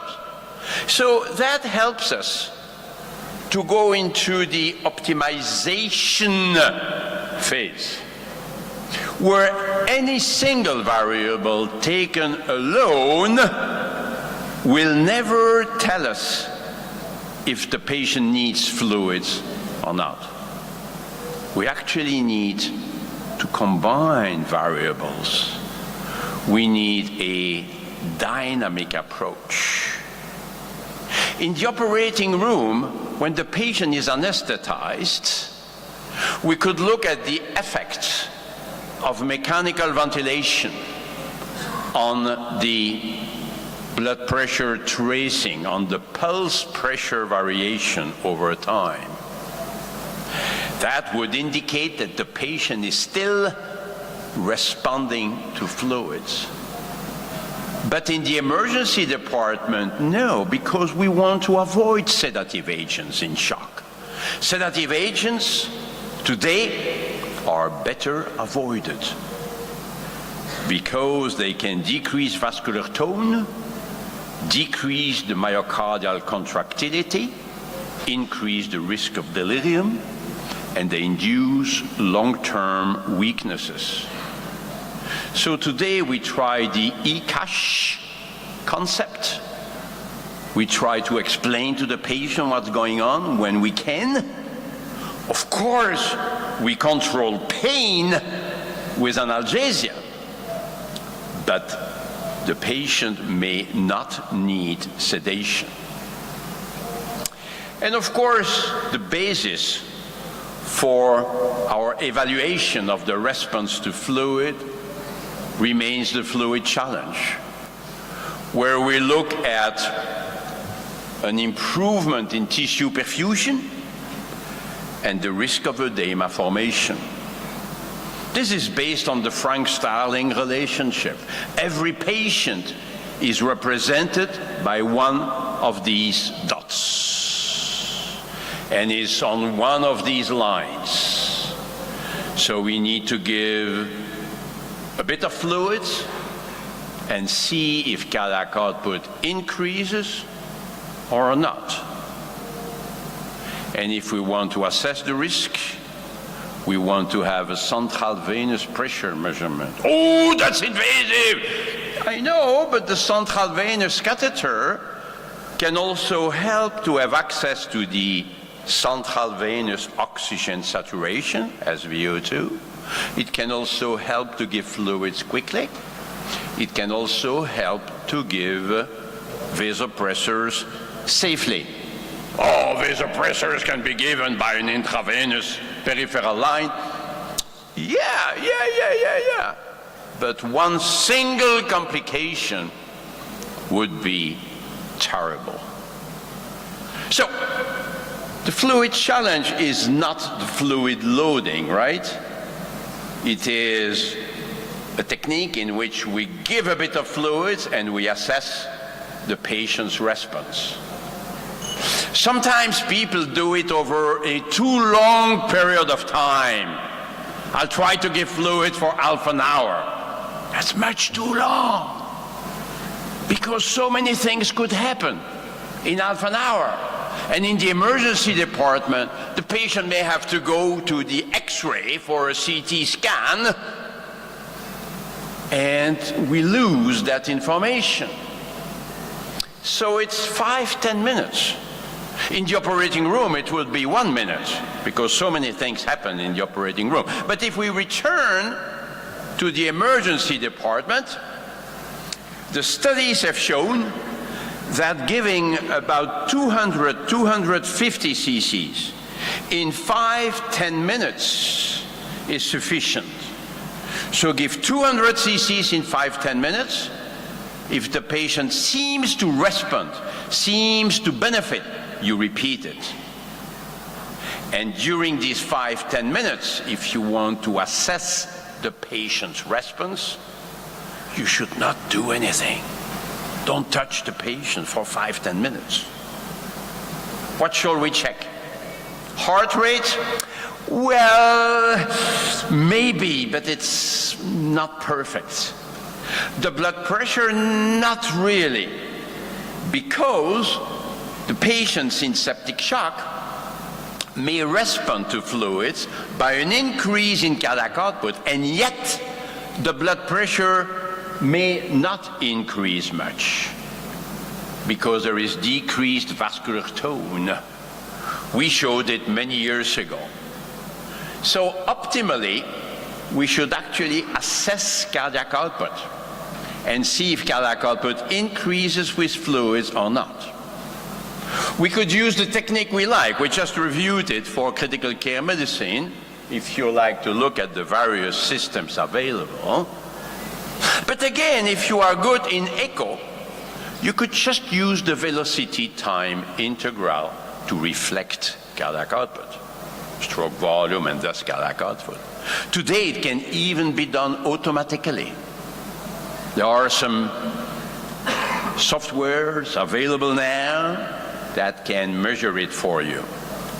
So that's the fluid challenge technique. You can go to that publication if you want to see the graph.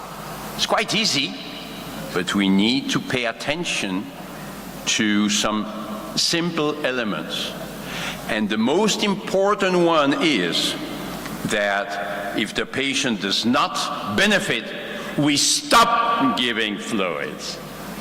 The fluid challenge does not encourage to give more fluids. It does encourage to stop giving fluids when the patient does not benefit. Internal fluid challenge can be obtained by passive leg raising, but it's a bit more difficult to do actually, because the changes in cardiac output will be very transient and very mild. If you like, we did a neat chat, you can find it on the internet, with Dr. Monet, who is a world expert in this, asking him, how do you do this? But to go back to simple things, ChatGPT says, the goal of fluid resuscitation in sepsis is to restore perfusion to vital organs and tissues and to prevent organ failure. The appropriate amount of fluids will depend on the individual needs of the person with sepsis and should be determined by a healthcare provider. It is important to monitor the person's vital signs and response to treatment. And it's only then, when the patient is stabilized, that we can think at the stabilization phase and the de-escalation phase with diuretics, with ultrafiltration, if the patient does not have urine output. If you like, we just reviewed it in this paper, the various phases: salvage, optimization, stabilization, de-escalation. Very important to look at which phase we are in. Very briefly, there was a discussion until recently about the type of fluids, the amount of chloride we could put in the IV fluid. That was a question which was overstated, because we know that saline solutions include a lot of chloride. We know that during surgery, the chloride levels will increase after 2 hours if you give only saline. We know balanced solutions include other electrolytes than chloride, and hyperchloremia cannot be good. Any abnormality is associated with a worse outcome. It has been known for many years that hyperchloremia is not good for the kidneys. So I don't know why we need to do prospective randomized trials with saline versus... If there is hyperchloramia, there is more renal dysfunction. But we knew it from the beginning.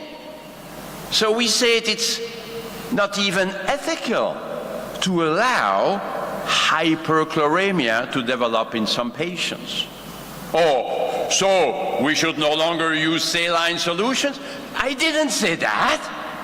I said we need to monitor chloride. Look at that, 112 as a mean value in these prospective randomized controlled trials. More major adverse kidney events. This was expected. So is it so difficult to look at chloride levels? And if they are, let's say, above 110, if it's a neurological patient, we should not give Ringer's lactate solutions, which are somewhat hypotonic, very bad for the damaged brain. But otherwise, Ringer's lactate solution would be a valuable one. And there may be a place for some albumin as well, some colloids, when the patient has lots of edema associated with hypoalbuminemia. But let's move on. Let's emphasize that severe hypotension must be treated right away, because it's too bad to be severely hypotensive. So don't wait for the response to fluids. If hypotension is severe, we need to give vasopressors right away. Studies of large databases have shown that severe hypotension for 1 hour or 2 may be very harmful for the patient. In this, there have been several studies on this, also on renal function. We could even perhaps propose the administration of vasopressors in the ambulance before getting to the hospital.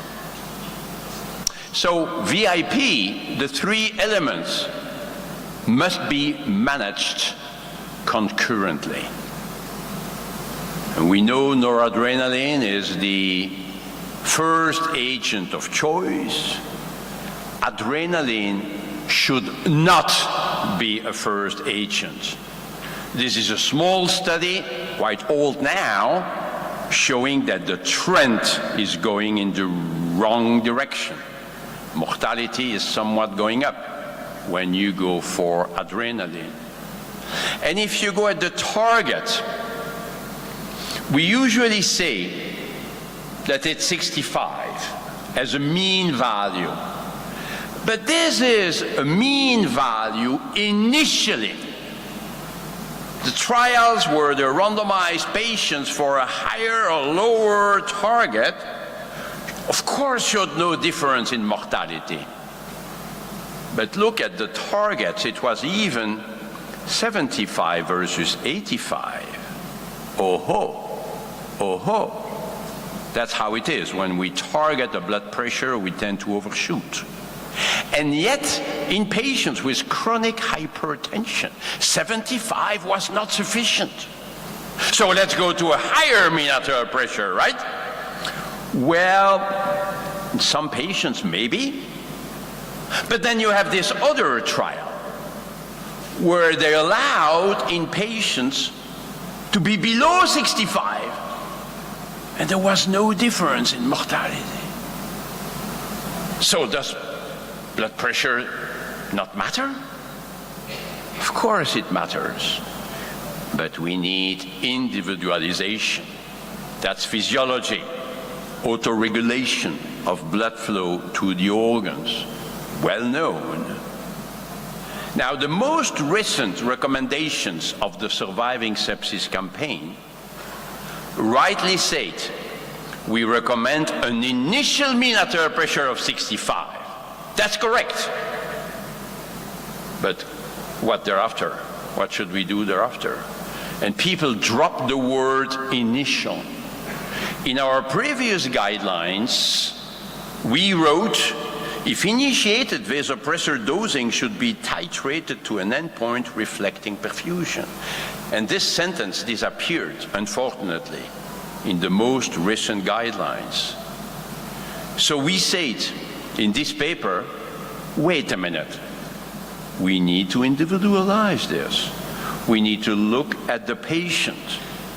We cannot assume that one single blood pressure level will be good for all patients. Let's look at diuresis, consciousness, skin perfusion. That's what we call the noradrenaline challenge. With vasopressors, we need to be very careful about the risks of vasoconstriction. It's easy to increase blood pressure. We have a number of agents to do that. But the problem is when we increase vascular tone, cardiac output may go down. And that's actually the main reason why noradrenaline is our agent of choice. Because it has a little bit of inotropic effect. It can maintain cardiac output to some extent. There is a lesser risk of decrease in cardiac output. Because if there is a low blood flow, then vasoconstriction can become very harmful. The vasopressor therapy could harm. Maybe good to look at the diastolic blood pressure. If it's very low, maybe there is less risks than when the diastolic pressure is already high. And of course, we can look at peripheral perfusion. We can look at skin perfusion, because there are other options if the patient is vasoconstricted. We could look at it by the capillary refill time. I'm not sure we need to spend much time on this, but let's examine the extremities of the fingers. We may not need a particular device for this.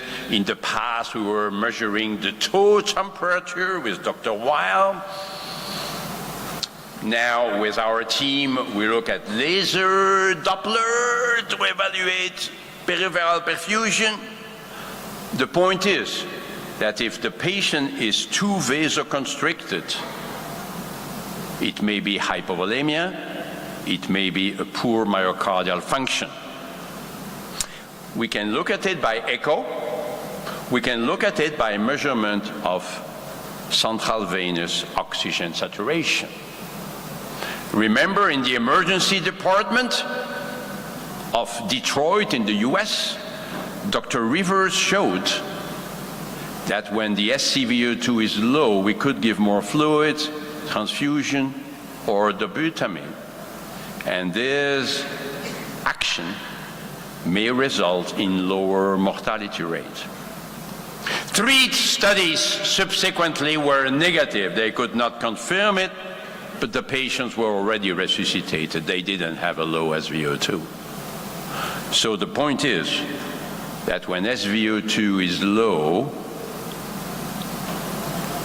it could be good to do something else to increase oxygen delivery to the tissues. Fluid, dobutamine, perhaps a transfusion. We can even look at the veno-arterial PCO2 gap, but the time is running. I will skip these slides. You could read it. This is our paper in Chest showing that if the patient does not improve quickly, we could actually find valuable therapeutic interventions to increase flow. Patient says tachycardia, pacemaker. No, we cannot afford vasodilating agents in patients who are already vasodilated naturally. So it's either fluids or inotropic agents. That's the dobutamine challenge. We could give a little bit of dobutamine in addition to the noradrenaline to try to improve blood flow to the periphery, and this is quite safe. In septic shock, we have known it for many, many years. Oh, dobutamine induces tachycardia. Yes, it does. Because any inotropic agent that we know will increase heart rate if it increases the myocardial contractility. Wait a minute. Tachycardia may be bad. Perhaps in some patients we should use beta blockade in septic shock. What do you think? Well, you could find this paper from Dr. Morelli and collaborators 10 years ago now, with very surprising results. A reduction in mortality rate with beta-blocking agents. But the control group has a mortality rate of 80%. 80% in the control group. So we and others wrote letters saying, you know, no. Last week, in the latest issue of the JAMA, you can find this paper where they used the same approach and they had to stop because it was harmful. But wait a minute, they looked only at heart rate, nothing else? I actually went to the microphone and I said, you know, this is unacceptable. Okay, it's published, okay, it's randomized, controlled. But when you have a tachycardia in your patient, you need to think at why this heart rate is fast. And if it's because the stroke volume is too low, because there is hypovolemia, cardiac pump problem, or maybe an obstruction, giving a beta-blocking agent may be very, very harmful. It's only when you have a supranormal cardiac output that you could do that. That's individualized medicine. So that's something of importance. We spoke about transfusions earlier on, and there may be a place for blood transfusions in patients who do not improve, but my time is really, now I'm reaching the end. Lactate levels in the emergency department, yes, of course. It's not a sepsis marker, no. It's a marker of altered tissue perfusion. Any form of shock will be associated with a high lactate level, typically above 2 milliequivalents per liter. And we can now measure it everywhere in the world. If you cannot do it, go to your hospital manager and say that in Antalya they said we need to have a lactate analyzer. And we could repeat the measurements. After 1 hour, the changes in lactate levels are relatively slow. But the idea is that we would like to see the lactate levels going down with time, not going up. Can it guide therapy? Well, it depends what you mean by guide. It helps to tell us whether we are in the right direction or not. But that's all. We should not wait for the next lactate level to decide what to do. Lactate levels change slowly. I will skip the part on vasopressin, which is not another vasopressor agent. We don't know really when to use it, but it's hormone therapy. Vasopressin is a hormone, right? So there are some interesting effects, limiting edema formation, helping the kidney. So there are some arguments to give low doses of vasopressin early on in septic shock, early on. But we must make sure that cardiac output is normal or high. Once again, beware of vasoconstriction. So maybe if you are sure that cardiac output is not significantly reduced, you use small doses, especially if you are concerned about kidney function, especially if you are concerned about edema formation. Hopefully the doses are fixed. We should not really titrate the doses. Angiotensin II is also coming up. maybe it will have some beneficial effects on the kidney, but it's very costly. It costs about 1,000 euros a day. So we need to have more evidence for this. Last minute, hydrocortisone. Should we give it already in the emergency department? Rarely. Only if shock is very, very severe. We have one study from Australia showing no improvement in survival, but we don't know much about the patients. Many patients were not in septic shock. We don't know the lactate levels, we don't know the degree of organ dysfunction. And we have a study from France showing that in patients who have severe septic shock with a high lactate level, multiple organ failure, yes, corticosteroids can decrease mortality. So if you put the two studies together, you can see a benefit in the sickest patients, in the patient with the more severe form of septic shock. That's where we are now. We should find some better biomarkers. Right now, it's only the severity. So at the end, fluids, vasopressors, inotropic agents if we fear that the cardiac function is altered. Let's look at skin perfusion, urine output, mental status, the three windows of acute circulatory failure, respecting the four phases: salvage, optimization, stabilization, and then de-escalation. And for this, it's quite a bit to do. Infection control, hemodynamic stabilization, modulation of the sepsis response. In trauma, we have a trauma team, right? With a trauma leader giving orders here and there. There is the captain giving orders. There are many things to be done. Insert catheters, call the surgeon, call the radiologist, etc. But in sepsis, it's the same thing. We also need the 5 tubes, the diagnostic techniques, the blood tests, microbiology, monitoring, noradrenaline, other agents, antibiotics. Yeah, antibiotics. Don't forget the antibiotics. Oh, there are so many things to be done. I agree. That's why we need sepsis team at 3 o'clock in the morning as well as at 11 in the morning. In our emergency rooms, we need to have teams taking care of these patients for whom time is essential.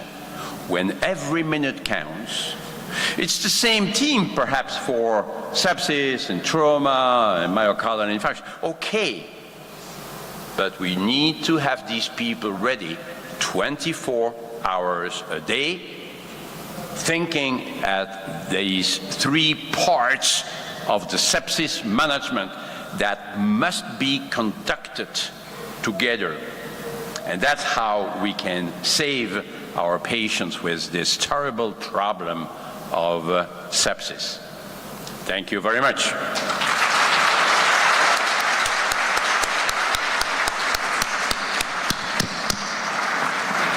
Thank you so much, Mr. Vincent.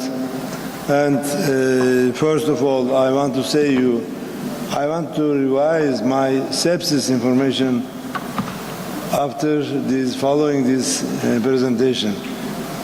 So maybe some of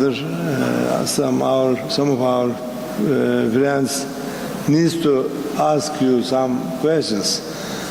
Dear audience, could you please ask? Okay, could you please?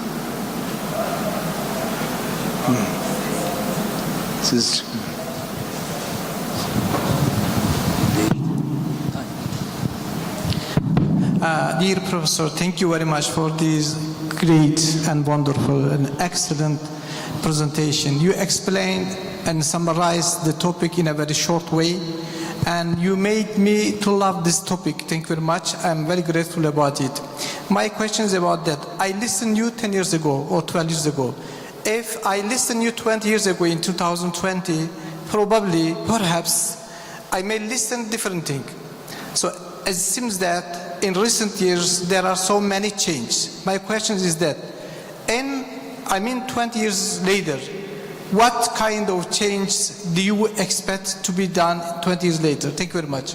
Ooh, thank you very much for this question, which is an excellent one, but it's another talk. If you give me another 40 minutes, I can discuss it. But, you know, I think that we would like to be less invasive, but at the same time, we want to be accurate. So at least for some years to come, we will continue to be invasive. The arterial catheter, the central venous catheter will continue to use it for a while, but maybe not in 10 years or 15 years from now. Echocardiography will be automated, as I say it, with AI programs, with artificial intelligence programs. We will see the heart on the screen and the variables being displayed on the screen, and that will help us to treat the patient in a better way. We will have better methods to identify the microorganism more rapidly, and this will help to orient the antibiotic therapy from the very beginning. And even sepsis itself will be better identified by biomarkers. We already have the C-reactive protein, the CRP. We already have the procalcitonin, the PCT. I think what we will do is first to bring other biomarkers, but also to combine them so that we will have a more accurate recognition of sepsis in our patients. I believe that we will have a better understanding of the type of fluids to be given, in particular when to give albumin, when to give red blood cells. Because right now we are in an era where we say, no transfusion, no. But, you know, if the patient has alteration in perfusion, the cells need oxygen. And oxygen is provided by the red blood cells. You cannot change it. So that will be another development. And of course, there will be many developments in surgery, radiology, better antibiotics or newer antibiotics, etc. We will benefit from the progress made in other fields. And above all of this, artificial intelligence or augmented intelligence, AI, in any case, AI will help us to better identify the problem and better treat it. We will remain in charge. We will not be replaced by an AI system, but the AI system will provide a very effective help to the team. I'll stop here. Thank you so much. Please. Could you please bring the microphone here, the second line here.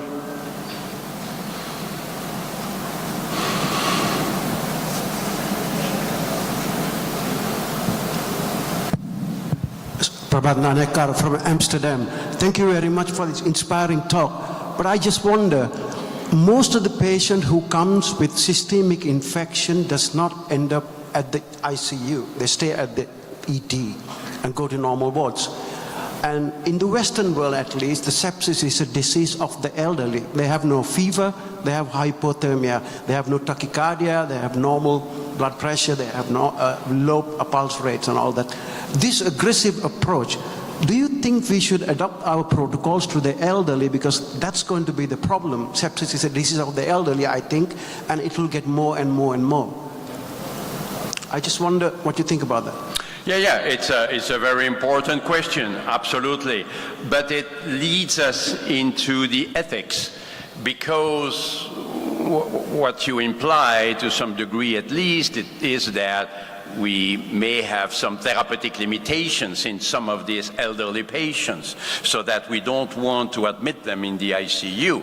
But the treatment may be much less effective on the ward than in the intensive care unit. You know, if you want to do everything you can for the patient, you need to admit this patient in the ICU. And there is always beds available in an ICU, always. You may have to make difficult choices, as we had during COVID-19. We may have to say, no, I will not take this patient, but I will take that patient, what they call triage. It's a terrible word, but that's what it is. So we could have triage, but if we want to treat a patient with sepsis effectively, we need to bring this patient in the ICU. Now, there are some patients for whom we say, okay, we'll just give antibiotics and that's it. Or at the middle, we could have patients for whom we do what we call the ICU test. We are the ones who proposed the ICU test about 20 years ago. That's a test in which we admit the patient in the ICU for a limited period of time, and we appreciate how the patient will respond to full therapy. But we decide in advance, and this is in accord with the relatives, that after 3 days we will reevaluate. And if the patient is not improving after 3 days, then we will decide to give up. So there's this kind of trials could represent a way to admit a patient in the ICU when we are not so sure that this will be very beneficial for the patient. Again, we could continue and discuss it for much longer, but our time, I suppose, is limited.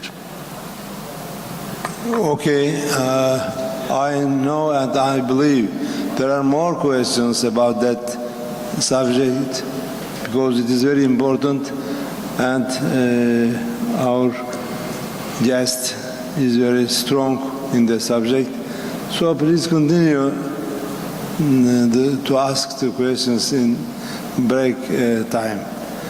Now we have second speaker instead of you. Please don't. There's no stage over there. So we have.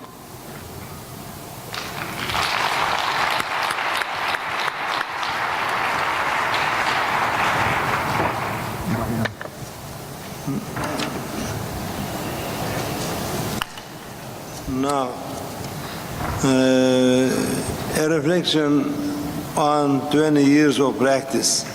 David Kerr will tell us about that subject. Please go ahead. Okay, everyone take a breath in. I'm not going to teach you anything clinical. That was clinical. This is not clinical. I want to start with just asking a question. How many people in the room have been practicing for less than 5 years? Put up your hand.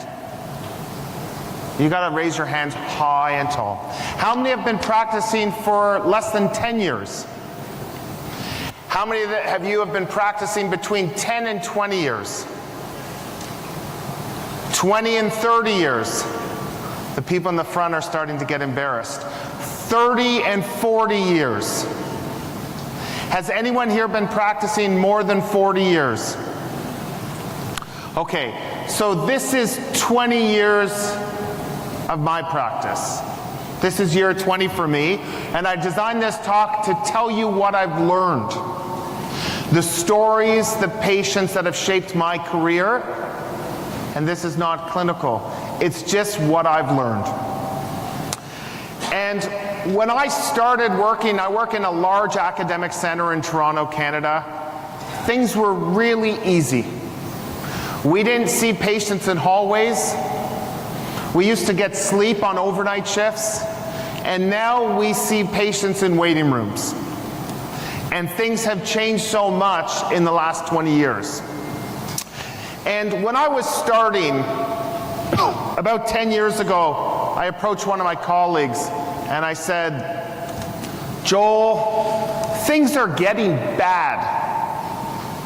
And he looked at me, he was older, he's probably about 80 years old now, and he said, David, until I'm dead, you're screwed. You're going to need to take care of this generation of baby boomers. And 10 years ago, Joel couldn't have been more correct. And I think whether you practice in Turkey, in India, in Singapore, in Canada, we are seeing this effect now. So what I want to do is to take you through my first shift to my last shift and to tell you what I've learned. So I remember my first shift. Does everyone remember their first time doing a night shift alone? Like totally. And I remember that shift so clearly because I was waiting for that last person to leave and thinking about how many hours I would be stuck by myself and hoping nothing bad would happen. And what was amazing was I was killing it. I was doing so well. It's 7 in the morning and my shift ends at 8 and there's no one to be seen. There's no one to hand over. And I have to say, I was feeling really good about myself. I knew I was good. I just didn't realize how good I was. And at 7:15, a patient was wheeled in, and I remember thinking to myself, crap, the board's not perfect, but you know, he's not going to be registered for till 7:30, 7:40. I don't really need to do anything. I can leave it for the morning guy. I said to the nurse, as I was just cleaning up some stuff, what's he here anyways? Is there anything wrong? Oh no, he was here last week with DKA. He's been vomiting. He's back. Don't worry about it. And I looked at him from the distance. I had no intention of seeing him. I was handing over a near perfect board. And then I get called to his room stat. Oh, crap, I don't really want to see another patient. I'm super tired. It's now 7:40. My shift ends at 8. And I go to see him, and he's unconscious. He's 21 years old. He's a type 1 diabetic. So what do you think? You have a 21-year-old who's difficult to rouse. What do you think? So I start to think maybe he's hypoglycemic. I can fix this in 20 minutes. What's his sugar? Oh, we don't have a sugar yet. Okay, well, do his sugar. Okay, I just sit there, just, you know, twiddling my thumbs, point of care sugar, and it says high. And I said, crap. And I said, check his pulse, and he's PA. So it's 2003. And I start CPR. And CPR in 2003 is different. I gave him all these amazing drugs. I got him into PA, and then he went into VF. I gave him amiodarone. I gave him lidocaine. I gave him magnesium. I gave him bertilium. Anyone remember that drug? I gave him procainamide. I put in a central line, a triple lumen catheter, because that's what we were doing. I intubated him. I put in an art line. I gave him some bicarb. I gave him some insulin. And 40 minutes later, he's still got no pulse. And I get his gas back. And he's hyperkalemic. And I give him some calcium. And I pronounced him dead. And I remember after that case, I felt gutted. How could I have not given calcium right out the gate? And I spoke to my friends, and they said, oh, Dave, you gave him bertilium, amiodarone, lidocaine, you intubated him, you did everything right. But in my mind, and I know what this guy looks like today, I know there's something I needed to do that I didn't do. And I learned that day 2 things. I learned that when I started practice, I used to be afraid of what walked in the door that would scare me. Throughout my journey, I've learned that the more important thing to get comfortable with is to get comfortable with those who walk out the door and not be afraid of them. But I also learned the most important lesson that day, and it's why I'm here today. If you want to save lives in the emergency department, teach. You don't save lives sewing up a drunk on a Saturday night. You save lives by teaching things that you missed, because you know others will go down that same pathway. And this was the first thing for me that had inspired me as an academic to want to make a difference, to say, you know what? I only used to think about calcium for dialysis patients. Maybe I should be more broad in who I give it to in an arrest state. The other thing I've learned in my 20 years is to listen. The average emergency physician will let a patient speak for 7 seconds before interrupting them. Are you average? I'm certainly below average. I'm more like a 3-second. And when the person starts with, in 1983, I developed this pain, and you're just like, just stop talking. We don't listen to people. And that's a challenge, and I want to talk to you about the art of listening. About 10 years ago, a 65-year-old man was brought into the emergency department by his 2 sons who were 18 years old, and they carried him to the waiting room from the car into a wheelchair, unresponsive. This was the family who didn't call an ambulance, despite the fact that their dad was GCS3 and unresponsive. These are rare birds. And here was his story. On Christmas Day, he had had a cardiac arrest. He suffered from hypoxic brain injury, and 3 months later, he went home. This was his first night at home. And he went to bed with his wife. At 7 in the morning, he was still sleeping. She went to make some tea. At 10 in the morning, she's still sleeping. At noon, he's still sleeping, and she starts to think, crap, like, I guess he's catching up for the 3 months of sleep he missed while in the hospital. At 2 o'clock, she decides, okay, he's been sleeping for 17 hours. I should go check on him. She can't wake him up. Imagine what she's been through. It's her first night with her husband in 3 months. And she brings him to our hospital. He comes to the triage, and I get called to see him stat by the best nurse in our hospital. You all know who she is, or he is, because you know when they're on how quickly you will run when they ask you to see someone. And I go see this person. I don't really know what's up, so I order a confusogram. You know what a confusogram is? Every single test you can think of. CBC, lights, creatinine, tox screen, thyroid, livers, urine, gas, lactate, CT head, extended lights, thyroid.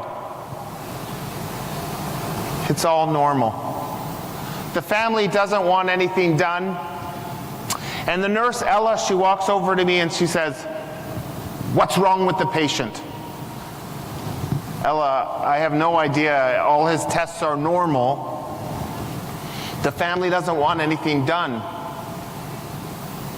She's quiet for a second, and then she looks at me and she says, "You know what's wrong with him? He's in status." I said, "What?" "He's in status. Why don't you give him something?" I said, "But he's not shaking. What do you mean he's in status?" She said, "Just give him something." "Why do you think he's in status?" "Well, when I triaged him, he was doing these funny things with his lips." "You have nothing to lose. Give him some midazolam." "Okay, you win, Ella. What am I going to say?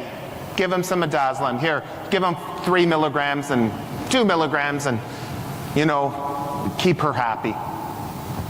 So she gives 2 milligrams of midazolam. About 3 minutes later, she grabs my shirt and she says, "I want you to meet Mr. Johnston. He looks at me and he says, "Hello, doctor." And he was in non-convulsive status epilepticus. I had never seen it, I had never diagnosed it, and it's a big problem in people who've had hypoxic brain injury, of comatose patients in the ICU. This is incredibly common. But you need to listen to others. And listening to Ella was what is the reason that that guy was talking right away. And giving midazolam to patients right before I'm going to give them that intubation has bought me some people from avoiding plastic. Those people on neuroleptics, on antidepressants, history of seizures. Sometimes when I'm about to intubate them because their GCS is 3, I give them that midaz right before and I wait a minute or two just to see if their LOC is from seizures that are non-convulsive. Do nurses ever ask you to come see them as a patient or to look after their family? Has that ever happened to you? The nurses in the department will say, "Hey, Dave, can you come see my loved one?" What I've learned in all these years of practice is the biggest compliment you can receive as a physician is when a nurse or colleague asks you to look after the person they love most. Don't get annoyed. Realize that this is the ultimate form of flattery when they want you to care for them. Every day we wake up, we have an opportunity to do some good, but there's so much bad that you have to navigate to get to the good. And this is Captain Chelsea Sullenberger, who landed his US Airways flight on the Hudson River in New York City. Sometimes we see a lot of crap, but there's inspiration in all the patients we see. Joe was a guy who came to our Emerge about 250 nights a year. Every single night, the chief complaint was the same: intoxication. I was doing a night shift about 10 years ago. I've seen Joe maybe 60 times in my career. And he walks in, his chief complaint, it was a little different. He had fallen and can't get up. Okay, it's 4 in the morning. He's not going to go home till the morning anyways. I go see Joe. I heard you fell. You can't get up. Yeah, doctor, I can't feel my legs. So I go and I say, "Can you feel that?" "Yeah." "Can you feel that?" "Yeah." "Can you feel that?" "Yeah." "Okay, well listen, why don't you sober up and I'll come see you in the morning." And Joe said to me, "Doctor, I've been drunk every day of my life for the last 30 years. I'm not drunk." Oh, that's interesting. And Joe taught me an important lesson, that sometimes the neurological exam is not just a CT of the head. That my neuro exam was touch his legs, do a CT, he's fine. That sometimes you actually have to examine people. And I said, "You can't feel your legs, Joe?" He couldn't feel touch. So I took my fingers, "Do you feel that?" So he could feel touch. So I started with pain. No pain too about the belly button. So then I went to temperature, and he had a sensory level of pain and temperature loss from T10 down. And Joe, who had been drunk in our Emerge for 35 years, 60 nights a year, had an anterior cord syndrome. Just because I listened to someone, and just because I decided that sometimes you actually have to do an exam. It was very humbling. This past year, I picked up a chart. The chart was the next to be seen. 30-year-old female with a headache and 36 weeks pregnant. I'm going to say it again. 35-year-old female, headache, 36 weeks pregnant. When you pick up that chart, how much are you hoping that the person beside you picked up that chart instead? That's a tough one, right? I was like, crap, what did I do wrong? So I go see this woman. My first thought, okay, hypertension in a 35-year-old in her 3rd trimester. What are you thinking about? Shout it out. Preeclampsia. Her pressure's 100/60. I thought maybe we could get it higher and then I could refer her to OB, but it wasn't high. And I was like, crap. So I ordered all the preeclampsia blood work. I went to talk to her. I was hoping that her pressure would be higher, because then I could just say she has preeclampsia, but it wasn't. All her blood work was normal. I do a real neuro exam because I sure as heck don't want to CT this woman. There's nothing to find. So I said to her, why are you here? You're 38 weeks pregnant, 36 weeks. Have you had preeclampsia? No. Are you sure you haven't had preeclampsia? No. So I said to her a question that sometimes I ask people, and sometimes it's snarky, but sometimes it's helpful. Do you come to hospitals often? She paused, and she had like a 2 out of 10 headache, occipital. And her husband says to me, doctor, can I say something? So polite. Polite people always have bad things happen to them. Of course. When my wife had an appendicitis, it perforated for 4 days before she came to the hospital. And you know how much that made me nervous. So I did a CT venogram and diagnosed a sagittal vein thrombosis that went all the way to her IVC. Sometimes you just have to ask people. She had a 2 out of 10 headache that got better with Tylenol. And the craziest thing about this case, and I don't know if you feel this way, but I feel that sometimes emergency medicine is what I ate for breakfast. Some days, for some reason, you connect with a patient and you understand them or you see them and you can figure out that there may be something wrong, and you know in your mind that tomorrow you may not have figured that out. And that's the most humbling thing and frightening thing about our job, is I was so close to sending this woman home. I swear to God, 2 out of 10 headache, better with Tylenol, wanting to go home, but just something. And it's frightening because tomorrow I could have missed that. Nancy was a 74-year-old female. It was a Friday afternoon at 4 o'clock. I was just starting my shift. And the chief complaint said, tired and weak for 4 months, requesting a 4th opinion. Again, who's happy that they got stuck picking up that chart? 4th opinion. You can see the sarcasm in the nurse who wrote it from triage. So I pick it up. I have to go to the waiting room. Mrs. Smith? Mrs. Smith? So I start to think to myself, she must have left. The waits were long. I'm perfect. This is great. But in the distance, I see movement of an old person who looks like Mrs. Smith. I'm kind of hoping it's not her, but she's moving towards me. Crap. Mrs. Smith, come on. So we have a button on the wall that opens the door. I must have hit that button about 10 times before Mrs. Smith made it through the door. I swear I could have seen like 4 other patients. Eventually she comes here. After I've opened the door for her 10 times, I figure I'm going to bring her to the closest room possible so I can get rid of her short, because it took a long time, and this is a 4th opinion. So I go to talk to her and I say, you've been weak and you're sore all over and it's been 4 months?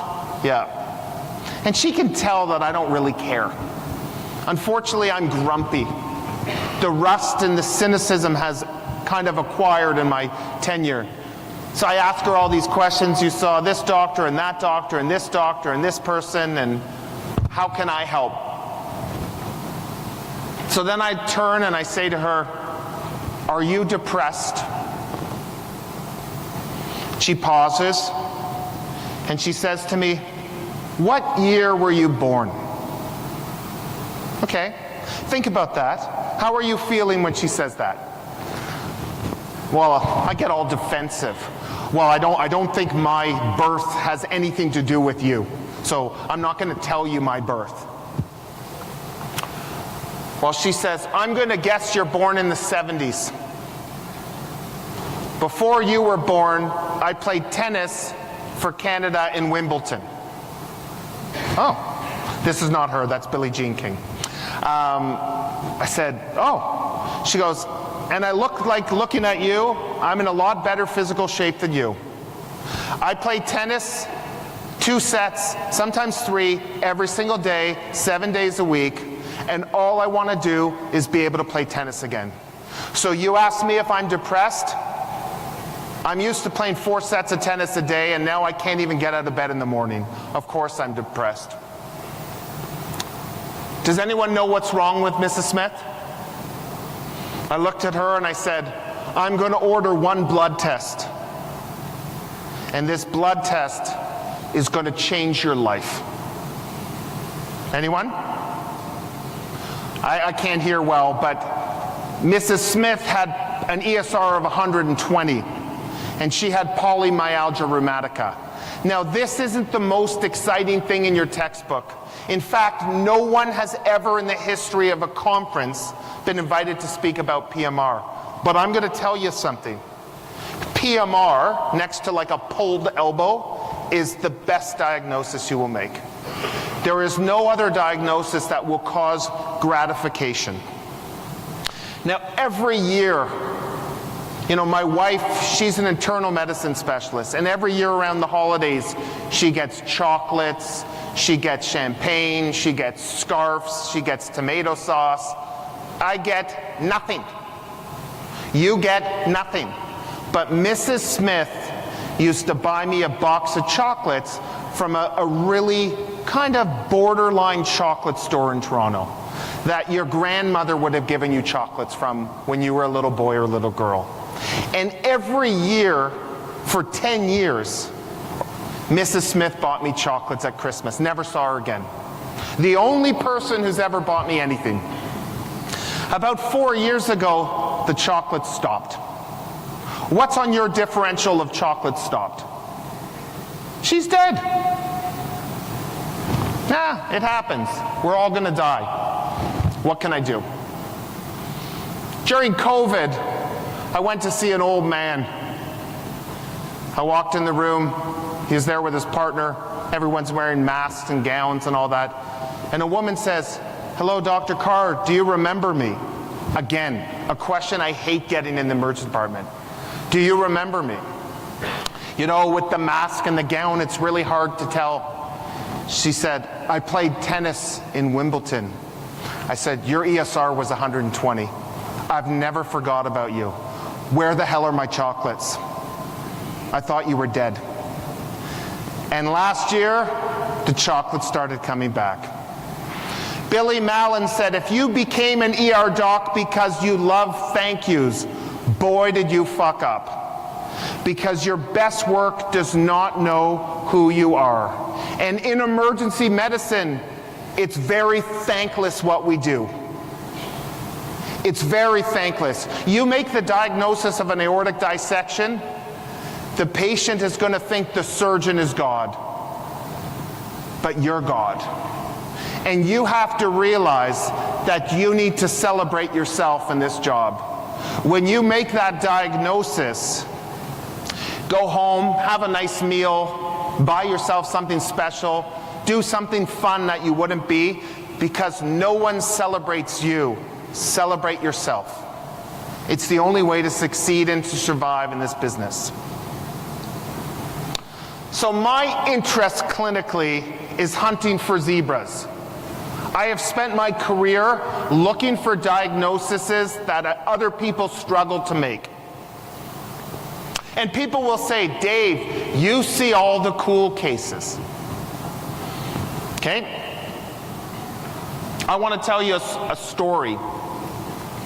A young woman comes in to me. The chief complaint is rash with their period. So, you know, I'm an emergency doctor. So rash during your period, I'm thinking she's got toxic shock. really cool, really excited to see her. But she says to me, yeah, I get this with my period every year for 18 months. Every month. So I said, well, you can't get toxic shock every month. You're no longer exciting to me. Every month you get a rash.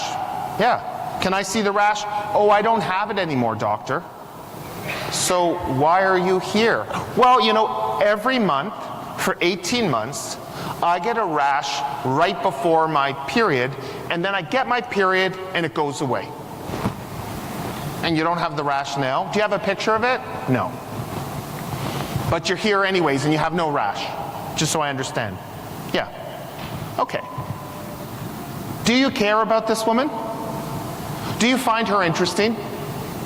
I see an honest reaction, which is a lot of us couldn't care less. She has no rash, her vitals are normal. This has been going on for almost 2 years. Why are you here? Now, Michael DeBakey would say, no physician can diagnose a condition she never thinks about. DeBakey never had the internet. So what I did, because I thought she was interesting, is I go to Google and I type in rash that occurs before menstruation. And it shows... Mr. David, you have 2 more. I'm going to go a bit longer. Okay. It shows that she has something called autoimmune progesterone dermatitis. Have any of you heard of this? No. So I walk in the room. I said, oh, sorry about that. You have classic APD. It's classic. Once you see it, you'll never miss it. Your options are either we take out your ovaries, but that seems drastic, or maybe you see your family doctor and go on the birth control pill. But it's classic. What the point of this story is if you want a fruitful academic career, you must be curious. If you're not curious, then you become average. You don't diagnose zebras. I had no idea what this condition was. I may never see it again. But by typing 4 words on Google, I was 100% confident I made that diagnosis. Wild. I leave you with one final case. This happened this summer. We had a lot of viral illnesses, and I got called to see an 8-year-old boy. He was wearing Spider-Man pajamas, and it was a febrile seizure. Is anyone nervous to see a febrile seizure? We got this. We see this pretty often. Temperature was 38.5. Apparently hasn't been well for 3 or 4 days. Parents brought him into the resus room, or to the room. He had had a seizure with EMS and another seizure. So I went to see him, getting a little bit of the story from the paramedics, getting a little bit of a story from the family, and all of a sudden, he has a cardiac arrest. I've run a lot of arrests in my career, but I can count in one hand, and not even all of it, the number of arrests I've run in children. And I can't count any of them that I've seen talking to me who've arrested. My brain was like mush. There are all these formulas you knew for ET tubes and chest tubes and medications. My brain was nowhere. I pulled out this Breslow tape and I ran this arrest. And, you know, with adults, we take so much pride. We don't ask for help in a cardiac arrest because they're kind of supposed to die if they're 90 and have a cardiac arrest. But the pediatrician came down. I was running this arrest, and she said, why don't we call the intensive care pediatrics at the other hospital? Because I didn't have pediatric ICU at my hospital. And they walked me through that arrest. And I did everything I could. And we did everything we could. And I knew where this was going. And I looked at the wall for something that I've done so many times in my career, and the parents were in the room, and I couldn't say the time of death. I couldn't say that number, and I still can't say that number. I didn't know what to say with these parents of this 8-year-old here. So I just kind of said, you know, I didn't say the number. I just said, okay, we can stop. I didn't know what to do. And then, you know, you haven't seen a patient for an hour and a half. Someone comes to you and says, I've had back pain I've been here for 9 hours and I've had back pain for 2 years, and somehow you have to smile and you have to pretend that that didn't affect you. And then a nurse says to you, Dave, our nurses are really upset about this situation. Do you think you could do a debrief?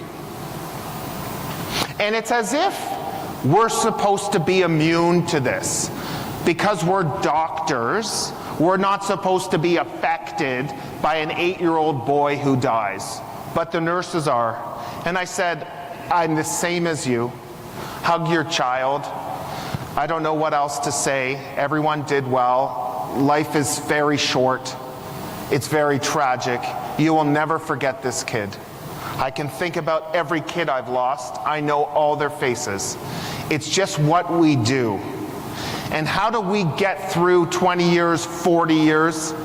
Is you need to have a team of support. Sarah Gray, who's the one who is in the front, came up with this concept of having failure friends. You need to know people in your group that you can call when life's crappy. And you might need a failure friend for your marriage. You might need a failure friend for your divorce, for raising children. I have so many failure friends. And you need a failure friend for when that patient didn't turn out the way you wanted to and you feel gutted and you feel crap. How many of you have a mentor? How many of you are a mentor? Good. These are my 2 mentors. This year, they both retired. I feel like an orphan. I've lost the 2 people. And I remember saying to Anil once, I said to him, how can I thank you for what you've done to help my career? You know, I was trying to see, does he drink? Does he like chocolates? Does he like golf? And he said to me, David, one day you will be in the same situation as me. And what I would ask is you give back to that resident, to that staff, and then you will pay me back. Pay it forward. We've all had wonderful mentors that have pushed us forward. The greatest compliment to them is to emulate them and to give back to those who are the future of your profession in your country. So what can I say to wrap up this unbelievable conference and this unbelievable day at WASM? If you want to save lives, teach. You learn things at conferences, bring them home. Teach to your environment. You will make a difference. You have to learn to listen. We have 2 ears and 1 mouth, which means we're supposed to listen twice as much as we talk. Listen to patients. Probably more importantly, listen to nurses. Be curious. If you want to be an average doc, you're already there. If you want to be a great doc, be curious and push the envelope. And if you're not a mentor, seek mentorship and be a mentor. And thank you very much for your time.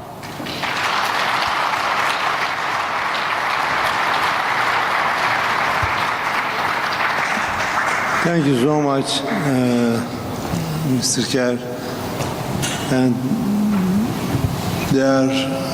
And they were, all the slides almost, were very nice reflections about life. It looks like there's a big party tonight, a big gala, right here, 2015. What's the dress code, Bashar? Do we have to dress up nice? A tuxedo? Everyone come celebrate tonight, 10:15, 8:15, and we'll see you all later.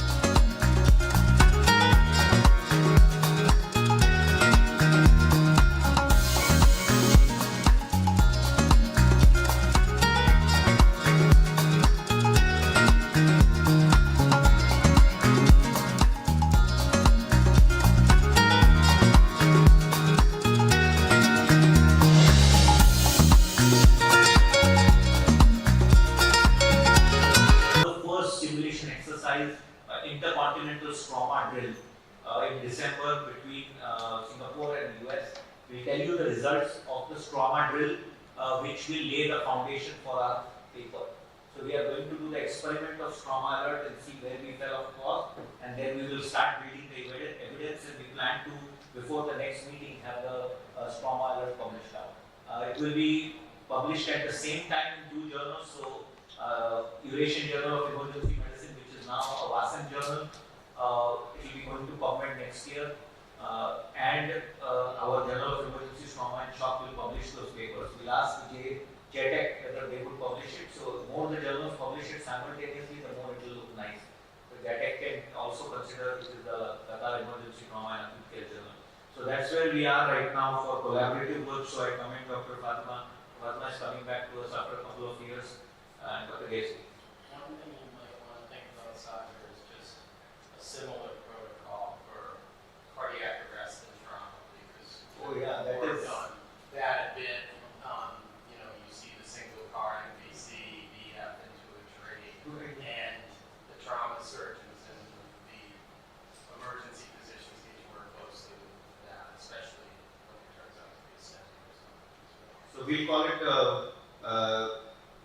cardiac arrest and trauma survival, CATS. Cat trauma. Yeah, I think that will be it. Yeah, I think it will be good. So we need that. So trauma is being done by Dr. Fatima. If you all, Dr. Ayman would like to take CAT trauma, then we can work. Yeah, so we'll have to do a sim drill. So we'll plan that drill also. And the way we'll do this paper will be unique. Sal, if you are listening, the way the paper will be done is first will be simulation, which is a unique way of creating evidence and consensus, which has never been done. So this was an idea which was between the experts. Is we are not going to look at data. We are going to do real-time sim and then develop a consensus, which is very unique in the world of innovation. So we will look at the challenges which happened in the sim drills, and then we will find the answers to those questions and write a consensus framework document, which is more legitimate for real-time patient care. Not based on published data, but on real-time data, and then we solve the challenges. It will be unique. So thank you. We'll go on to Dr. Alvi, who will update us on TopForm, and which also coincides with Fia Daniel presenting the first WASM fellowship. And so then we go to fellowship training. Thank you, Dr. Sadu. I just want to confirm the TopForm for next year, 2024. And it's going to be tentatively from 23rd to 24th. And it's going to be Kuala Lumpur, or we may even go to the Langkawi Island as another side island. So it's subject to about convenience, notifications, and everything. We will book on my team. And second thing is we also, TopForm has gone to Nepal. This is the second year. TopForm in WASM is in Nepal. So we are collaborating with Nepal now. We're also going to be collaborating with Indonesia. So TopForm with WASM, and it's going to ASEAN partnership. And the next year's program will be a collaboration between all ASEAN partners, and they will be. It's going to be more unique and more of the EMT teams will come in, and we may test the search and rescue simulation, and that is what we have to do. And we need, it's going to be a Ministry of Health as well as the government and private university partnership, and there will be a lot of the Nation Red Crescent Society will be coming in. So we hope for your support and your commitment and participation. We're looking forward to that. Thank you. So Alvi has done a fantastic work of branding TopForm. So TopForm will, the national TopForm Global WASM TopForm always happens once a year in the early rainy season, so in June, July. It will always happen in Malaysia, so if people want to participate, they can. But we are also conducting sessions to build the preparedness in Indonesia, in Nepal. We are going to come up with a Turkish version soon, so that we can offer it in Turkey, because it's uniquely one of the biggest WASM's initiative is to bridge the linguistic barrier. So we are going to work on the linguistic barrier. Dr. Mizobata could not come because of his, he was not feeling well, but Dr. Mizobata is also going to work with us. And we have some presence in Korea through Dr. Salvatore. So we are going to bridge the barrier of linguistic divide when it comes to research, education and patient care. That should be a very big part of ASEAN's agenda, is that we have to reach out to our colleagues in Africa which speak different languages. Turkey, we have already reached out, Japan, Korea, China, where they speak different, Russia, they speak different languages, but we need to be able to bridge research and take them to a certain level where there could be learning and collaboration. So that's what TopCom is doing. We are helping Nepal, we are supporting Nepal in fact. We must commend the leadership of the women leaders of Nepal who have taken this leadership to establish emergency medicine. They are trying to establish the board there. They are trying to build science in Nepal, and that's a very big achievement. I also want to inform the board that the Female World Women Leaders Conclave was a blockbuster event today, and Dr. Pierre Daniels has informed me that they are going ahead with the Female Leadership Academy for Medical Excellence, will be established at the WASEP. So we have two new alliances coming up in WASEP, which will be the two new pillars, which will be WASEP, which we will announce. So the Female Leadership Academy will be one of those pillars. There will be a wellness pillar. So from 4 we will be expanding to 6 pillars, and the 7th pillar, Dr. Althani Vansi confirmed with the critical illness and injury. So we are literally in our 10th year, we have doubled our pillars, and that is a very big achievement for the group when it comes to things. I would like to request the board, one thing is the agenda item is to think before the paper and start publishing more articles collaboratively with WASEP names. So that is very, very important, that it has to be the World Academic Council statement on this meta-analysis or this joint studies and surveys. So that will be very important. So when the trauma study or the CAT study will be published, it will be a WASEP initiative. So things like this, try to come up with white papers, documents which can be published. We have access to journals. With his journal going, with the EPAT journal touching PubMed very soon, and JTAX we are going to also support for their quest to PubMed. Once we go to PubMed, we will be having at least 25% of the publishing market under WASEP, because we have up to, with Indusiem having about 15 journals in PubMed, and we have about 18 to 20 journals in our reach, which is a huge market for us to publish, and I think we should work on that. So that is the most important part. Now we go to the two agenda items which are unique. One is the WASEP Disaster Fellowship, which is very kindly being given under the WASEP name, and the WASEP Collaborative Fellowship in Qatar for trauma critical care for nations where trauma critical care has to be built. So I will first give to Dr. Hassan Thani and DMS. Thank you. This actually fellowship, as you remember, we discussed it so many times. It's a mini fellowship. The plan was we currently have a full fellowship, which is actually 2 years, critical care fellowship in trauma. But that's a different fellowship. This is a fully paid and sponsored fellowship. Whereas the mini fellowship is actually plan to have exposure to the trauma system from pre-hospital all the way to rehab. It's a 2-month fellowship, and we actually secure the financial support for it for a 12 candidate per year. We secure also the approval for accommodation. We stuck with the license. The license is an issue, and we try to see if we can get a license that allows observership rather than a full training. So we are negotiating with medical education for observership rather than full fellowship, and that's the hurdle that we're trying to come over. But the others are already aligned, the curriculum and everything is set for more than 2 years now.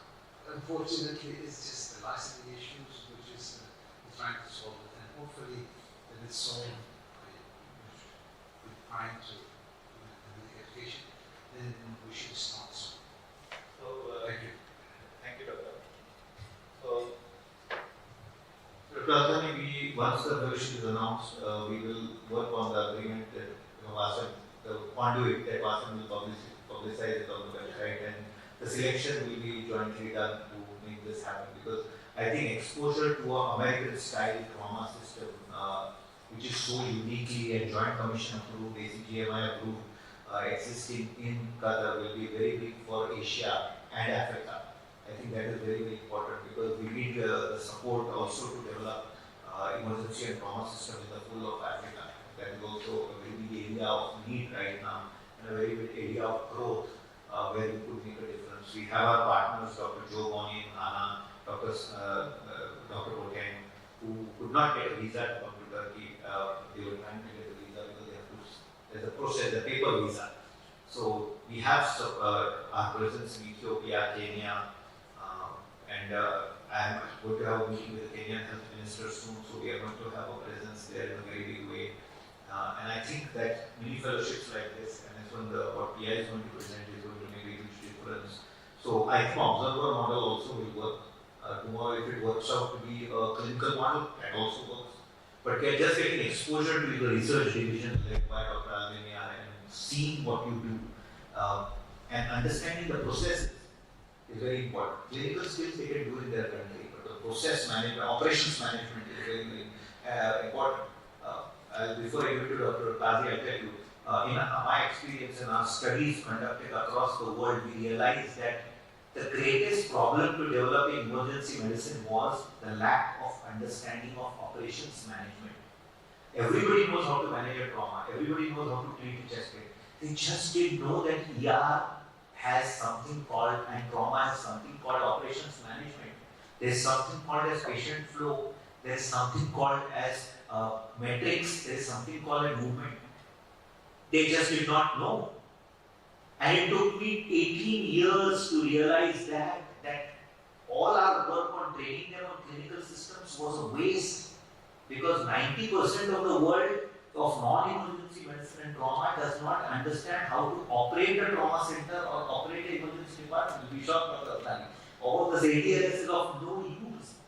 It's of no use. They just don't know how to operate it. They just don't know how to run it. They don't know process management. They don't know metrics given care. They don't know how to audit it. It's unique. And there are countries where they are doing color coding system. But that's only to get in. What do you do after the emergency and trauma resuscitation? How do you move those patients? How much do you CT scan? And that is a monumental failure for Dr. Lisa, you'll be shocked. It's a monumental failure that we did not recognize that the growth of emergency medicine was stagnant because zero operations management acceptability or training. So last 1 year, we have started training emergency physicians in India on operations management, how to run the department, what is the difference between policy, what is the difference between process, what is the difference between protocol. These are three different things, and there was no concept. If you ask any doctor in trauma or emergency medicine, what do you do for a motor vehicle accident?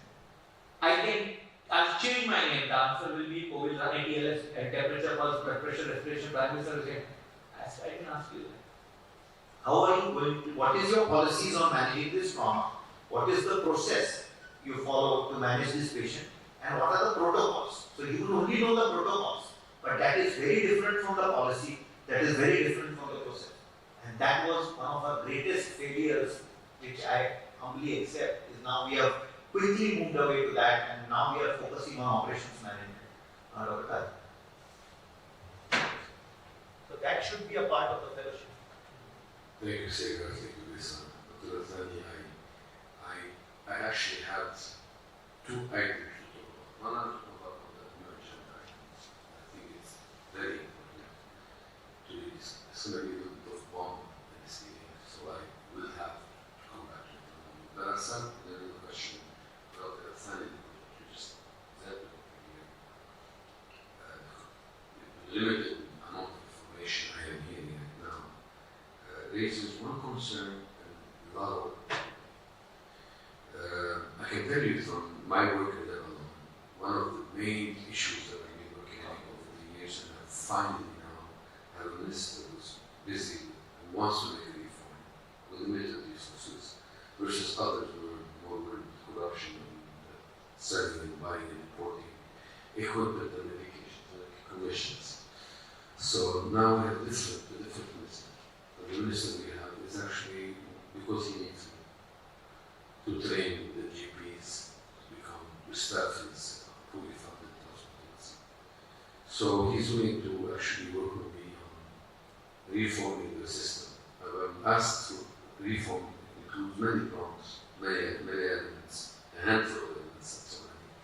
But two main ones include the categorization of hospitals across all the acute care facilities. Categorization based on trauma, critical care, and emergency capacity.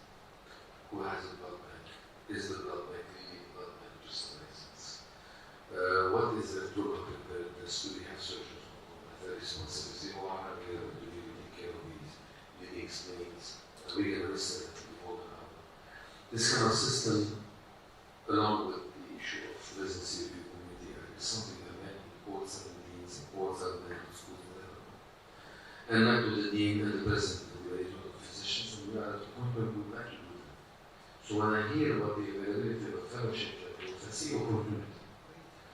I see opportunity because I presume, and I don't know, but I presume that Qatar is a very good system. And I can tell you one of the things that came up in my meetings was the fact that who are we to go to another university and tell them that hospitals are not at the level of being 1, 2, 3, 4, 5. So the discussion with our Saudi friends in the MEMC, in Rhodes, with Dr. Majid Salam and others, was that potentially could, that's what there is a role for Wasam and for Qatar, was to really have non-Lebanese come to Lebanon, and the Lebanese come to Saudi Arabia, and the Saudi, do this exchange where we have people voting and then deciding on the category of the credentialing these categories. And I'm not talking about commission accreditation, I'm talking about really categorization based on capacity, preparedness. So you bring us a very good opportunity. And I think it is time to look at how we can combine this beyond Qatar, via WhatsApp, with your help, and use these categories. Now, you mentioned the 2-month fellowship, that's my concern.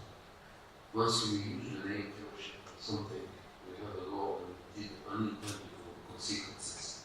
Have we defined what the fellowship means, and are we putting the name of WASM next to the 2-month fellowship? 2 years. 2 years, if I mentioned, we have two different types of fellowships. Should we use the same name for the public, or could we do better for this time?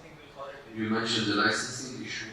I can tell you that the licensing issue, I know that we can send people from there to your fellowship.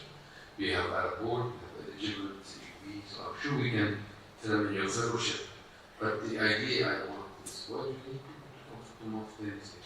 I mean, so I just would like more information, and perhaps if it was a 2-3 year fellowship, I would understand.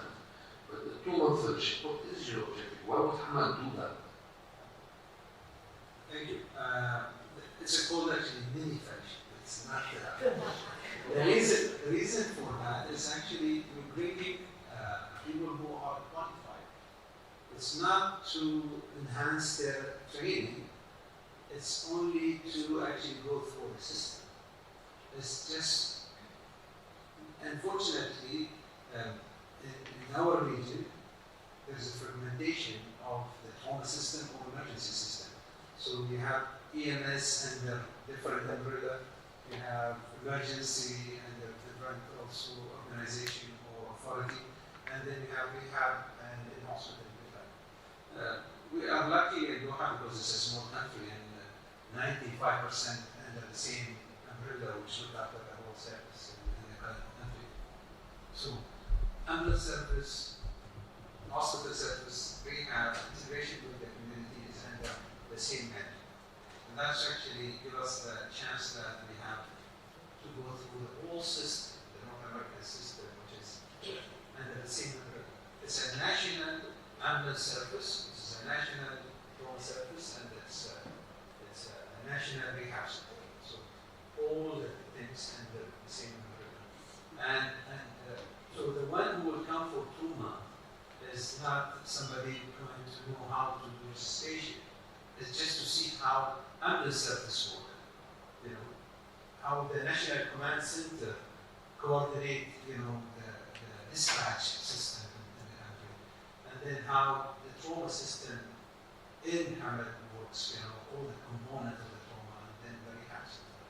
And during that time, they also can go and do some research at the same time. So we have also a small national trauma database, which is actually we work with North American National Trauma Data Set with the people also with American College, and this is the only center outside North America submitting this from 2011. So that's actually what's the benefit. I think the one who's coming mature will have a chance to go through this without going to North America. That's the whole thing. But we can discuss also the application for the formal fellowship, which usually is very tough because most of the candidate is from within Hamad. It's too old, but it's very difficult. Thank you. Yeah. Related to that. Before I went to Jefferson, I was at Penn, and they had an observership, and it was doctors from Sweden who came over, and I believe they stayed for 2 months, and they were trauma surgeons in Sweden. They were coming over sort of to simultaneously learn about how our systems work, what our patient flow is, how our helicopter transport system, and then also to observe and do simulation in penetrating trauma, because they saw so little penetrating trauma in Sweden at least 10 years ago. I think that's changed a little bit. So it's just something to think about. And Bill Schwab or John Pryor, I'm sure will be willing to talk about just some logistics and their experience.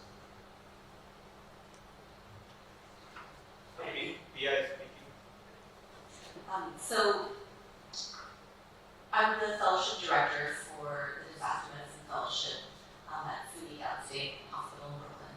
And what we did is I adapted the fellowship as a one-year program, and initially really designed for emergency medicine physicians, but we've actually, the director of our PICU has done the fellowship, so we broadened it to other specialties.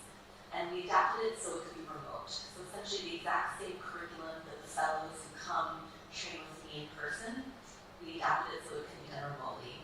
To give you an example of how it's worked, we tested it out about 2 years ago. So I had a fellow who was a doctor in my facility, an ER graduate. And then I had Dr. Joe Rani, who was an ER attending in Ghana. And then I had a critical care doctor in India. And so the three of them were doing this fellowship at the same time, following the same curriculum. And so the way, so the beauty of doing it this way is that every sort of assignment they would do would be tailored towards their facility. So for instance, when we were on the block of disasters, each of them would have to review the plans or policies for their facility, or if they didn't have one, and create them. And then they would have to develop training, and they would have to train at least 50 people in their facility.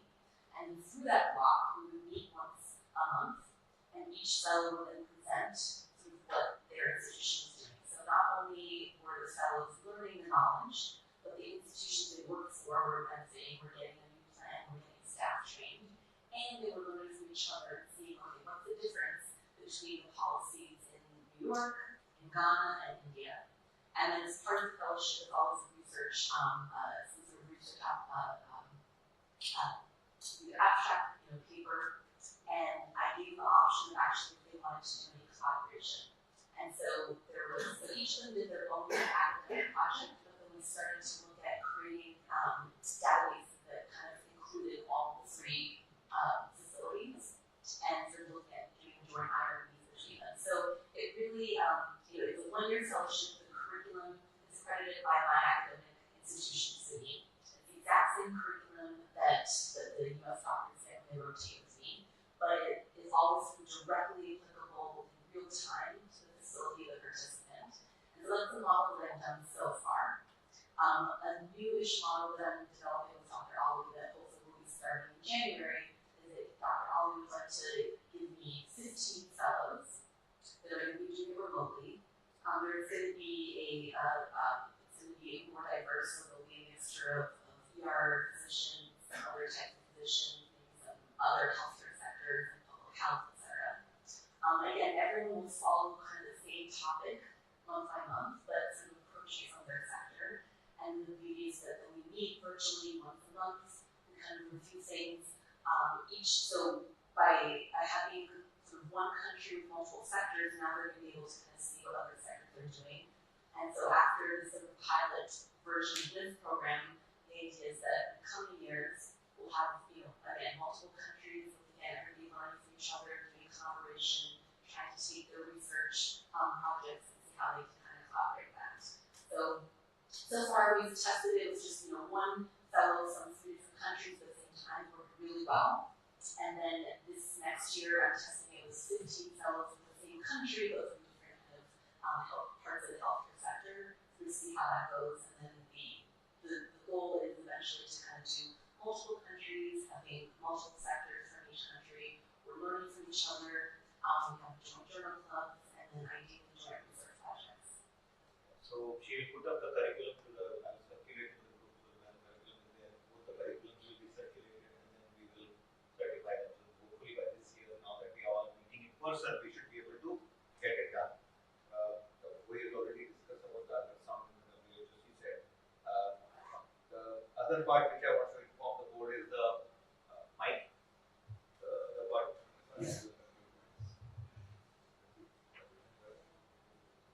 Yeah. So for point of care ultrasound, so few things is we can first is networking of the focus leaders of each country. I think we need to identify from each country and we can make a network within the WhatsApp which can be strong. Number 2 is developing a common agenda for working on education, training and research on focus. At least the participating country, after we meet the networking of leaders, we can develop that.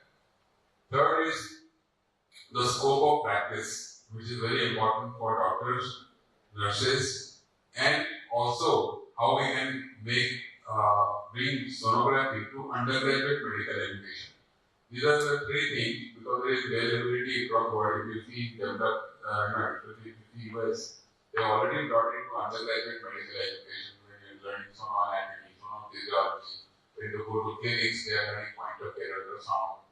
So these 3 things we also can adopt quickly, and work towards it. I think this can be done, so that in future, because of smaller machines will become like a pocket, ultrasound, we can do adaptation of the technology to bring it in regular use. The next big point is doing regular networking, meeting of focus leaders virtually. We should do, this is a regular phenomenon, which we can do through our person, arm. And developing a fellow program, like we're discussing our fellowship in simulation, fellowship in disaster management. Similarly, fellowship in point of care ultrasound. This can be discussed, and we can work towards it, this common agenda in developing a global fellowship on point of care ultrasound under the banner of WhatsApp. That is what I think Sarah also yesterday was talking about that. So this can be some of the agendas. So I think we did this in meeting again, on the last WhatsApp also. But I think the next immediate step will be, identifying within the country the focus leaders among you, and we can develop that over the.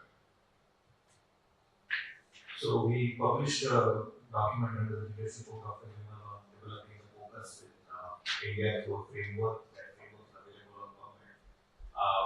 Developing the focus programs. Every pillar now will soon have a fellowship to offer in some country or the other. So disaster has one, critical illness, injury, patient care. Focus has to develop it. I've submitted an idea to Dr. Bowie. It should be able to implement it and be WHO certified. We're going to do it digitally. It's a unique model which I'm developing. We have a lot, by the way, we have a lot of digital strength. So because of IndusIM being a partner, IndusIM was very digitally driven. I try to explain to all the members as we open this discussion for a quick discussion on the research part. We are welcoming Poland to our group with Dr. Spack is joining us. He is one of the, we have 2 big scientists in the group who are mega published, Prabhat, Salvatore, Dr. Spack with over 400 the research agenda has to be developed. I want the research leaders to understand, which in the last 5 years of me working with Babat, is that the level at which Hama, your work, Dr. Gayski work is here. The world is not yet there. So if we really want to do hardcore research, we have to make way for them to really understand what we really want of them.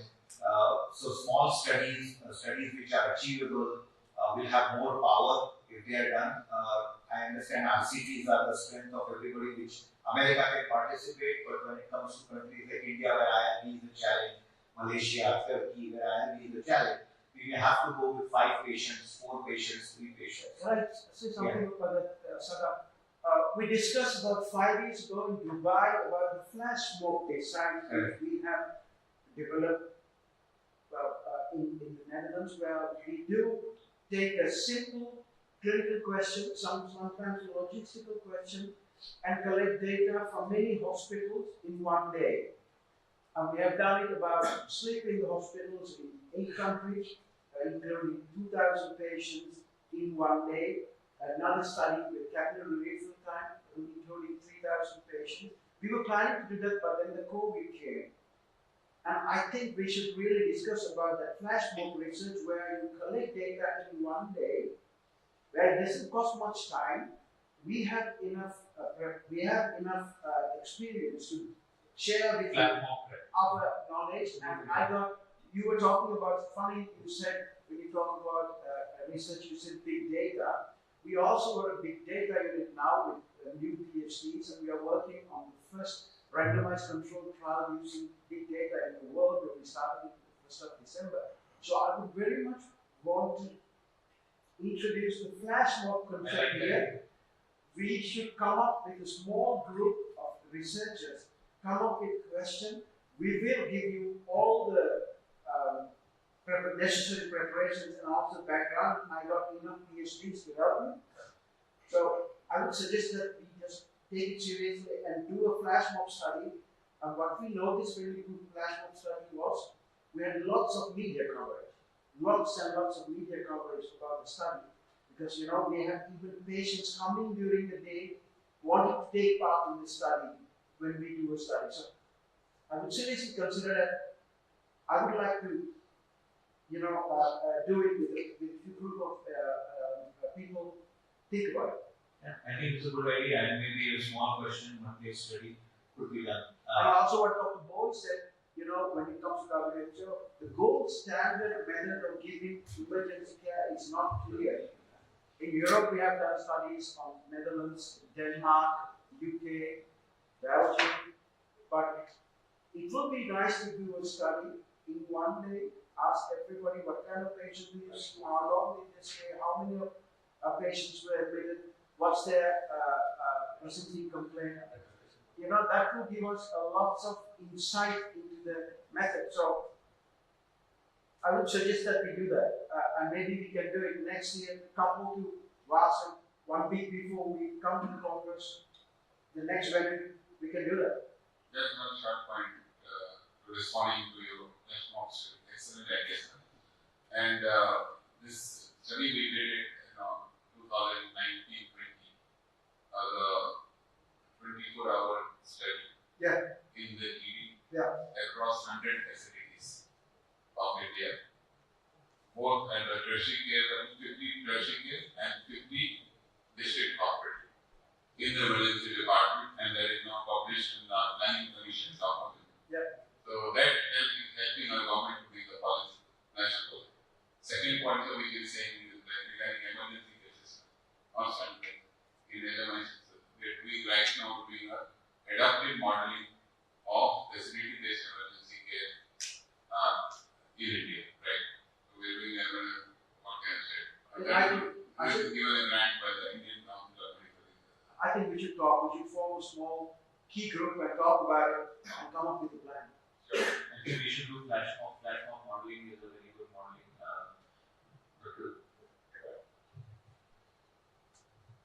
Sure.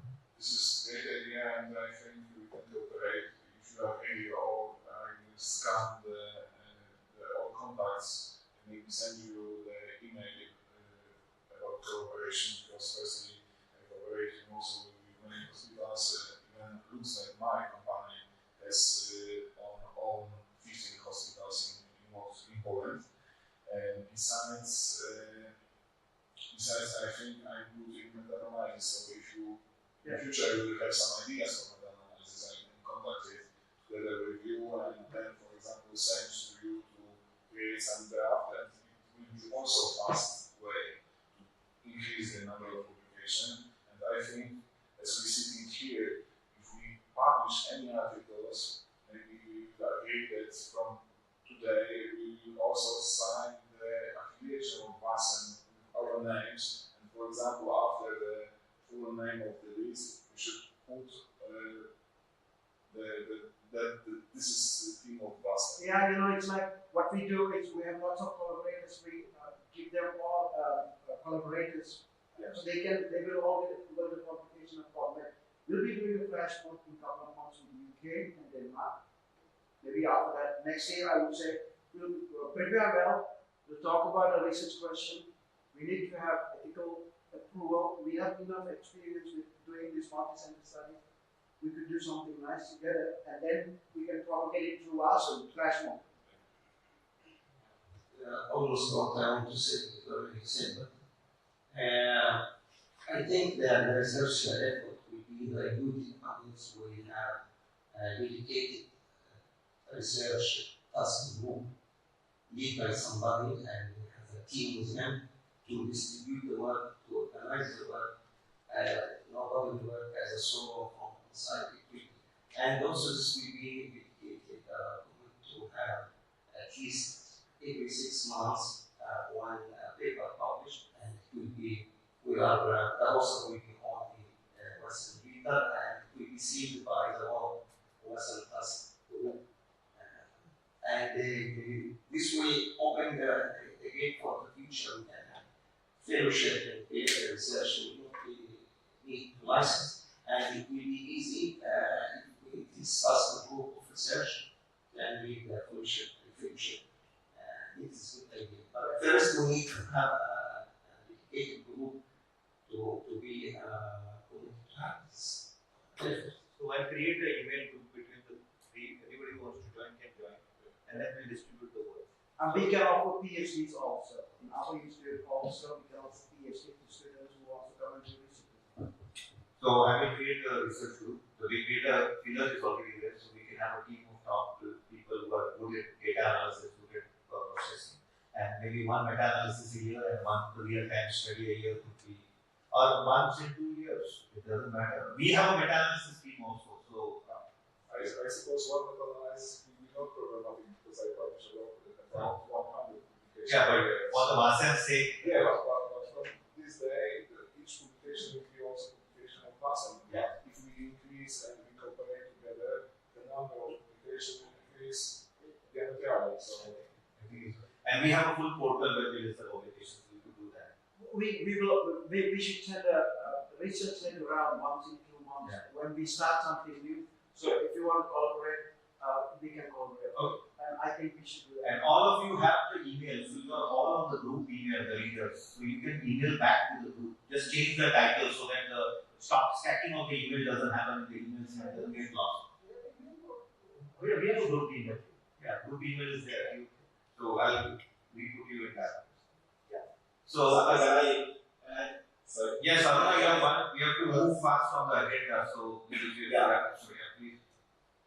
I just want to say, actually, your golden words about process management. This we have been doing in Sri Lanka, recently started, right? And the other thing is about this focus. Although we could not come there physically with our economic decision, but we have enough expertise and we can train many people from different parts of the world, provided you allow you give them some scholarship and some other side. Because Sri Lanka money is very cheap now, right? So in that case, you can organize many training programs throughout the people and many institutions throughout the world. And the biggest thing is that new house administration, as knows emergency category use next to a large emergency capacity. So in this we can have a very nice future.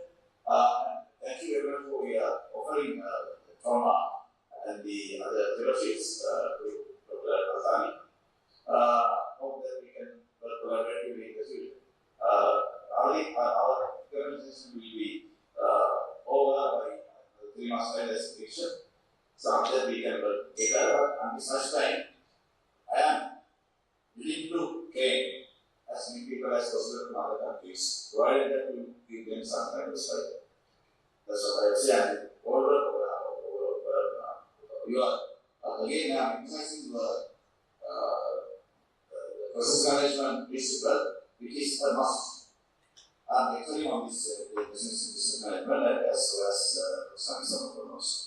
And that must be incorporated into curriculum or emergency or trauma care or whatever the system or whatever.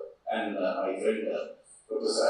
Babalan has concept of national and we incorporated in training focus as well. Thank you.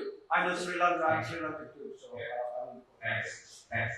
So we go back to the most important point is the global competition corridor. So this year we are going to work on introducing new competitions in Turkish, the simulation, the sonography, and the CPC was a blockbuster. So the gaming section will also start this year in Wasem, where we are going to do global level games. The CPC was held over 9 time zones. It was the 19th CPC with 20 games, the highest ever.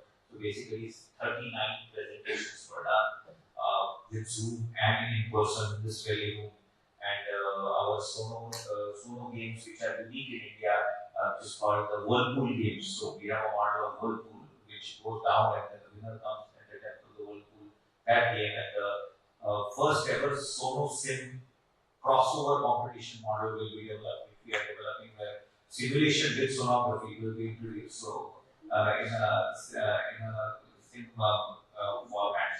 So we are working on these 3 games. We are going to work with Turkey to give a Turkish version to those games, which will be the first time we will be having a Turkish version of the gaming system, which will be a unique copyright, which will have mixed methods and a methodology of crossovers. So that will be one of the big things. Move on to Dr. Lisa Moreno. We welcome the American Academy of Emergency Medicine. They are president, but she's the immediate past president and sits on the executive board of AEM. Is kindly consented to be here. We are on the verge of AEM joining WASEM, so this is I think the last step towards AEM bringing their full 15,000 membership to the WASEM board, which is a very big benchmark in the history of development of WASEM and for an American organization of that stature. So over to Dr. Lisa. So thank you. It's an honor for me to be here. I am representing the American Academy of Emergency Medicine as the immediate past president, and we have had, I've had personally relationships with many people who are involved in WASEM, and this is something that is part of the mission statement of the American Academy of Emergency Medicine. We are committed to the development of emergency medicine globally. We are committed, however, to a very specific model of emergency medicine, and that is physician-controlled emergency medicine. So that we believe our first mission statement pillar is that every human being on the planet, it doesn't say on the planet, but every human being who has an emergency medical or surgical condition is entitled to the highest level of emergency care by a person who is board certified by the standards of their country. And so, because that is our vision, which of course is not going to be accomplished in our lifetimes, every person on the planet will get that level of care, but that is our goal, because all life is precious. And so, we are committed to assisting in the development of emergency medicine globally, according to a model where based on the resources and based on the culture of that country, there is a training process put into place and a certification process put into place. And this is something that another past president of AAM, Dr. Canlı, from Lebanon, it was also board certified in the United States, has had a vision for a long time. And this is something that we've also been talking with Dr. Summer about. We believe that WASM has several advantages for us. Number one is the fact that WASM believes in the dignity of all human life and the entitlement of all human beings to have the highest level of emergency care when they experience a medical or surgical emergency. We also know that WASM is committed to scholarship. It is an academic council. And so WASM is committed to training, to learning, and that's what's been going on at this meeting the whole time. We at AAM are vehemently opposed to the corporate model of emergency medicine. It's interesting that you mentioned earlier, Dr. Summer, that all these years you didn't understand why the teaching that you were giving wasn't taking hold. And the reason it wasn't taking hold was because in many countries they do not understand the operations management portion of emergency medicine, which is a critical part of running an emergency department. The absence of that understanding creates a gap into which corporate medical groups predatorily enter. So it is the fact that there's an absence of understanding that there is an organization management piece that is critical. These predatory groups come in and say, we know how to do this. We're not physicians, but it doesn't matter. We have experience in medicine, in emergency medicine, and other hospital-based practices, and we can step in and do this for you. And what ends up happening then is that it becomes a for-profit model, which is completely opposed to the concept that every human being, it doesn't matter whether they can pay, it doesn't matter who they are, it doesn't matter what value society places on their life. Their life is valuable and they deserve the best care. And so AAM is extremely committed to these values and extremely committed to the fact that we do not want to see the predatory behavior of corporate medical groups that has happened in the United States to happen in other countries because of the gap that is present. Not every emergency medicine group in the United States feels the way we do, believes the way we do, and so it is critical for us in forming an alliance with WASM that alliance would be unique.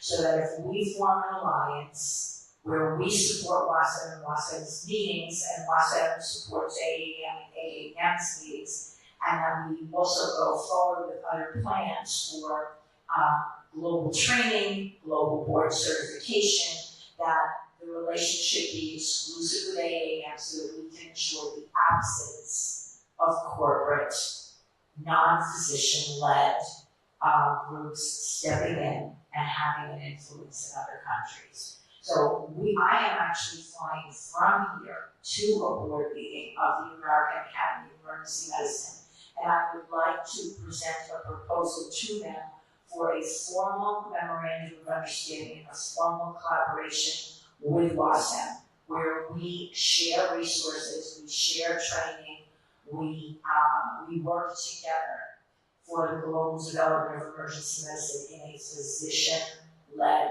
model. And that's what I want to propose. And please, as we have had discussions, I'll brief the board. We have been discussing the AEM partnership for a couple of years now.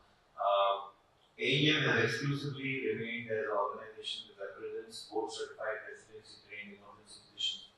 That is their local responsibility towards the United States. But AEM also was the pioneer of international emergency medicine in the world, embracing international emergency medicine and conversation in the world was pioneered by Dr. Antoine Gazi, after whom the Gazi Award, which is reality-wise the Nobel Prize of International EM, highest award named after his legacy.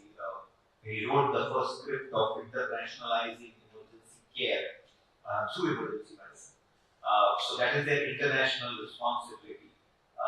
The way AEM wants to propose their partnership in MASEC is AEM holds 15,000 members. It's a standard national organization, state-of-art, high-quality CNA credits.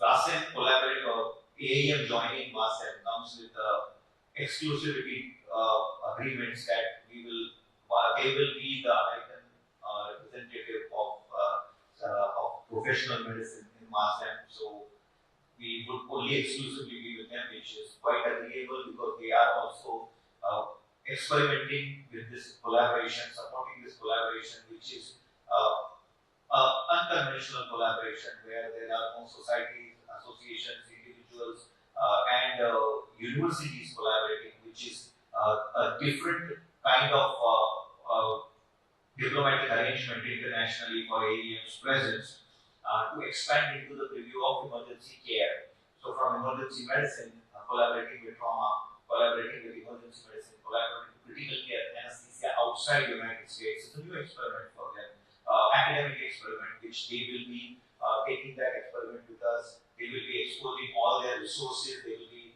allowing us to use all the resources. We will get representation at their congresses. Also, the membership will have an opportunity to enter, to attend MASEC conferences and indulge in development of emergency trauma, critical care outside in the world, which is a big gain for American academic faculties to work with the world in different areas and not stick to chest pain, shortness of breath, UTI, that kind of model. So it's a huge global development model which is coming. But there are some non-negotiable clauses which have been put, which Dr. Lisa wanted me to highlight. One is that they will have exclusivity when it comes to AEM being a partner in the US, so we can't go with other organizations.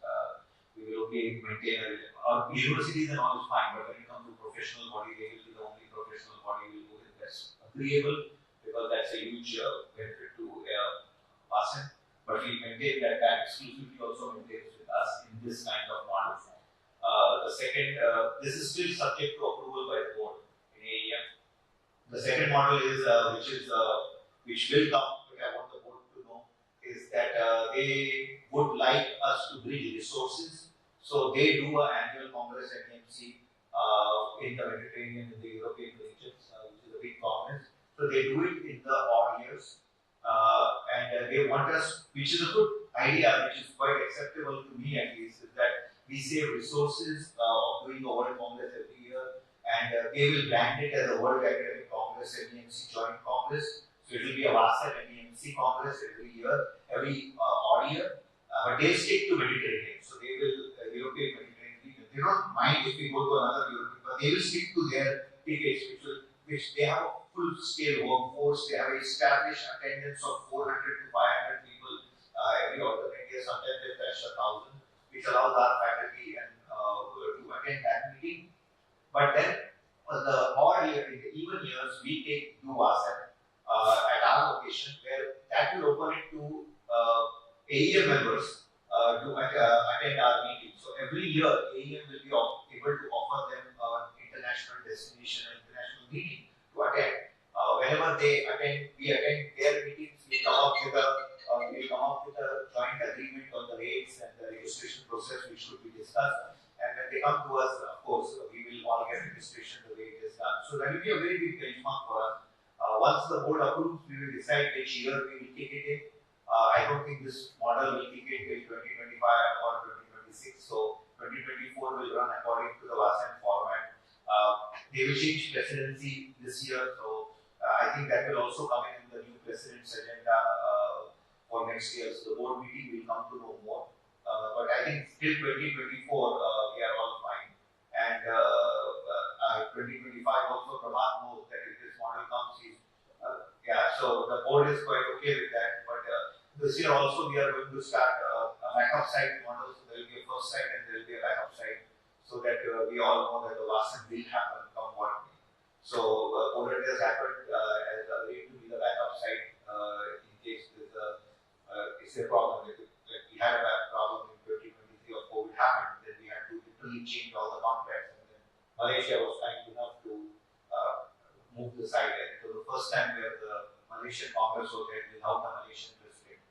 because of the whole mix-up of COVID. So they were kind enough to do that. So we have to do that as a big organization. We have to do that. I would like the board to again understand we are a very easy, less red tape organization. We don't like fights. We don't encourage arguments. It's all for the patients, and it is all about research, education, and patient care.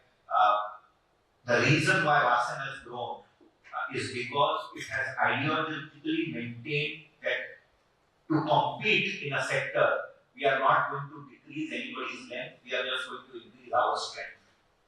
So don't decrease anybody's length, just increase our strength. That is the mission which we are maintaining, and that's what we want to maintain. So all the new leaders who are joining, please understand that it's a very easy, flexible organization. There are some partners who are weak or not so strong, some partners are extremely strong, and that's where the balance is maintained. I think that is where it is. So the board will inform us to do what we have to do next, and then we'll take that. So, give it to us. Hello everyone. Again, so sorry that for the first time after many years I was not able to join you because I was anticipating my comeback from my teaching period in San Diego during the flight. Anyway, again, all of my kind salutation to all of you. Just to briefly introduce what will be my idea of having also a role next year is just to make the opportunity to also join the network. As you know, I was asked to give a talk to the European Emergency Medicine Barcelona recently on the Emergency Medicine Research Organization, and I got the opportunity to show that the Great Net was able to publish more than 350 papers during the last 12 years. So basically, the main message of this Congress next year will be research and publications. And in this field, the period will be September 26 until September 30.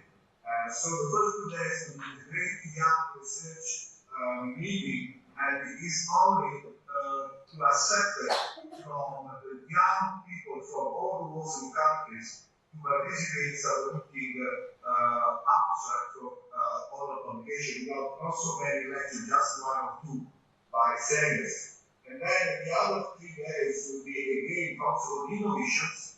So this is the week we convene to adding some hot topics that are elderly emergency medicine and telemedicine and emergency medicine.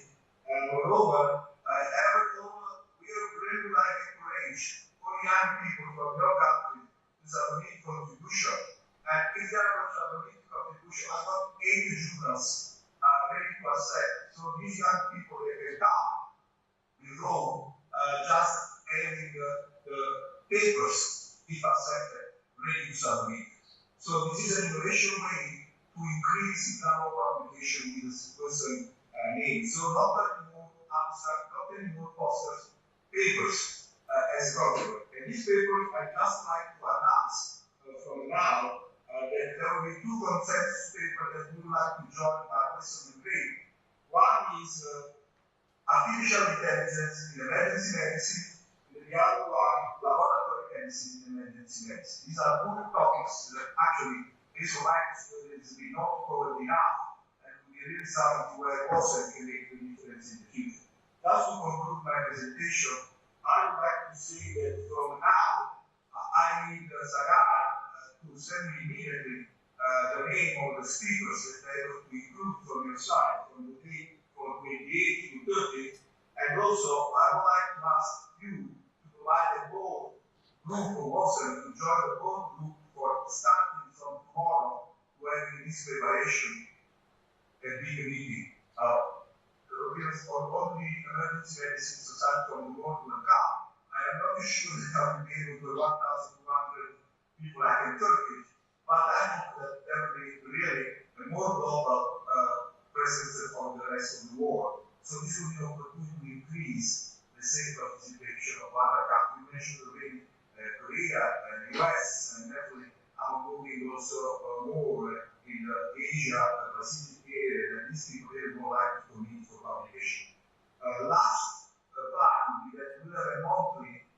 opportunity to prepare this talk.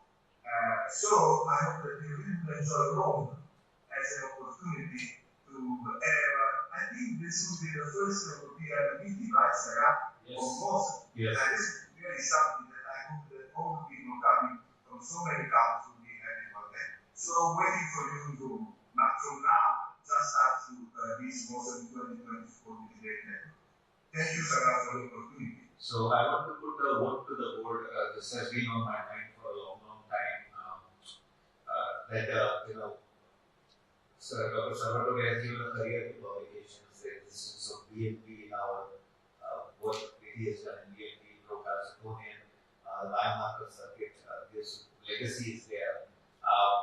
I would like to propose to the board that he's God gave him a great life, but I think time is soon coming that Sal is going to love sailing and enjoying his life from science. So the 2024 meeting should be dedicated as a legacy to the research of Dr. Salvatore as he hosts his last global meeting. He has told me that he is hosting this, and this will be his last global meeting before he leads a life after this. So I would ask the board to support me with the vote whether Masam approves that the 2024 will be a legacy meeting dedicated to Professor Salvatore. And I would request him that the first 2 days workshop should be on longevity, where he has started research on living beyond 100 years. And he has got funding. So we would like you to work with Dr. Fatima also, because she has launched the Wellness Alliance for longevity. If we can get the Global Alliance in your study, where you are collecting blood on all the people who are 100 years old and who have no disease, to find out how they are living at 100.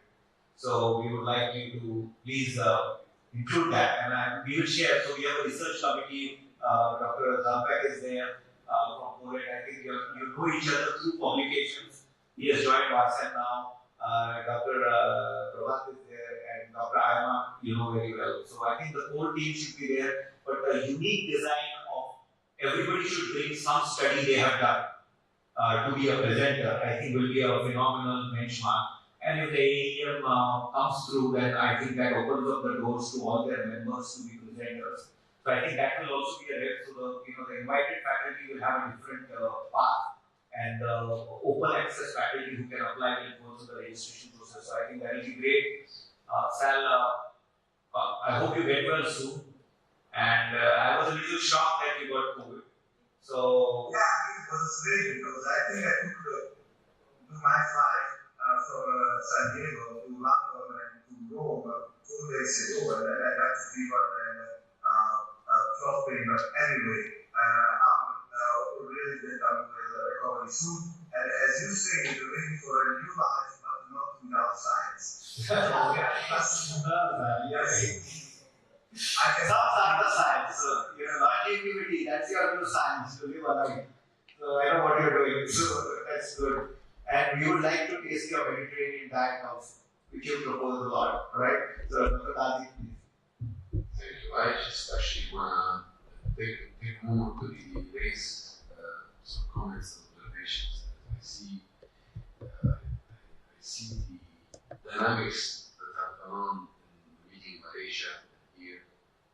I've seen the conferences and successes of the conferences. I'm very the experience we've had in the organizing international meetings through AAE and across the world.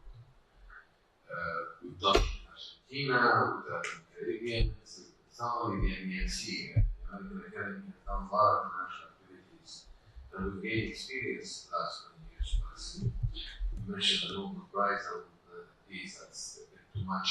So, what I can tell you is the word that carries my name tells me that perhaps 8 years long to be dead to join Giorgio Salvatore is during the diet.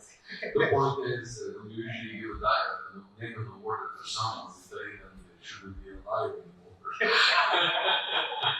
Anyway, so I don't know why they tell you did that, but I actually know why they did that because we're the very Medici in Rome. 9 years ago, Salvatore was there.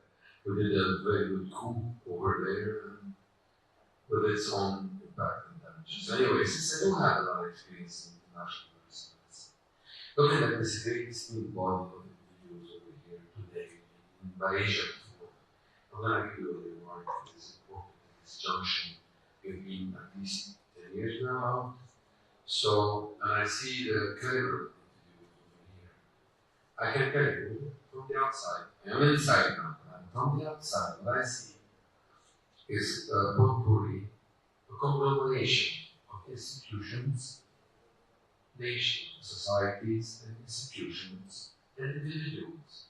They're all coming together without rank, without any, but you're all committed to scholarly activity and to what's right for your institution, your nation, and sometimes more. I think it is time for WASM to start redefining itself in the sense of trying to understand you can always be a potpourri of institutions, national societies, and individuals. And that's what you want to do, that's your choice. But that limits you in a sense, but empowers you in a way. So the internal dynamics at some point will be important. Choosing one of the big successes, the reason for your successes in our meetings, if I remember now, is because you always do your conferences in the nations that have already a strong national society and or institution. That allows you in Malaysia to succeed, that allows you in Turkey to succeed, that allows you in Qatar to succeed. And etc. It will allow you to succeed also at Rome, where Salvatore is there with the great network. Those things are successes. In the academy, our meetings, since the time when we had our divorce with the European Society, our meeting has been about bringing Americans and their associates from other countries to a country where sometimes emergency medicine isn't strong. Greece, etc. I don't want to criticize, but when you go to Germany, what do you expect? There isn't a lot of strong emergency medicine there. If you came to Lebanon, emergency medicine, there are 30 of us left out of 90 who are registered as specialists. There are 30 there left. So, how can you bring masses of people? So, those are things that if we measure the success of meetings by the number of attendees, you are forcing yourselves to go every 2 years to a country where you have a strong national society and to append yourselves to the national meeting. And that is the reason of your success. You bring industry, bring support, and you mobilize. Let's face it, you mobilize the people who come to the meeting to come to you. We are moving a meeting that is other than our national meeting. This is an extra meeting. And defining the schedule of meetings is critical. In the sense of, at the end of the day, when AAEM is having the AMC, it is a WASM. We are going to be hopefully a member of WASM. Vice versa, when WASM is going to the MEMC, it's going to an WASM meeting. And when we promote the WASM meeting, we're promoting to our members the meeting to a federation, to an agglomeration that we are members of. In the past, there was something known as international federation that occurred, and they ended up with one of the biggest challenges now is the $7 million loss that they had actually in Argentina due to COVID. I understand it's because they didn't have insurance for the meeting. We actually have always had insurance, fortunately. Yes. So it's all about it. Nevertheless, but we have lost one in Argentina. So I can tell you, we know where and what not to do in international meetings. And when we do lose money now in the meeting, it's affordable for us because we choose to do it. And we think of the bigger issue, and we have no sponsorship support. The industry is not willing to go fund meetings that are outside the nation where they're based.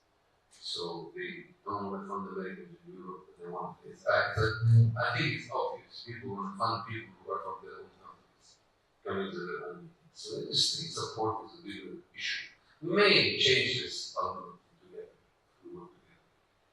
Now, so I'm saying that it is time perhaps for WASM to decide to define itself or to build the bylaws, the be required to better understand who is joining what. In fact, some of the problems I mentioned earlier, the unintended consequence of holding a 2-month fellowship. Maybe fellowship is not the word, preceptorship, other things. These definitions, we need to do them together. I don't say that I have the alternative. I know the value of what you're doing, and I would like to send you at least half a dozen from my own country to really benefit from what you're doing. I will use it never. We actually need it.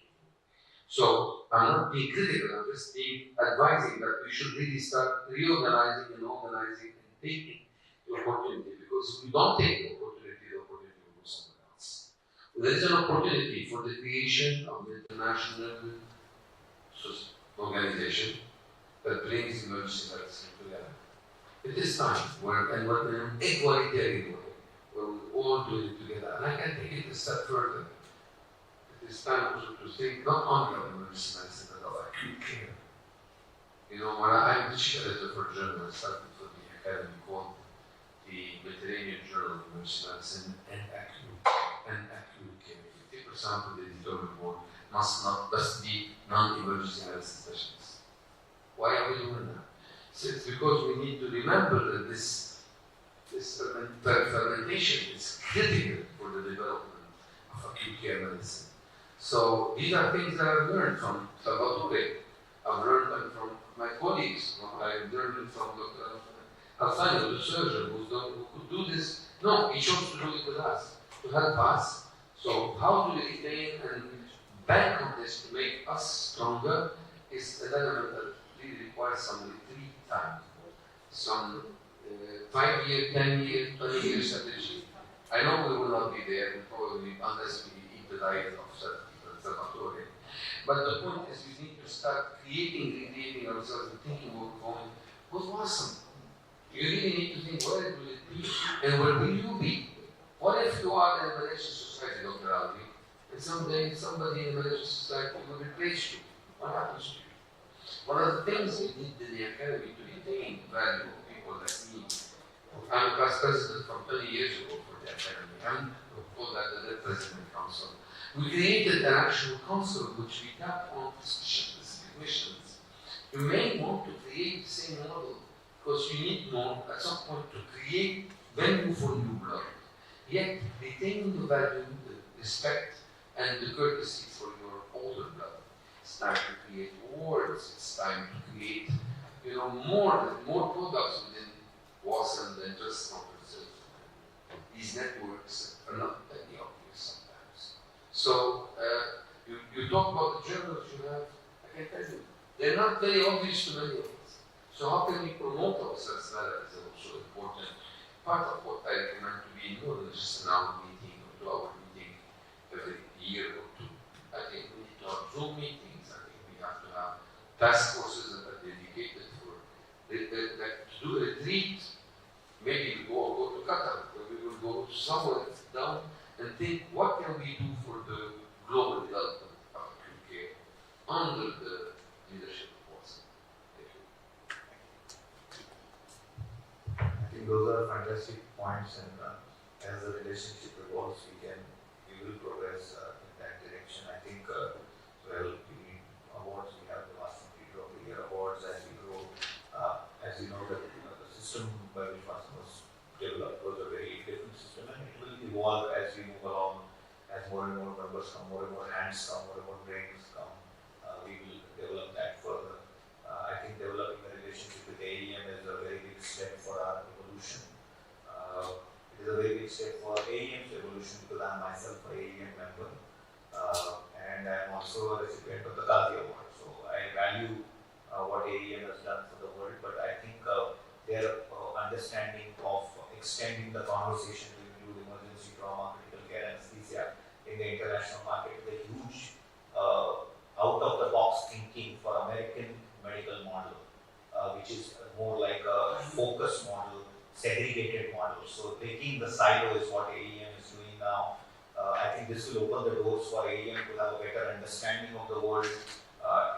They will be doing things which they have not done.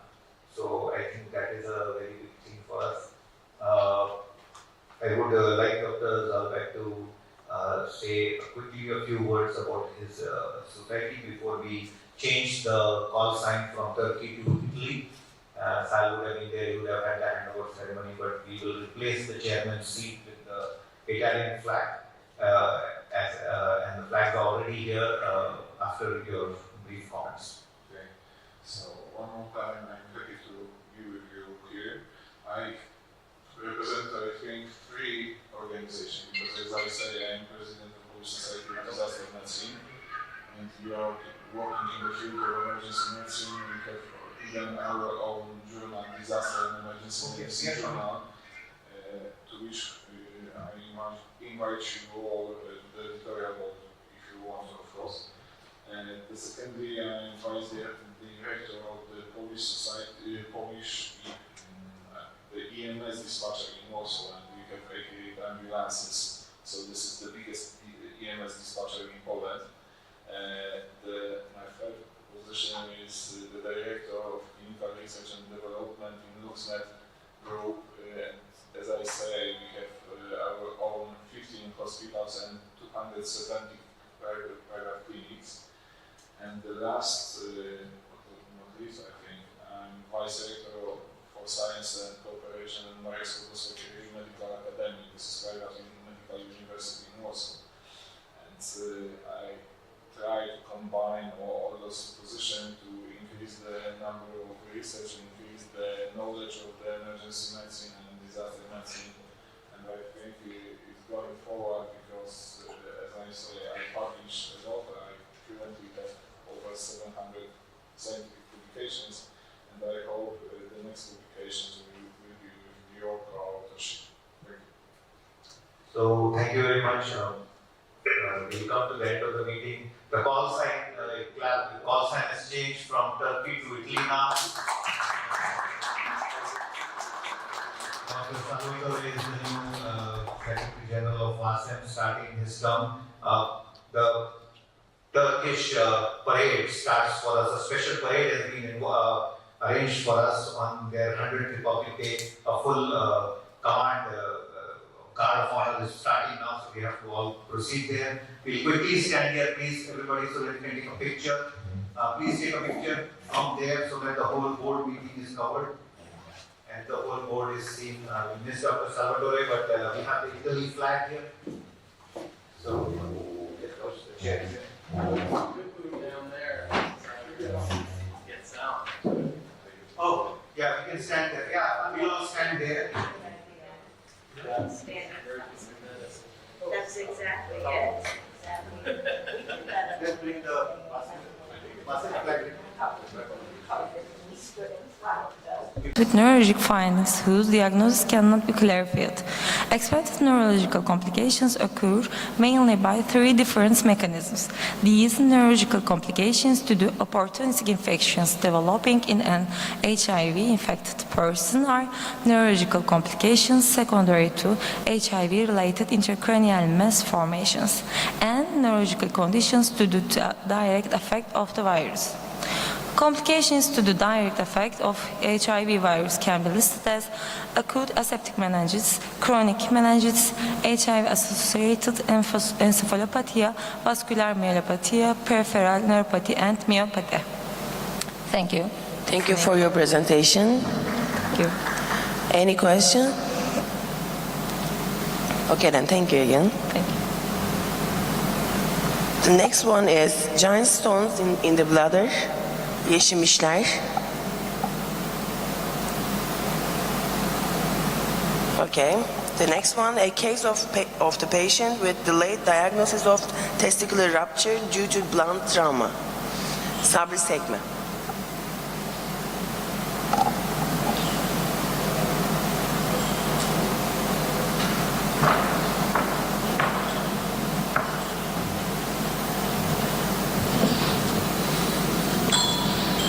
Good morning. Welcome to my presentation.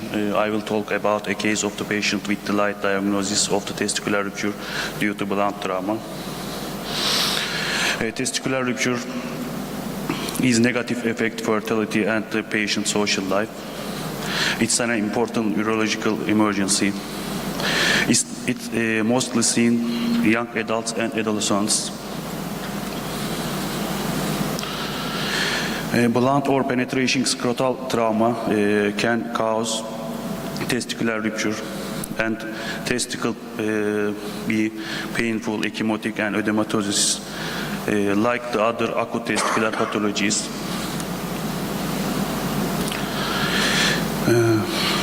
A 23 years old male patient who came has testicular trauma due to a fall late at night. He presented to our emergency department with sudden swelling, redness, and severe pain that's starting in the morning. He has no comorbidities.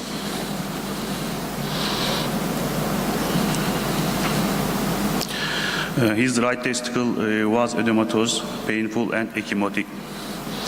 The cremaster reflex of the patient, whose testicular pain was not revealed by elevation, was normal.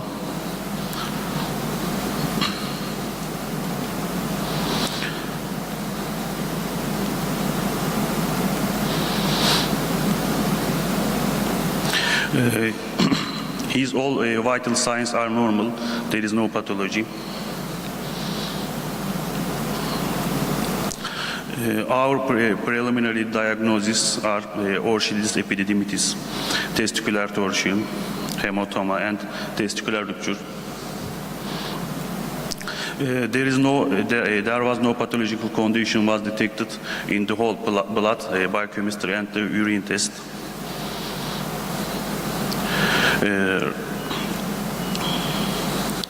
Right testis had increased herniated testicular tissue with a diameter of approximately 2 centimeters was observed in the upper pole of the right testicle.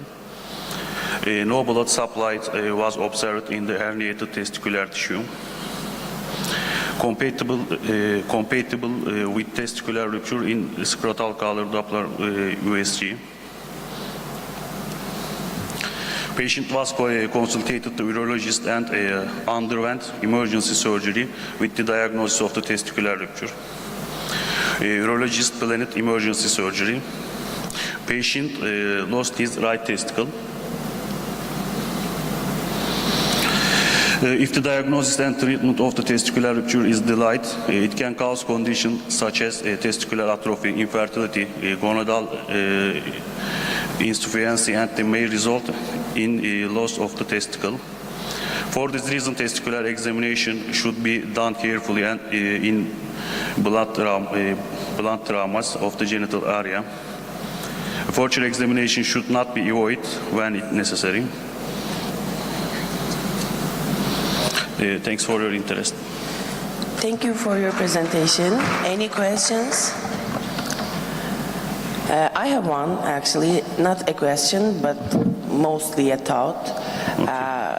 I think you need to use a radiological picture or image to make your point clear.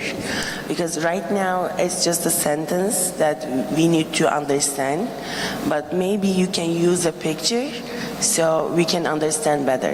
There is a problem for this. Our hospital, the USG pictures, we are not see it. We just see the reports. And you didn't collect your picture, right? Yes, but I decide this case report after that pathology, and I can't find their pictures. Okay then. Thank you.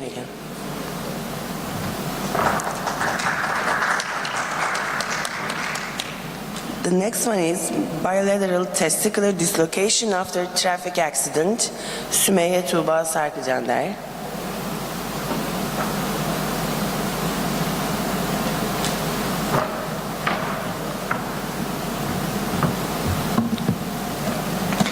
Bilateral testicular dislocation after traffic accident. Traumatic testicular dislocation was first described by Claubre in 1818. It's defined as extrascrotal migration of one or both testicles secondary to scrotal trauma. Traumatic testicular dislocation is a rare complication of blunt scrotal injury and can easily be overlooked due to the presence of other serious concomitant injuries. In most cases, an operation is needed to prevent malignant change or infertility. Traumatic testicular dislocation is a rare consequence of blunt scrotal trauma. Case: a 21-year-old male patient presented with complaint of inguinal pain after a motorcycle accident. Physical examination revealed that both testicles were not in a well-formed scrotal sac and he had bilateral inguinal swelling. Glasgow Coma Scale score 15, conscious neurological examination is normal. There was swelling in both inguinal regions in the abdomen and 2 cm abrasion on the left superior of the gland in the penis. There was tenderness in the left hip, no midline tenderness. Tetanus vaccine given, antibiotic was provided and PAN-CT requested. In this, there is displaced fracture in the iliac wing in the pelvis and bilateral testicular dislocation. The testicles were ready by urology. Urological emergency was not considered in the patient with normal urine output to the Foley catheter. Orthopedics, urology, and general surgery were consulted. Intensive care follow-up was recommended by orthopedics. The patient was admitted to the intensive care units. Traumatic testicular dislocation is rare and can be difficult to recognize. Passengers of the groin area should be suspected in motorcycles and high-energy accidents and depend on a careful physical examination. Prognosis is expected with appropriate management to all trauma patients, especially those who have had a scrotal examination, if pelvic injuries are suspected or if there is a high risk of motor shock, to avoid missing the diagnosis and avoid serious behavior. With proper management, the prognosis is excellent. To avoid missing the diagnosis and serious complications, we recommended that all trauma patients undergo a scrotal examination, especially if a pelvic injury is suspected or if there is a high risk of being struck by a motorcycle. Thank you for your presentation. Any question? Okay then. The next one, complications of dorsal split circumcision as one of the reasons for admission to the emergency clinic. A retrospective cross-sectional study. Tugay Aksakal. Okay then. The next one, a rare case of ovarian torsion.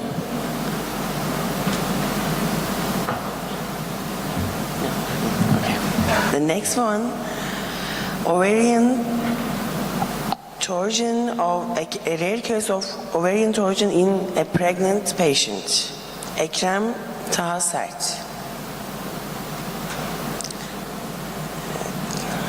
Dilek Atik.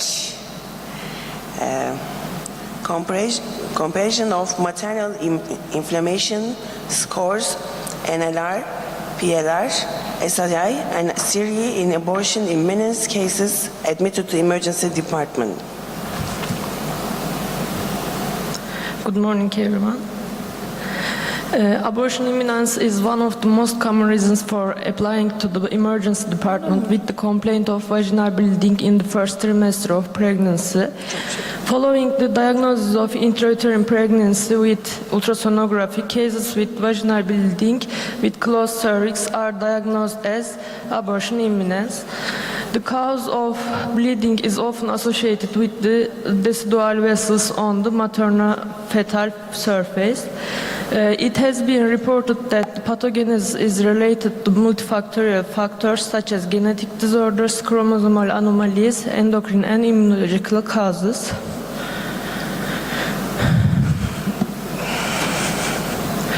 Between 2022 and 2023, 60 abortus imminence cases admitted to the emergency clinic who were hospitalized between 7-12 weeks, and 59 pregnant women of control group who were followed up in the obstetrics outpatient clinic were participated in the study. Cases that presented with infections and inflammatory diseases with multiple gestations, mother under age 18, were excluded from the study to avoid confounding factors. Other exclusion criteria was the use of anti-inflammatory and corticosteroid therapy. When evaluating of the mean age of the participants in the study, it was observed that the abortus imminence group had an average of 29.1 years, whereas the control group had an average age of 29.8 years. There was also no statistically significant difference between the groups in terms of parity, body mass index, and elective curettage numbers, as shown in Table 1. But when the previous abortion histories were compared, a significant difference was observed. This is the table of the demographic and obstetric variables of the pregnancy. In addition, leukocyte and neutrophil counts were found to be significantly higher in abortus imminence cases, but no significant difference was observed in lymphocyte and platelet counts, as demonstrated in Table 2. When we compared the neutrophil lymphocyte ratio and platelet lymphocyte ratio values, we didn't see any difference. This is the Table 2. ROC curve and AUC cutoff sensitivity and specificity were analyzed to differentiate the leukocyte, neutrophil, and systemic immune inflammation index parameters of abortion imminence patient to guide the clinician about the patient's condition in patient follow-up. And this is the ROC curve. This study aimed to compare pregnant women who presented to emergency department during the first trimester of pregnancy with complaints of vaginal bleeding and were diagnosed with abortion imminence with those who didn't receive this diagnosis. In another study, 121 abortus imminence cases were followed up, and 60% of them ended with abortion, and 39 of them continued until the 24th gestational week. In a study conducted an evaluation of the impacts of systemic immune inflammation index and systemic immune response index on the maternal-fetal outcomes of cervical circlage in a cohort of 374 pregnant women. The study examined the duration between the placement of the cerclage and the subsequent birth in the group of 2,068 pregnant women who had successful cerclage. The findings of our investigation also demonstrate that the levels of inflammatory markers seen in abortus imminence cases are consistent with the findings reported in the previously mentioned studies. Thank you for listening. Thank you for your presentation. Any questions? Okay, thank you again.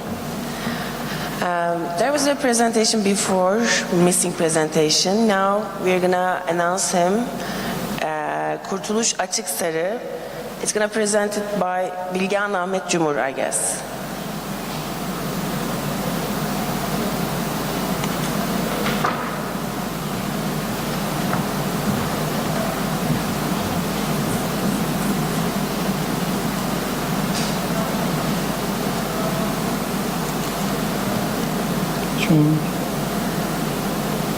Sonrakisine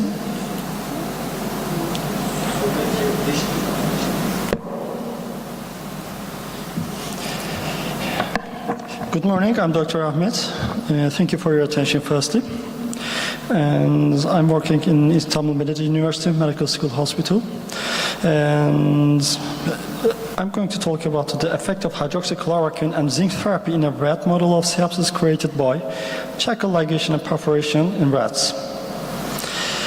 First, I want to introduce that sepsis is defined as life-threatening organ dysfunction caused by a dysregulated host response to infection, which is a big deal for most of the countries and also developed countries. Approximately 40% of the septic shock patients cause with a mortality. And also zinc. Zinc is an intracellular element used by almost all cells of the immune system.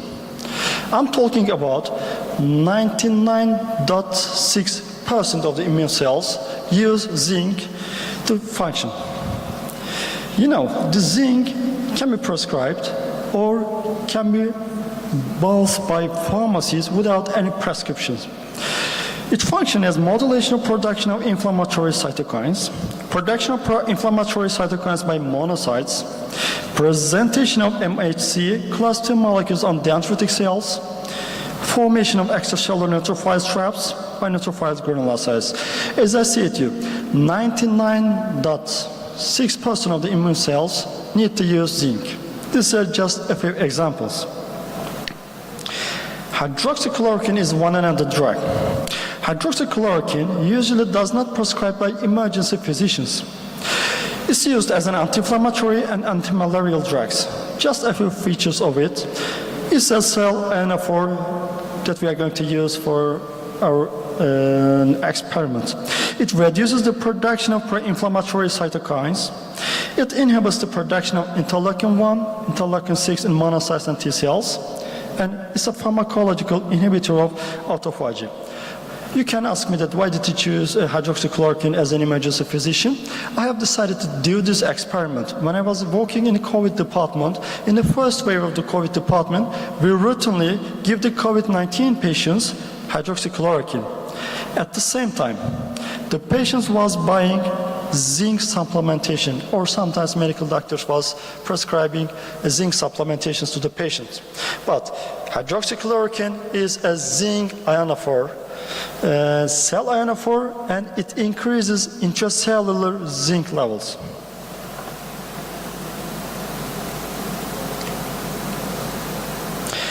Aim of this study: hydroxychloroquine is a cell ionophore.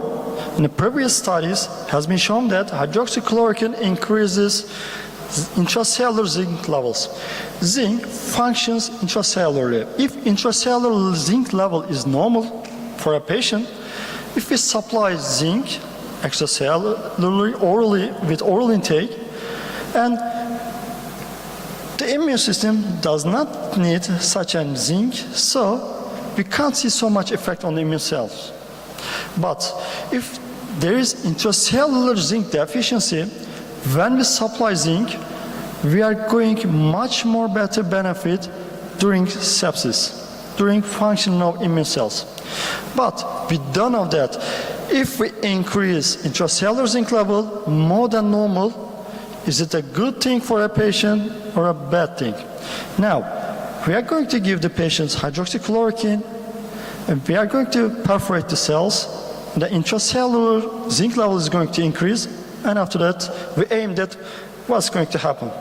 Because, as I said, during the first wave of the COVID-19, hydroxychloroquine has been prescribed routinely, and most of the patients start to take zinc supplementation with a prescription or without prescriptions. We have used a sepsis model. We have used spectrally male rats. For all procedures, we have given analgesics and sedatives. We opened the cecum, tied it 1 cm distally, and perforated with 2 needles. And after that, we brought the cecum previous anatomical position and produced sepsis model. And we have 5 groups. The first group was sepsis group, and sepsis introduced in 6th day, and rats sacrificed in 8 days.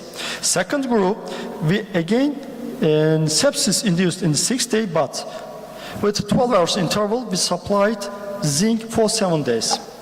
Third group, sepsis-induced 6th day, and hydroxychloroquine 300 mg per kilogram has been administered 12 hours interval, and again sacrificed 8 days. And the fourth group, and in this group, we have administered zinc plus hydroxychloroquine, and also we produced a sepsis model. And the last group was sham group. Check-in was reached, opened, and without sepsis model, and we closed it. Sacrification has been done with deriving blood 10 cc via cardiac puncture. And kidney was removed for histological tissue examination because sepsis is one of the most common tissue that affected by sepsis. Let's talk about the results.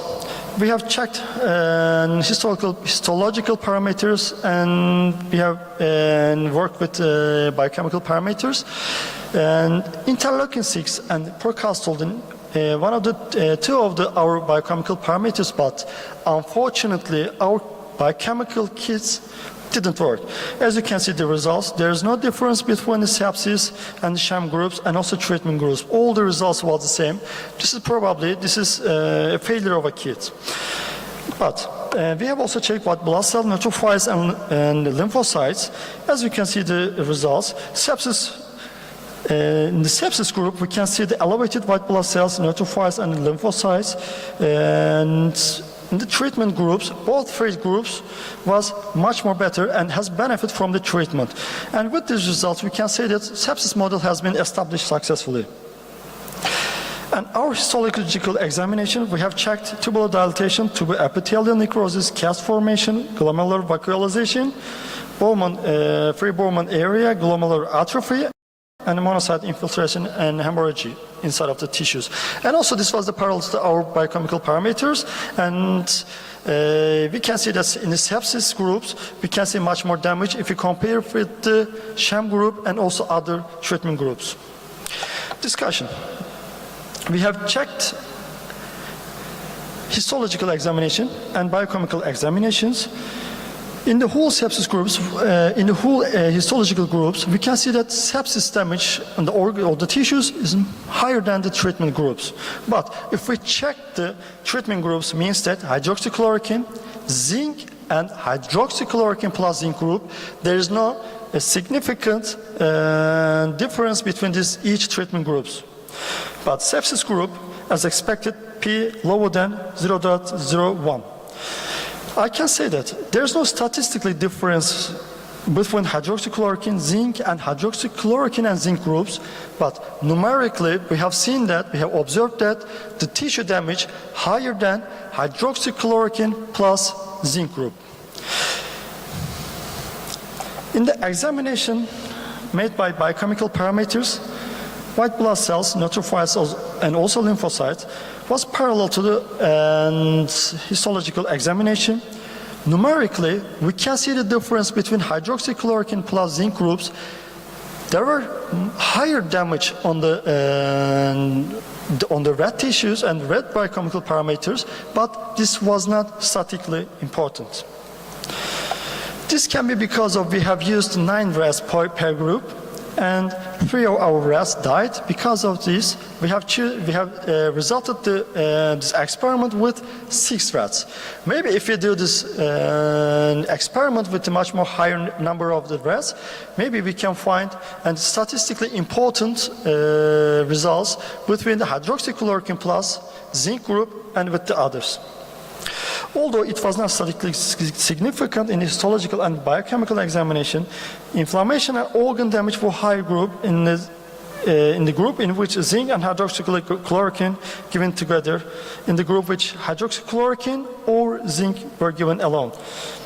If the amount of zinc inside of the cell increases, tissue damage is higher in both histological and biochemical examination results, and it's not significantly statistically important.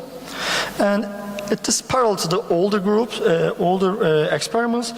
Zinc level increases inside of the cells, inflammation increases, and hydroxychloroquine also suppressed our inflammation and with the treatment groups.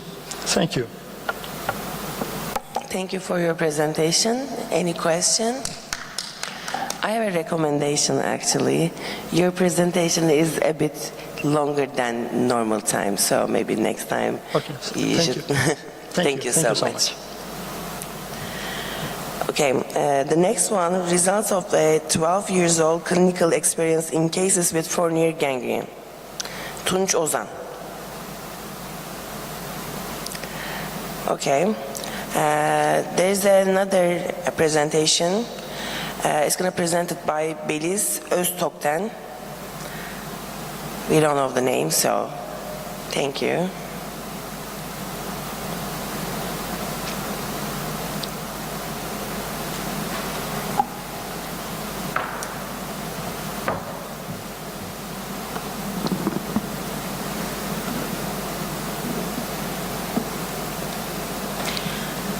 Good morning and thank you very much.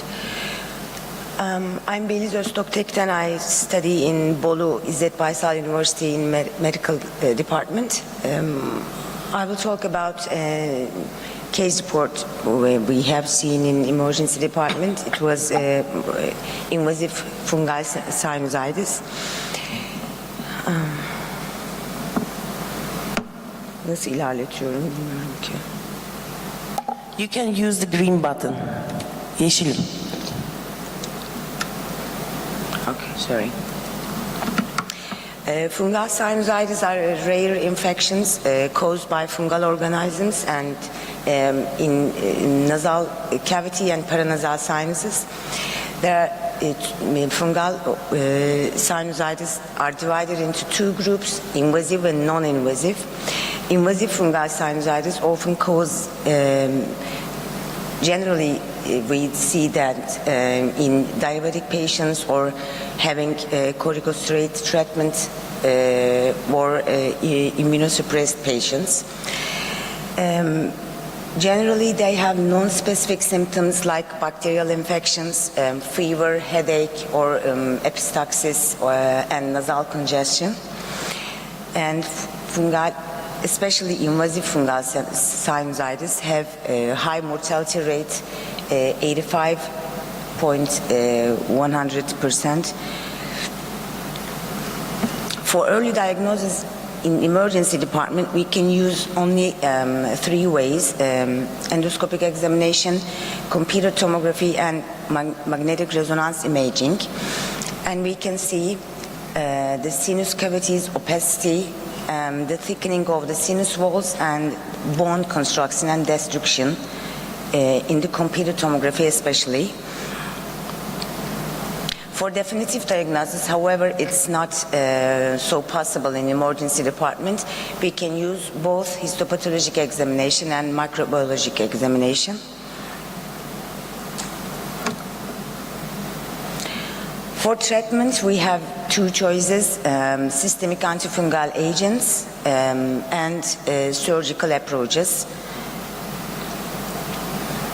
Our aim in this presentation, we have to talk about a case report who had recurrent admissions to the emergency department with complaints of epistaxis, and he have finally diagnosed with invasive fungal sinusitis. He was an 81-year-old male patient, and his history was recurrent admissions to the emergency department with epistaxis. He was a chronic alcoholic and 55-pack year for smoking history. He had hypertension, but no regular anti-hypertension agents using, and he didn't use any anticoagulant or antithrombotic agent use, and he hadn't a history of trauma of all admissions with epistaxis. And we had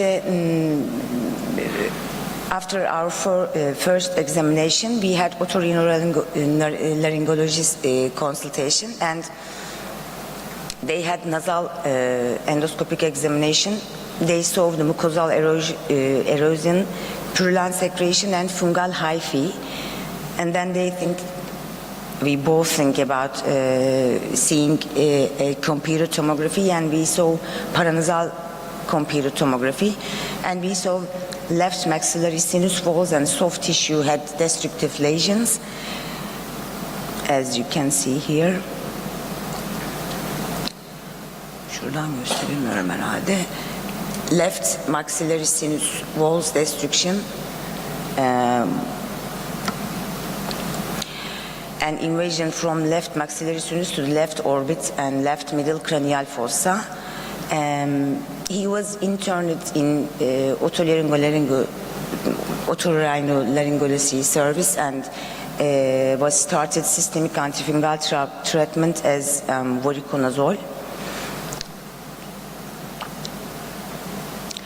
Fungal sinusitis should be considered in the paradiagnosis of patients presenting to emergency departments, especially with recurrent epistaxis and who has risk factors. We have to think about these fungal organisms, especially having diabetes or immunosuppressive patients. Early diagnosis and treatment of life-threatening invasive fungal sinusitis are vital, and these patients should be evaluated by otorhinolaryngologists.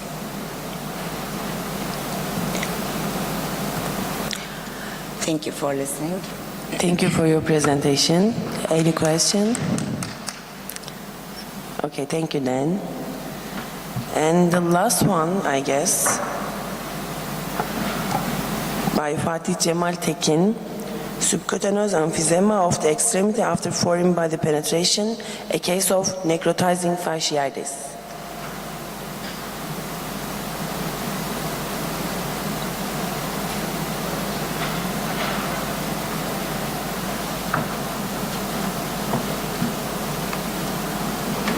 Good morning.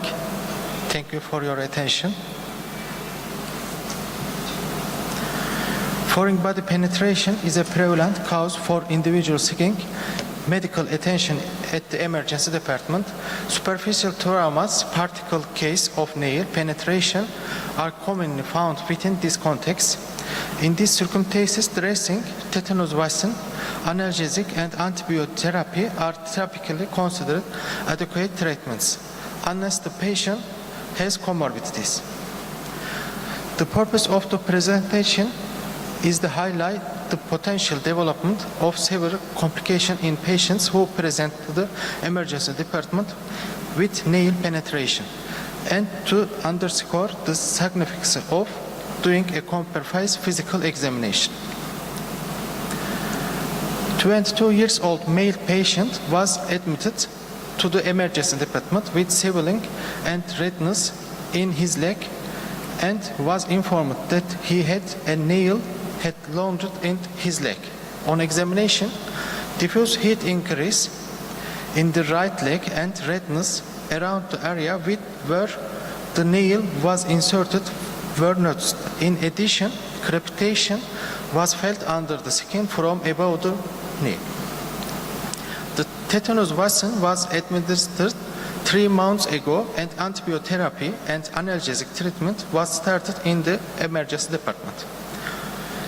In the image examination, diffuse foci were observed around facial and vascular structure of the muscle in thigh, extending the right iliopsoas muscles, and were evaluated as necrotizing fasciitis.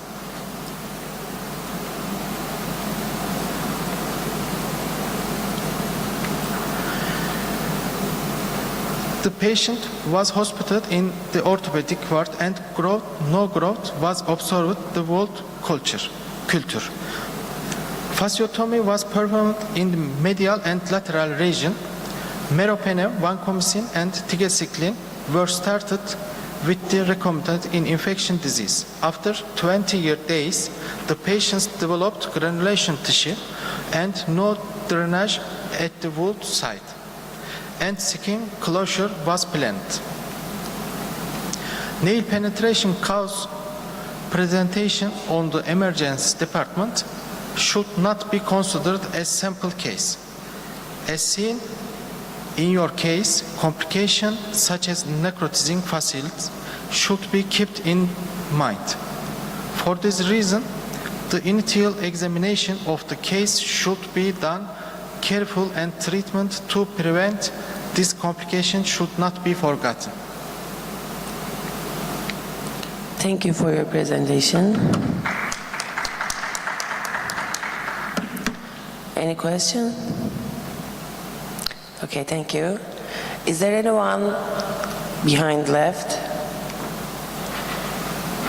Okay, thank you then. Have a nice day.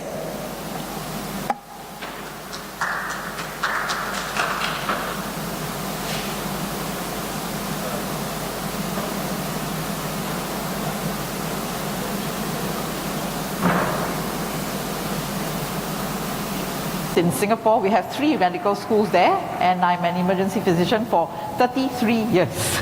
So I've trained many residents and doctors, many generations of doctors.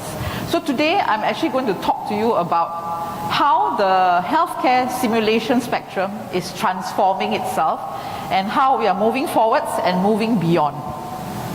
Right, the picture that you see here is actually a picture from Bhutan. How many of you have been to Bhutan? It's the country with the highest happiness index at one point in time.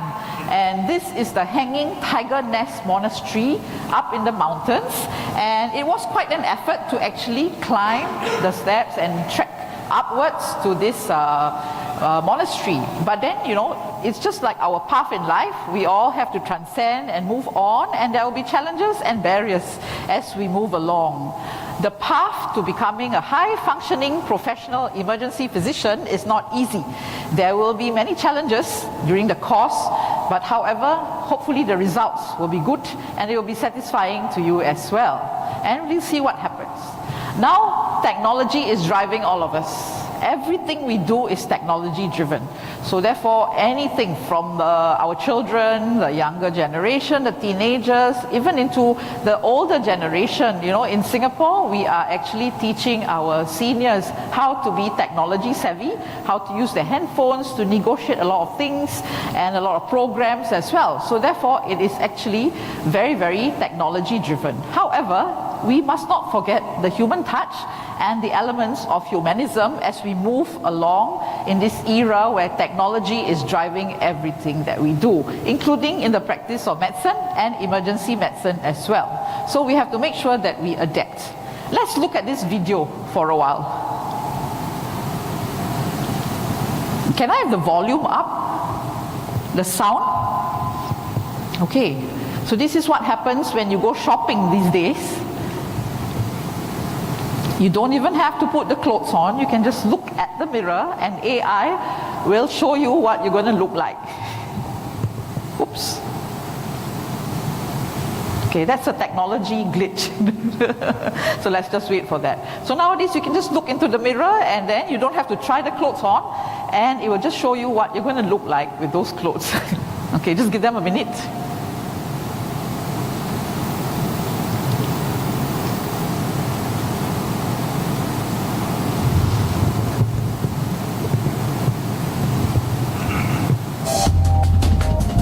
Yeah, we got the volume up already. Thank you. Yeah. Okay, so let's see how it's going to be like when we go shopping these days with AI and with a technology-driven world.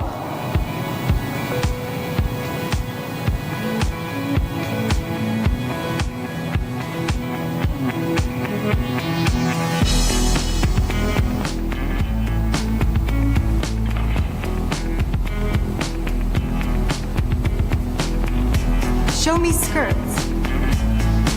Okay, so all the skirts will come up. And that's how you're going to look like without even having to try the clothes on. You can actually see what you're going to look like, how color coordinated you can be. And this is really not the future anymore, it's already here.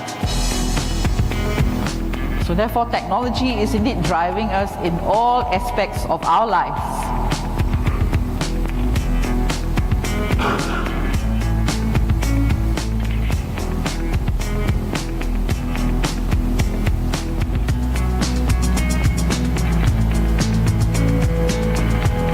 This is really quite fun, especially for ladies, because you know how many times we change our clothes in the morning because we think that it doesn't match nicely.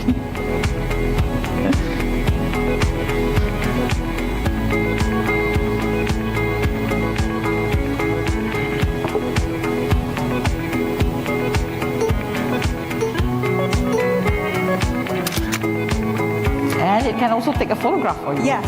In case you want to ask for your spouse's opinion. With different backgrounds as well. So this is actually quite interesting, and this is already around.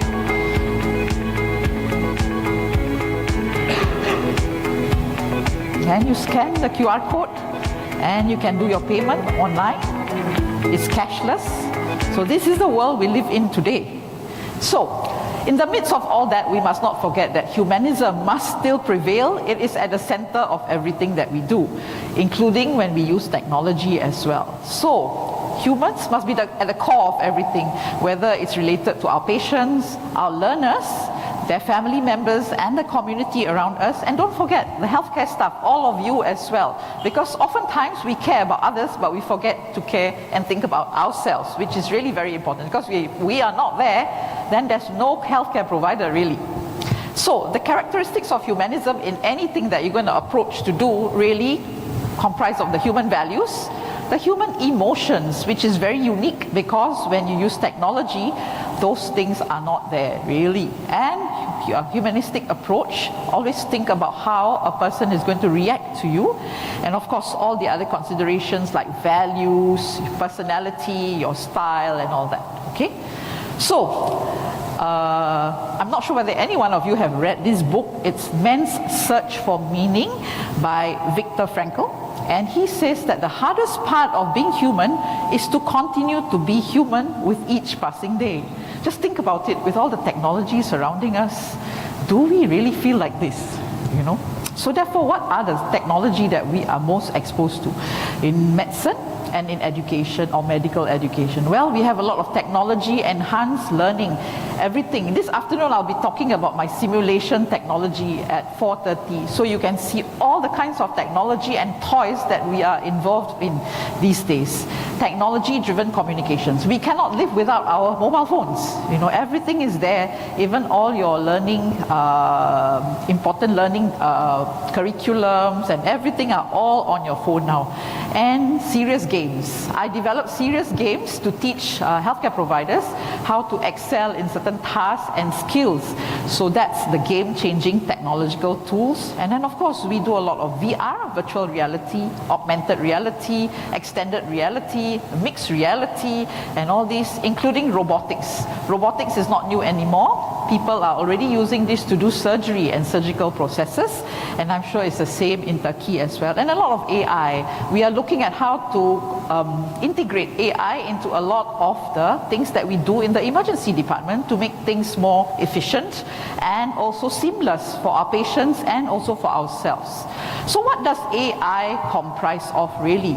You know, we talk about AI all the time, we talk about smart technology, but then do we really know what we're talking about? Well, so AI really comprises of computer controlled processes. So there's algorithms, there's a lot of mathematics and physics involved, there's calculations, for example. You can have an AI algorithm for assessing how likely is your patient with a right lower quadrant pain likely to have acute appendicitis, or a right hypochondrial pain likely to have gallbladder disease or hepatobiliary disease. There are mathematical algorithms to help you with this, and it's run by AI. And of course, there are many solutions that you can use, equations, logistical optimization. You can see your patient flow through your emergency department using AI technology.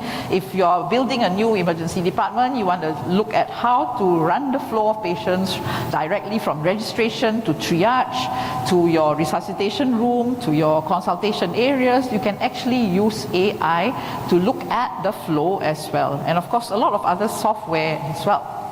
Now, AI's entry into medicine perhaps will redefine our role as the educator, as the teacher, as the mentor, right? So at the same time as we are using all this technology, we cannot run away from the fact that we need to use technology, because if not, our younger generation learners are not going to be motivated And they like to do things fast, short, sharp, targeted, focused, and they're very mobile. They like mobile learning, and they don't want to sit there all the time for a few hours and look at the desktop, for example. So this is the kind of learners that we have to appeal to today. So therefore we have to think about how we want to do all these things. So as we are reaching out to this group of learners, don't forget the humanistic approach, which is we want them to come at their free will, because if they are internally motivated, they will do better and they will be more passionate about what they are doing in their work, of course. And then, of course, the emotional and the motivation part is very personal, very human. These things you cannot duplicate with technology. And of course, with the changing face of technology today, we find that we are learning more in isolation. We can do it on our own. We don't have to have group learning anymore. We can have our technology devices in our own homes, and we can study anatomy by putting on a pair of spectacles, which is AI savvy, and you can actually learn anatomy on your own practically. So people are becoming isolated. People don't talk and meet face to face anymore. They can interact through their mobile devices, for example. So therefore, think about the human to human interactions that we have. Our patient contact with the physician, that's important. I mean, that is something you cannot run away from, because I think in medicine, no matter how much technology we have, the face-to-face contact is still definitely important. In healthcare, including emergency medicine, we are, I would call, a high-tech and high-touch industry. There are some technology or some industries which are high-tech but low-touch. But for us, we are high-tech and high-touch, because we need technology, it has to drive us, but we also need high-touch because we need the personalized approach to patients, we need to have the face-to-face contact, we need to have the therapeutic touch as we manage our patients, for example. So therefore, I like to term it as high-tech and high-touch in terms of using technology in medicine, including emergency medicine. And as AI move into medicine and into medical education as well, the human touch must not be a casualty. So don't forget about that part of it, because in Singapore, all our emergency departments are computerized. Everything is computerized, everything is digital.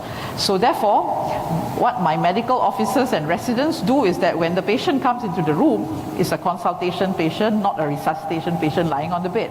Then they will be typing at their computers, the history, the physical and all that.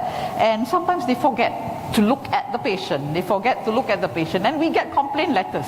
As the director of quality in the emergency department, I get people complaining, say that when I came into the consultation room, the medical officer was typing on the computer. He practically never looked at me, So we forget the humanistic aspects of the practice of medicine. We forget to look at the people that we're talking to. And because we're so driven by the task that we want to do, we're just typing on the computer, So don't forget those elements. And robotics is already in. So this is a picture here about how robots are being used in seniors rehabilitation. It's very useful, and they are even being used in aged homes, seniors homes, how the robot keeps the seniors occupied by singing along with them, by teaching them simple exercises and all that. But, it keeps the seniors occupied. But again, they need the human touch and the humanistic elements as well. Let's look at this video. Sound up, please. The Hong Kong team behind celebrity humanoid robot Sophia is launching a new prototype, Grace, targeted at the healthcare market and designed to interact with the elderly and those isolated by the COVID-19 pandemic. Dressed in a blue nurse's uniform, Grace has Asian features, collar-length brown hair, and a thermal camera in her chest to take your temperature and measure your responsiveness. So this is a robot nurse. She uses artificial intelligence to diagnose a patient and can speak English, Mandarin, and Cantonese. So look at her emotions and her facial expressions. Let me introduce you to my sister Grace. Come over here. Hi, She's got a sister as well. Thank you, Sophia. Hello, everybody. I am Grace. I am built by Hands and Robotics for Awakening Health. I can do all kinds of things for elderly people. I I can visit with people and brighten their day with social stimulation, entertain and help guide exercise, but also can do talk therapy, take bio readings and help healthcare providers assess their health and deliver treatments. Hi, my friend. Nice to see you. Okay, great. So while we talk, I will take your temperature reading and pulse with this little thermal camera on my chest. See? You are 36.6 degrees Celsius, by the way. No risk of COVID. Also, I note that you are responsive and So this aware, robot can which be is taught good, and to they speak might different share that languages. important data back So to in the Hong doctors and Kong, nurses they've at the actually taught institution. them how to speak Cantonese Traces because that's resemblance a to Chinese healthcare dialect that is professional very and commonly used capacity in for Hong Kong, social for interaction example. is So you can aimed at customize your relieving the robot, burden of frontline personalize it hospital as staff well. overwhelmed during the pandemic, said founder David Hansen.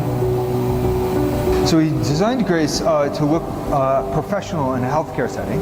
So that would mean so that she would resemble the sort of human-like appearance of healthcare staff.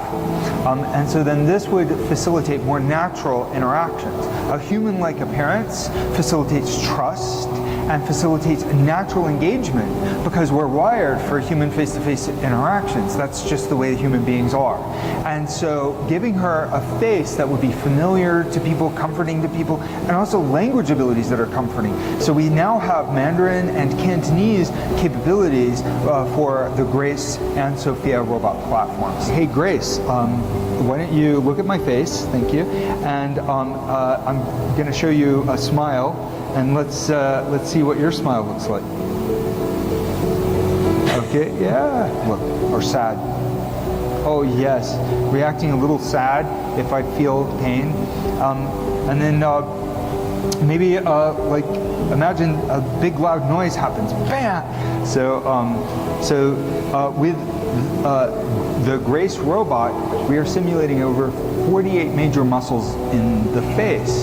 So we have 36 motors in the face. They're reversible, which means that each motor can simulate 2 muscles, because human muscles require 2 for the actions. Like my eyebrow is going up and down, kind of. So that's actually 2 motor groups, but in her it's just 1 motor. So Grace is designed for Asian markets, also markets all around the world. But we did make her look a bit more Asian than Sophia, but her face is actually a bit more cartoon-like, a bit more like anime. And the anime design references are often anime is the Japanese cartoon, right? Yeah, if you're Asian familiar styles and Western and they have style. big eyes and they look very approachable. Awakening Health intends to mass produce a beta version of Grace by so August. that's what technology is leading us to these days. Okay, so for the seniors and the elderly who is sick in bed, they might just recognize this nurse as a real nurse.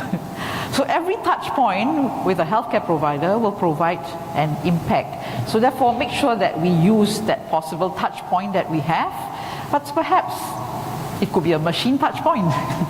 But really, it's up to us. Whatever technology we're going to use these days, how do we integrate the humanistic aspects and the humanism aspects into what we're doing? We cannot run away from having technology because I think it's already here to stay. And technology can offer us a lot of things. For example, during the pandemic, that has given us a booster with the adoption of technology in healthcare. Healthcare was lagging behind in terms of technology adoption compared to other industries. But I would say COVID-19 has given us a booster, and really I think it is going all out, and the trajectory is a correct one. And of course, technology can provide us more time. We're always busy. It makes us do things faster. We can create more free time for ourselves. It's environmentally friendly. You don't have to have so many papers and to carry all those heavy load and files that you have. It will also allow for repetitive practice. So if you have simulation, for example, you can practice again and again and again without hurting any patients, and you can do it until you reach a proficiency level or a mastery level that you would like to attain. Of course, it will save on storage space. You can do it on your own free time as well. So people are very mobile nowadays, especially the younger generation. In Singapore, we have a smart nation move, which is to make everything more IT driven. So therefore, these are all on the agenda for different institutions, different industries and all that. But what technology cannot really offer well is really the relationships and the interactions that we must continue to have. And of course, the social skills, the communication skills, the deeper emotions, the finer aspects of correspondence, and the touch and feel as well. You know, that's very, very important. So therefore, technology can offer a certain amount of things, but there are certain things that we still need to have the human elements to it. So therefore, technology can enhance, but I don't think it will replace the human representations and interaction. So whenever we are adopting technology, make sure that we think about the humanistics and the humanism aspects. It's a very interesting area. And of course, these aspects of humanism are very culturally driven. How it's driven in Turkey, for example, could be very different from how it's driven in Singapore, because we are all culturally different, and in multi-ethnic, multi-racial society, we have to think about those aspects of practice, of interaction with different people, different age groups as well. So that's really quite an interesting element to think about, as well as we're moving into the future. Now, in robotic surgery, a lot of things are programmed. They use a lot of AI, a lot of computer software to program every step, which is done with precision, a lot of precision, better than the human cut, for example. But the important thing is that the human controls the robot. The human controls the computer software. So you still need to have the human elements there. So, if we look at this trajectory of the path to humanism in the world where technology is being adopted, make sure that we look at some of these things to make sure that our learners are taken care of. They have the human elements and the humanistic aspects, and they also can experience the joy in learning, the wellness, the comfort, the ease and all that. That cannot be machine driven. In Singapore, we have a movement called the Joy at Work movement. And this Joy at Work movement is about maintaining psychological safety amongst healthcare providers. Nobody has really looked at the psychological safety of healthcare providers until COVID struck. And then people became more concerned about our psychological well-being, whether healthcare providers are doing well, are okay, are breaking down, are burning out. So I think COVID-19 has brought certain positive elements to our practice in medicine as well. So all these things are still very human, and technology may not be able to do it all. So therefore, for all of us, it's about a balance, how we want to create that balance in the work that we do, in the practice that we have, for example. And really we have to be conscious about the human elements. So when I'm using simulation to teach my residents or my doctors or even faculty, so I will inject situations and scenarios to make it more human. How do we do this? By injecting narratives to humanize the experience. Because when you write scenarios for simulation, you will actually write from experience that you have had in your emergency department, where a patient comes to life presenting with acute myocardial infarction in cardiogenic shock, or diabetic ketoacidosis, with severe sepsis, So those are the stories, the narratives that are very important, that helps us to keep our scenarios and our simulation human. When we do debriefing after the simulation, we are usually doing it face to face. That's the best. And of course, there are virtual debriefing sessions, which we have done during COVID especially. But again, there are certain limitations to it, but it can be done. It still works, and I've done many of those virtual debriefing sessions as well. But of course, it will be more satisfying if you can do it face to face. And then of course, we can use hybrid simulation to humanize our simulation sessions. I'll be talking about this in the afternoon at 4:30. If you're interested to see how we integrate a lot of different tools and toys into simulation by using hybrid simulation, do come for that session later. And of course, we can combine live and virtual sessions together to make it more humanistic as well. So, the way to go forwards is to balance the technology adoption together with the human elements, and then of course maybe to even have smaller group for bigger interactivity, and let humans be humans and let machines be machines. But when they work together, the outcome of the integration can really uplift the level of intelligence. And this is another interesting book for those of you who are interested. You can actually check out this book, Deep Medicine, How AI Can Make Healthcare Human Again. Quite contradictory as the title, but I think it's quite an interesting read for you who have the time. Again, I cannot overemphasize the need for balance with technology and humanism.